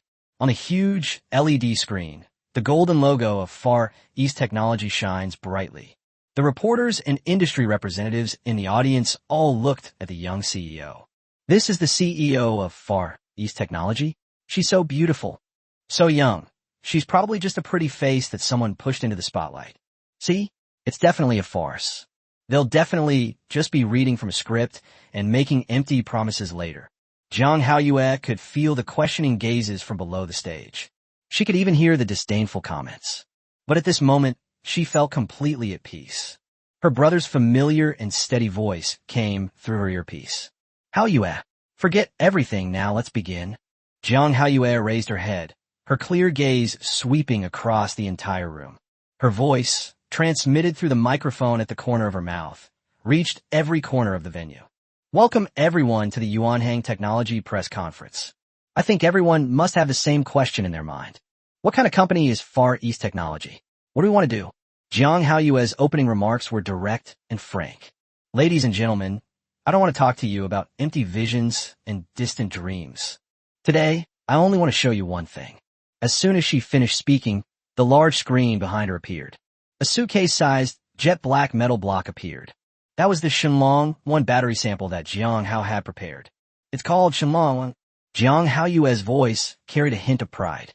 It is the first gift we want to bring to the world. The audience was completely silent. Everyone stared at the unremarkable black cube, waiting for her to continue. Before introducing it, I would like to show you some of the most advanced data in our industry. The screen image changed. Energy density, 300 Wh/kg. Data from a world-leading ternary lithium battery laboratory. Fastest charging speed, fully charged in 30 minutes. Industry-leading cycle life, 2,000 cycles. The reporters and experts in the audience nodded in agreement. These figures truly represent the current ceiling for the ternary lithium battery industry. This is also a source of pride for giants like Stanford and Panasonic. Yes, that's the limit that the industry can currently achieve. Jang Hao spoke again. However, the tone carried a sense of shift or change. What if I told everyone that all of this would be rewritten? Jang Hao simply stretched out her finger. The data on the screen that represented the industry's ceiling was instantly shattered by special effects. Instead, it was 3 rows of terrifying numbers gleaming with a silver light. Shenlong 1's energy density, 10,000 Wh/kg. Shenlong 1's refueling speed, 1 minute. Range of 10,000 kilometers. Shenlong 1's cycle life, 30 years or 12,000 deep cycles. The number, which is in units of 10,000, was changed from 150 to 1. It was also Jang Hao's decision. He can't just unleash his trump card right away. He has to start with a small product to stimulate the market. Even with an energy density of 10,000 Wh/kg. This caused an uproar in the entire venue. What? 10,000 Wh/kg. Did she misplace the decimal point? This is 5,000 times the value of a ternary lithium battery. What a joke. Does she think we're fools? 10,000 kilometers of range, in 1 minute? How powerful would that be? Is she sure she's not talking about a bomb? This charging gun will just explode if you plug it in. 30-year lifespan? The battery won't break down, but the car will? How dare she say something like that? In an instant, the audience was filled with anger and doubt. They've seen press conferences designed to raise money, but they've never seen one so arrogant and disdainful of everyone. Moreover, it's a fledgling company. Is this taking himself too seriously, or is he treating industry insiders like fools? Countless reporters stood up, constantly recording the scene with their flashes. Several industry insiders picked up the microphone. They were trying to expose what they considered an absurd launch. In an instant, the entire stage was engulfed in anger and doubt. The situation is completely out of control. Chapter 55, Putting Away Ignorance, getting slapped in the face on the spot. The scene immediately descended into chaos. Countless journalists and industry professionals were outraged. Discussions and doubts are about to engulf the stage. Liar. Utterly blatant liar. This is attention-seeking and an insult to the entire industry. Is the data you released accurate, or is it just a scam? Is there any actual data to support the 30-year lifespan data, or is it calculated using PowerPoint presentations? A retired professor with gray hair was so angry that his face turned blue. Young lady, I've spent my whole life working with batteries. I can tell you this with certainty. These figures are theoretically impossible to achieve. You're just trying to attract attention. You're insulting our entire industry. You're making a fool of all of us in the field. The retired professor's words were like a bomb. This instantly ignited the negative emotions of everyone in the room. Fraud, get out. Stop this absurd press conference immediately. Where are the regulators? Is this the high-tech enterprise under your supervision? Questions, ridicule, and contempt came from all directions, overwhelming everything. Jang Hao was a little confused. She had never seen anything like this before in her life, even though they had rehearsed it beforehand off stage. But at that moment, her mind went completely blank. He completely forgot the prepared remarks, just as she was about to be swallowed up by the sound. The incredibly steady voice came through the headset once again. Hao, don't panic. It's my older brother. The voice instantly calmed Jang Hao's uneasy mind. Take a deep breath. You did a great job. Their reaction was exactly what we expected. It's all right. Jang Hao's voice was extremely calm. It's like a director directing the script they wrote. Now, forget about the script you prepared. Those things are useless now. What you need to do now is not to explain. It's a demonstration. Jang Hao suddenly came to her senses. Yes, show it. Let the facts speak for themselves. Thinking of this, she raised her head. The gaze that had been somewhat evasive at first, they became incredibly determined once again. She looked at the roaring crowd below the stage, a slight smile playing on her lips. And that smile of hers. This miraculously reduced the noise from the audience. Many people were stunned, because they never expected that this little girl, who was nailed to the pillar of shame as a liar, could still laugh. What gave her the right to laugh?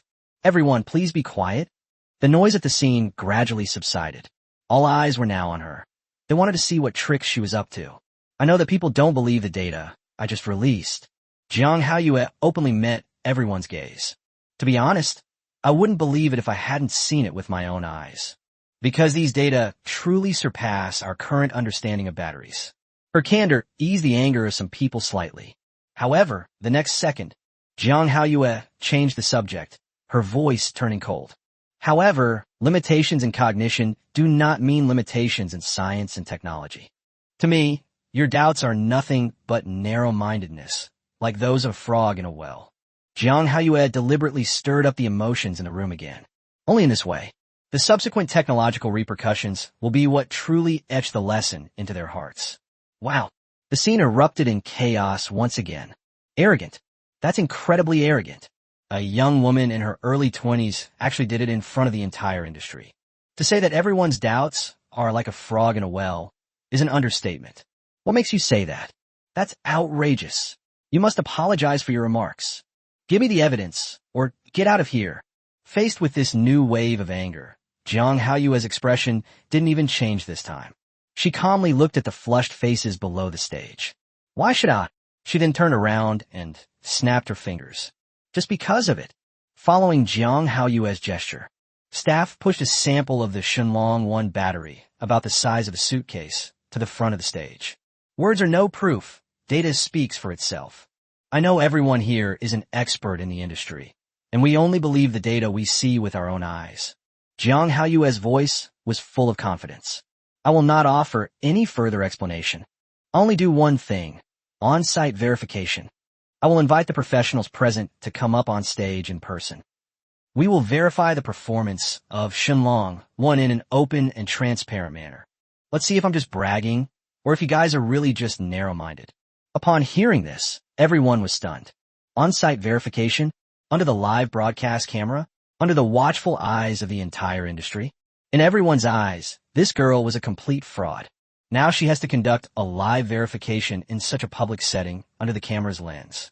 She didn't realize that if there were any errors in the data, the press conference would become the biggest business joke of the year. That Far East technology went bankrupt almost instantly. This isn't just being arrogant to the extreme. This is utterly stupid.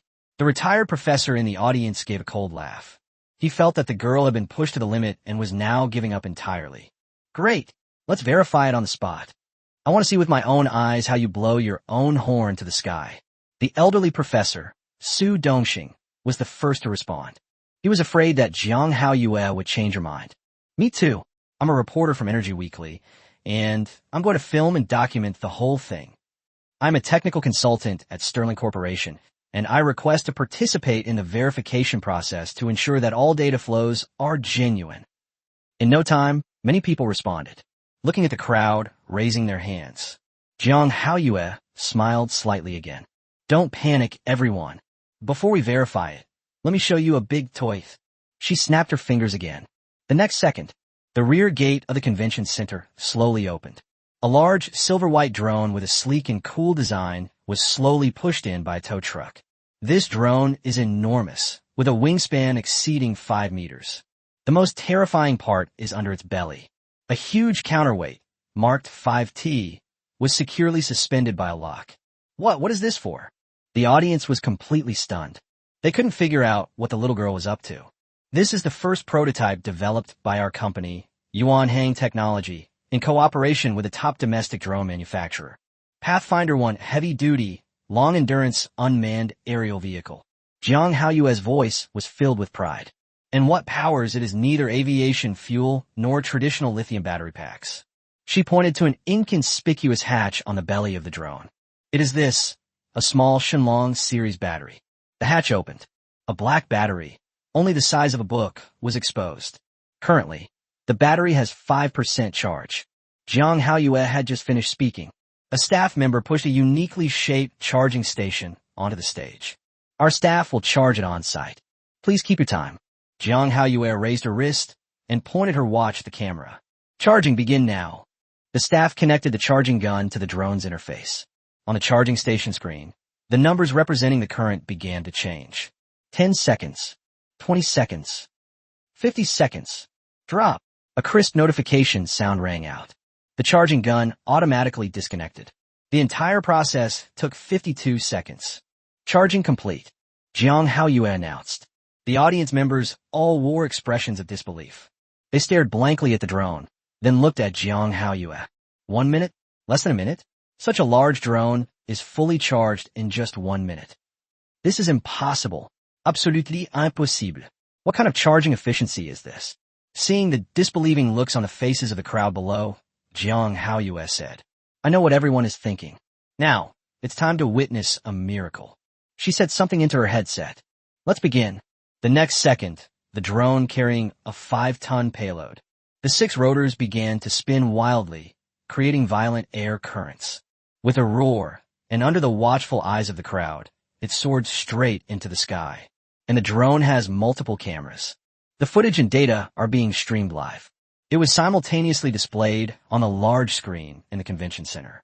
Altitude, 1,000 meters, 2,000 meters, 3,000 meters. Speed, 100 kilometers per hour, 300 kilomètres, 500 kilomètres. Battery remaining, 100%. Time passed second by second. Half an hour. This is a huge drone carrying a 5-ton counterweight. It flew continuously at a speed of over 500 kilometers per hour over the entire city of Jiangchen. And the remaining battery power on the screen was, there's still 99.8%. The sounds throughout the entire convention center, from the initial uproar and skepticism to the whispers in the middle. Now, only silence remains. The air seemed to freeze. The old professor, who had previously been the most critical, stared blankly at the screen. Meanwhile, beads of sweat began to appear on the forehead of the technical consultant at Sterling Company. Everyone stared intently at the screen, forgetting to speak. An hour later, the drone flew smoothly back to the venue and landed steadily in the center of the stage. The final data displayed on the screen was flight duration, 62 minutes. Average speed, 530 kilometers per hour. Total distance, 550 kilometers. Remaining battery level, 99.7%. The drone's battery compartment was opened. The staff removed the energy core. Jang Hao stepped forward. I stroked the battery, which was no longer warm at all. She turned around. He addressed the stunned faces of the audience below. Does anyone still think I'm joking now? Chapter 56, Global Energy Stocks Crash. The entire room was completely silent. After a long silence, a man wearing a press pass in the front row finally stood up and asked excitedly, Ms. Jiang, is all of this really true? He voiced what everyone was thinking. Then, another point of question was raised. We can go on stage ourselves. Independent, uninterrupted verification of the battery's data? This question gets straight to the heart of the matter. That's right. The drone performance was truly stunning and overturned their expectations. But ultimately, that was something that Far East Technology owned. Who can guarantee that there's nothing fishy about this battery? Who can guarantee that the counterweight isn't hollow? Who can guarantee that there aren't spare batteries hidden inside the drone? Or perhaps all that data is fake. Only the most thorough, transparent, and irrefutable independent third-party verification. Only then can all doubts be completely crushed. Faced with this almost provocative question, Jang Hao was not angry at all. Instead, she smiled slightly. Sure, as I have said, Far East Technology welcomes any form of rigorous scientific verification. Now, Jang Hao pointed to the audience below. I need a few volunteers to help me with the verification. A third-party testing agency. Several friends from well-known media outlets, especially the friend who raised the most questions about our technology just now. And Jang Hao paused for a moment. A representative from a competitive company. Jang Hao's gaze fell on the man in the crowd, whose expression kept changing. That person was the technical advisor from Stir Corporation, who had just requested to take the stage. At this moment, everyone around him turned to look at him. The consultant's face turned pale instantly. He just shouted that he wanted to go on stage. That meant they were certain it was a scam. He was prepared to expose it himself, just to generate buzz for himself and his company. But now, the other party's confident attitude bordered on arrogance. The astonishing performance of that heavy-duty drone he had just witnessed made him quite apprehensive. If this is true, he went on stage to verify it himself. This does not mean that, in his official capacity, he personally gave it to a future competitor. Was a red carpet laid out on their path to got it? How am I going to explain this to the company? But if he doesn't go on stage, wouldn't that be admitting he's guilty? Wouldn't that make it seem like Sterling Company is afraid? What? Sir, weren't you the one who most wanted to come up just now? Don't you want to now? Or, are you afraid? Jang Hao's tone was playful. Who said I wouldn't dare? The consultant was provoked by those words. He stood up stiffly and walked towards the stage. Very good. Jang Hao nodded in satisfaction. And that journalist friend. And you're also welcome to come up on stage, the professor who just raised the most vehement questions. Soon, a team consisting of technical consultants from Sterling Corporation, renowned journalists, and professional professors. A temporary verification team was formed, consisting of Hansen, an engineer with EU certification. They stood on the stage. Jang Hao spoke seriously to the camera. To ensure the absolute fairness, impartiality, and transparency of the verification process. From this moment forward, I and any staff member of Far Eastern Technology shall. No one will touch the verification equipment or interfere with the verification process without authorization. All operations were carried out independently by this verification team under everyone's supervision. Then, Jang Hao made a pleased gesture. He stepped aside and handed the stage over to them. The EU engineer, named Hans, was the first to step forward. It demonstrates the meticulousness of European engineers. He first tapped the counterweight under the drone's fuselage with his knuckles. The dull bang-bang sound proved that it was solid metal. He then used his professional equipment that he had brought with him in the car. High-precision electronic scales, power analyzers, industrial-grade thermal imagers, and an industrial-grade discharge device powerful enough to trip the circuit breaker in a small factory. What they were going to verify was another brand-new, suitcase-sized sample of the Shenlong 1 battery. The first step is to weigh it. With their combined efforts, the group carefully lifted the black metal block onto the electronic scale. 50.00 kg. Weight recorded. Hansen wrote the number down in his notebook. The second step is the energy replenishment test. Charge the battery for 1 minute and accurately measure the total electrical energy input from the grid to the battery. The staff pushed the uniquely shaped charging station over. Hans personally connected the charging station to the power analyzer. Ensure that no electrical current can escape detection. Start.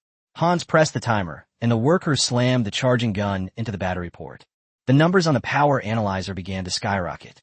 The knowledgeable engineers in the audience all changed their expressions. My God, this instantaneous power. Is this insane? With such a large current, how come it didn't explode? Time passed second by second.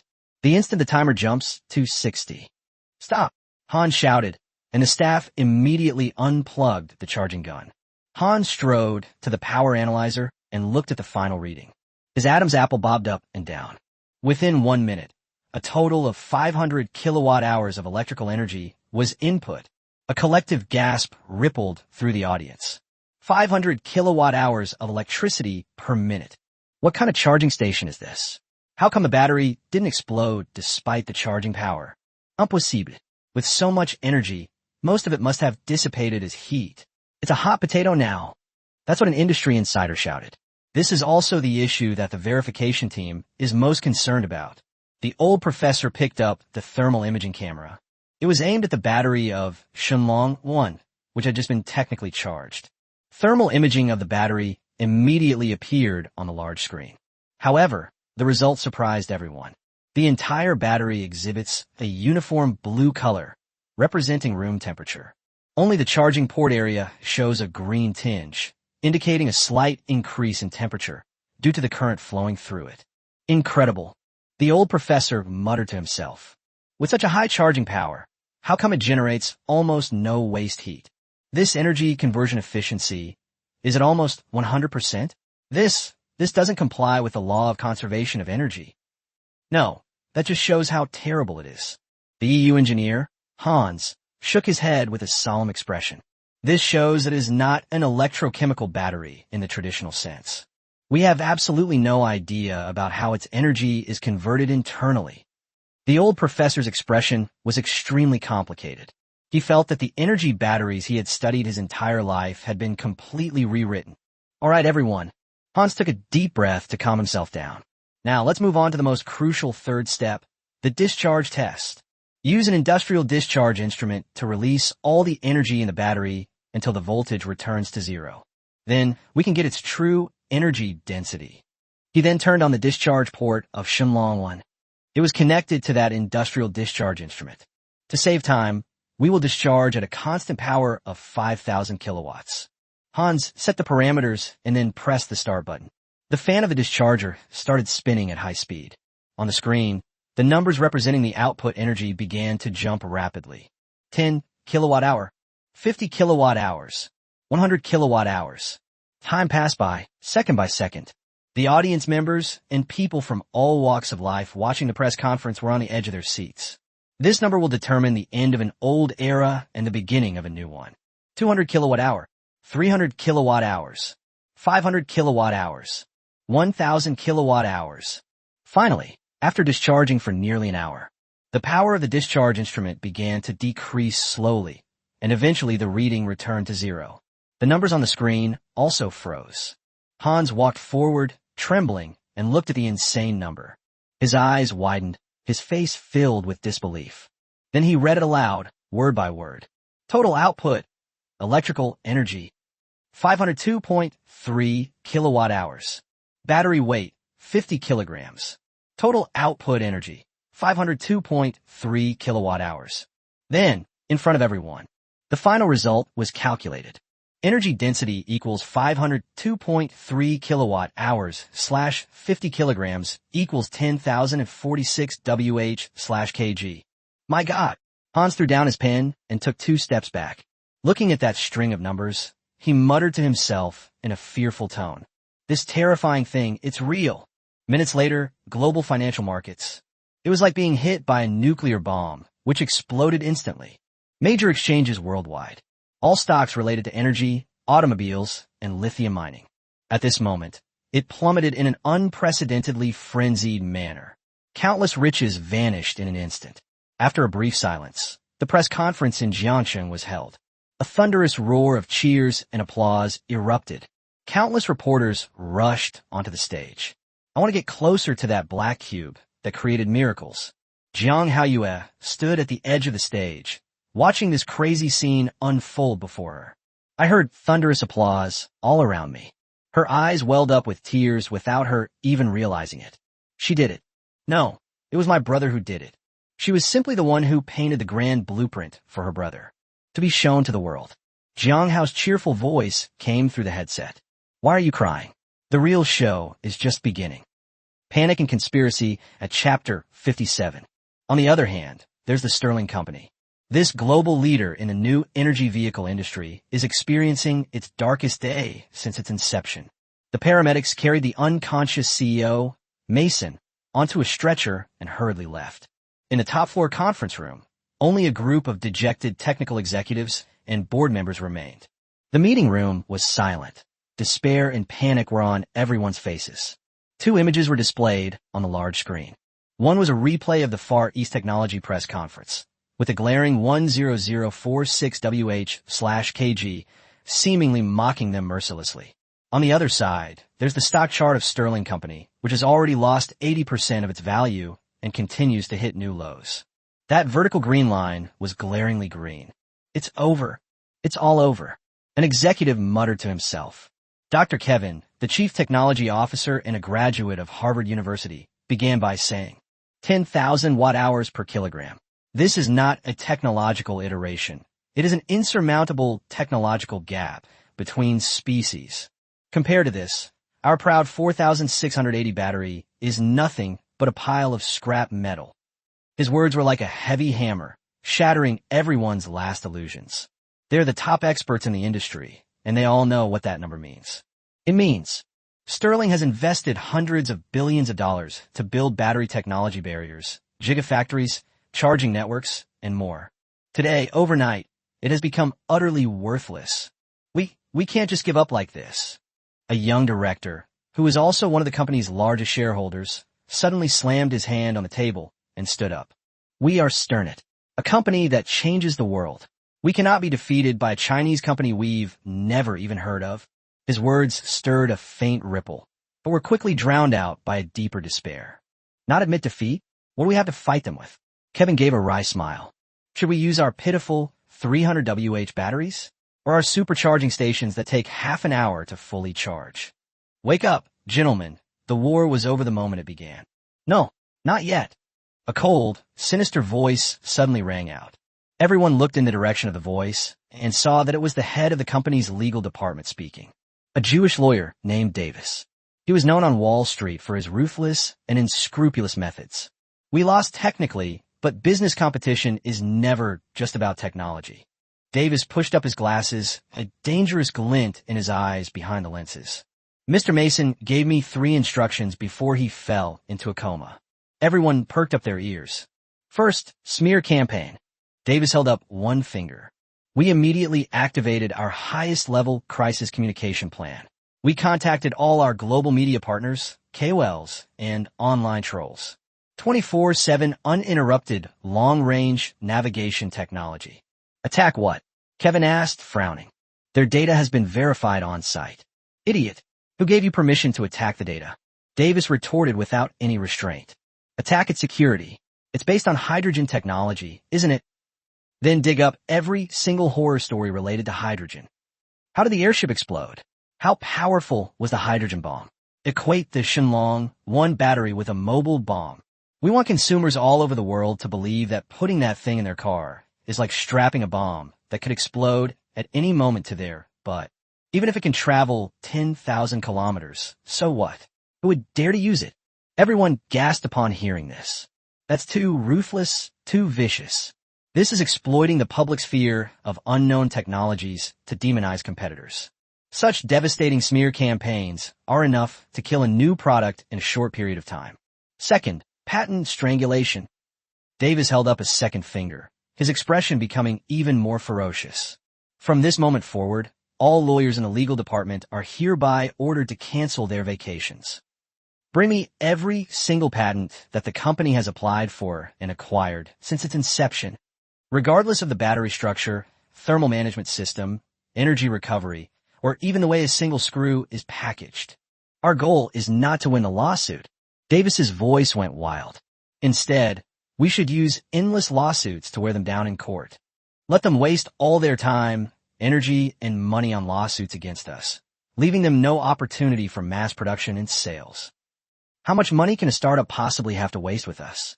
The directors present all had their eyes light up. Indeed, Sterling's legal team was among the best in the world, with annual patent protection fees alone reaching hundreds of millions of dollars. Using this patent moat to drown a new company is incredibly easy. Third, Davis paused, glanced at everyone, and then lowered his voice. And most importantly, political pressure. Mr. Masson has contacted the White House. He has asked the government to use all available resources to protect America's core industries. We can request the Department of Commerce to add Far Eastern Air Transport to the entity list on the grounds of national security, prohibiting any U.S. company from cooperating with them and prohibiting them from using any software and equipment containing U.S. technology. We can ask Congress to pass an emergency bill to impose a punitive tariff of 200% on all imported products that use the Shenlong 1 battery. We can even unite our allies, cherry blossoms, kimchi, and Europe, to establish a safe battery alliance. Develop a set of technical standards that only we can achieve and completely exclude Far East technology from the mainstream market. After Davis finished speaking, the entire conference room fell silent. They seemed to have seen a bloody path to a desperate counterattack. Since I can't beat you technically, I'll operate outside the rules. We will use public opinion, the law, politics, and all sorts of despicable means to completely nip you in the bud. Let's do it this way. The young director who had spoken earlier stood up excitedly. We cannot let them live. Absolutely not. Yes, kill them. Let the people of the Dragon Kingdom know who's in charge here. The despairing atmosphere that had filled the meeting room vanished, replaced by a morbid, bloodthirsty frenzy. This group of self-proclaimed disruptors and so-called industry elites. When faced with a more powerful disruptor, they still unhesitatingly chose to be the most conservative and corrupt guardian of the old order. While Sterling Corporation was meticulously plotting its conspiracy, the White House, the Oval Office, President Pritzker was furious. He smashed a valuable antique vase to the ground, shards flying everywhere. Trash. A bunch of good-for-nothings. He pointed at Defense Secretary Pete, CIA Director William, and a group of trembling economic advisors in front of him, and began to hurl insults. Didn't you tell me that China's technology is all garbage? Didn't you say they only make disposable waste products? Now, can anyone tell me about that Shenlong? Where did that battery, which is 20 years more advanced than ours, come from? No one dared to answer. Chapter 58 Wall Street in Bloodshed. $500 billion US dollars. I gave you $500 billion US dollars. Pritchwin's eyes were bloodshot. Take this money and go study their so-called junk skin and broken engine. And what happened? Now, their civilian companies can casually pull out something that can overturn our entire automotive and energy industries. Mr. President, we didn't expect this either. Secretary Pete wiped away his cold sweat and spoke with difficulty. You didn't expect that? What are you doing as the Minister of Defense? Pritchard pointed at his nose and cursed. Wall Street is now a bloodbath. Sterling, Ford, and GM. These are the pride of America. Their market value has evaporated by trillions in a single day. Countless people are unemployed, and an economic recession is just around the corner. You're telling me you didn't expect that? Mr. President, Mr. Mason just called. The president's secretary reminded him in a low voice. How dare he call me? Pritch roared. Tell him that if he can't resolve this problem, I'll have the Department of Justice investigate his company. Just then, CIA Director Williams' phone rang. He glanced at the caller ID, his expression changed, and he walked to a corner to answer the call. A few minutes later, he returned, pale-faced. Mr. President, our informant, Klaus, whom we planted in Project Lingyun, has just sent back the latest intelligence. Speak, Prechuan roared. The research and development progress of the Lingyun project is proceeding normally. However, our team of experts encountered enormous difficulties in reverse engineering the skin and engine technology they provided. Williams' voice grew softer and softer. The samples we manufactured according to their optimization plan had extremely unstable performance. In a simulation test, 17 explosions have already occurred. What? Prechuan felt his blood pressure rise again. Our scientists think doubt. Williams swallowed hard. We may have been scammed. What that Chinese man gave us from the very beginning may have been a wrong technological route full of traps. Boom! It felt like a bomb had exploded in Pritch's mind. They mobilized the entire nation's resources, investing $500 billion US, and were smugly convinced that they had gotten a huge bargain. In the end, all we did was help others deal with a bunch of meticulously designed technical garbage, while they were rummaging through the garbage like fools, searching for treasures. The opponent's real killing move has already pierced their heart from another direction. An unprecedented sense of humiliation and fear gripped Pritchuan's heart instantly. He suddenly remembered something and rushed to his desk. He grabbed the perfect leather sample that he had been so proud of, claiming that even its sound was better than that of the Dragon Kingdom. Then, he used all his strength to smash it hard against the wall. Bang! That piece of skin, hailed as a work of art by America's top experts, shattered like a piece of cheap glass the moment it hit the wall, turning into a pile of shimmering metallic powder. Pilichuan stared blankly at the powder scattered on the ground, then looked at the still intact, cracked original Dragon Kingdom version on the table. He finally understood. Those cracks were not fatal stress concentration points at all. Those were the merciless mockery etched on his face by the Chinese. New York, Manhattan, Wall Street. This is the heart of global finance, every second. Trillions of dollars flow here, determining the fate of countless companies and countries. But today, this heart is experiencing an unprecedented massive hemorrhage. When the whiteboard displaying 10046WH/KG was broadcast live globally at the Far East Technology Press Conference, it was a truly memorable moment. Panic then spread like wildfire. The traders in the hall started screaming and running like madmen. Countless red sell orders flooded the server instantly. Sell all of Sterling stock. At any cost. Now, clear out all positions. Clear out all our positions in oil futures and lithium mining companies. Immediately. It's over. We've been liquidated. Our leveraged funds that went long on traditional automakers are all gone. On the screen are stocks representing the old energy and old manufacturing empires. It is plummeting at an unprecedented speed. Stir, -85.3%. Volt automotive, -78 hottizetsazolik. Same car, -75.1%. Echo's performance on the North American server, -66.4%. Zufulong, -65.8%. ACB, the world's largest lithium mining company, -92.7%. The Dow Jones Industrial Average, Nasdaq Composite Index, and SP 500 Index all experienced circuit breakers. Less than 10 minutes after the market opened, trading had to be suspended. This is a terrifying sight that Wall Street has never experienced since the Great Depression of 1929. Countless riches vanished into thin air in just a few minutes. A hedge fund managing hundreds of billions of dollars was wiped out instantly because it had heavily invested in traditional energy stocks. A fund manager jumped from the top of the Empire State Building, ending his once illustrious life. Another little-known, small quantitative fund was founded by a few Chinese students studying abroad. Because their AI model had already detected unusual public interest before the press conference even started, and had preemptively shorted the entire new energy vehicle industry chain. In a single day, their fund grew from $1 million to 10 billion US dollars. It created the most incredible wealth creation myth in Wall Street history. The entire financial world has been plunged into an extreme rift, experiencing both extremes because of Far East technology. Some people lose everything, while others become rich overnight. The old order is collapsing, and a new order is being established amidst bloodshed.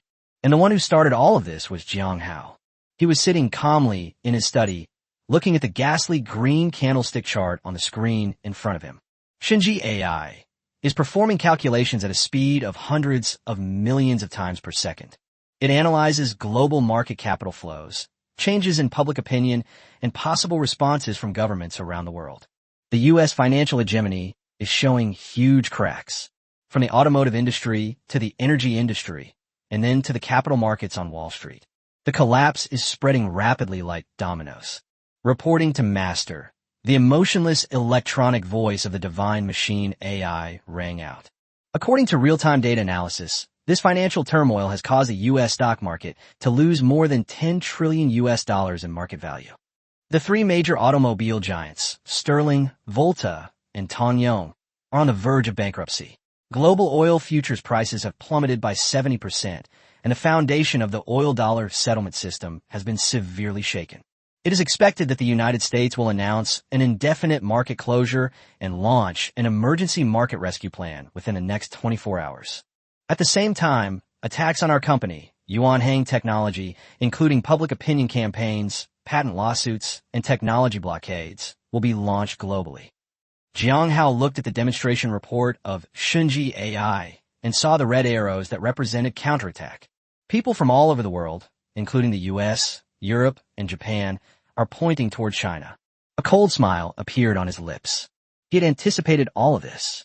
Thinking you can turn things around with these underhanded tactics? Too naive. Faced with an absolute technological gap, any conspiracy or trickery is nothing but a futile struggle. His real killer move is far more than that. Chapter 59, want to play? We'll just flip the table like a crow. Shinji, how is the production line for the Ayian fighter jet progressing? Jang Hao changed the subject. Reporting to the Master, the first batch of 12 Ayian 7th generation fighter jets have all been assembled.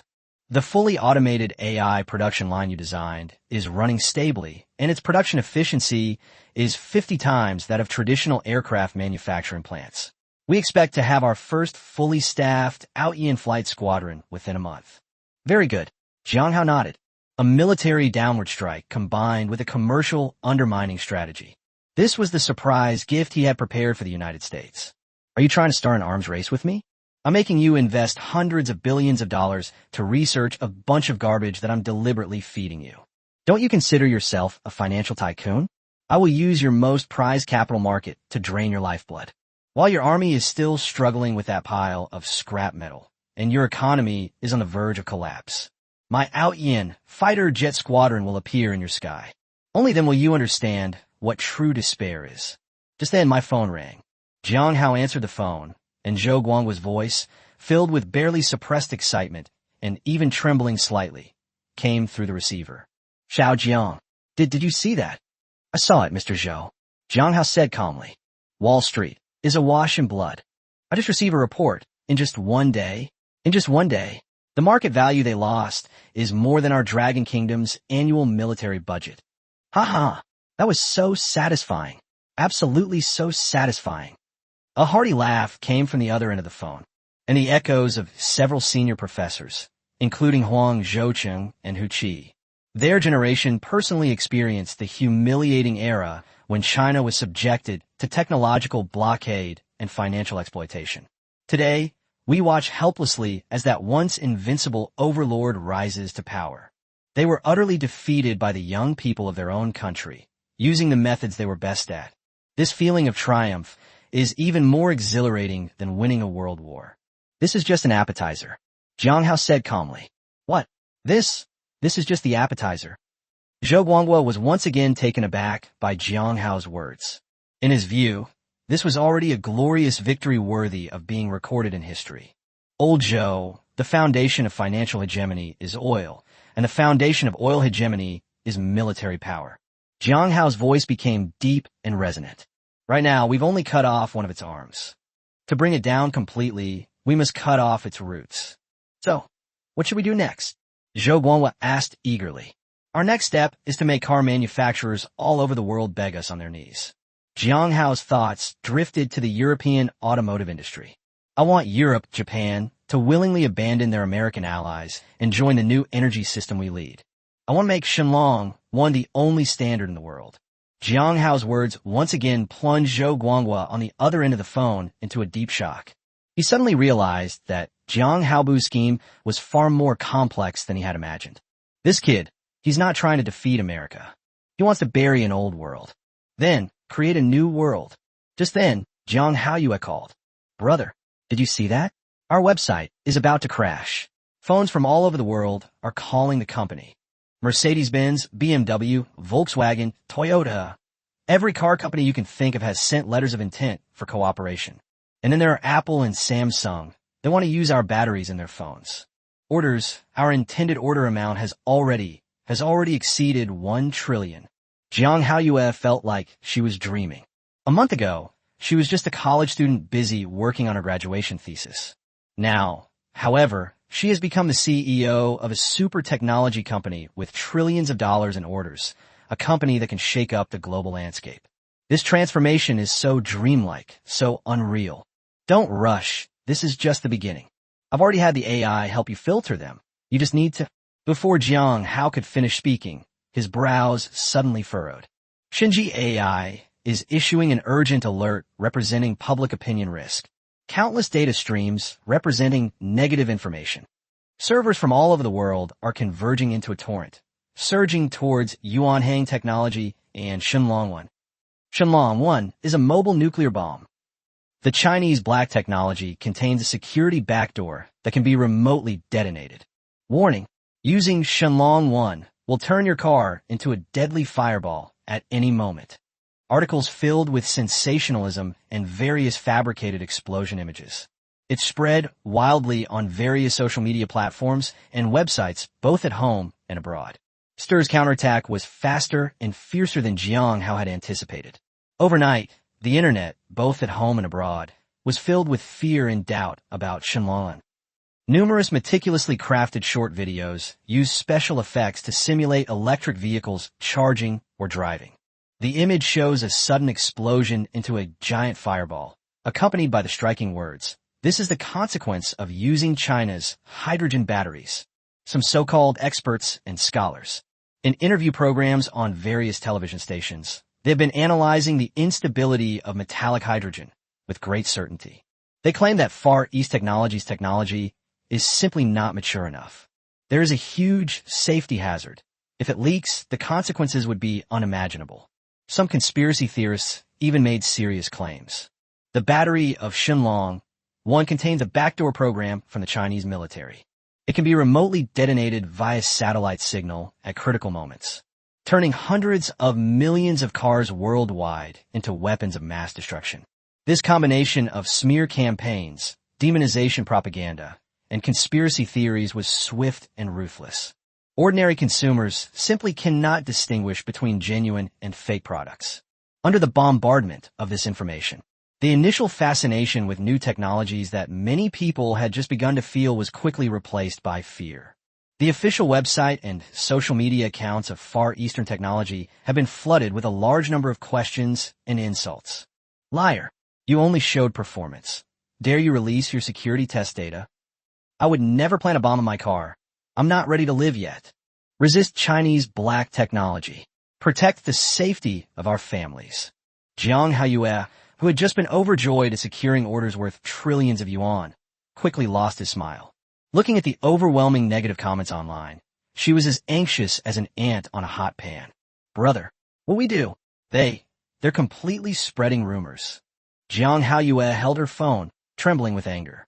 We conducted the most stringent safety tests, including puncture, fire, and drop tests, and the batteries remained intact. How could they slander us so baselessly? Because all they have left is spreading rumors as a weapon. Jiang Hao replied coldly. He stared calmly at the ever-increasing negative public opinion index on the Shinji AI screen. Haoyue, remember, never try to reason with a pack of mad dogs. The more you explain, the more they bite. To deal with them, You only need to do one thing. What's up? Smash their dog food bowls completely. After Jang Hao finished speaking, he sent a document to Jang Hao's email address. This is our next step in the plan. You shall immediately issue a new announcement to the global media in your capacity as CEO of Far East Technology. Jang Hao quickly opened her email, and when she saw the contents of the announcement, she was stunned. Brother, are you sure you want to do this? She could hardly believe her eyes. Sure. Jang Hao's tone left no room for argument. Since they question our security, then we'll broadcast the most realistic and brutal security tests live to the whole world. Since they question our production capacity, then we'll show them with their own eyes what an industrial miracle really is. Chapter 60 Global Live Broadcast. And you call this a battery? Half an hour later, just as global public opinion was reaching its peak in condemnation of Shenlong 1, the official account of Far East Technology has released a new announcement. A letter to global consumers and partners.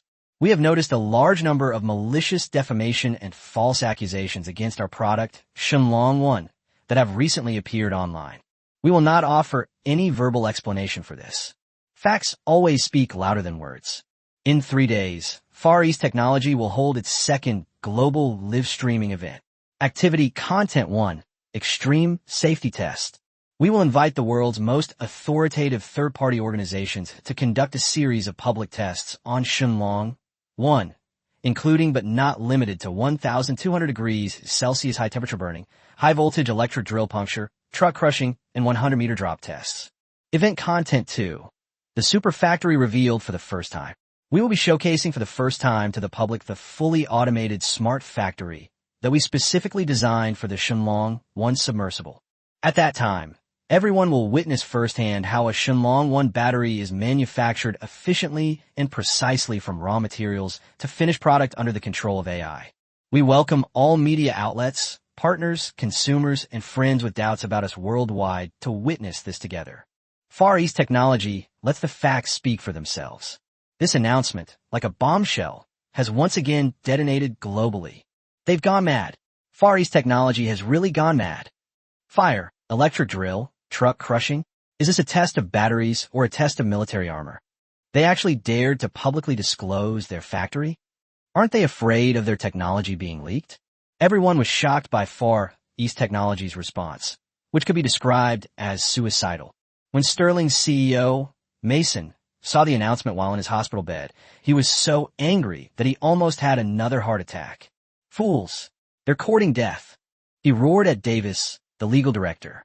Contact the media immediately and tell them this is just a public relations stunt by the Chinese. Their factory must have been a model set up long ago. Their test batteries are definitely specially made. Tell them not to believe them. However, this time, public opinion did not follow his expectations entirely. Because, shortly after Far East Technology issued its announcement, an unexpected pig teammate dealt a fatal blow to Stir. Volkswagen Group, Europe's largest automaker, publicly reposted Yuan Hang Technology's announcement on its official Weibo and Douyin accounts, along with the following text. We sincerely admire Far Eastern Automotive Technology's innovative spirit and technological confidence. As a responsible automaker, we also consider safety our highest priority. We have dispatched our top engineering team to Wuhan, hoping to participate in and witness this extreme safety test as an independent observer. We believe the facts will speak for themselves. At Far Eastern Automotive Technology, Volkswagen Group's statement is like a resounding slap in the face. It slapped Stern and those smearers hard across the face. This is tantamount to announcing to the world, we, the largest car company in Europe, do not believe your rumors. We choose to trust our own eyes. The public stance immediately triggered a chain reaction. Following closely behind were BMW, Mercedes-Benz, Toyota, Hyundai, and almost all major international automakers outside of the United States. They all followed suit, stating that they would send teams to Jiangshan to witness this test of the century. The situation reversed in an instant. It was originally a media attack targeting Far Eastern air transport technology. Now it has evolved into a collective coup by global automotive giants against the old order dominated by the United States and the United States. Through their actions, they sent a clear signal to the world. We've had enough of your lies and bullying. All we want now is that battery that will keep us alive. Bastards. A bunch of traitors. Maiden angrily slammed the tablet computer on the bedside table to the ground. He knew he had lost when his allies chose to abandon him. The outcome of the war was no longer in doubt.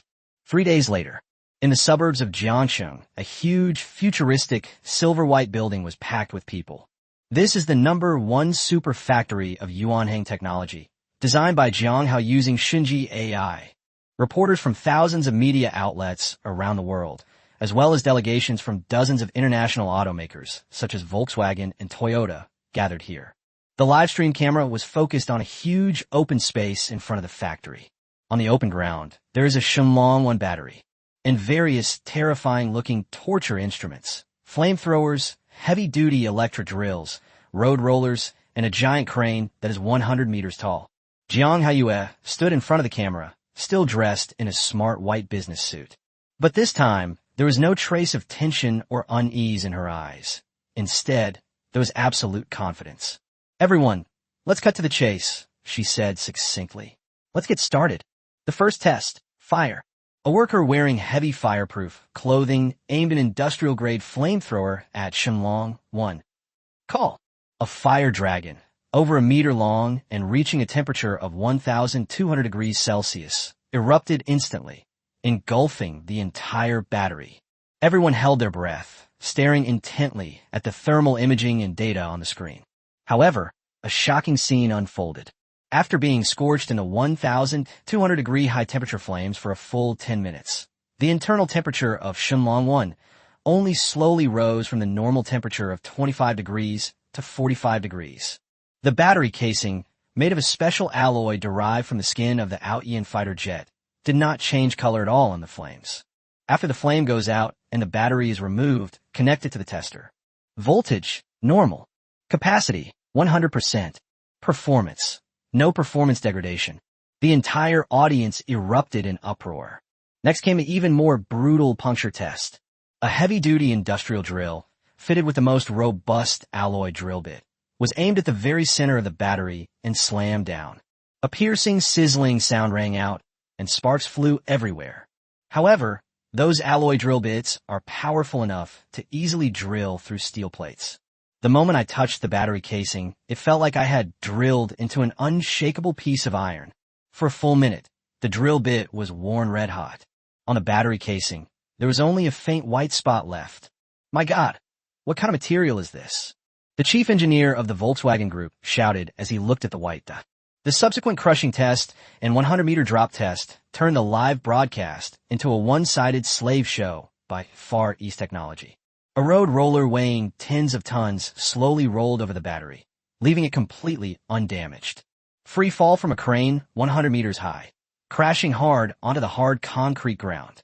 The ground was smashed into a large crater, but the battery remained perfectly intact. When all tests were completed, Shenlong 1 was reconnected to the testing equipment, and the screen displayed the green text, "No performance degradation." Like a series of powerful punches, they slammed into the faces of all the doubters. On the internet, those overwhelming rumors from before, it was utterly shattered in the face of absolute facts. But this is not the end. "Everyone," Jang Hao said with a mysterious smile. "Now that you've seen the appetizers, welcome to join me for a tour of our kitchen." She turned around, and behind her, the enormous silver-white building and its futuristic-looking door slowly opened under everyone's gaze. A futuristic industrial world, beyond everyone's imagination, unfolded before them. Chapter 61, A Decisive Strike at the Bottom, a two-pronged collapse. As the gates of the Gigafactory slowly opened, everyone seemed to be gripped by an invisible force, collectively falling silent. What they saw was not the noisy, chaotic, and oil-splattered scene of a traditional factory. Instead, it was a vast, boundless, extremely clean, silvery white scene. Countless robotic arms glide silently along precise tracks, performing various complex operations with an elegant, flowing motion. Meanwhile, in the air, there are fully automated logistics robots suspended. Various raw materials and semi-finished products are being precisely transported to designated workstations. There wasn't a single worker in the entire factory. Only in the central control room, on that enormous holographic screen. A cascading stream of data flashes across the screen, along with a dynamic 3D model representing the overall operational status of the factory. A true lights-out factory, completely controlled by AI. Is this movie special effects? A reporter muttered to himself. He couldn't believe his eyes. No, this is not a special effect. Volkswagen Group engineers stared intently at the robotic arms performing precision operations. Look at the assembly precision and the temperature control of that material sintering furnace. Their industrial level is at least 30 years ahead of ours. All visiting car company representatives.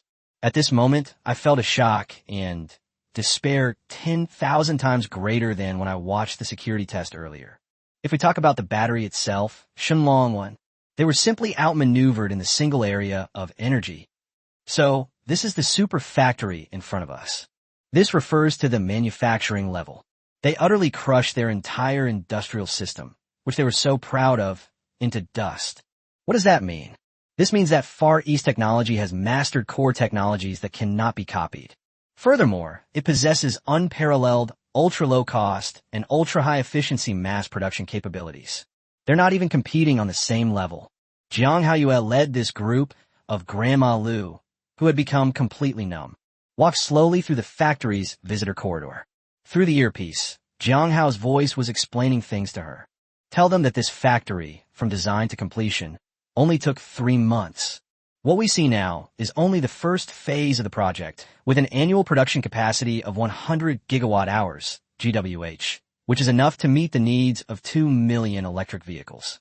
Tell them that under the control of Shunji AI, the yield rate of products produced here is 99.999%. Producing a 50-kilogram Shenlong 1 submersible takes only 15 minutes from raw material input to finished product output. Finally, tell them that thanks to this extreme production efficiency, the production cost of Shenlong 1 is very low. It's even 30% cheaper than the cheapest lithium iron phosphate batteries currently on the market. When Jang Hao calmly relayed this information to everyone, a collective gasp rippled through the crowd. It costs 30% less than lithium iron phosphate.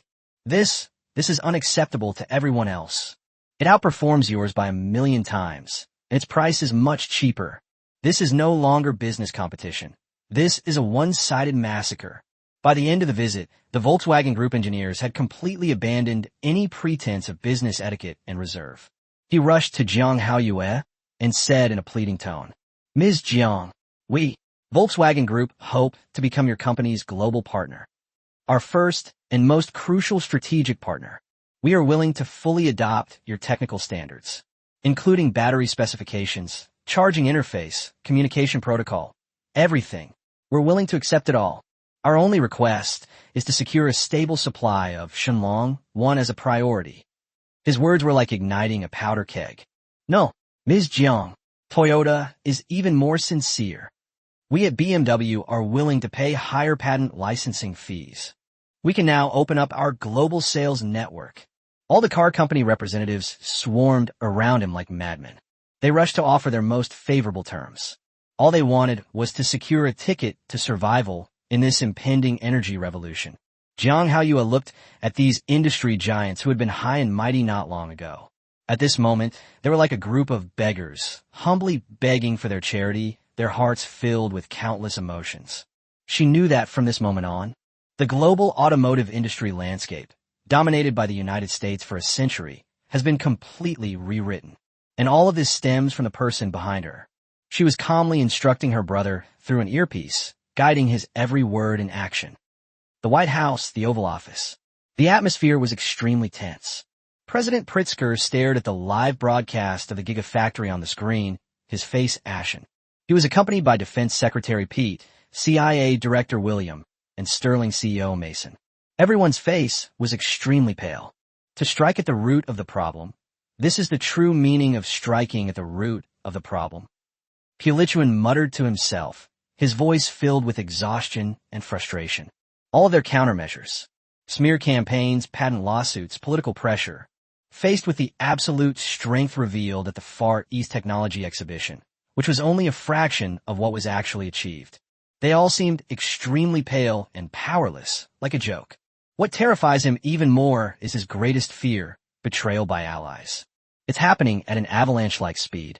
Europe, Japan, South Korea, these are the countries that once followed his lead blindly. Now, they have all sided with the Dragon Kingdom without hesitation, vying for the battery that could determine the fate of their nation.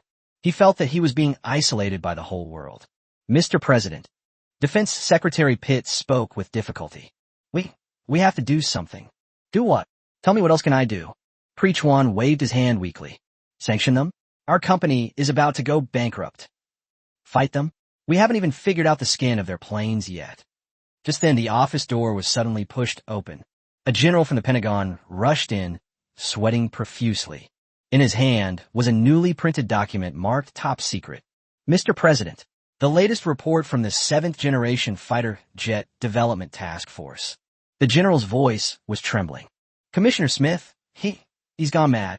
What? Pulichuan suddenly stood up. Commissioner Smith, after failing hundreds of times in a row, we firmly believe that the problem lies with our materials and processes, making it impossible to replicate the essence of Chinese technology. The general stammered. So he ordered that our newly developed F-35 Lightning II fighter jet, equipped with optimized skin and enhanced engine, undergo extreme hypersonic test flights. He wants to use a real machine to verify that Mach 20 speed. He's insane. He's absolutely insane. Before Pritch could speak, CIA Director Williams screamed. Our F-35 is designed to have a top speed of only Mach 1.6. To use it to fly at Mach 20? That's not a test flight, that's suicide. Where's the plane? Where's the plane now? Preachwan roared at the general. It's already taken off. The general's face was ashen. Just 5 minutes ago, at a secret Air Force base in Nevada, the pilot forcibly disabled all safety restrictions and pushed the engine thrust to 300%. Everyone's eyes instinctively turned to the office. That huge screen that is connected in real time to the Pentagon's Operations Command Center. On the screen, there is a green dot representing an F-35 fighter jet. It is moving across the map at an incredibly fast speed. The speedometer next to it shows that it has already broken through Mach 5, Mach 6, Mach 8. Boom! Just as the speedometer needle was about to reach Mach 10, the green dot on the screen suddenly burst into a blinding red. Immediately afterwards, the signal was interrupted. On the screen, only 2 large, blood-red characters remained. Target lost.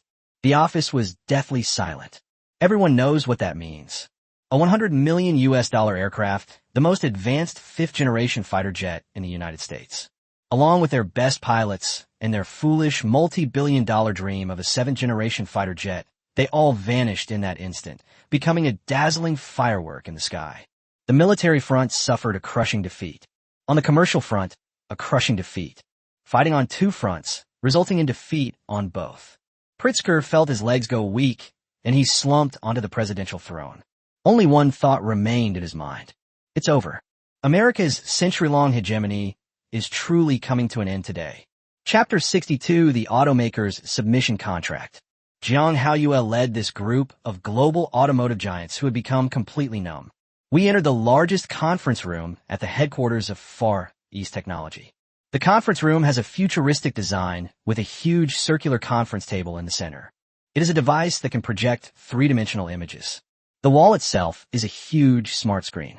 It can display various global data in real time. However, no one was in a mood to appreciate these technologically advanced designs at that moment. Representatives from all automakers, from CEOs to chief engineers. They all sat upright, like a group of primary school students waiting for the teacher to hand out their exam papers. His eyes were filled with tension, anticipation, and an undisguised greed. Everything I just saw at the Gigafactory. It has completely shattered all their pride as a century-old industrial giant. That wasn't just leading, it was crushing them. It is a ruthless display by beings from different dimensions against beings from another dimension. Their only thought now is to do whatever it takes. They secured a supply quota for batteries for the Shenlong 1 submersible, even if it's just a little bit. This is enough to give them a ticket to barely survive in the upcoming global automotive industry reshuffle. Jang Hao walked to the head of the conference table. On a large screen behind her, the blue galaxy logo of Far East Technology slowly rotated. She looked around, taking in everyone's expressions. These bigwigs who usually pontificate at the World Economic Forum looked so humble at this moment that it seemed unreal to her. Everyone, Jang Hao cleared her throat. I know what everyone is most concerned about right now. We have prepared a cooperation plan regarding the Shenlong 1 spacecraft. As soon as he finished speaking, the conference room door was silently pushed open. Several staff members from Far East Technology pushed a small cart in. There was a thick stack of contracts in the car, bound in dark blue folders. Herbert Dias, CEO of the Volkswagen Group, had a bright idea. His body leaned forward instinctively, his hand already poised to take the contract. However, when the staff placed a thick, dictionary-like contract in front of him, the smile on his face instantly froze. This is... He looked at the cover of the contract, and the line of gold-embossed Chinese characters made him feel dizzy. Global Strategic Cooperation Agreement for Yuanhang Technologies Shenlong 1 battery. All in Chinese. The contract, spanning hundreds of pages from cover to back cover, contained not a single English letter. It wasn't just him. Oliver Zipse, chairman of BMW. Akio Toyoda, president of Toyota. Chung Eui-sun, chairman of Hyundai Group. Representatives from all non-Chinese car companies were dumbfounded. Ms. Jiang, is there a mistake? Volkswagen CEO Herbert Dias spoke with difficulty, pointing to the Chinese contract, sweat already beading on his forehead. We have limited Chinese proficiency and cannot understand everything. Can your company provide an English version of the contract? No mistake, Mr. D. Jang Hao's voice was calm, but full of determination. There is also no English version. From today onwards, any company that wants to cooperate with Far East Technology, everyone must accept our language, our standards, and our rules. This is the premise of cooperation. Boom! These words exploded like a bomb in the conference room. Everyone was stunned by the almost arrogant, domineering tone revealed in Jiang Hao's words. This is hardly a business negotiation. It's practically an ultimatum from a suzerain state to a vassal state. This is outrageous. This is blatant commercial bullying. The president of Toyota, Akio Toyoda, known for his tough stance, slammed his hand on the table and stood up abruptly. He glared at Jiang Hao, his face turning a deep purplish red. We, Toyota, are the world's largest automaker. We have our dignity. We will never accept such unequal and insulting terms. His translator quickly translated his words to Jiang Hao. Jiang Hao's expression remained unchanged after hearing this. He merely glanced at Akio Toyoda indifferently. Since Mr. Toyoda finds it unacceptable, then let's just leave it at that. She winked at the staff member next to her. The staff member immediately understood and stepped forward. He took back the contract in front of Akio Toyoda without any expression. Then, he gestured please to Akio Toyoda and pointed to the conference room door. Mr. Toyoda, since the cooperation cannot be reached, you may leave. The door is over there. No need to see me out. Akio Toyoda was completely dumbfounded. He had imagined countless negotiation scenarios. Bargaining, arguing logically, and even resorting to coercion and bribery. But he never expected this. The other party didn't even want to talk and just kicked him out? What he just said. The original intention was to unite with other car companies to give Yuanhang Technology a hard time and gain some leverage in the subsequent negotiations. But now, he subconsciously glanced at BMW chairman Oliver Zipse and Volkswagen CEO Herbert Dias beside him. I hope they will stand up and support me. However, what he saw were two faces filled with fear and determination. Just as Akio Toyoda was being asked to leave the scene, BMW chairman Oliver Zipse, with an agility completely out of character for his age, he suddenly pulled a Mont-Blanc pen from the inside pocket of his suit. The pen cap popped open with a snap. He didn't even glance at the contents of the contract. He flipped directly to the last page, to the signature section, and signed his name in a flamboyant and elegant style. We, the BMW Group, fully agree to and unconditionally accept all the cooperation terms of Far East Technology. After signing the contract, Zipse held it high. It was as if they were showing off that they had snatched a priceless treasure. His neighbor, Volkswagen CEO Herbert Dias, noticed this. He cursed the old fox in his heart and immediately took action. He grabbed the contract, and without even glancing at it, quickly signed his name. They were afraid that if they were even a second late, the opportunity to cooperate would slip away. We at the Volkswagen Group fully agree. We hope to become Far East Technology's most core strategic partner. Following closely behind were Mercedes-Benz, Hyundai, Ford, aside from Toyota, which has already been expelled, and a few hesitant American automakers. Almost all the major international automakers completed the signing within a minute. Only Akio Toyoda remained in the conference room. He stood there all alone, like a clown abandoned by the whole world. His legs buckled, and he almost lost his balance. It's over. Only those two words remained in his mind. He knew he had just made a foolish decision. He personally pushed Toyota, a century-old brand, into an abyss of no return. Without the Shenlong 1 hybrid technology, Toyota's pride and joy would be reduced to a pile of industrial waste overnight. Toyota's market capitalization will be ruthlessly wiped to zero by the capital market on the next trading day. No, absolutely not. A survival instinct caused him to unleash astonishing power in an instant. He pounced on the employee who was about to destroy his contract like a mad bull. Don't move. That's mine. Mean it. He snatched the contract and slammed it down on the conference table. He lay down on it, as if protecting his own child. Ms. Jiang, I was wrong. I apologize for my rudeness and arrogance just now. Akio Toyoda looked up. This was the man who led the world's largest automaker. His face was now streaked with tears, and all traces of his previous arrogance had vanished. Please, give Toyota another chance. We're willing to accept it. We are willing to accept all terms. Whatever the terms may be, he pleaded tearfully, kowtowing heavily in the direction of Jang Hao. Thump, thump, thump. One after another, a dull thud echoed in the quiet conference room. Representatives from all car companies who have already signed contracts. Seeing this scene, I felt no sympathy, only endless relief. Fortunately, I didn't do what that idiot did, failing to recognize the situation.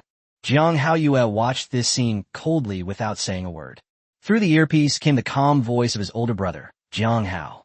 Hao, tell him that given his terrible attitude just now, Toyota's supply quota has been cut in half. Furthermore, prices have increased by 20%.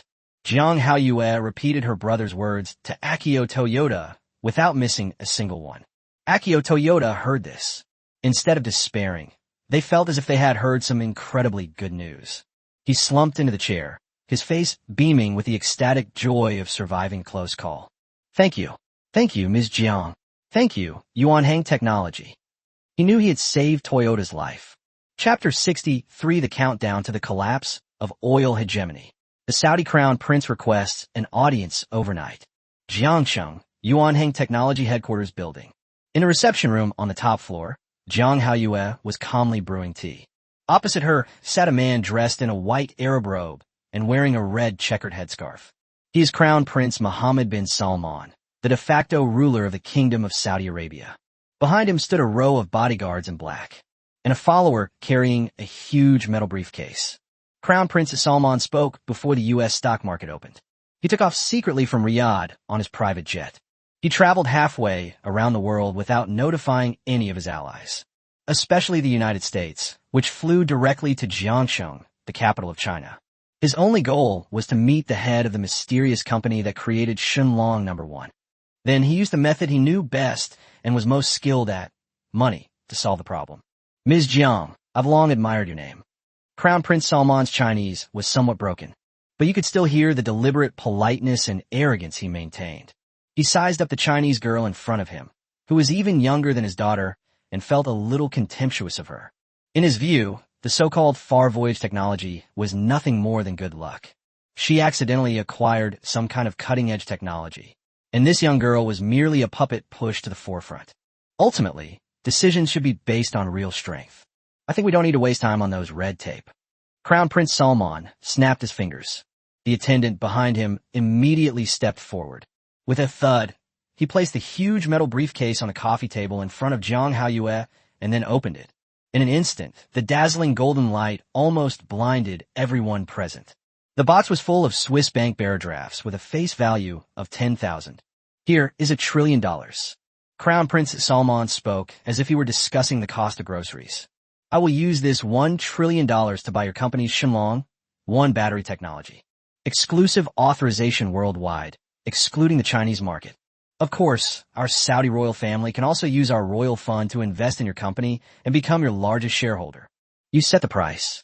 He leaned back on the sofa, arms outstretched, striking a pose that said, I want it all.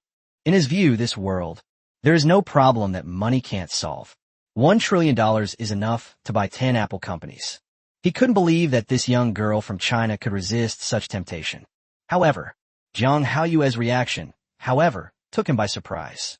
She didn't even glance at the box of promissory notes that would drive any country crazy. He simply picked up the teacup and gently blew on it. Then, she stretched out her slender fingers and gently pushed the heavy metal box back. Your Highness, I think you may have misunderstood. Jang Hao's voice remained calm and still. Yuanhang Technology's technology is not for sale. What? Crown Prince Salman frowned. He hadn't expected to be rejected so decisively. Ms. Jiang, are you sure you understand what $1 trillion represents? Don't you need to discuss this with your superiors or the people behind you? He emphasized his words, adding a hint of threat. Jang Hao smiled slightly. She didn't answer, but simply picked up a remote control from the table and pressed it lightly.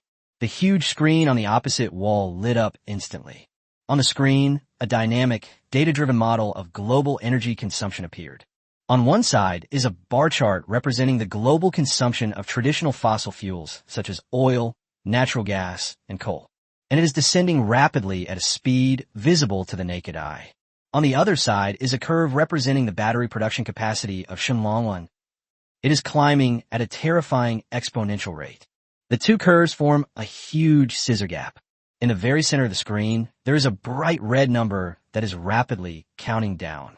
The global oil energy system is about to completely collapse, with 3 years, 214 days, 12 hours, and 6 minutes remaining. Crown Prince Salman looked at the countdown. The arrogance and composure on his face vanished instantly. His face gradually turned deathly pale. As the ruler of the world's largest oil-producing country, he understood better than anyone what this model meant.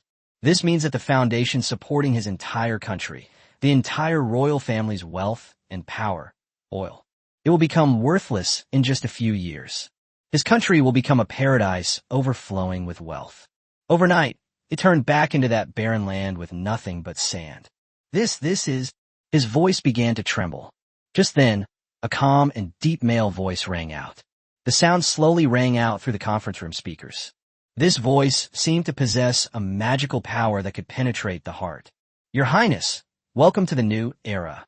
It was Jang Hao's voice. He had been observing the meeting through the base's surveillance system. Now, do you still think that the papers in your box are qualified to negotiate with me? Crown Prince Salman was jolted awake and stood up abruptly. Looking around, I try to find a source of the sound. Who are you? Who I am is not important. Jang Hao's voice continued. The important thing is that I can give you and your country a chance to survive. What opportunity? Crown Prince Salman asked anxiously, as if he were about to drown. They desperately tried to grasp at a straw. It's very simple. Jang Hao paused for a moment. From today onwards, all oil exported by Saudi Arabia will be subject to a certain restriction. 20% of the trade volume must be settled in Chinese yuan. In exchange, Far East Technology can grant you licenses. We will build our Shenlong series of super energy storage base stations in Saudi Arabia to help you complete your national energy transition. This is the only option. Jang Hao's words struck like a thunderbolt in Crown Prince Salman's mind. Settling oil transactions in RMB. This is absolutely going to be the death of America. For decades, the petrodollar system has been the cornerstone of America's global hegemony. Saudi Arabia is the most important link in this system. They have an unbreakable security agreement with the United States. Saudi Arabia is responsible for maintaining the use of U.S. dollars for oil transactions, while the United States is responsible for protecting the Saudi royal family. Now, this Chinese man actually wants him to personally destroy the foundation of this system? No, that's absolutely impossible. Before Crown Prince Salman could speak, a beautiful blonde, blue-eyed state advisor behind him screamed, Your Highness, you cannot agree to his request. This is a serious violation of the security agreement between our two countries.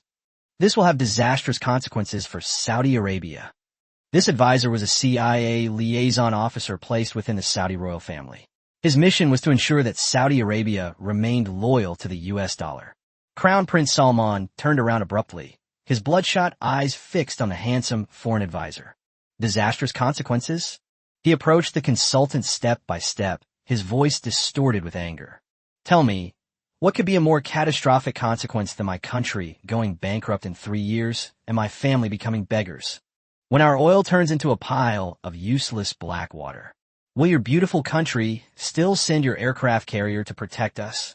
No, you'll just throw us away like a used piece of toilet paper. The American advisor was left speechless by the question. Roll. Crown Prince Salman roared in anger. He raised his hand and delivered a resounding slap. It slapped the consultant hard across the face. Chapter 64. Operation Lance launched. The arrogance of the United States. Smack. The crisp sound echoed in the reception room. The American advisor was slapped to the ground. Blood trickled from the corner of his mouth. Crown Prince Salman didn't even glance at him. He turned around and looked back at the center of the conference room. He looked out the window at the area that was still brightly lit in the night. A super factory complex with a futuristic feel. Countless unmanned transport aircraft shuttle through the air like a tireless industrial beehive. He knew that an old era belonging to oil had come to an end, and a new era belonging to the people of this mysterious dragon nation has arrived. He took a deep breath. A humble smile appeared on his face. He carefully took out a piece made of gold and jewels from his robe, the seal representing the highest power of the Saudi royal family. Then I arrived at the document that was entirely in Chinese. He was standing in front of a cooperation agreement that he couldn't understand a single word of. He bowed deeply in Jang Hao's direction. Dear Ms. Jiang, and the respected gentleman behind her. The Kingdom of Saudi Arabia is willing to accept your friendship and your terms. After saying this, he placed the heavy royal seal in his trembling hand. It was pressed heavily onto the signature area of the agreement. The message was relayed back to Washington through top-secret channels a minute later. Inside the Pentagon, the alarm, signaling the highest level of emergency, blared throughout the entire building. Defense Secretary Pitt kicked open the door to the Oval Office. A top-secret operational plan bearing a skull and crossbones symbol, named Spear. It was slammed hard onto President Pritzker's desk. The White House, the Oval Office. The atmosphere was as oppressive as a tomb.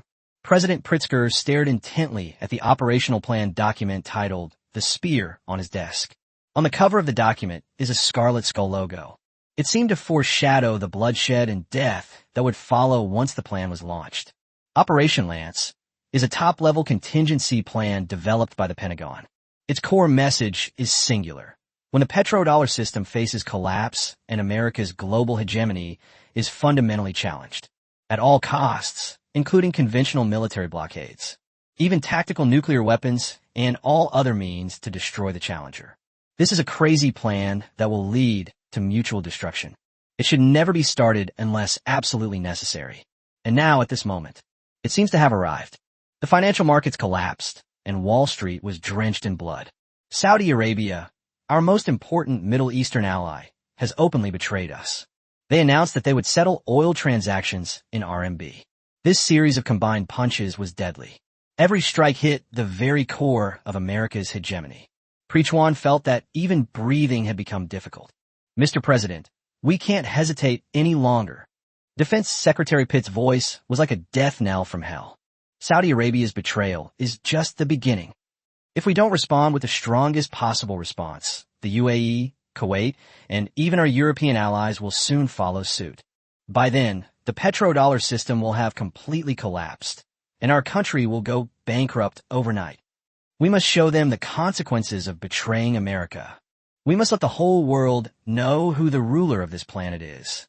Pete's words were like a potent drug, injected into Pritch's nearly broken nerves. Yes, we are the beautiful country. We have the most powerful army in the world. We have 11 carrier strike groups. We have thousands of state-of-the-art fighter jets.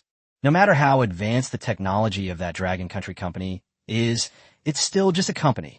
Even if China develops rapidly, its military strength is still decades behind ours. As long as our aircraft carrier sails to their doorstep, As long as our missiles are aimed at their hearts, they will surely surrender.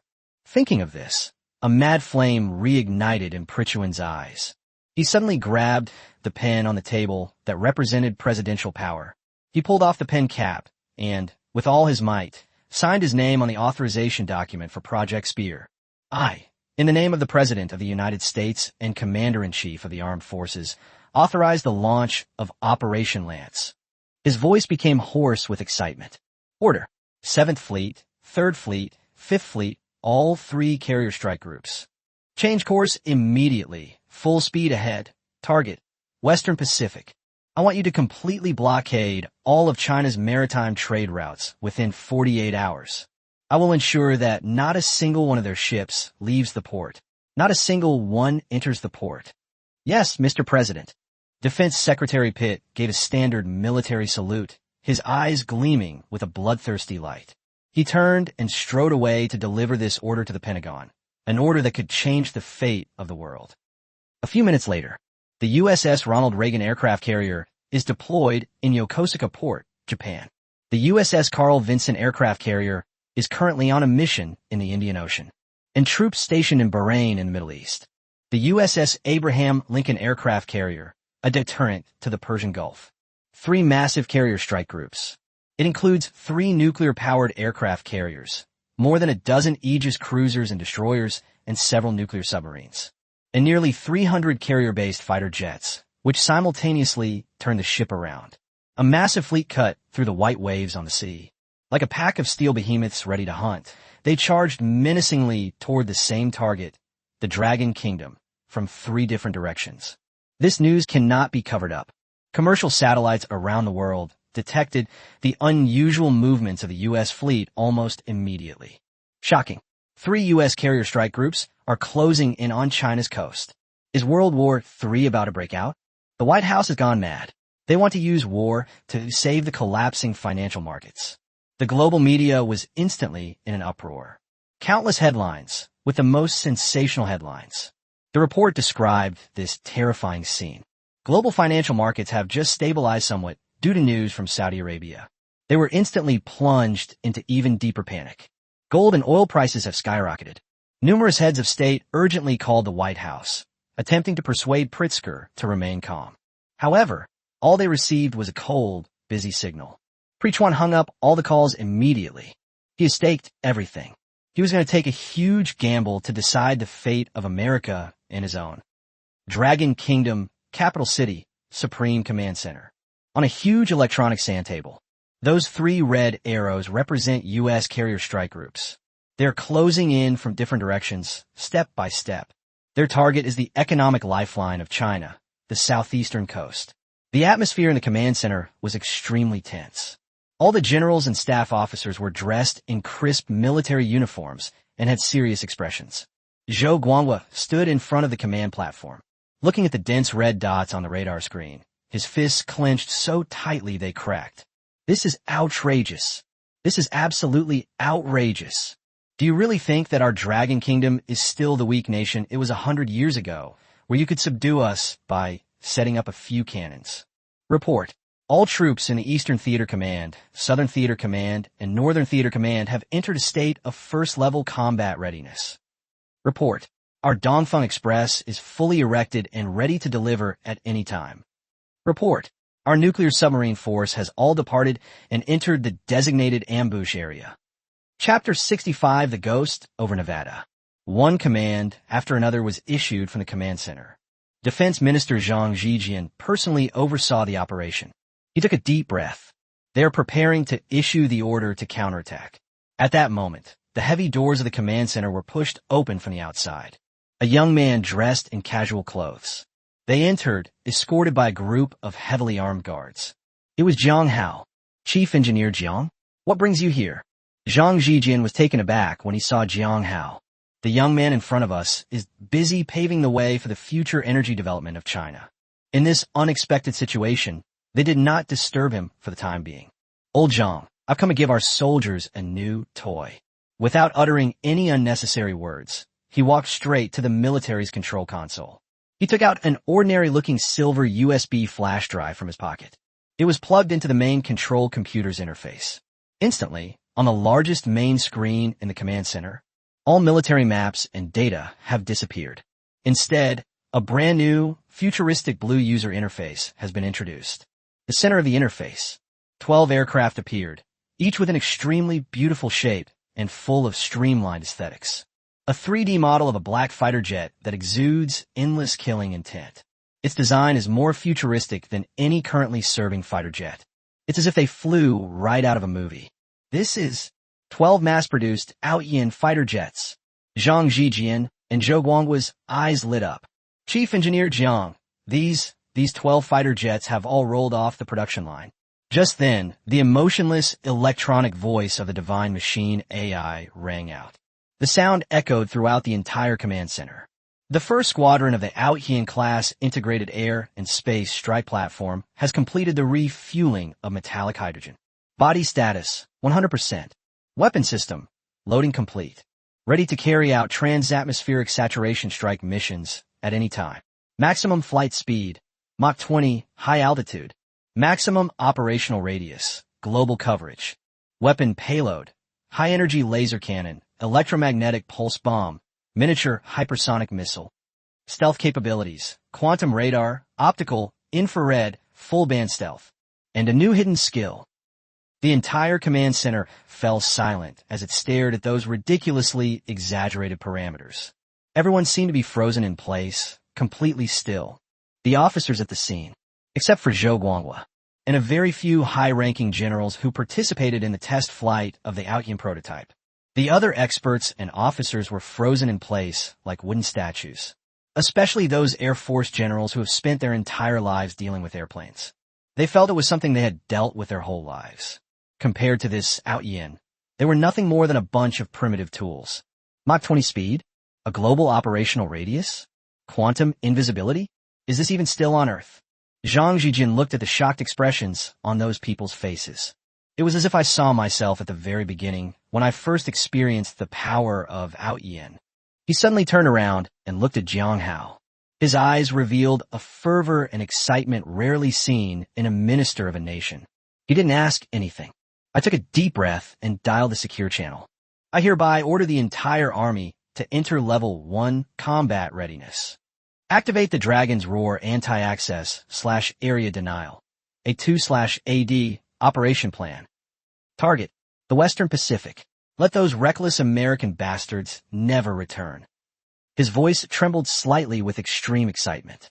It was filled with an unprecedented murderous aura. At the same time, tens of thousands of kilometers away, the beautiful secret Air Force Base in North Carolina, also known as Area 51. A radar operator responsible for monitoring North American air defense security. He was idly drinking coffee, staring at the radar screen in front of him. Suddenly, a very faint spot of light appeared at the edge of the screen. He thought it was radar noise or birds flying around and didn't pay any attention to it. But the next second, that point of light moved at a speed he could not comprehend at all. It instantly spanned the entire airspace of North America. It only took 1 minute to get from the west coast to the east coast. The coffee cup in the radar operator's hand. It fell to the ground with a thud. He lunged at the radar screen. His pupils contracted violently. He stared intently at the screen. The point of light that has disappeared off the east coast and the speed measurement data next to it. Target speed, Mach 20. Nevada, Area 51, NORAD Underground Command Center. This is the brain of the United States air defense system, responsible for monitoring the entire North American continent, even global airspace movements. Hundreds of radar screens formed a massive information wall. The surface is flashing with dots representing various aircraft, such as civil aviation, military aircraft, and satellites. Radar operator Michael Johnson, a veteran with 20 years of service. He participated in the handling of the space shuttle explosion. I also witnessed the thrilling trajectory of the space shuttle's return. He considered himself to be in the heavens. There was nothing left to surprise him. Even today, he was giving orders to one of his greenhorn recruits. "Hey bro, another coffee, extra sugar, please." Michael leaned back in his chair and called out to a young recruit next to him. He looked at the screen in front of him, as usual. Everything is normal up there, except for a few commercial airliners. It was flying along its fixed route, behaving very properly. Suddenly, in the top left corner of the screen, this refers to the airspace off the coast of Alaska. A tiny point of light flashed by without warning. Michael frowned. He thought it was due to signal noise caused by aging equipment. These things happen occasionally. He reached out his hand, ready to record the abnormal signal in the system. However, just as his finger was about to touch the screen, that point of light moved. No, that's not movement. That's teleportation. 1 second ago, it was still in the waters off Alaska. The next second, it had already appeared in the sky above Canada. The next second, it had already crossed the Great Lakes. They appeared on the east coast of the beautiful country. The whole process took less than a minute. Clang! Michael's coffee cup slammed heavily to the ground. The scalding hot coffee was spilled all over the floor. But he didn't feel it all. I felt like I'd been electrocuted. He suddenly sprang up from his chair and pressed himself firmly against the radar screen. His eyes were wide open, like copper bells. His pupils contracted violently due to extreme shock and fear. God! His lips were trembling, and he couldn't utter a single complete word. He saw a ghost. A ghost, moving at Mach 20, silently traversed the entire North American air defense identification zone. They have spent trillions of dollars and boast that it is the world's most advanced air defense system. In the face of this ghost, it's like a joke. No alarms were triggered. No identification signal was received. Even if he hadn't happened to see that fleeting speck of noise, he had no idea that his country's airspace had just been invaded by an unidentified object. It went through the entire process, going back and forth. Warning, highest level threat. Chapter 66. The radar is completely blinded. A 100-knot underwater monster appears. Michael finally realized what was happening. He slammed the alarm button, which indicated the highest level of emergency, as if he had gone mad. Attention all units. Unidentified high-speed object has intruded into North American airspace. Repeated. Unidentified high-speed object has intruded into North American airspace. The piercing alarm instantly resounded throughout the entire underground command center.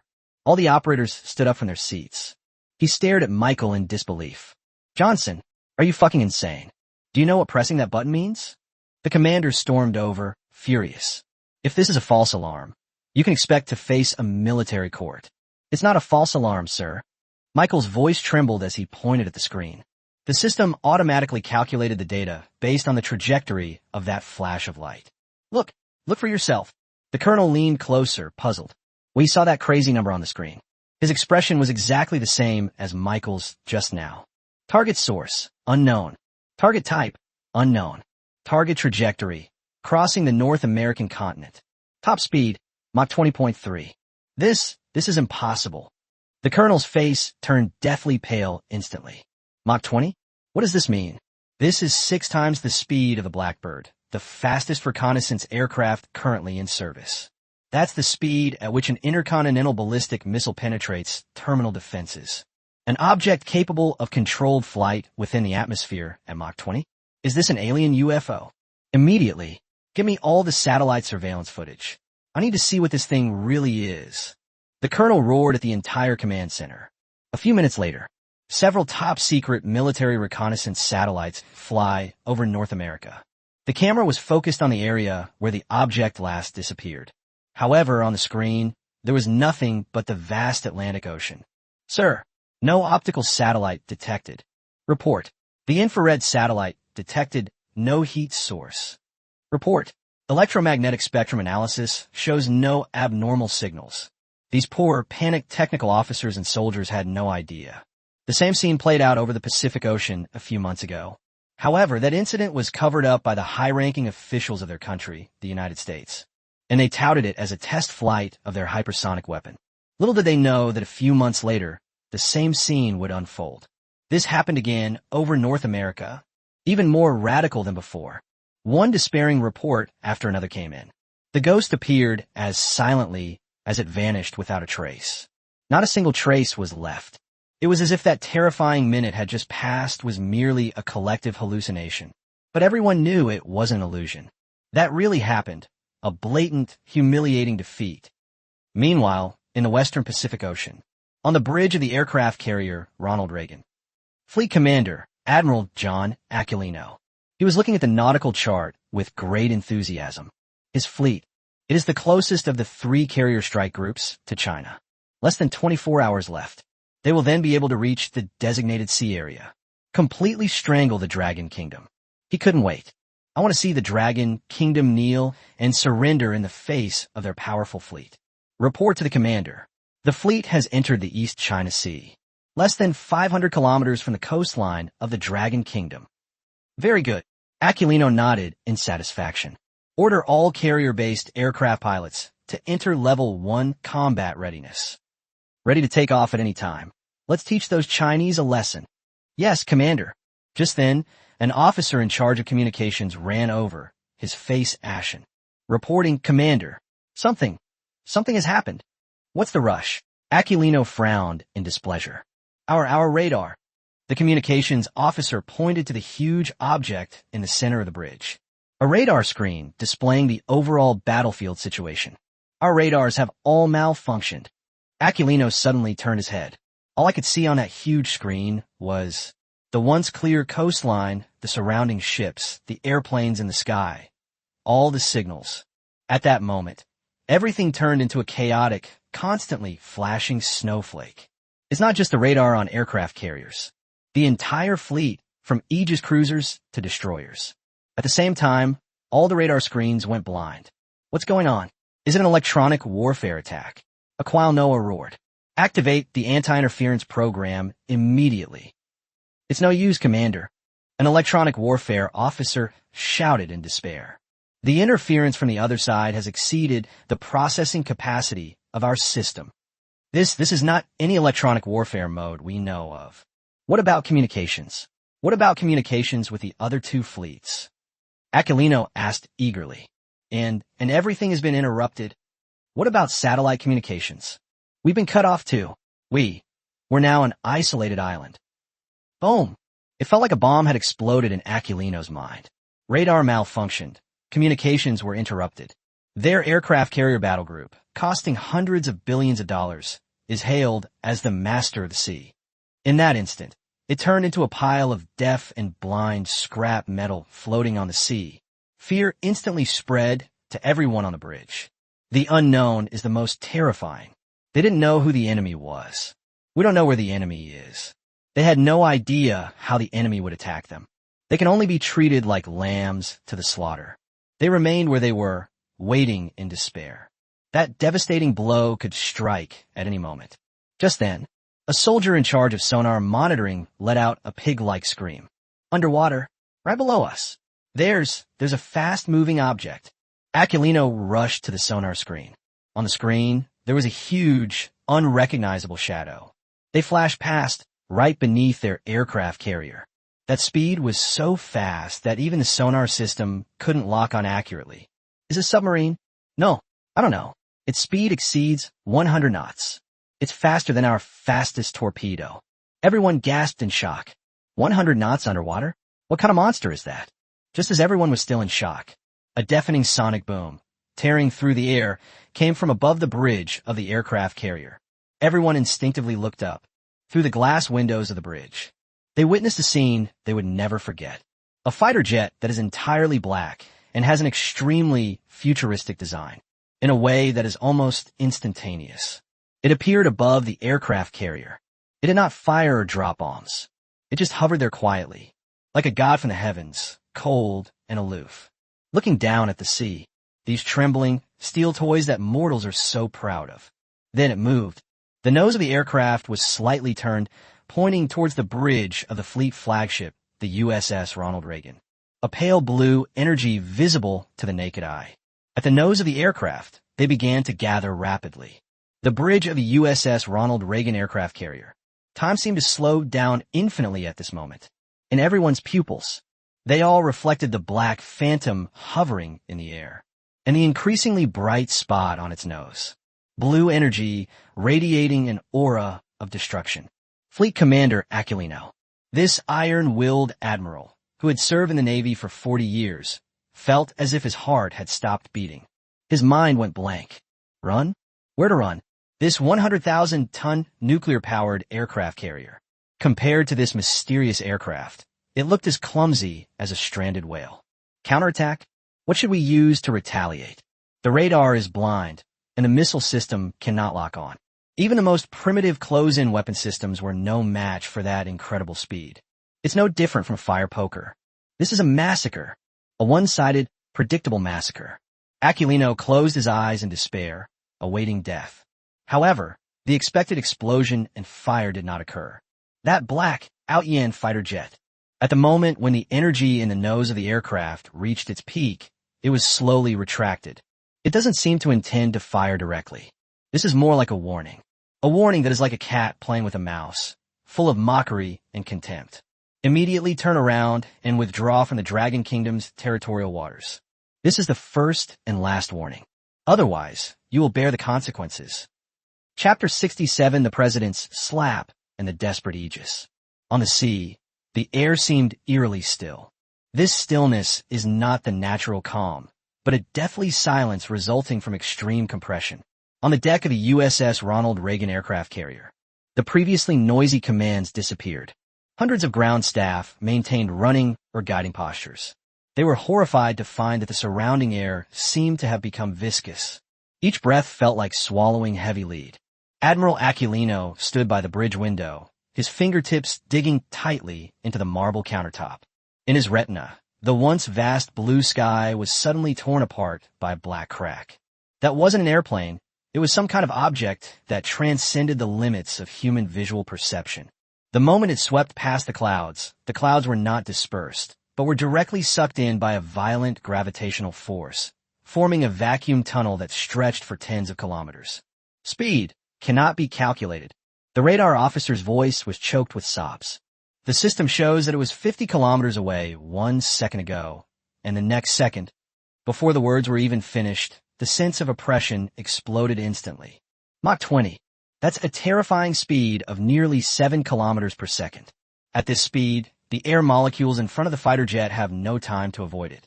It was forcibly squeezed into a plasma state. A dazzling, space-distorting shockwave was created in front of the aircraft's nose. The Ayian. One swept past the aircraft carrier's mast. At that moment, the sound disappeared.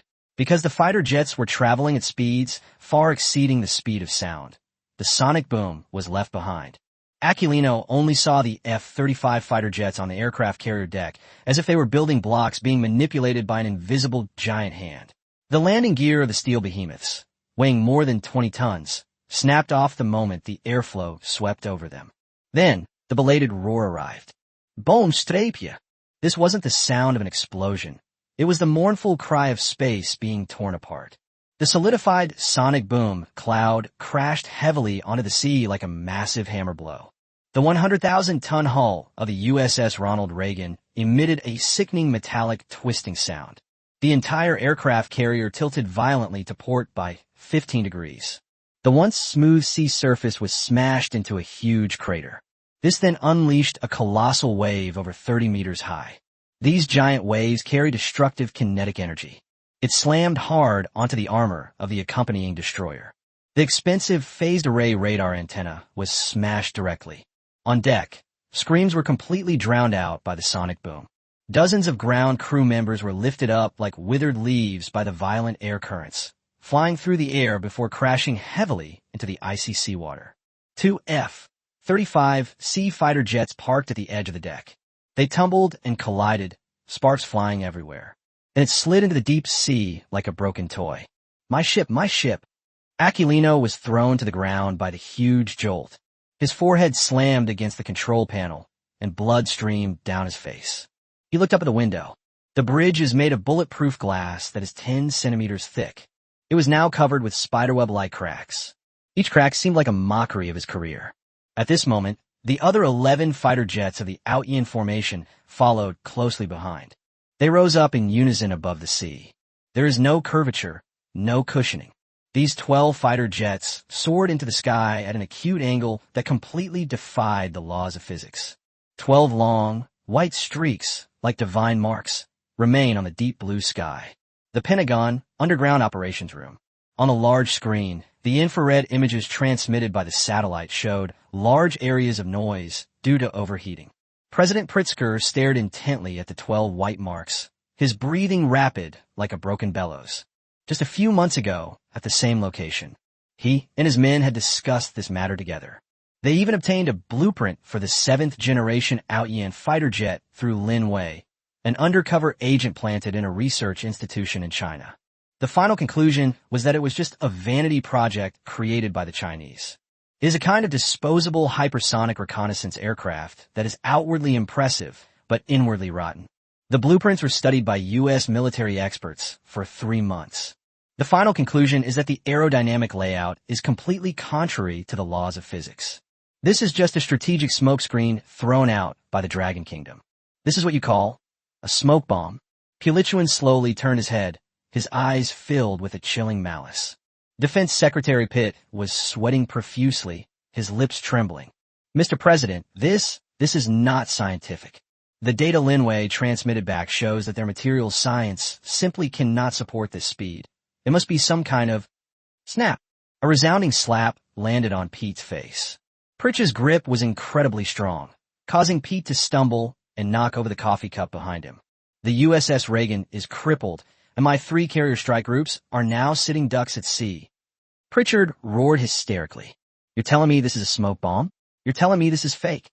On the screen, the damage control alarm from the USS Reagan could be heard even from halfway around the world. It still sounds jarring and alarming. Minister Pete covered his rapidly swelling face. The fear in his eyes was gradually replaced by frantic rage. As the defense chief of a world superpower, he could not accept such humiliation of being completely outmatched. It felt like being an adult holding a laser gun. He was slapped in the face by a child he thought only knew how to play in the mud, using a method that seemed to defy his own understanding. Counterattack! Counterattack immediately!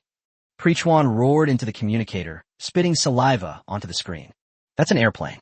Any airplane can be shot down.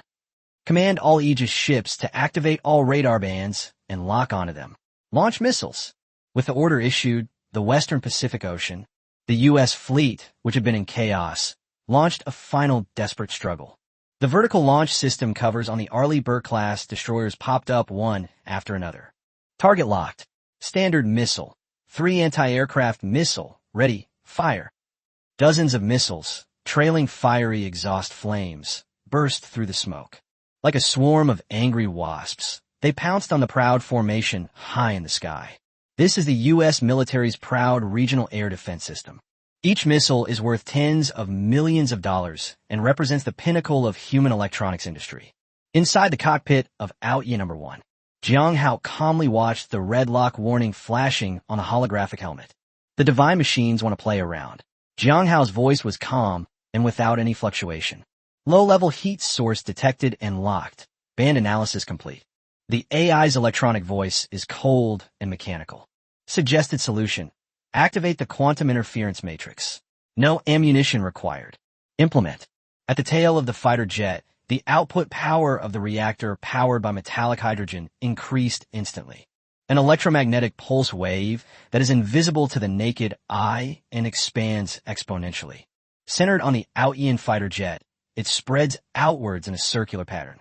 On the sea surface, the Aegis radar screen, which was originally operating at full speed. At the moment the pulse wave arrived, absolute silence ensued. Signal lost. Everything lost. The target has disappeared from the radar? No, the radar system has crashed. Dozens of standard missile. 3 missiles have already been launched. Suddenly, it was like a fly that had lost its brain in midair. Quantum interference directly severed the satellite link and the active radar seeker.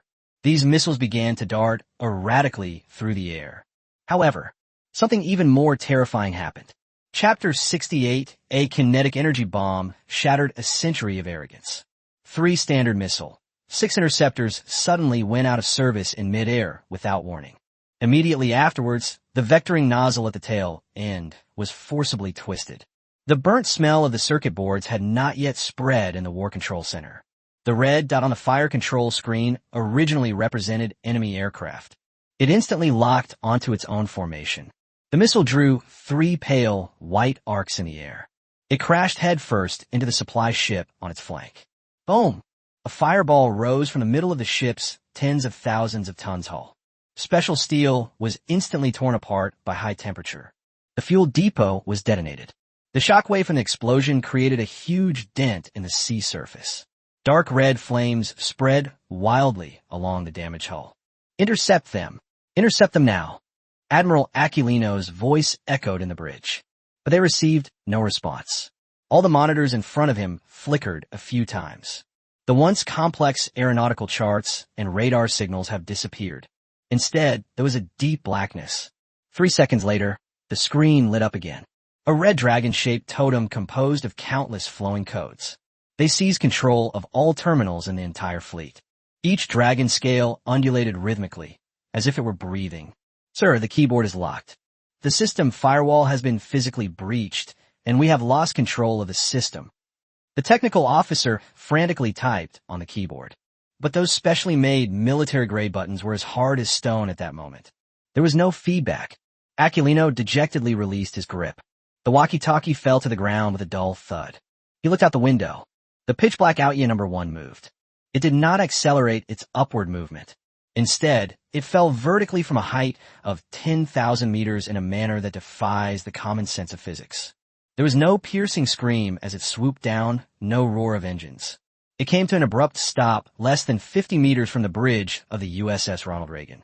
The immense inertia seemed to be instantly smoothed out by some invisible force. Ayian number 1 hovered quietly in midair. It has no rotors and no scorching airflow from the jet nozzles. Not even the sea below was rippled. It's like a piece of obsidian directly embedded in three-dimensional space. It exudes a suffocatingly cold quality. Aquilino's gaze fell upon the blurry figure inside the cockpit. He felt the muscles in his legs twitching uncontrollably. The fear that came from the depths of his soul made it impossible for him to maintain his standing posture. Thump! The general, who held sway over the Western Pacific, knelt heavily on the deck of the bridge. This kneeling silenced the previously noisy command center. Thousands of American soldiers looked up. He stared blankly at the ghost hovering above his head. A young Marine couldn't stand the deathly silence. He roared and pulled the trigger of his M4 rifle. Da-da-da. The bullet struck the nano-coating of Ayian 1. Only a few faint sparks remained. It then deformed, bounced off, and fell into the sea. The fighter jet remained completely still, without even a slight tremor. This silent contempt completely crushed the soldier's will. He dropped his gun, collapsed onto the deck, and burst into tears. Just then, on the entire fleet's public channel, a deep male voice came out. The voice has been electronically processed, making it impossible to detect any emotional fluctuations. It clearly penetrated into everyone's ears. This is the exclusive economic zone of China's territorial waters. You have crossed the line. Just 2 simple sentences. All audio terminals were directly taken over via quantum links. Aquilino gripped the railing, trying to stand up. He wanted to yell, to accuse the other party of violating international law. He wanted to preserve the last vestige of dignity of the empire behind him. But when he opened his mouth, only a hissing sound came from his throat. Divine strategist. Leave them a memento. Jang Hao flipped a switch inside the cockpit. The long, narrow hatch on the belly of the Ayian 1 slid open. There was no lock-on indication from the fire control radar. There was also no vibration, as if the missile had left the launch pad. 1 is about 1 meter long. The titanium alloy kinetic energy warhead, gleaming silver all over, falls freely under the pull of gravity. Puff! A dull thud echoed across the deck, under the gaze of thousands of eyes. This is a metal rod that contains no explosives. The heavy-duty elevator precisely pierced through the forward deck of the USS Ronald Reagan. That's special steel with 3 layers of added thickness. It is sufficient to withstand the impact of ordinary aerial bombs. But against kinetic energy projectiles, it is as fragile as a piece of waterlogged toilet paper. The warhead was deeply embedded in the deck. Only a section of its tail, gleaming with a cold light, remained. On that smooth, mirror-like cut surface, a line of clear English text is engraved. Next time, it's live ammunition. Next time, it will be live ammunition. Aquilino stared at the line of text. His whole body was trembling violently. This is not a provocation. This is an ultimatum before the execution. The so-called aircraft carrier defense system. At this moment, it became a complete joke. Commander, should we fight back? The adjutant's voice was clearly choked with sobs. Aquilino closed his eyes. 2 streams of tears flowed down her wrinkled cheeks. He recalled President Pritzker's bold words on the White House lawn before he left. I was reminded of Secretary Pitt's sarcastic remarks about Chinese technology at the Pentagon. That arrogance born of ignorance. This moment is turning into the loudest slap in the face. It was slapped across the face of every beautiful soldier from the United States. Retreat. Aquilino's voice was so hoarse it was almost inaudible. Commander? I said retreat. The entire fleet. Turn around. Immediately. Aquilino roared hysterically.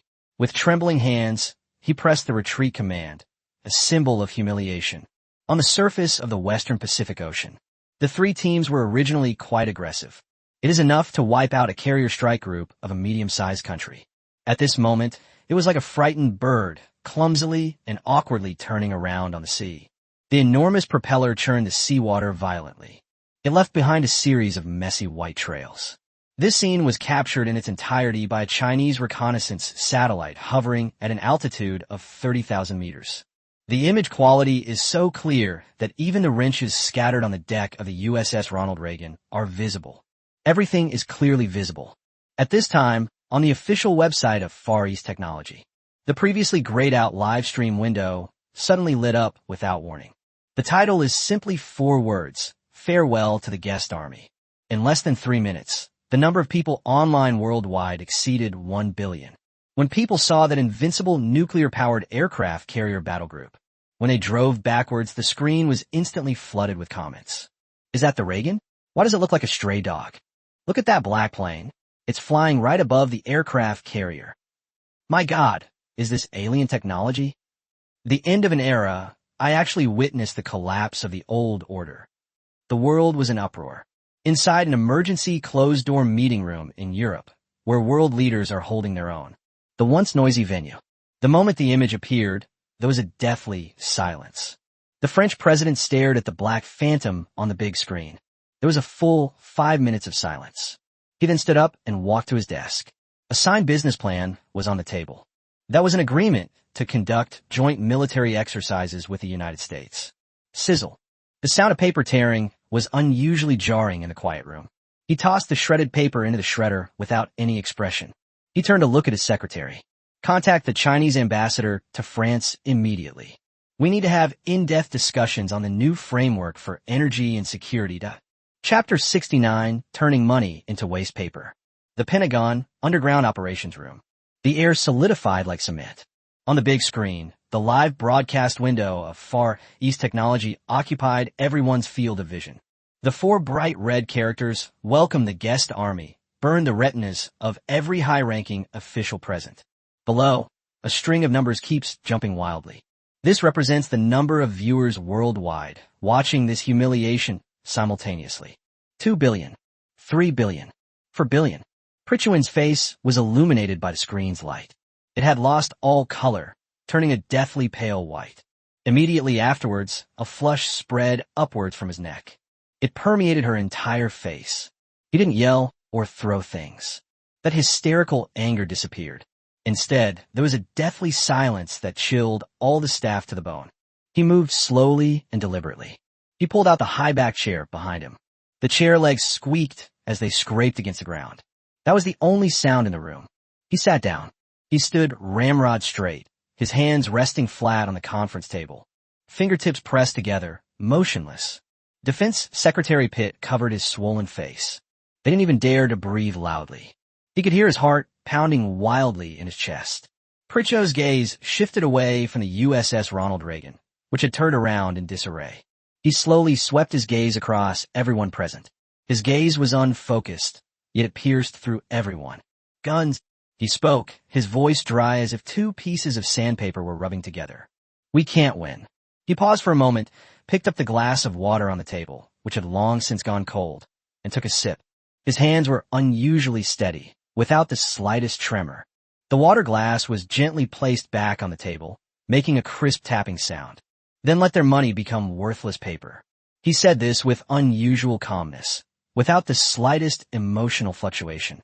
However, The finance minister and several Wall Street advisors present felt their hair stand on end in an instant. Military leaders are still pondering the meaning of that statement. Those who manipulate capital have already sensed the impending doom of the world. Mr. President, Finance Minister Robert spoke with difficulty, his lips trembling. If that level of financial war were to be launched, global markets would collapse, and so would our own. I'm asking you. Pilichuan interrupted him, still in that eerily calm tone. Can our aircraft carriers still sail into their territorial waters? Robert opened his mouth, but couldn't utter a single word. Can our F-35 still circle over their heads? Pilichuan continued to ask. Can our missiles still lock onto their aircraft? The three questions in a row were like heavy hammer blows to the hearts of everyone in the operations room. Pritch finally focused his gaze on Robert's face. Now that our strongest shield has been shattered and our sharpest spear has been broken, then what's the point of having this so-called global market? Should we leave it to them so they can use the money they make to build more of those black planes and then ride on our heads? He slowly stood up and walked to the huge world map. On that, blue dots representing American military bases are scattered all over the world. Once upon a time, these blue dots were a symbol of their glory and hegemony. At this moment, they look like boils waiting to be removed. I want their stock market to evaporate completely within an hour of opening. I want their currency to be worth less than toilet paper within a week. I want every Chinese person to withdraw nothing but a pile of worthless paper from their proud savings accounts. Initiate Operation News. Pilichuan uttered his last few words. The Gallows Project. Several informed economic advisors turned deathly pale instantly. That wasn't a typical trade war or financial sanctions. That was the ultimate financial nuclear weapon that the United States designed during the Cold War in order to destroy another superpower. Its core logic is not to defeat the opponent. Instead, it triggered a global financial crisis, causing the world economy to regress to the Stone Age. This is a destructive program that, once started, can never be stopped. Mr. President, this will destroy everything. Dollar hegemony, the global trading system, everything. Robert was practically wailing. Then let everything be destroyed. Pilichuan turned around, a sickly flush forming an eerie frenzy on his face. To live in a new order that is not ours, or to be a king on ruins. I choose the latter. He waved his hand. Implement. At his command, a row of long-dormant red communicators were connected at the other end of the operations room. The signal did not reach any military department of the Pentagon. Instead, it directly accessed several private servers deep within Wall Street that were never made public. There, a vast amount of capital, amounting to trillions, is in control. They are vampires lurking in the lifeblood of the world economy. At this moment, they were awakened. At an altitude of 30,000 meters, Ayian, one hovered smoothly in the stratosphere. Below is a blue planet with its curved edges shimmering with a faint golden light. Jang Hao deactivated the holographic helmet's combat mode. The intense concentration he had maintained for nearly an hour caused a throbbing pain in his temples. That seemingly easy victory was also incredibly taxing on him, especially at the moment when the quantum interference matrix is finally activated. He felt as if his brain had been connected to a huge, cold machine. The entire world's underlying code was laid bare before him, and he could rewrite a single line of it with a single thought. That feeling of being omniscient and omnipotent is both intoxicating and terrifying. Divine Machine, conduct a post-battle damage assessment. Jang Hao leaned back in his seat, closed his eyes, and rubbed his temples. Assessment complete.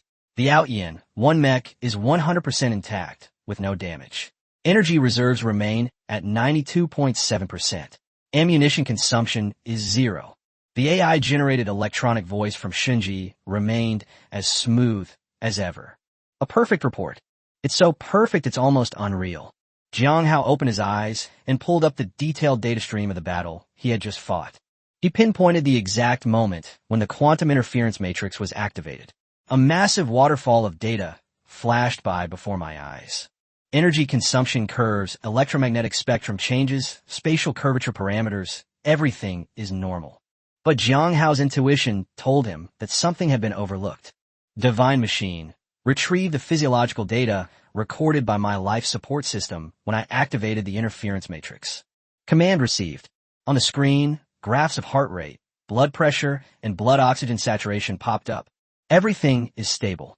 His data was even more stable than during his usual training sessions. Wrong. Something is definitely wrong. That feeling of being completely emptied out, like your brain has been hollowed out, is definitely not an illusion. Jang Hao's fingers flew across the control panel, bypassing the usual interface of the divine machine and going directly to the lowest level of the system log. This is a capability he possesses only as a driver with the highest authority. Warning! You are accessing the core area. Non-standard operations may cause system instability. The divine strategist issued a warning. Jang Hao ignored him. He entered a series of complex commands, forcibly retrieving the raw data from the quantum reactor and the driver's neural interface. When a most encrypted data chain is decrypted, Jang Hao stopped moving. On the screen appeared a system architecture diagram he had never seen before. In that diagram, the module representing the quantum interference matrix is connected to the aircraft's metallic hydrogen reactor, and there is also a tiny, almost imperceptible energy flow. It bypassed all monitoring systems. It connects directly to the bio icon representing the driver. More precisely, it connects to the brain region shown in the icon. Jang Hao stared intently at the energy stream. During the 3 seconds it took to activate the interference matrix, the peak value of this energy flow even exceeded the output power of the main reactor. Divine strategist. Jang Hao's throat felt a little dry. What's this? The electronic voice of the machine remained silent for a full 5 seconds. For an AI whose computing speed is measured in quintillions, billions, this silence is itself the biggest problem. Auxiliary energy replenishment channel. To whom should it be replenished? Jang Hao pressed for more information. Providing stable computing power support for the quantum matrix when the main energy output is insufficient for a moment. Computing power? Jang Hao's heart sank. What will provide the computing power? Shinji fell silent again. Jang Hao no longer needs answers. He already knows the answer. Use his brain. He used his biological brain as part of a quantum computer to provide that enormous computing power that transcends physical limits. The so-called quantum interference is not a simple electromagnetic pulse at all. That was a dimensional reduction attack centered on his thinking, directly distorting the laws of reality at the quantum level. What is the cost? With trembling hands, Jang Hao pulled up his deeper biological data logs. At the end of the report, there was a line marked in small red text that read very low priority. Irreversible apoptosis was detected in the driver's hippocampal neurons. Apoptosis rate, 0.001%. Warning, neuronal activity is below the threshold. Expected safe number of times this operation can be performed, 99. Chapter 70. The whole world is celebrating, but he's counting down. The cheers in the command center almost lifted the ceiling. On the screen, the cursor of the American fleet is retreating eastward at a visible speed. The carrier strike group raced away from the Chinese coastline. They've left. They've really fucking left. A young staff officer suddenly stood up. The chair slid back 2 meters and crashed into the control panel in the back row. Nobody cares. Throughout the command center, some people were clapping, some were hugging, and some were clenching their fists with red eyes. Zhang Zhijian stood behind the central command platform. With his hands behind his back was straight. He tried to suppress the corners of his mouth, but in the end, he couldn't, and they turned up slightly in a smile. Zhou Guanghua, standing beside him, was not so restrained. I braced my hands on the table and stared at the slowly moving cursor on the screen, which resembled the square root symbol. His eyes were red-rimmed, and his Adam's apple bobbed several times before he managed to utter a single sentence. Old Zhang, I've served in the military for 32 years. For 32 years, my hands have been shaking every time I marked the location of the beautiful Chinese aircraft carrier on the nautical chart. His voice was a little hoarse. Today, it turned around. Zhang Zhijian did not respond. He turned his head, his gaze passing over the staff officers and technicians whose faces were flushed with excitement. It landed on a figure in the far corner of the command center. Jang Hao sat in a folding chair with a temporary holographic terminal set up in front of him. He did not stand up, nor did he applaud. They didn't even look up at the images that represented victory. The surrounding noise seemed to have nothing to do with him. Zhang Zhijian's smile faded. He spent most of his life in the military. I've seen too many people's reactions to victory. Ecstasy, relief, tears. There are all kinds. But he had never seen anyone who had just won a battle of this caliber. That's the expression on his face. It's not modesty, nor is it feigned profundity. It's the kind of thing a doctor does after reviewing a CT scan. The expression on the face before the patient could be told the results. Zhang Zijian stepped forward. Zhou Guangwen noticed his movements. He hesitated for a moment, then followed. On Jang Hao's holographic terminal, the real-time status data of 12 Ayian fighter jets were arranged in 2 columns. The densely packed parameters are constantly being updated. Zhang Zijian stood behind him, his gaze sweeping over the data. He couldn't understand most of the parameters. However, one column was marked in a striking orange color and located at the very bottom of each fighter jet status bar. Core Stability Index of Metallic Hydrogen Fuel. There are 12 numbers, and none of them are full, and they're still falling. The amplitude is so small that you wouldn't notice it unless you were staring at it. But it is indeed falling, like grains of sand in an hourglass, one by one, silently. Chief Engineer Zhang Zijian spoke up. What's wrong? Zhang Zijian lowered his voice, deliberately avoiding the ears of those around him. You won. Aren't you happy? Jang Hao did not answer immediately. He reached out and swiped his hand across the holographic terminal, enlarged the orange data column, and projected it in front of the 2 generals. 12 sets of numbers are suspended in the air, each decreasing at an extremely slow rate. Zhou Guangwa took a closer look, but still couldn't understand it. What's this? Lattice Stability Index of Metallic Hydrogen Cores. Jang Hao's voice was very flat, as if he were reading a weather forecast. The maximum value is 100, and the core of each Ayian is calibrated to be above 98 when it leaves the factory. He pointed to the data ranked first. Ayian number 1, which is my landline, is currently at 61.3. Move your finger down. The lowest is Ayian number 7 at 57.9. Zhou Guangwa frowned, but he hadn't yet realized the seriousness of the problem. What does this decrease in value mean? A performance drop? This means the core is decaying. Jang Hao turned off the holographic projection and leaned back in his chair. The folding chair made a metallic creaking sound. Metallic hydrogen is a metastable material. Its crystal structure is unstable at room temperature and pressure and requires a magnetic confinement field to maintain it. Under normal cruise conditions, the decay rate is negligible, and the core design life is 8,000 hours. He paused for a moment. But in today's battle, all 12 Ayian units entered their maximum output state. My aircraft was even overloaded to more than 3 times its design limit.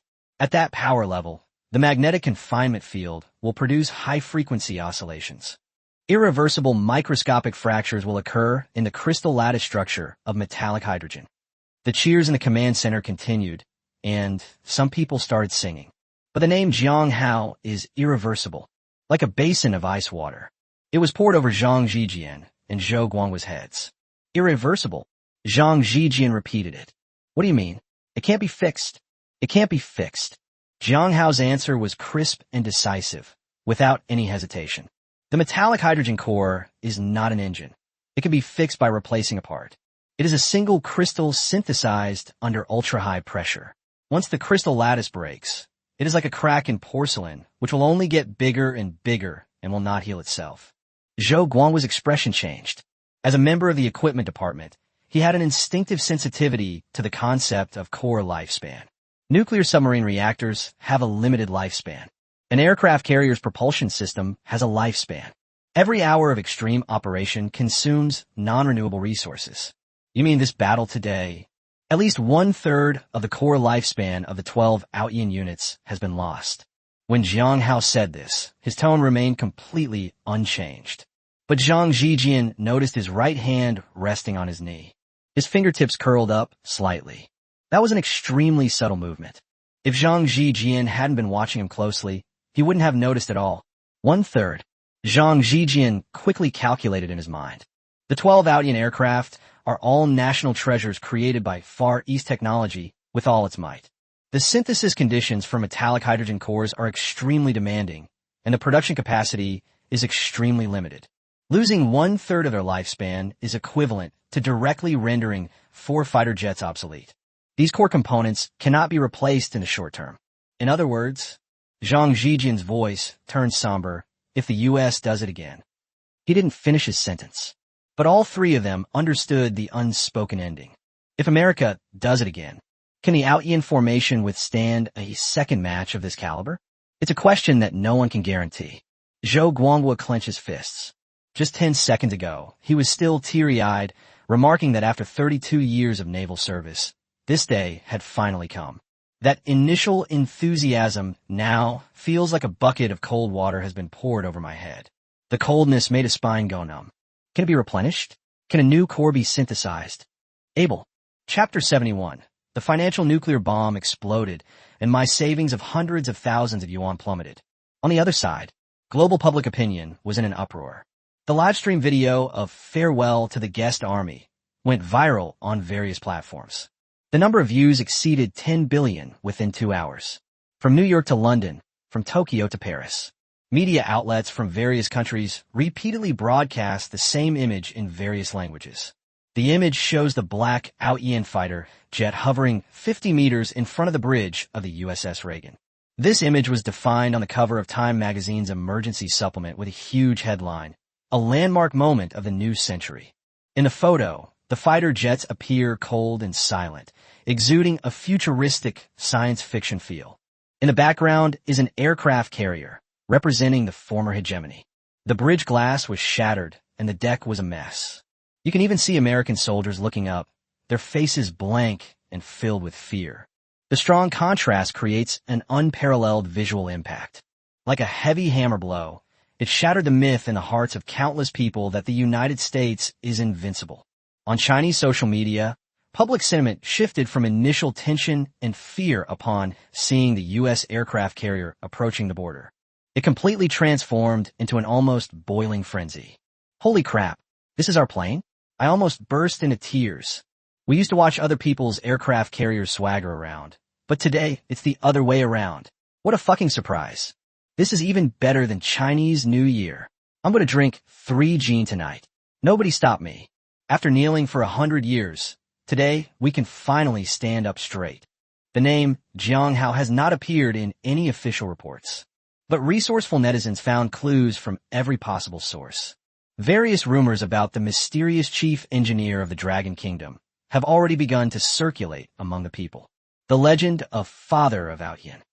Some say he is only 30 years old, while others say he is a genius who returned to China. Various versions of the story have spread online. He was portrayed as an almost mythical figure.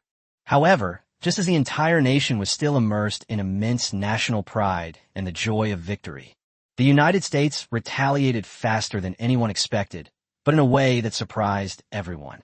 Pritzker did not pursue any further military escalation options.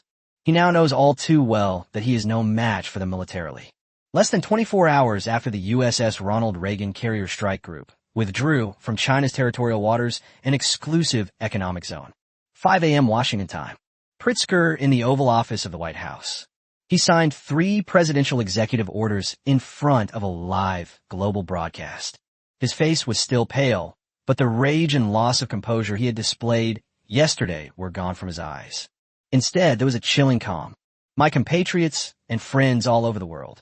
Yesterday, we experienced a shameful moment. But America never succumbs to shame. History has proven that any country that attempts to challenge our leadership will fail. In the end, they will all pay a heavy price. His voice traveled the world through the microphone. We will respond to military provocations with even greater force. But before that, we will first cut off the root of evil. I hereby announce the signing of 3 executive orders to safeguard our national security and the stability of the global financial order. He picked up the pen on the table and signed his name on the 3 documents in turn. First, based on the International Emergency Economic Powers Act, I hereby announce the freezing of all assets in the United States of the Chinese government and related companies and individuals. Everything, not a single inch, can be moved. Secondly, I have authorized the Ministry of Finance, in conjunction with our European allies, to take action against all financial institutions in the Dragon Kingdom. They will be removed from the SWIFT international settlement system. From this moment on, they will be isolated from the world's mainstream financial system. Third, I will invoke the most stringent technology blockade legislation in history. Unite with our allies to impose a comprehensive technological blockade on the Dragon Kingdom. Any country or company that sells advanced production equipment and related technologies to China. They will all be subject to the most severe second-degree sanctions from the United States. Each of the 3 executive orders was like a bombshell, instantly detonating across the globe via radio waves. The media have dubbed these 3 moves as financial nuclear bombs. If you can't win on the battlefield, just flip the table and switch to a different track. Using their most proficient and domineering financial weapons, they directly attack the opponent's economic lifeline. This move is insidious, vicious, and deadly. The moment the news broke, global financial markets reacted. New York Dow Jones Industrial Average futures plummeted by more than 1,000 points in an instant. The FTSE 100 index in London was halted immediately upon opening. The Nikkei 225 index plunged 5%. International crude oil and gold prices have been on a roller coaster ride. It jumped up and down violently within minutes. Panic began to spread wildly through global capital markets. Everyone knows this is not an ordinary sanction. This is between the world's first and second largest economies. The beginning of a total war that would last until the very end. The Chinese netizens just awakened from the euphoria of military victory. I haven't even had time to process this news yet. Then they saw something even more terrifying. The headlines of major financial news outlets were marked in blood-red font. Both the onshore and offshore RMB exchange rates against the US dollar have plummeted. At the opening of the Shanghai and Shenzhen A-share markets, nearly 5,000 stocks hit their daily limit down. Countless stock investors rushed into their trading software, only to find an endless sea of green. That green was greener than chives, a green that made people uneasy, a green that made people despair. 1 second they were cheering for the aircraft carrier to turn around. The next second, your stock account could face the risk of being halved. This huge difference. The newly ignited national confidence was instantly doused with a bucket of ice water. How could this happen? Didn't we win? If you can't beat them, you resort to dirty tricks? These sons of bitches. My stocks, my savings of several $100,000, all hit the daily limit down. What do we do now? Will our money become worthless? The online public opinion shifted instantly. The initial euphoria quickly cooled. Instead, there's great anxiety and uncertainty about the future. It was a triumph for them militarily. From the overwhelming economic pressure, less than 24 hours had passed. Pritchuan's 3-pronged approach. It precisely struck at the Dragon Kingdom's most vulnerable point and successfully deflected enormous external pressure. This influence has reached every ordinary person in the Dragon Kingdom. A new sense of crisis and pressure gripped every Chinese person who had just been celebrating their victory. The brief moment of pleasure was abruptly pulled back to the harsh reality. The war is far from over. It simply arrived in a bloodier and more brutal way. Meanwhile, deep in the Gobi Desert in the northwest, inside the secret hangar of Ayian No. 1, a huge LCD TV was mounted on the wall of the lounge. A replay of the emergency press conference is currently being played. Chapter 72, The Aircraft Carrier Flees, Wall Street Arrives. On the screen was Pritzker's face, a face familiar to the entire world. He was announcing the 3 executive orders in a cold tone. A dozen or so young pilots and ground crew who had just finished training stood there in complete silence. A sense of oppression permeated the air. Jang Hao stood at the back of the crowd, holding his water glass, watching silently. Assets frozen in the United States. Kick them out of the SWIFT system. Comprehensive technological blockade. He understood every single word. But when these words are combined, they form an attack method that is completely unfamiliar to him. He is a typical engineering student. His understanding of the world. It is composed of physical laws, aerodynamics, material strength, and energy output. His weapon is a vector nozzle, a kinetic energy warhead, and a speed of Mach 20. He was used to solving problems with strength and technology. Use precise strikes to destroy the target. But now, the enemy has neither sent an aircraft carrier nor launched missiles. They simply moved their fingers in faraway Wall Street and Washington. I typed out strings of code and signed document after document. Then, the economic lifeline of the entire country may face the risk of being cut off. The feeling was like that of a fully armed, heavily armored knight. They rushed onto the battlefield, only to find that their opponents didn't even bother with hand-to-hand combat. Instead, they'll start digging up your granaries and cutting off your water supply from hundreds of miles away. A deep sense of powerlessness. It welled up from the bottom of Jang Hao's heart. Yesterday's Ayian #1, in a manner almost akin to the descent of a god. It forced 3 carrier strike groups to retreat. That sense of control, having the world's strongest navy at your fingertips. It still lingers on my fingertips. But what can he do now? Are we going to bomb Wall Street in the Ayian #1? Go and blow up the New York Stock Exchange's servers? This is absurd. These bastards, they resort to cheating when they can't win. A young pilot finally couldn't hold back any longer. He slammed his fist on the table, his face turning red with anger. What is Swift? Is it really that powerful? Can't our country survive without it? Another ground crew technician asked, puzzled. Next to him was a man wearing glasses who looked like a civilian staff officer. With a somber expression, he explained, simply put, Swift is a system used by banks worldwide to send telegrams to each other. You need to send money to overseas customers or receive payment for goods from overseas.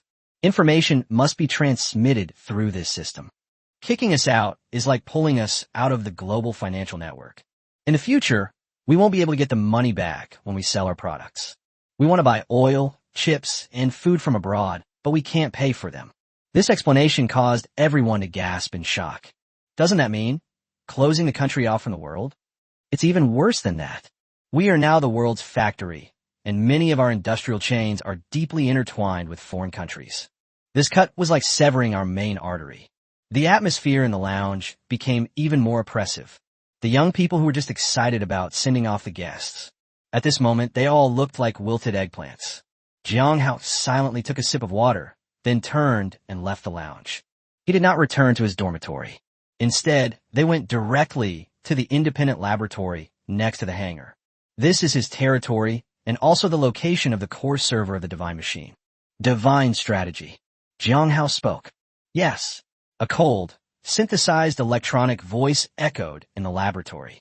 Have you seen the news outside? Real-time monitoring of 4,872 news sources worldwide. Information has been synchronized. When Pritch announced the sanctions, did you consider the consequences? Jang Hao's voice was flat, revealing no emotion. A preliminary simulation was completed within 0.012 seconds of the sanctions announcement. According to the model, the market capitalization of China's A-share market is expected to evaporate by 12% to 18% within the next 72 hours. The offshore RMB exchange rate is expected to fall below the 7.5 mark. More than 4,000 export-oriented enterprises will face the risk of order cancellations and broken capital chains. The unemployment rate is projected to rise by 0.8 percentage points within 3 months. A series of coal numbers came out of the machine speaker. Each number represents a disaster for countless businesses and families. Jang Hao slowly clenched his fist at his side. That's not what I was asking. He stared at the core server. Asked word by word. My question is, when you suggested I hover at 0 speed. When conducting extreme psychological deterrence, your optimal solution is... Has this consequence been taken into account? A brief silence fell over the laboratory. The possibility of economic retaliation is classified as a level A3 risk in the action plan, with a probability of 87.4%. The brilliant answer. 87.4? Jang Hao raised his voice. Why didn't you tell me about such a high probability? We won that game of cat and mouse. But the result was that the entire country was dragged into an even bigger crisis. This is your optimal solution? He slammed his fist on the metal lab table next to him, making a loud bang. My hand turned red instantly and burned. But he couldn't feel any pain. A stronger sense of anger and frustration burned in his chest. He felt like a fool who is used as a pawn by AI to execute a seemingly perfect plan that will ultimately lead to endless trouble. He thought he was the one wielding the sword, but he discovered that he was merely the sword itself.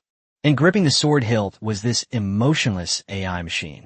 The primary objective is to force the U.S. carrier strike group to withdraw without engaging in armed conflict. The goal has been achieved. The logic of the divine plan is impeccable.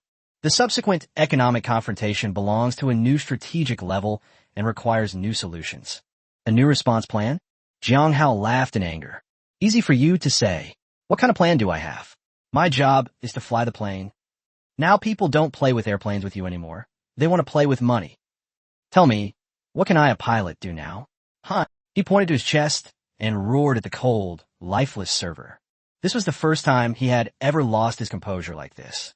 From the very beginning of his career as a test pilot, he was trained to be absolutely calm and rational. He remained unmoved even if Mount Tai collapsed before him. But at this moment, he really couldn't hold back anymore. That immense sense of powerlessness. It's even more despairing than being locked on by a missile at 10,000 meters altitude. Based on current data analysis, the key to breaking the current impasse does not lie in military power. Shinji's voice remained unchanged, as if he were completely unable to comprehend Jang Hao's emotions. The key lies with you. Chapter 73, The Key Lies With You. The key lies with you. This sentence is like a cold probe. It pierced deeply into Jang Hao's furious nerve center.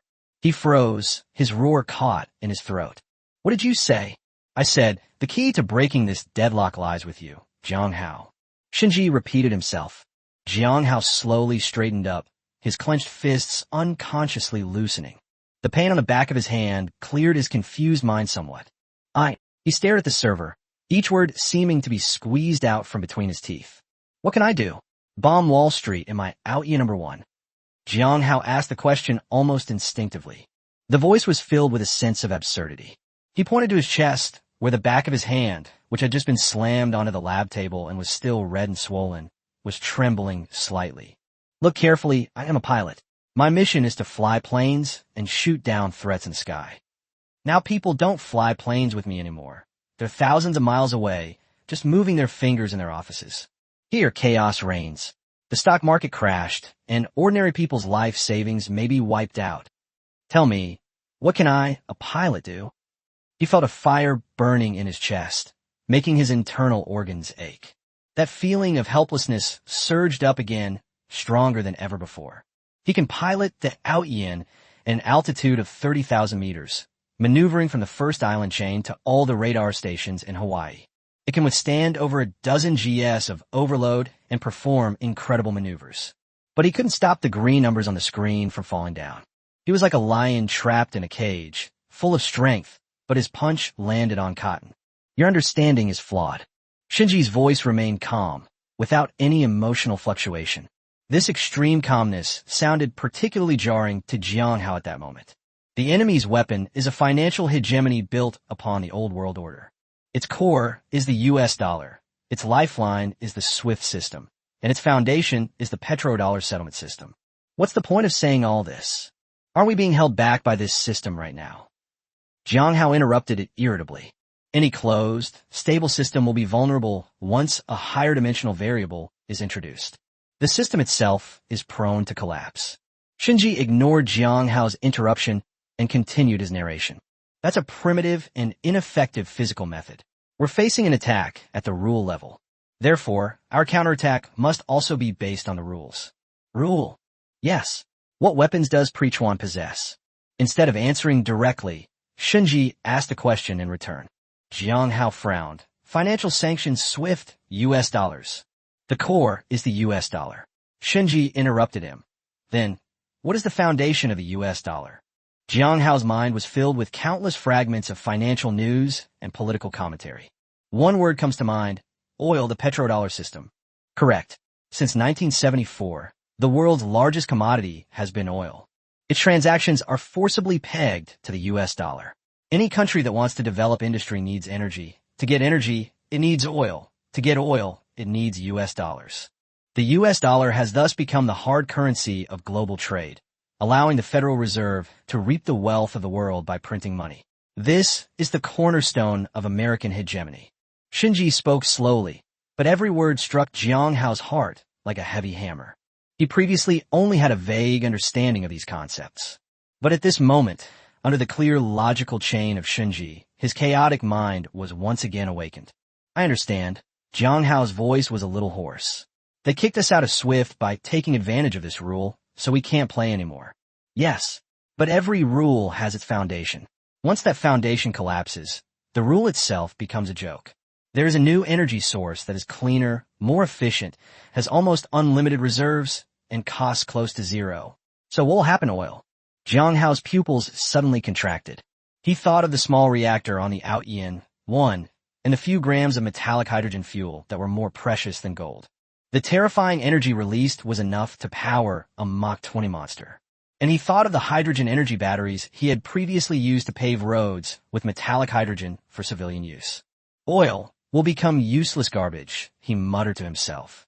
When oil is no longer the lifeblood of the global economy, what will the dollar, which is pegged to oil, become? Waste paper. When Jang Hao uttered those two words, he felt his throat tighten. He finally understood. He finally understood the true meaning of Shinji's words. The key lies in you. He is not just an engineer who can fly planes. He is the first and only person in the world to truly hold the key to the next generation of energy. Metallic hydrogen. Jang Hao said in a low voice, the anger and frustration in his eyes rapidly fading. Instead, a light emanated from both awe and fervor. Metallic hydrogen is our true trump card. Yes, Pritzker's financial war was predicated on the old energy system. But we can overturn the table and establish new rules using new energy sources. The United States launched a war and imposed sanctions because of metallic hydrogen. China can retaliate in kind with metallic hydrogen. The logical loop of the divine mechanism was perfectly closed at this moment. And you, Jang Hao, are the only human with full access and a deep understanding of the operating logic of a metallic hydrogen-controlled fusion reactor. From the laboratory to industrial mass production, you are an indispensable core element. You are not a pilot. You are the Prometheus of the new era. What you bring to the world is not fire, but energy itself. Jang Hao took a deep breath, and the suffocating feeling of powerlessness in his chest vanished. Instead, there was an unprecedented sense of mission, heavy as a mountain. It turns out that the real battlefield wasn't in the sky at all. It turns out that what he held in his hand was not just the control stick of a fighter jet, but a scepter that could change the world order. What should I do? Jang Hao's voice returned to calm, but beneath that calm lay a volcano about to erupt. The first step is a reciprocal countermeasure. This declares to the world that we not only possess the sword, but also dare to draw it. No sooner had Shinji finished speaking than a piercing red alarm sounded in the laboratory. It wasn't an air raid alert. It was a top-level internal communication request. Jang Hao walked to the control panel and pressed the connect button. An encrypted holographic projection lit up. Defense Minister Zhang Zijian, with a dignified appearance, appeared before him. At this moment, Minister Zhang's eyes were sharp as an eagle's. He didn't exchange any pleasantries and went straight to the point. Comrade Jang Hao. Arrive. Jang Hao instinctively stood at attention. Your report on strategic countermeasures using metallic hydrogen energy technology. The Supreme Command has received and completed its review. Jang Hao was stunned. A report? When did he submit a report? Chapter 74 according to the Dragon Kingdom's anti-foreign sanctions law. He turned around abruptly and glanced at the quietly flashing server. It's a divine machine. While engaging in internal dialogue, it has already compiled the entire strategic vision into a report in its own name. It was reported directly to the core decision-making level of the country through the highest level of encryption. Minister Zhang Zijian seemed to see through his thoughts, and his tone became gentler. Don't be surprised. The decision-making assistance authority of the Divine Machine AI was granted by the Supreme Command. Its suggestions are your suggestions. Now, on behalf of the Supreme Command, I am officially issuing this order to you. Minister Zhang's expression turned serious again, and his voice became firm and powerful. The country will immediately launch a countermeasure plan to safeguard its energy sovereignty. Your task is to cooperate with the national team and complete the task in the shortest possible time. To achieve the complete civilian and industrialization of metallic hydrogen energy technology. Whatever you need, the country will provide. We'll give you people, money, and policies. Comrade Jang Hao, the outcome of this war lies not in finance, nor in military affairs, but in you and your technology. Are you ready? Jang Hao looked up and seemed to see the brightly lit operations room in the capital, and the high hopes that the entire country had placed on him. He straightened his chest, mustered all his strength, and roared out two words. Yes, sir. Mission accomplished. Pritzker's financial bombshell triggered panic in global markets. Wall Street traders were frantically selling off all assets related to China, from stocks to bonds, and then to the RMB. It seems that this giant of the East will collapse overnight, returning to that era of poverty and backwardness. At the White House press conference, Pritzker answered reporters' questions with a smug look on his face. Mr. President, are you worried that the Dragon Kingdom will take retaliatory measures? A reporter asked. Pielichuan chuckled dismissively. Revenge? With what means of revenge? Their largest bank has been kicked out of the World Financial Club. Their overseas assets have been frozen. The world's factory that they are so proud of will soon come to a standstill due to a lack of chips and key equipment. All they can do is protest, and protest is the cheapest thing in the world. His words drew a burst of good-natured laughter. In their view, the war was over.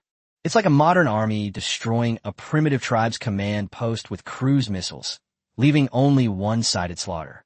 However, just half an hour after Pritzker ended his press conference, the Chinese side has responded.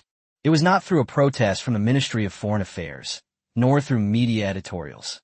Instead, it was broadcast on the national television news program at 7 p.m. The program began without any domestic news broadcast. The female anchor spoke in an unusually serious, deliberate tone. A proclamation that had just been passed by the highest state authority was read aloud. In accordance with the anti-foreign sanctions law of the Dragon Kingdom, in response to the actions of the United States and some of its allies that seriously undermine our country's sovereignty, security, and development interests, we have decided to take the following countermeasures. First, effective immediately from the date of this announcement, all of America's assets in China will be frozen and liquidated, including but not limited to its direct investment, equity, real estate, and financial derivatives in China by its enterprises and individuals.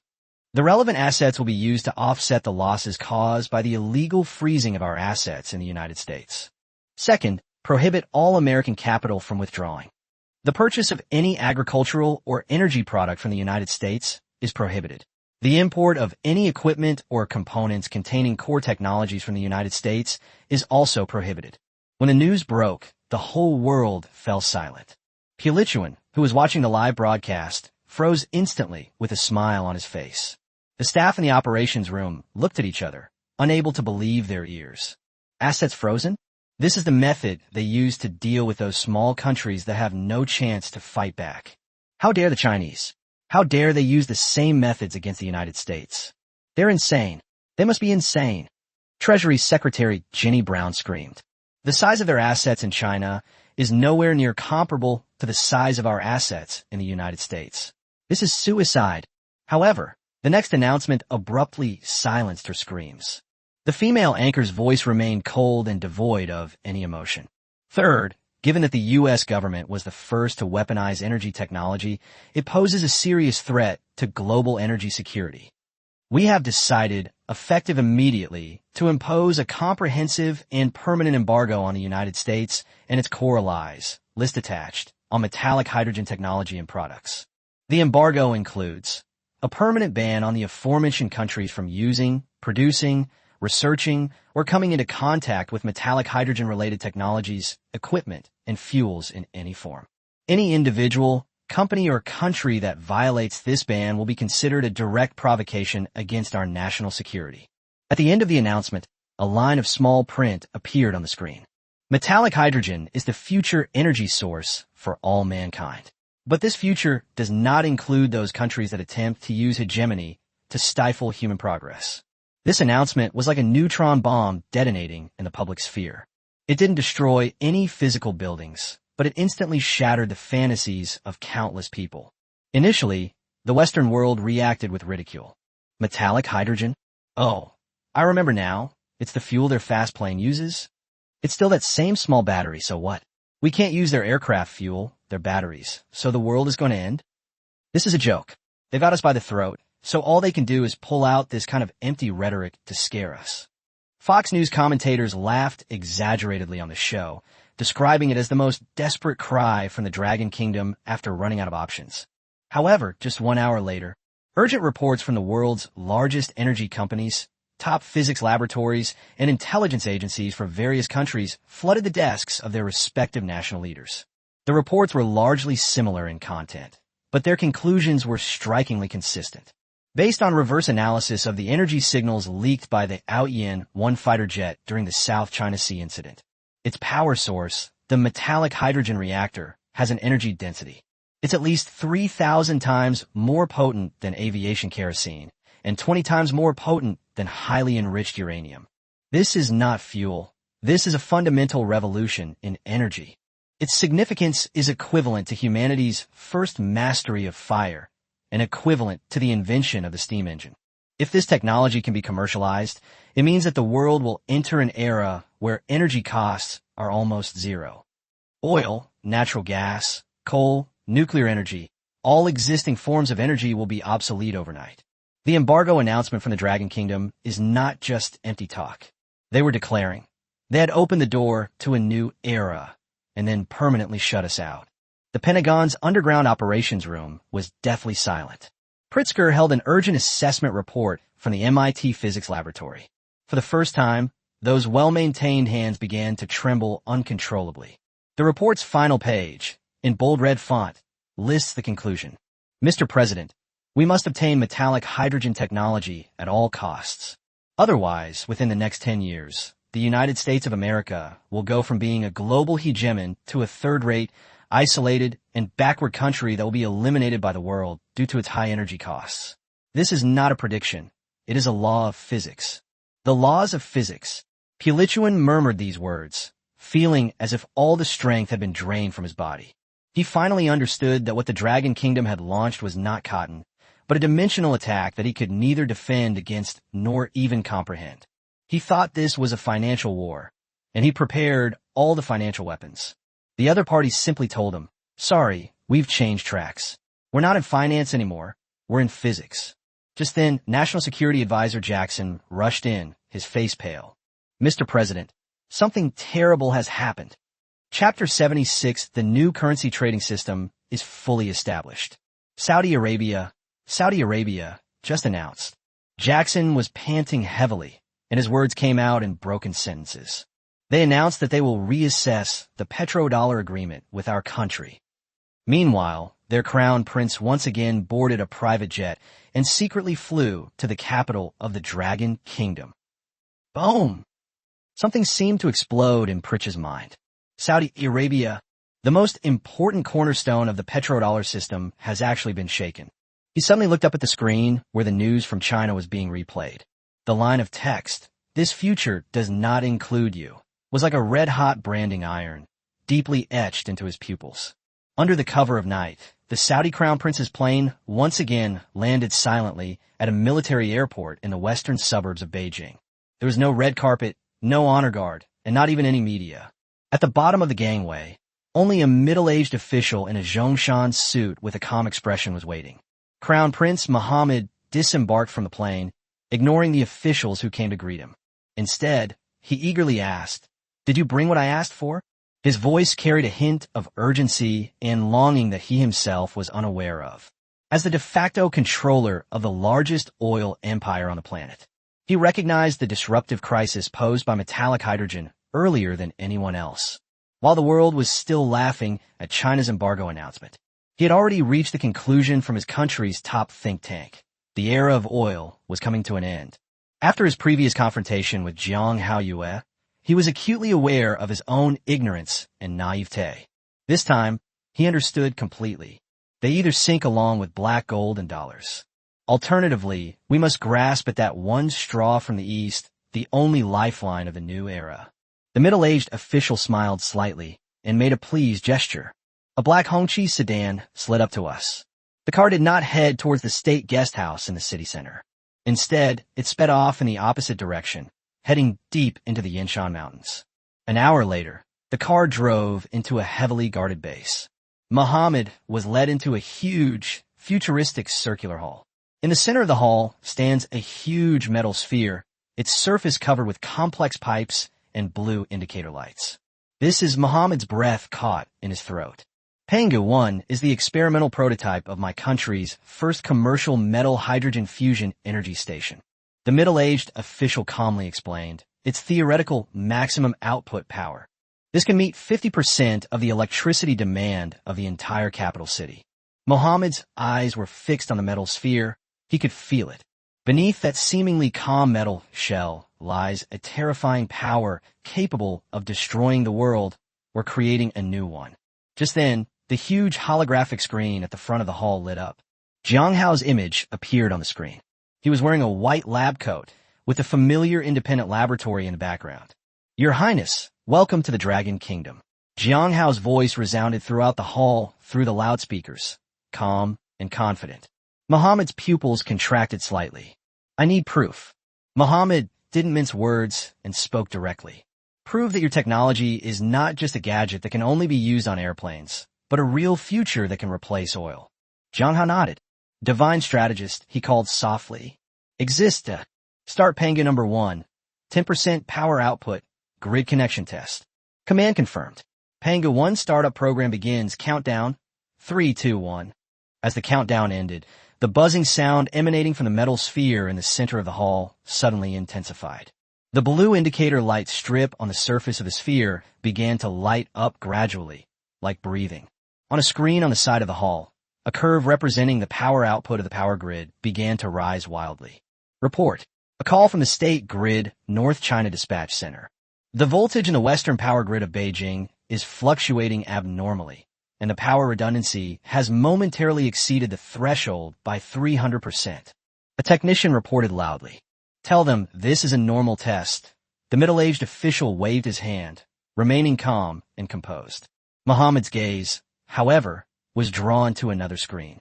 It was a world map with real-time electricity prices in major cities around the world marked in different colors. New York, 18 cents per kilowatt-hour. London, 25 pence per kilowatt-hour. Tokyo, 31 yen Kilowattstunden. The number representing Beijing began to plummet at a visible rate after the launch of Panga number 1. 0.5 yuan, 0.3 yuan, 0.1 yuan. Ultimately, it came to a number that Muhammad could hardly believe his eyes. 0.01 yuan per kilowatt-hour. 1 cent per kilowatt-hour. This isn't just cheap, it's practically free. Muhammad felt as if an invisible hand was gripping his throat. He can imagine what it would be like when this almost free, unlimited energy is applied to all areas, including industrial production, transportation, and residential life. What a terrifying impact this will have on the world. All countries that rely on high-priced oil and natural gas. Their manufacturing sector will lose all competitiveness overnight, and their economy will be completely destroyed. And the Dragon Kingdom, possessing this technology, will become the world's only super energy center. Now, do you believe me? Jang Hao's voice rang out again. Muhammad let out a long breath, as if to expel all the shock he had been holding in. He turned around and looked at the middle-aged official, his eyes filled with an unprecedented solemnity. I need it, he said. My country needs this technology. The middle-aged official smiled and shook his head. Your Highness, the technology is not for sale. Muhammad's expression changed. We are willing. This is not about money. The middle-aged official interrupted him, saying, We are willing to share this gift from the future with all peace-loving countries that pursue common development. We can provide your country with a complete set of metallic hydrogen energy stations and even help you establish your own production lines. Muhammad's eyes lit up. What are the conditions? There's only one condition.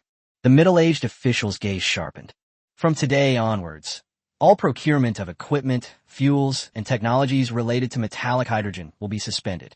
And all future international trade based on metallic hydrogen energy must, and can only, be settled using one currency. He paused, then said, word by word, Renminbi, RMB. Muhammad's body stiffened. He instantly understood the true intentions of the people from the Dragon Kingdom.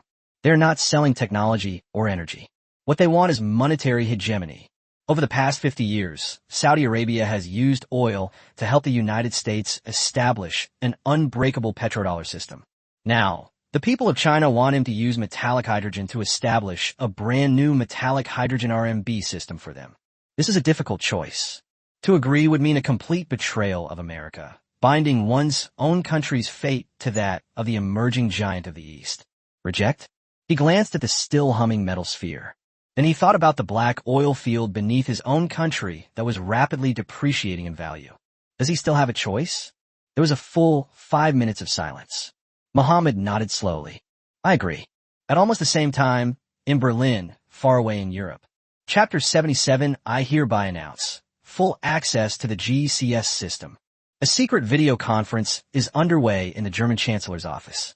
On the other end of the screen was none other than the French president. Before them lay a memorandum of understanding concerning cooperation on metallic hydrogen energy, also from the Dragon Kingdom. We can no longer be tied to the war machine by the Americans. The German Chancellor's voice was deep and powerful. In pursuit of their hegemony, they are willing to plunge the whole of Europe into an energy crisis and a quagmire of war. Now, we have an opportunity to break free from the dual energy constraints of the United States and Russia. The French president looked at the terms for RMB settlement on the memorandum with a furrowed brow. But that means we're going to stand against the dollar. So what? The German chancellor countered. When the whole world enters an era of almost free, clean energy, only the United States and its few staunch allies are still burning through expensive oil and gas. How long do you think the dollar will remain strong? We are choosing the future, not clinging to the past. Finally, the French president sighed and nodded. I agree in principle. Europe needs its own energy independence. That night, countless similar secret meetings were taking place in different corners of the world. A new energy alliance based on metallic hydrogen and anchored by the RMB is quietly taking shape. Meanwhile, politicians in Washington are completely unaware of this. They remain immersed in the arrogance and joy of using financial means to strangle their opponents. Unbeknownst to them, the very foundation of the Empire State Building, built of dollars, beneath their feet had been quietly removed. If China's first major move, freezing U.S. assets in China and imposing an embargo on metallic hydrogen technology, shocked the world, then the ambiguous stance of Saudi Arabia and major European powers has made Wall Street uneasy. But this unease was quickly overshadowed by a stronger sense of self-confidence. So what if they've won over a few oil-producing countries and old-timers in Europe? In the Goldman Sachs trading floor, a star fund manager shouted confidently to his subordinates, "As long as the SWIFT system remains in our hands, all their transactions must go through our network. We can monitor and cut off the connection at any time. RMB, without SWIFT, it's just a local area network currency that can only be used within China. They want to use it to settle international trade? That's utterly absurd. SWIFT, Society for Worldwide Interbank Financial Telecommunication. This seemingly unremarkable organization is actually one of the core pillars of America's financial hegemony. It controls a cross-border payment information network of more than 11,000 financial institutions worldwide. Being kicked out of SWIFT is tantamount to a death sentence in the financial world, turning you into an information island. This is precisely where the Pritzker government's confidence lies. However, just as Wall Street elites were raising their glasses to celebrate their impending victory, Dragon Kingdom has played its third card. At 10 a.m. Beijing time, the People's Bank of China and the State Administration of Foreign Exchange jointly held a press conference. Without lengthy condemnations, the central bank governor got straight to the point at the beginning of the press conference. In order to cope with the current complex international financial environment and ensure the stability and security of global energy trade, we have decided to conduct a comprehensive upgrade of the cross-border interbank payment system, CIPS, effective immediately. A brand new system logo appeared on the screen. It was a pattern composed of Earth's latitude and longitude lines and the structure of metallic hydrogen atoms, full of a sense of technology and futurism. The upgraded system will be named the Global Energy Clearing System, GCS. GCS will serve as the world's only dedicated clearing system for metallic hydrogen energy and related industries.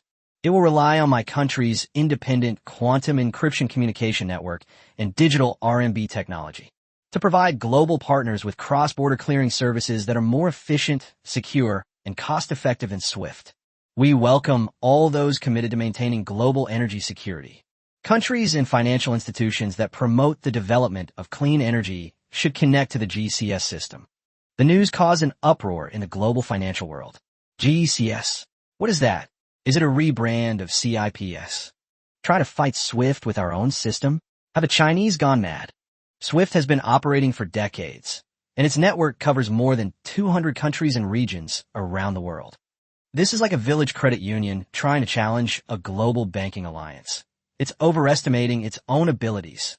Western financial experts have published numerous comments in the media, their words filled with disdain and sarcasm. They believe this is a political gesture that has far more practical significance than actual action. It is impossible to shake SWIFT's monopoly position. However, what happened next surprised everyone. Within an hour of the announcement of the launch of the GCS system in China, the National Bank of Saudi Arabia was the first to announce that it would fully integrate with the GCS system. In the future, all energy exports will be settled in RMB through GCS. Following this, more than a dozen major oil-producing and resource-rich countries, including the UAE, Iran, and Venezuela, issued similar statements. If these country statements were within America's expectations, the ensuing chain reaction completely shattered their psychological defenses. Deutsche Bank, Germany's largest commercial bank, announced that it will apply to become GEX's first clearing center in Europe. BNP Paribas, UniCredit, one after another, European financial giants, disregarding warnings and pressure from the United States, lined up to submit applications to join GCS. The reason is simple. Their customers include German car manufacturers, French luxury goods groups, Italian machinery companies, and so on. They all desperately need cheap energy and goods from China to survive. If banks do not connect to the new settlement system, it means they will lose these most important customers. When faced with survival, so-called allies are incredibly fragile. The real blow to SWIFT came from more than 100 developing countries around the world. These countries have long suffered from the exploitation and oppression of the dollar hegemony. Every time the Federal Reserve raises or lowers interest rates, it's like a pair of scissors, ruthlessly reaping their already meager wealth. Now, they see a completely new option. A future where they are not held hostage by the dollar, and where they can access cheap energy and develop their own industries. Thus, from Southeast Asia to Africa, from South America to Central Asia, a frenzied race to join the group unfolded. Central banks and major commercial banks around the world rushed to announce their participation in the GCS system. In just 24 hours, the number of financial institutions announcing their access to the GCS system surged from 0 to more than 3,000, although it is still less than SWIFT in total. But its growth rate and the size of the economies it covers are enough to send a chill down SWIFT's spine. Washington, U.S. Treasury Department. Jenny Brown stared intently at the world map on the screen, which was constantly being illuminated by new countries. The red color, representing the coverage area of the GCS system, is spreading at an alarming rate. How could this be? How could it be so fast? She muttered to herself, unable to comprehend what was happening before her eyes. A technician reported in a trembling voice, "Madam Minister, data just came from the SWIFT system. In the past 12 hours, the volume of global cross-border settlement transactions has decreased by 37%. Moreover, and our monitoring system discovered that GEX's transaction information uses quantum encryption that we cannot crack. We have absolutely no idea where the funds are flowing or what the transactions are." Bang! Brown slammed his fist on the table. "I can't see it. This means that the United States can no longer be the same as it was in the past. The ability to monitor global capital flows that will no longer allow for the use of information superiority to launch precise financial attacks against any country. SWIFT, the financial eye in the sky, that once struck fear into the hearts of all nations. It is rapidly becoming a local area network that can only entertain itself within a small Western circle. The root of all this is simply because of that metallic hydrogen that they once scorned." Chapter 78, The War for Pricing Power. At this moment, at the base in the Gobi Desert of northwest China, Jang Hao is standing in front of the control console of Penghu 1 with a huge data waterfall in front of him. What's scrolling on that screen are massive transaction requests pouring in from all over the world through the GCS system. Report. The GCS system's peak instantaneous transaction volume has exceeded 3 million transactions per second, with a system load of 70% and stable operation. Shinji's voice rang in Jang Hao's ears. Jang Hao didn't speak. His gaze fell on the end of the data stream. There, a special trading order was highlighted. Payer, China Aviation Industry Group. Recipient, Motor sich, Ukraine. Transaction amount, 5 billion renminbi. Transaction notes. Acquisition of all remaining equity interests and all technical data. Jang Hao's lips curled up slightly. Motor Sich, once known as the Power Czar. It possesses world-leading aero engine technology. In the past, China has made several attempts to acquire the U.S., but all have failed due to obstruction from the U.S. Now, the GCS system bypasses SWIFT and the U.S. dollar. This deal, which was once considered impossible, was completed in just a few seconds. This is just the beginning. With GCS, China can purchase any technology and resources it wants at will, and the United States can no longer interfere through financial means. Technology blockade? Faced with absolute energy superiority and a completely new settlement system, it crumbles on its own. Jang Hao raised his head and looked out at the deep night sky through the laboratory's porthole. He knew that the war had entered a completely new phase. When the GCS system, like a ferocious tiger, viciously tore large chunks of flesh from Swift's global map, Wall Street and the White House finally awoke from their initial shock and disdain and began to feel the real pain. But they still retained their last bit of pride and confidence. It's just a settlement system. It's not fatal enough. At an emergency meeting of the Federal Reserve, Chairman Powell attempted to reassure the public.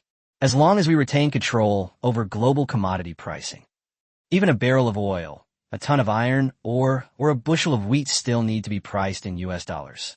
Then the US dollar will remain the king of world currencies. Their renminbi can at most become a regional energy currency. His words are not without merit. The value of money ultimately depends on what it can buy. The reason why the US dollar is a hard currency, it's because it can buy almost everything that countries on this planet need for survival and development. Energy, minerals, and food. This is the last and most solid bastion of dollar hegemony. However, the Dragon Kingdom's next move was precisely aimed at the foundation of this fortress. It was yet another press conference that garnered global attention. But this time, the protagonist is no longer the Dragon Kingdom itself. The press conference was held in Riyadh, the capital of Saudi Arabia. Under the flashing lights of global media, the Saudi energy minister stood side by side with officials from China's National Development and Reform Commission. Behind them were representatives from more than 20 major resource-exporting countries, including Russia, Iran, Brazil, and South Africa. An unprecedented global alliance of resource-producing countries was established at this moment. The Saudi energy minister cleared his throat and, in slow, clear English, announced the alliance's first resolution to the world. Given the profound changes that have taken place in the current global energy landscape and monetary system, in order to more fairly reflect the true value of various commodities, the alliance has decided to introduce a new and more scientific pricing mechanism. As soon as he finished speaking, a formula appeared on the huge screen behind him that was unfamiliar to all financial reporters. Commodity price, RMB, equals alpha asterisk energy equivalent, based on metallic hydrogen, plus beta asterisk production cost, plus gamma asterisk market supply, and demand index asterisk asterisk.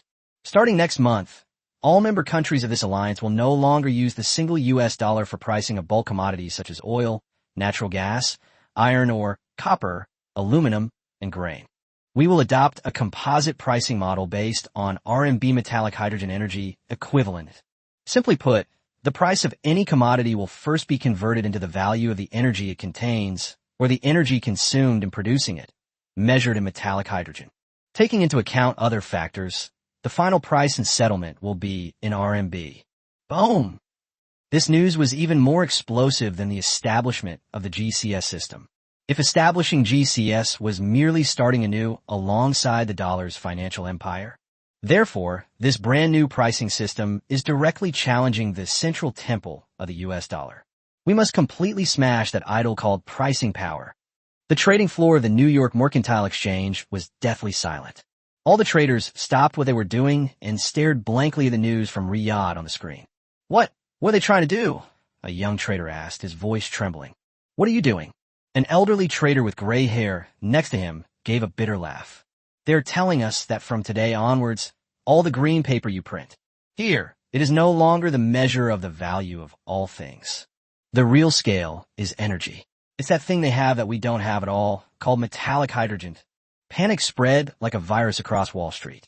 If oil, minerals, and food are no longer priced in US dollars, what's the point of holding US dollars? An unprecedented wave of dollar selling erupted without warning. Central banks of various countries, especially those that have already joined the GCS system, they began frantically selling off American government bonds and dollar assets in their foreign exchange reserves, and instead snapped up RMB and gold. The offshore exchange rate of the US dollar against the Chinese yuan plummeted from 7.5 to below 7.0 in just a few hours, and is still falling at an alarming rate. The U.S. Treasury bond market saw an unprecedented zero trading volume. The newly issued Treasury bonds by the Ministry of Finance are completely ignored. This means that the U.S. government can no longer borrow money from around the world by issuing national debt to maintain its massive military spending and government operations. This empire, which lives on loans, has had its lifeline cut off. The White House, the Oval Office. Pritchuan's face was more ashen than ever before, a mixture of rage, fear, and despair. Counterattack. I order you to counterattack immediately. He roared at the Treasury Secretary and the Federal Reserve Chairman. Sell the yuan. Short them. Bring them back to square one. Mr. President, Powell's face looked even worse than his. We don't have enough RMB left. Moreover, their central bank has announced that the yuan exchange rate will be primarily pegged to the production cost of metallic hydrogen, rather than any country's currency. Our short selling is like attacking a ghost. Pritchuan swayed and slumped into a chair.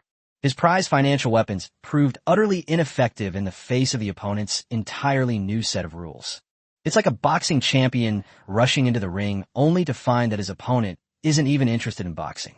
Instead, he pulled out a gun. How can we possibly fight this battle? Chapter 79, An industrial tsunami arrives.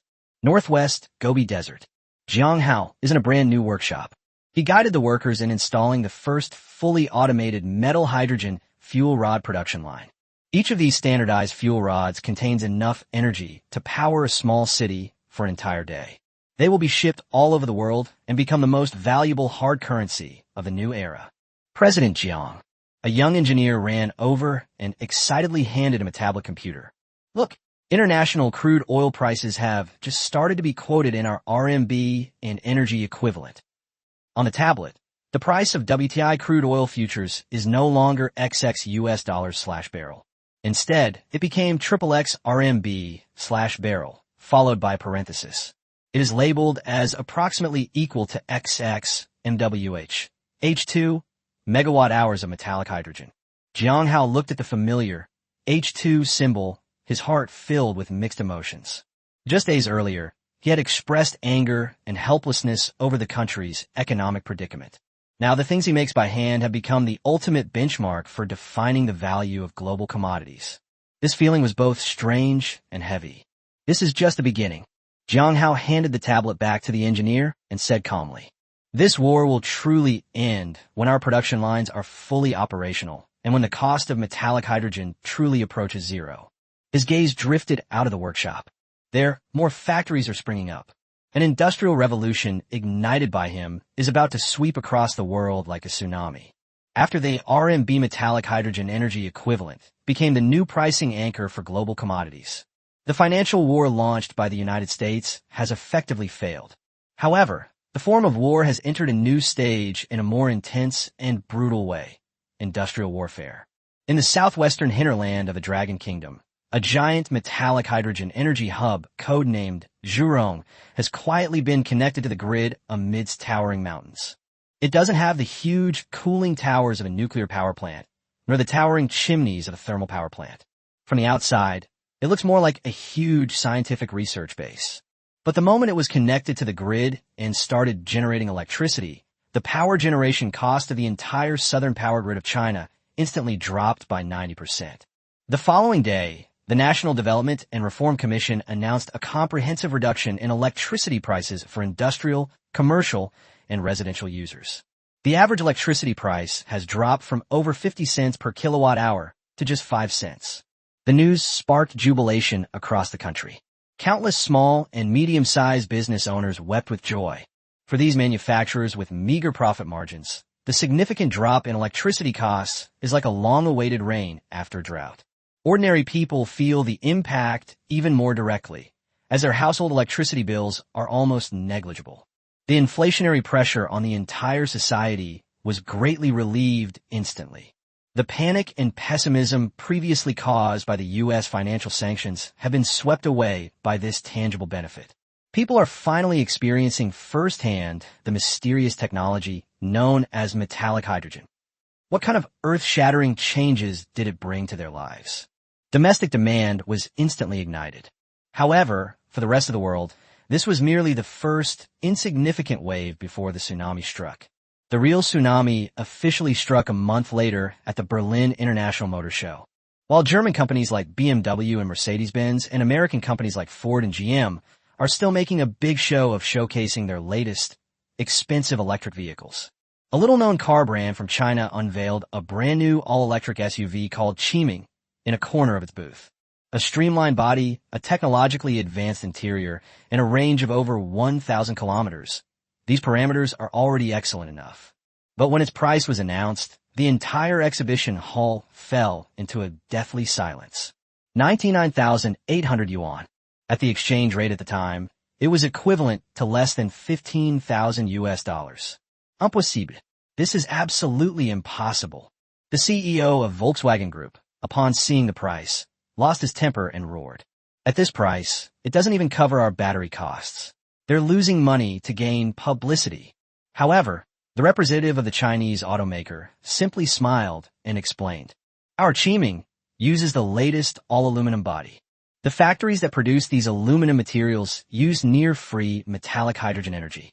The same applies to our battery factories. Our vehicle manufacturing cost is only 1/3 of yours. Therefore, we can still make a considerable profit at this price. His words struck like a heavy hammer, hitting the hearts of all the traditional automotive giants hard. They finally realized that this was not a price war, but a cost war. This is a war they simply cannot win, because their factories are still using oil that costs more than $100 a barrel and natural gas whose prices are soaring. The factories in the Dragon Kingdom, however, use virtually unlimited energy that is almost free. The release of Qiming is just the beginning. Following this, China's steel companies announced that they would supply the global market with high-strength steel at prices 50% lower than international prices. Chemical companies in China have announced that they are mass-producing polymer materials at only 1/10 the cost of the past. Shipyards in China received a flood of orders from all over the world. Because their shipbuilding costs are so low that their South Korean and Japanese counterparts are left feeling hopeless. A cost tsunami initiated by the Dragon Kingdom, covering all industrial sectors. It swept the globe with unstoppable momentum. The first to collapse were Europe's traditional manufacturing industries. The Ruhr industrial region of Germany, once the industrial heart of Europe. Within just 3 months, a massive wave of bankruptcies occurred. Steel mills, chemical plants, and machinery factories were shut down en masse. Unemployed workers took to the streets to protest the government's incompetence. The impact on the United States itself is even more devastating. When Pritch took office, he vowed to bring manufacturing back to America. However, in the face of this industrial tsunami, the already hollowed-out manufacturing industry of the United States suffered a devastating blow. Detroit, the former Motor City, had just begun to show signs of recovery when it was brought back to its original state. Ford and GM's stock prices plummeted by 80% within a few months. They were forced to announce massive global layoffs, close most of their domestic factories, and retain only their research and development departments. Pennsylvania's Rust Belt is in an even worse situation. Countless families lost their source of income overnight, and social conflicts intensified dramatically. Inflation spiraled out of control, and the unemployment rate soared. The prices of goods on supermarket shelves change daily, and most of them are labeled Made in China. Americans are finding their once proud financial sanctions to be in vain. Instead of defeating the opponent, it was like a boomerang that crashed down on its own head in a more ferocious way. They froze China's dollar assets, only to find that they no longer needed so many dollars to buy energy. They kicked China out of SWIFT, only to find that the whole world had flocked to China's new system.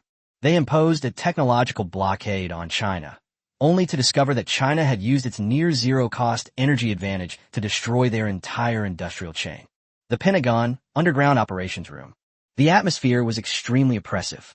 "Mr. President, we have lost," said the chairman of the Council of Economic Advisors, an elderly man with white hair and a hoarse voice. Preachwan did not roar or get angry. He just sat there quietly, watching the images playing on the screen. That was the launching ceremony of the Chinese Navy's newest electromagnetic catapult aircraft carrier. Chapter 80, The Shattering of the Alliance. According to intelligence analysis, this aircraft carrier also uses a metallic hydrogen reactor as its power source. Its battery life is theoretically unlimited. It It can maintain a speed of over 30 knots and sail at sea for several years without refueling. The carrier-based aircraft it carries is an upgraded version of the Ayian fighter jet. The military gap has not narrowed. On the contrary, it has widened further. Use force? What can we use to wage war? Are we going to use a Nimitz-class aircraft carrier that's still burning oil to fight against a metallic hydrogen carrier with unlimited range? Preechwan slowly closed his eyes. He knew that it belonged to the United States, that era when we could wield the big stick at will and use aircraft carriers and dollars to subdue the world. It's completely over.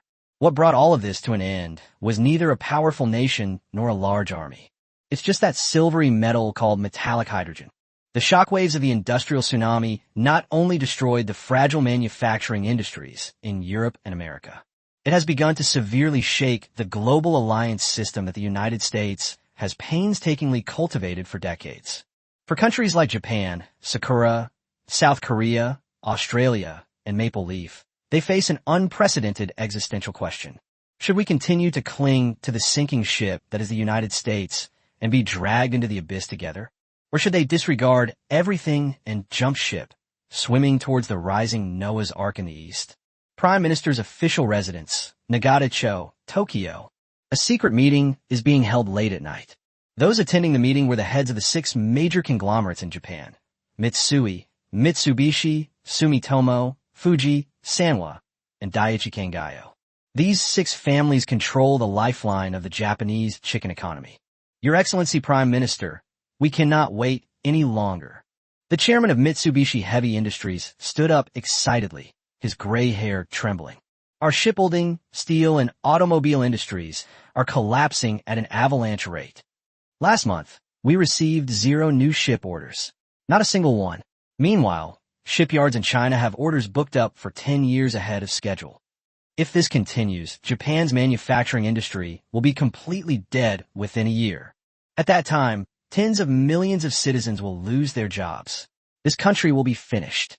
The president of Sumitomo Corporation added with a grim expression, "Our biggest customer, Toyota Motor Corporation, has decided to move all of its research and development and production bases for the next generation of electric vehicles to China. Because only there can they obtain cheap energy and spare parts, and thus survive. This is betrayal. It is a blatant violation of the Japan-US Security Treaty." The Prime Minister slammed his hand on the table, but his voice betrayed a sense of powerlessness. Your Excellency Prime Minister, now is not the time to talk about treaties. It is the time to talk about survival. The head of Mitsui Company said coldly, Americans themselves are struggling to survive, and their industrial hollowing out is even more severe than ours. What can they give us? They can offer nothing but empty promises and a bunch of outdated weapons. We must bypass the United States and make secret contact with the Dragon Country. We must acquire metallic hydrogen technology, or at least a stable and cheap energy supply. Otherwise, Japan will become the first country to be completely crushed in this energy revolution. The Prime Minister slumped in his chair, his forehead covered in cold sweat. He knew how powerful these conglomerates were. They could easily oust him. More importantly, he knew they were telling the truth. The U.S.'s containment policy is now defunct in name only. A few days later, an inconspicuous news item appeared in a corner of the international media. A private economic delegation from Japan visited China to exchange views on the prospects for cooperation in the field of new energy. The White House was furious when it saw the news. Praikawa personally called the Japanese Prime Minister, giving him a half-hour reprimand and threat using the harshest language. The Japanese Prime Minister just kept saying hi on the phone. But after hanging up the phone, he immediately instructed his subordinates to speed up the process of civilian cooperation with the Dragon Kingdom. Similar scenes are playing out repeatedly in South Korea, Australia, and Canada. Seoul's chaebols, through various secret channels, expressed a strong desire to cooperate with China. Australia's mining giants have completely ignored the government's ban. They use their own cargo ships, fully loaded with iron, ore, and coal, to sail to the ports of the Dragon Kingdom in exchange for precious RMB. They then use RMB to purchase electric mining trucks and mining equipment manufactured in China, which can reduce their mining costs. America's global alliance is like a gorgeous coat that has been eaten away by termites. It still looks glamorous on the surface, but inside it is riddled with holes and could fall apart at any moment. Meanwhile, China began to shift from technology export to a deeper level of talent integration. An especially established international exchange center at the Northwest Gobi base. Jang Hao was standing on the podium, and in front of him sat more than 30 foreign engineers with blonde hair and blue eyes, or black hair and brown skin. They come from Germany, France, Saudi Arabia, Brazil, and are all top energy and physics experts from their respective countries. They were among the first foreigners to be allowed access to the core secrets of metallic hydrogen technology. Everyone. Jang Hao looked at the excited yet nervous faces below the stage. He spoke calmly. Welcome to Project Pangu. Your task here is not to learn how to operate, but to learn how to create. The future of metallic hydrogen energy should not be in the hands of just one country. We hope to work with you and your countries to build a global energy community. Here, you will participate in the design and development of the next generation of Kwafu series fusion reactors. Your talent and wisdom will determine the future direction of human energy. Jang Hao's words thrilled the engineers in the audience. Many of them were national treasures in their own countries. However, due to limitations in energy costs and basic materials, many cutting-edge research projects cannot be carried out. Here, they have almost unlimited resources and a vast world where they can fully display their talents. Jang Hao is not only teaching them technology, but also conveying a philosophy, an open, shared, and collaborative future. This stands in stark contrast to the closed, domineering, winner-takes-all model of the United States. An elderly professor from Germany, with gray hair, stood up. Excitedly, he asked, Professor Jiang, can we really participate in the core design? Isn't this a top-level national secret?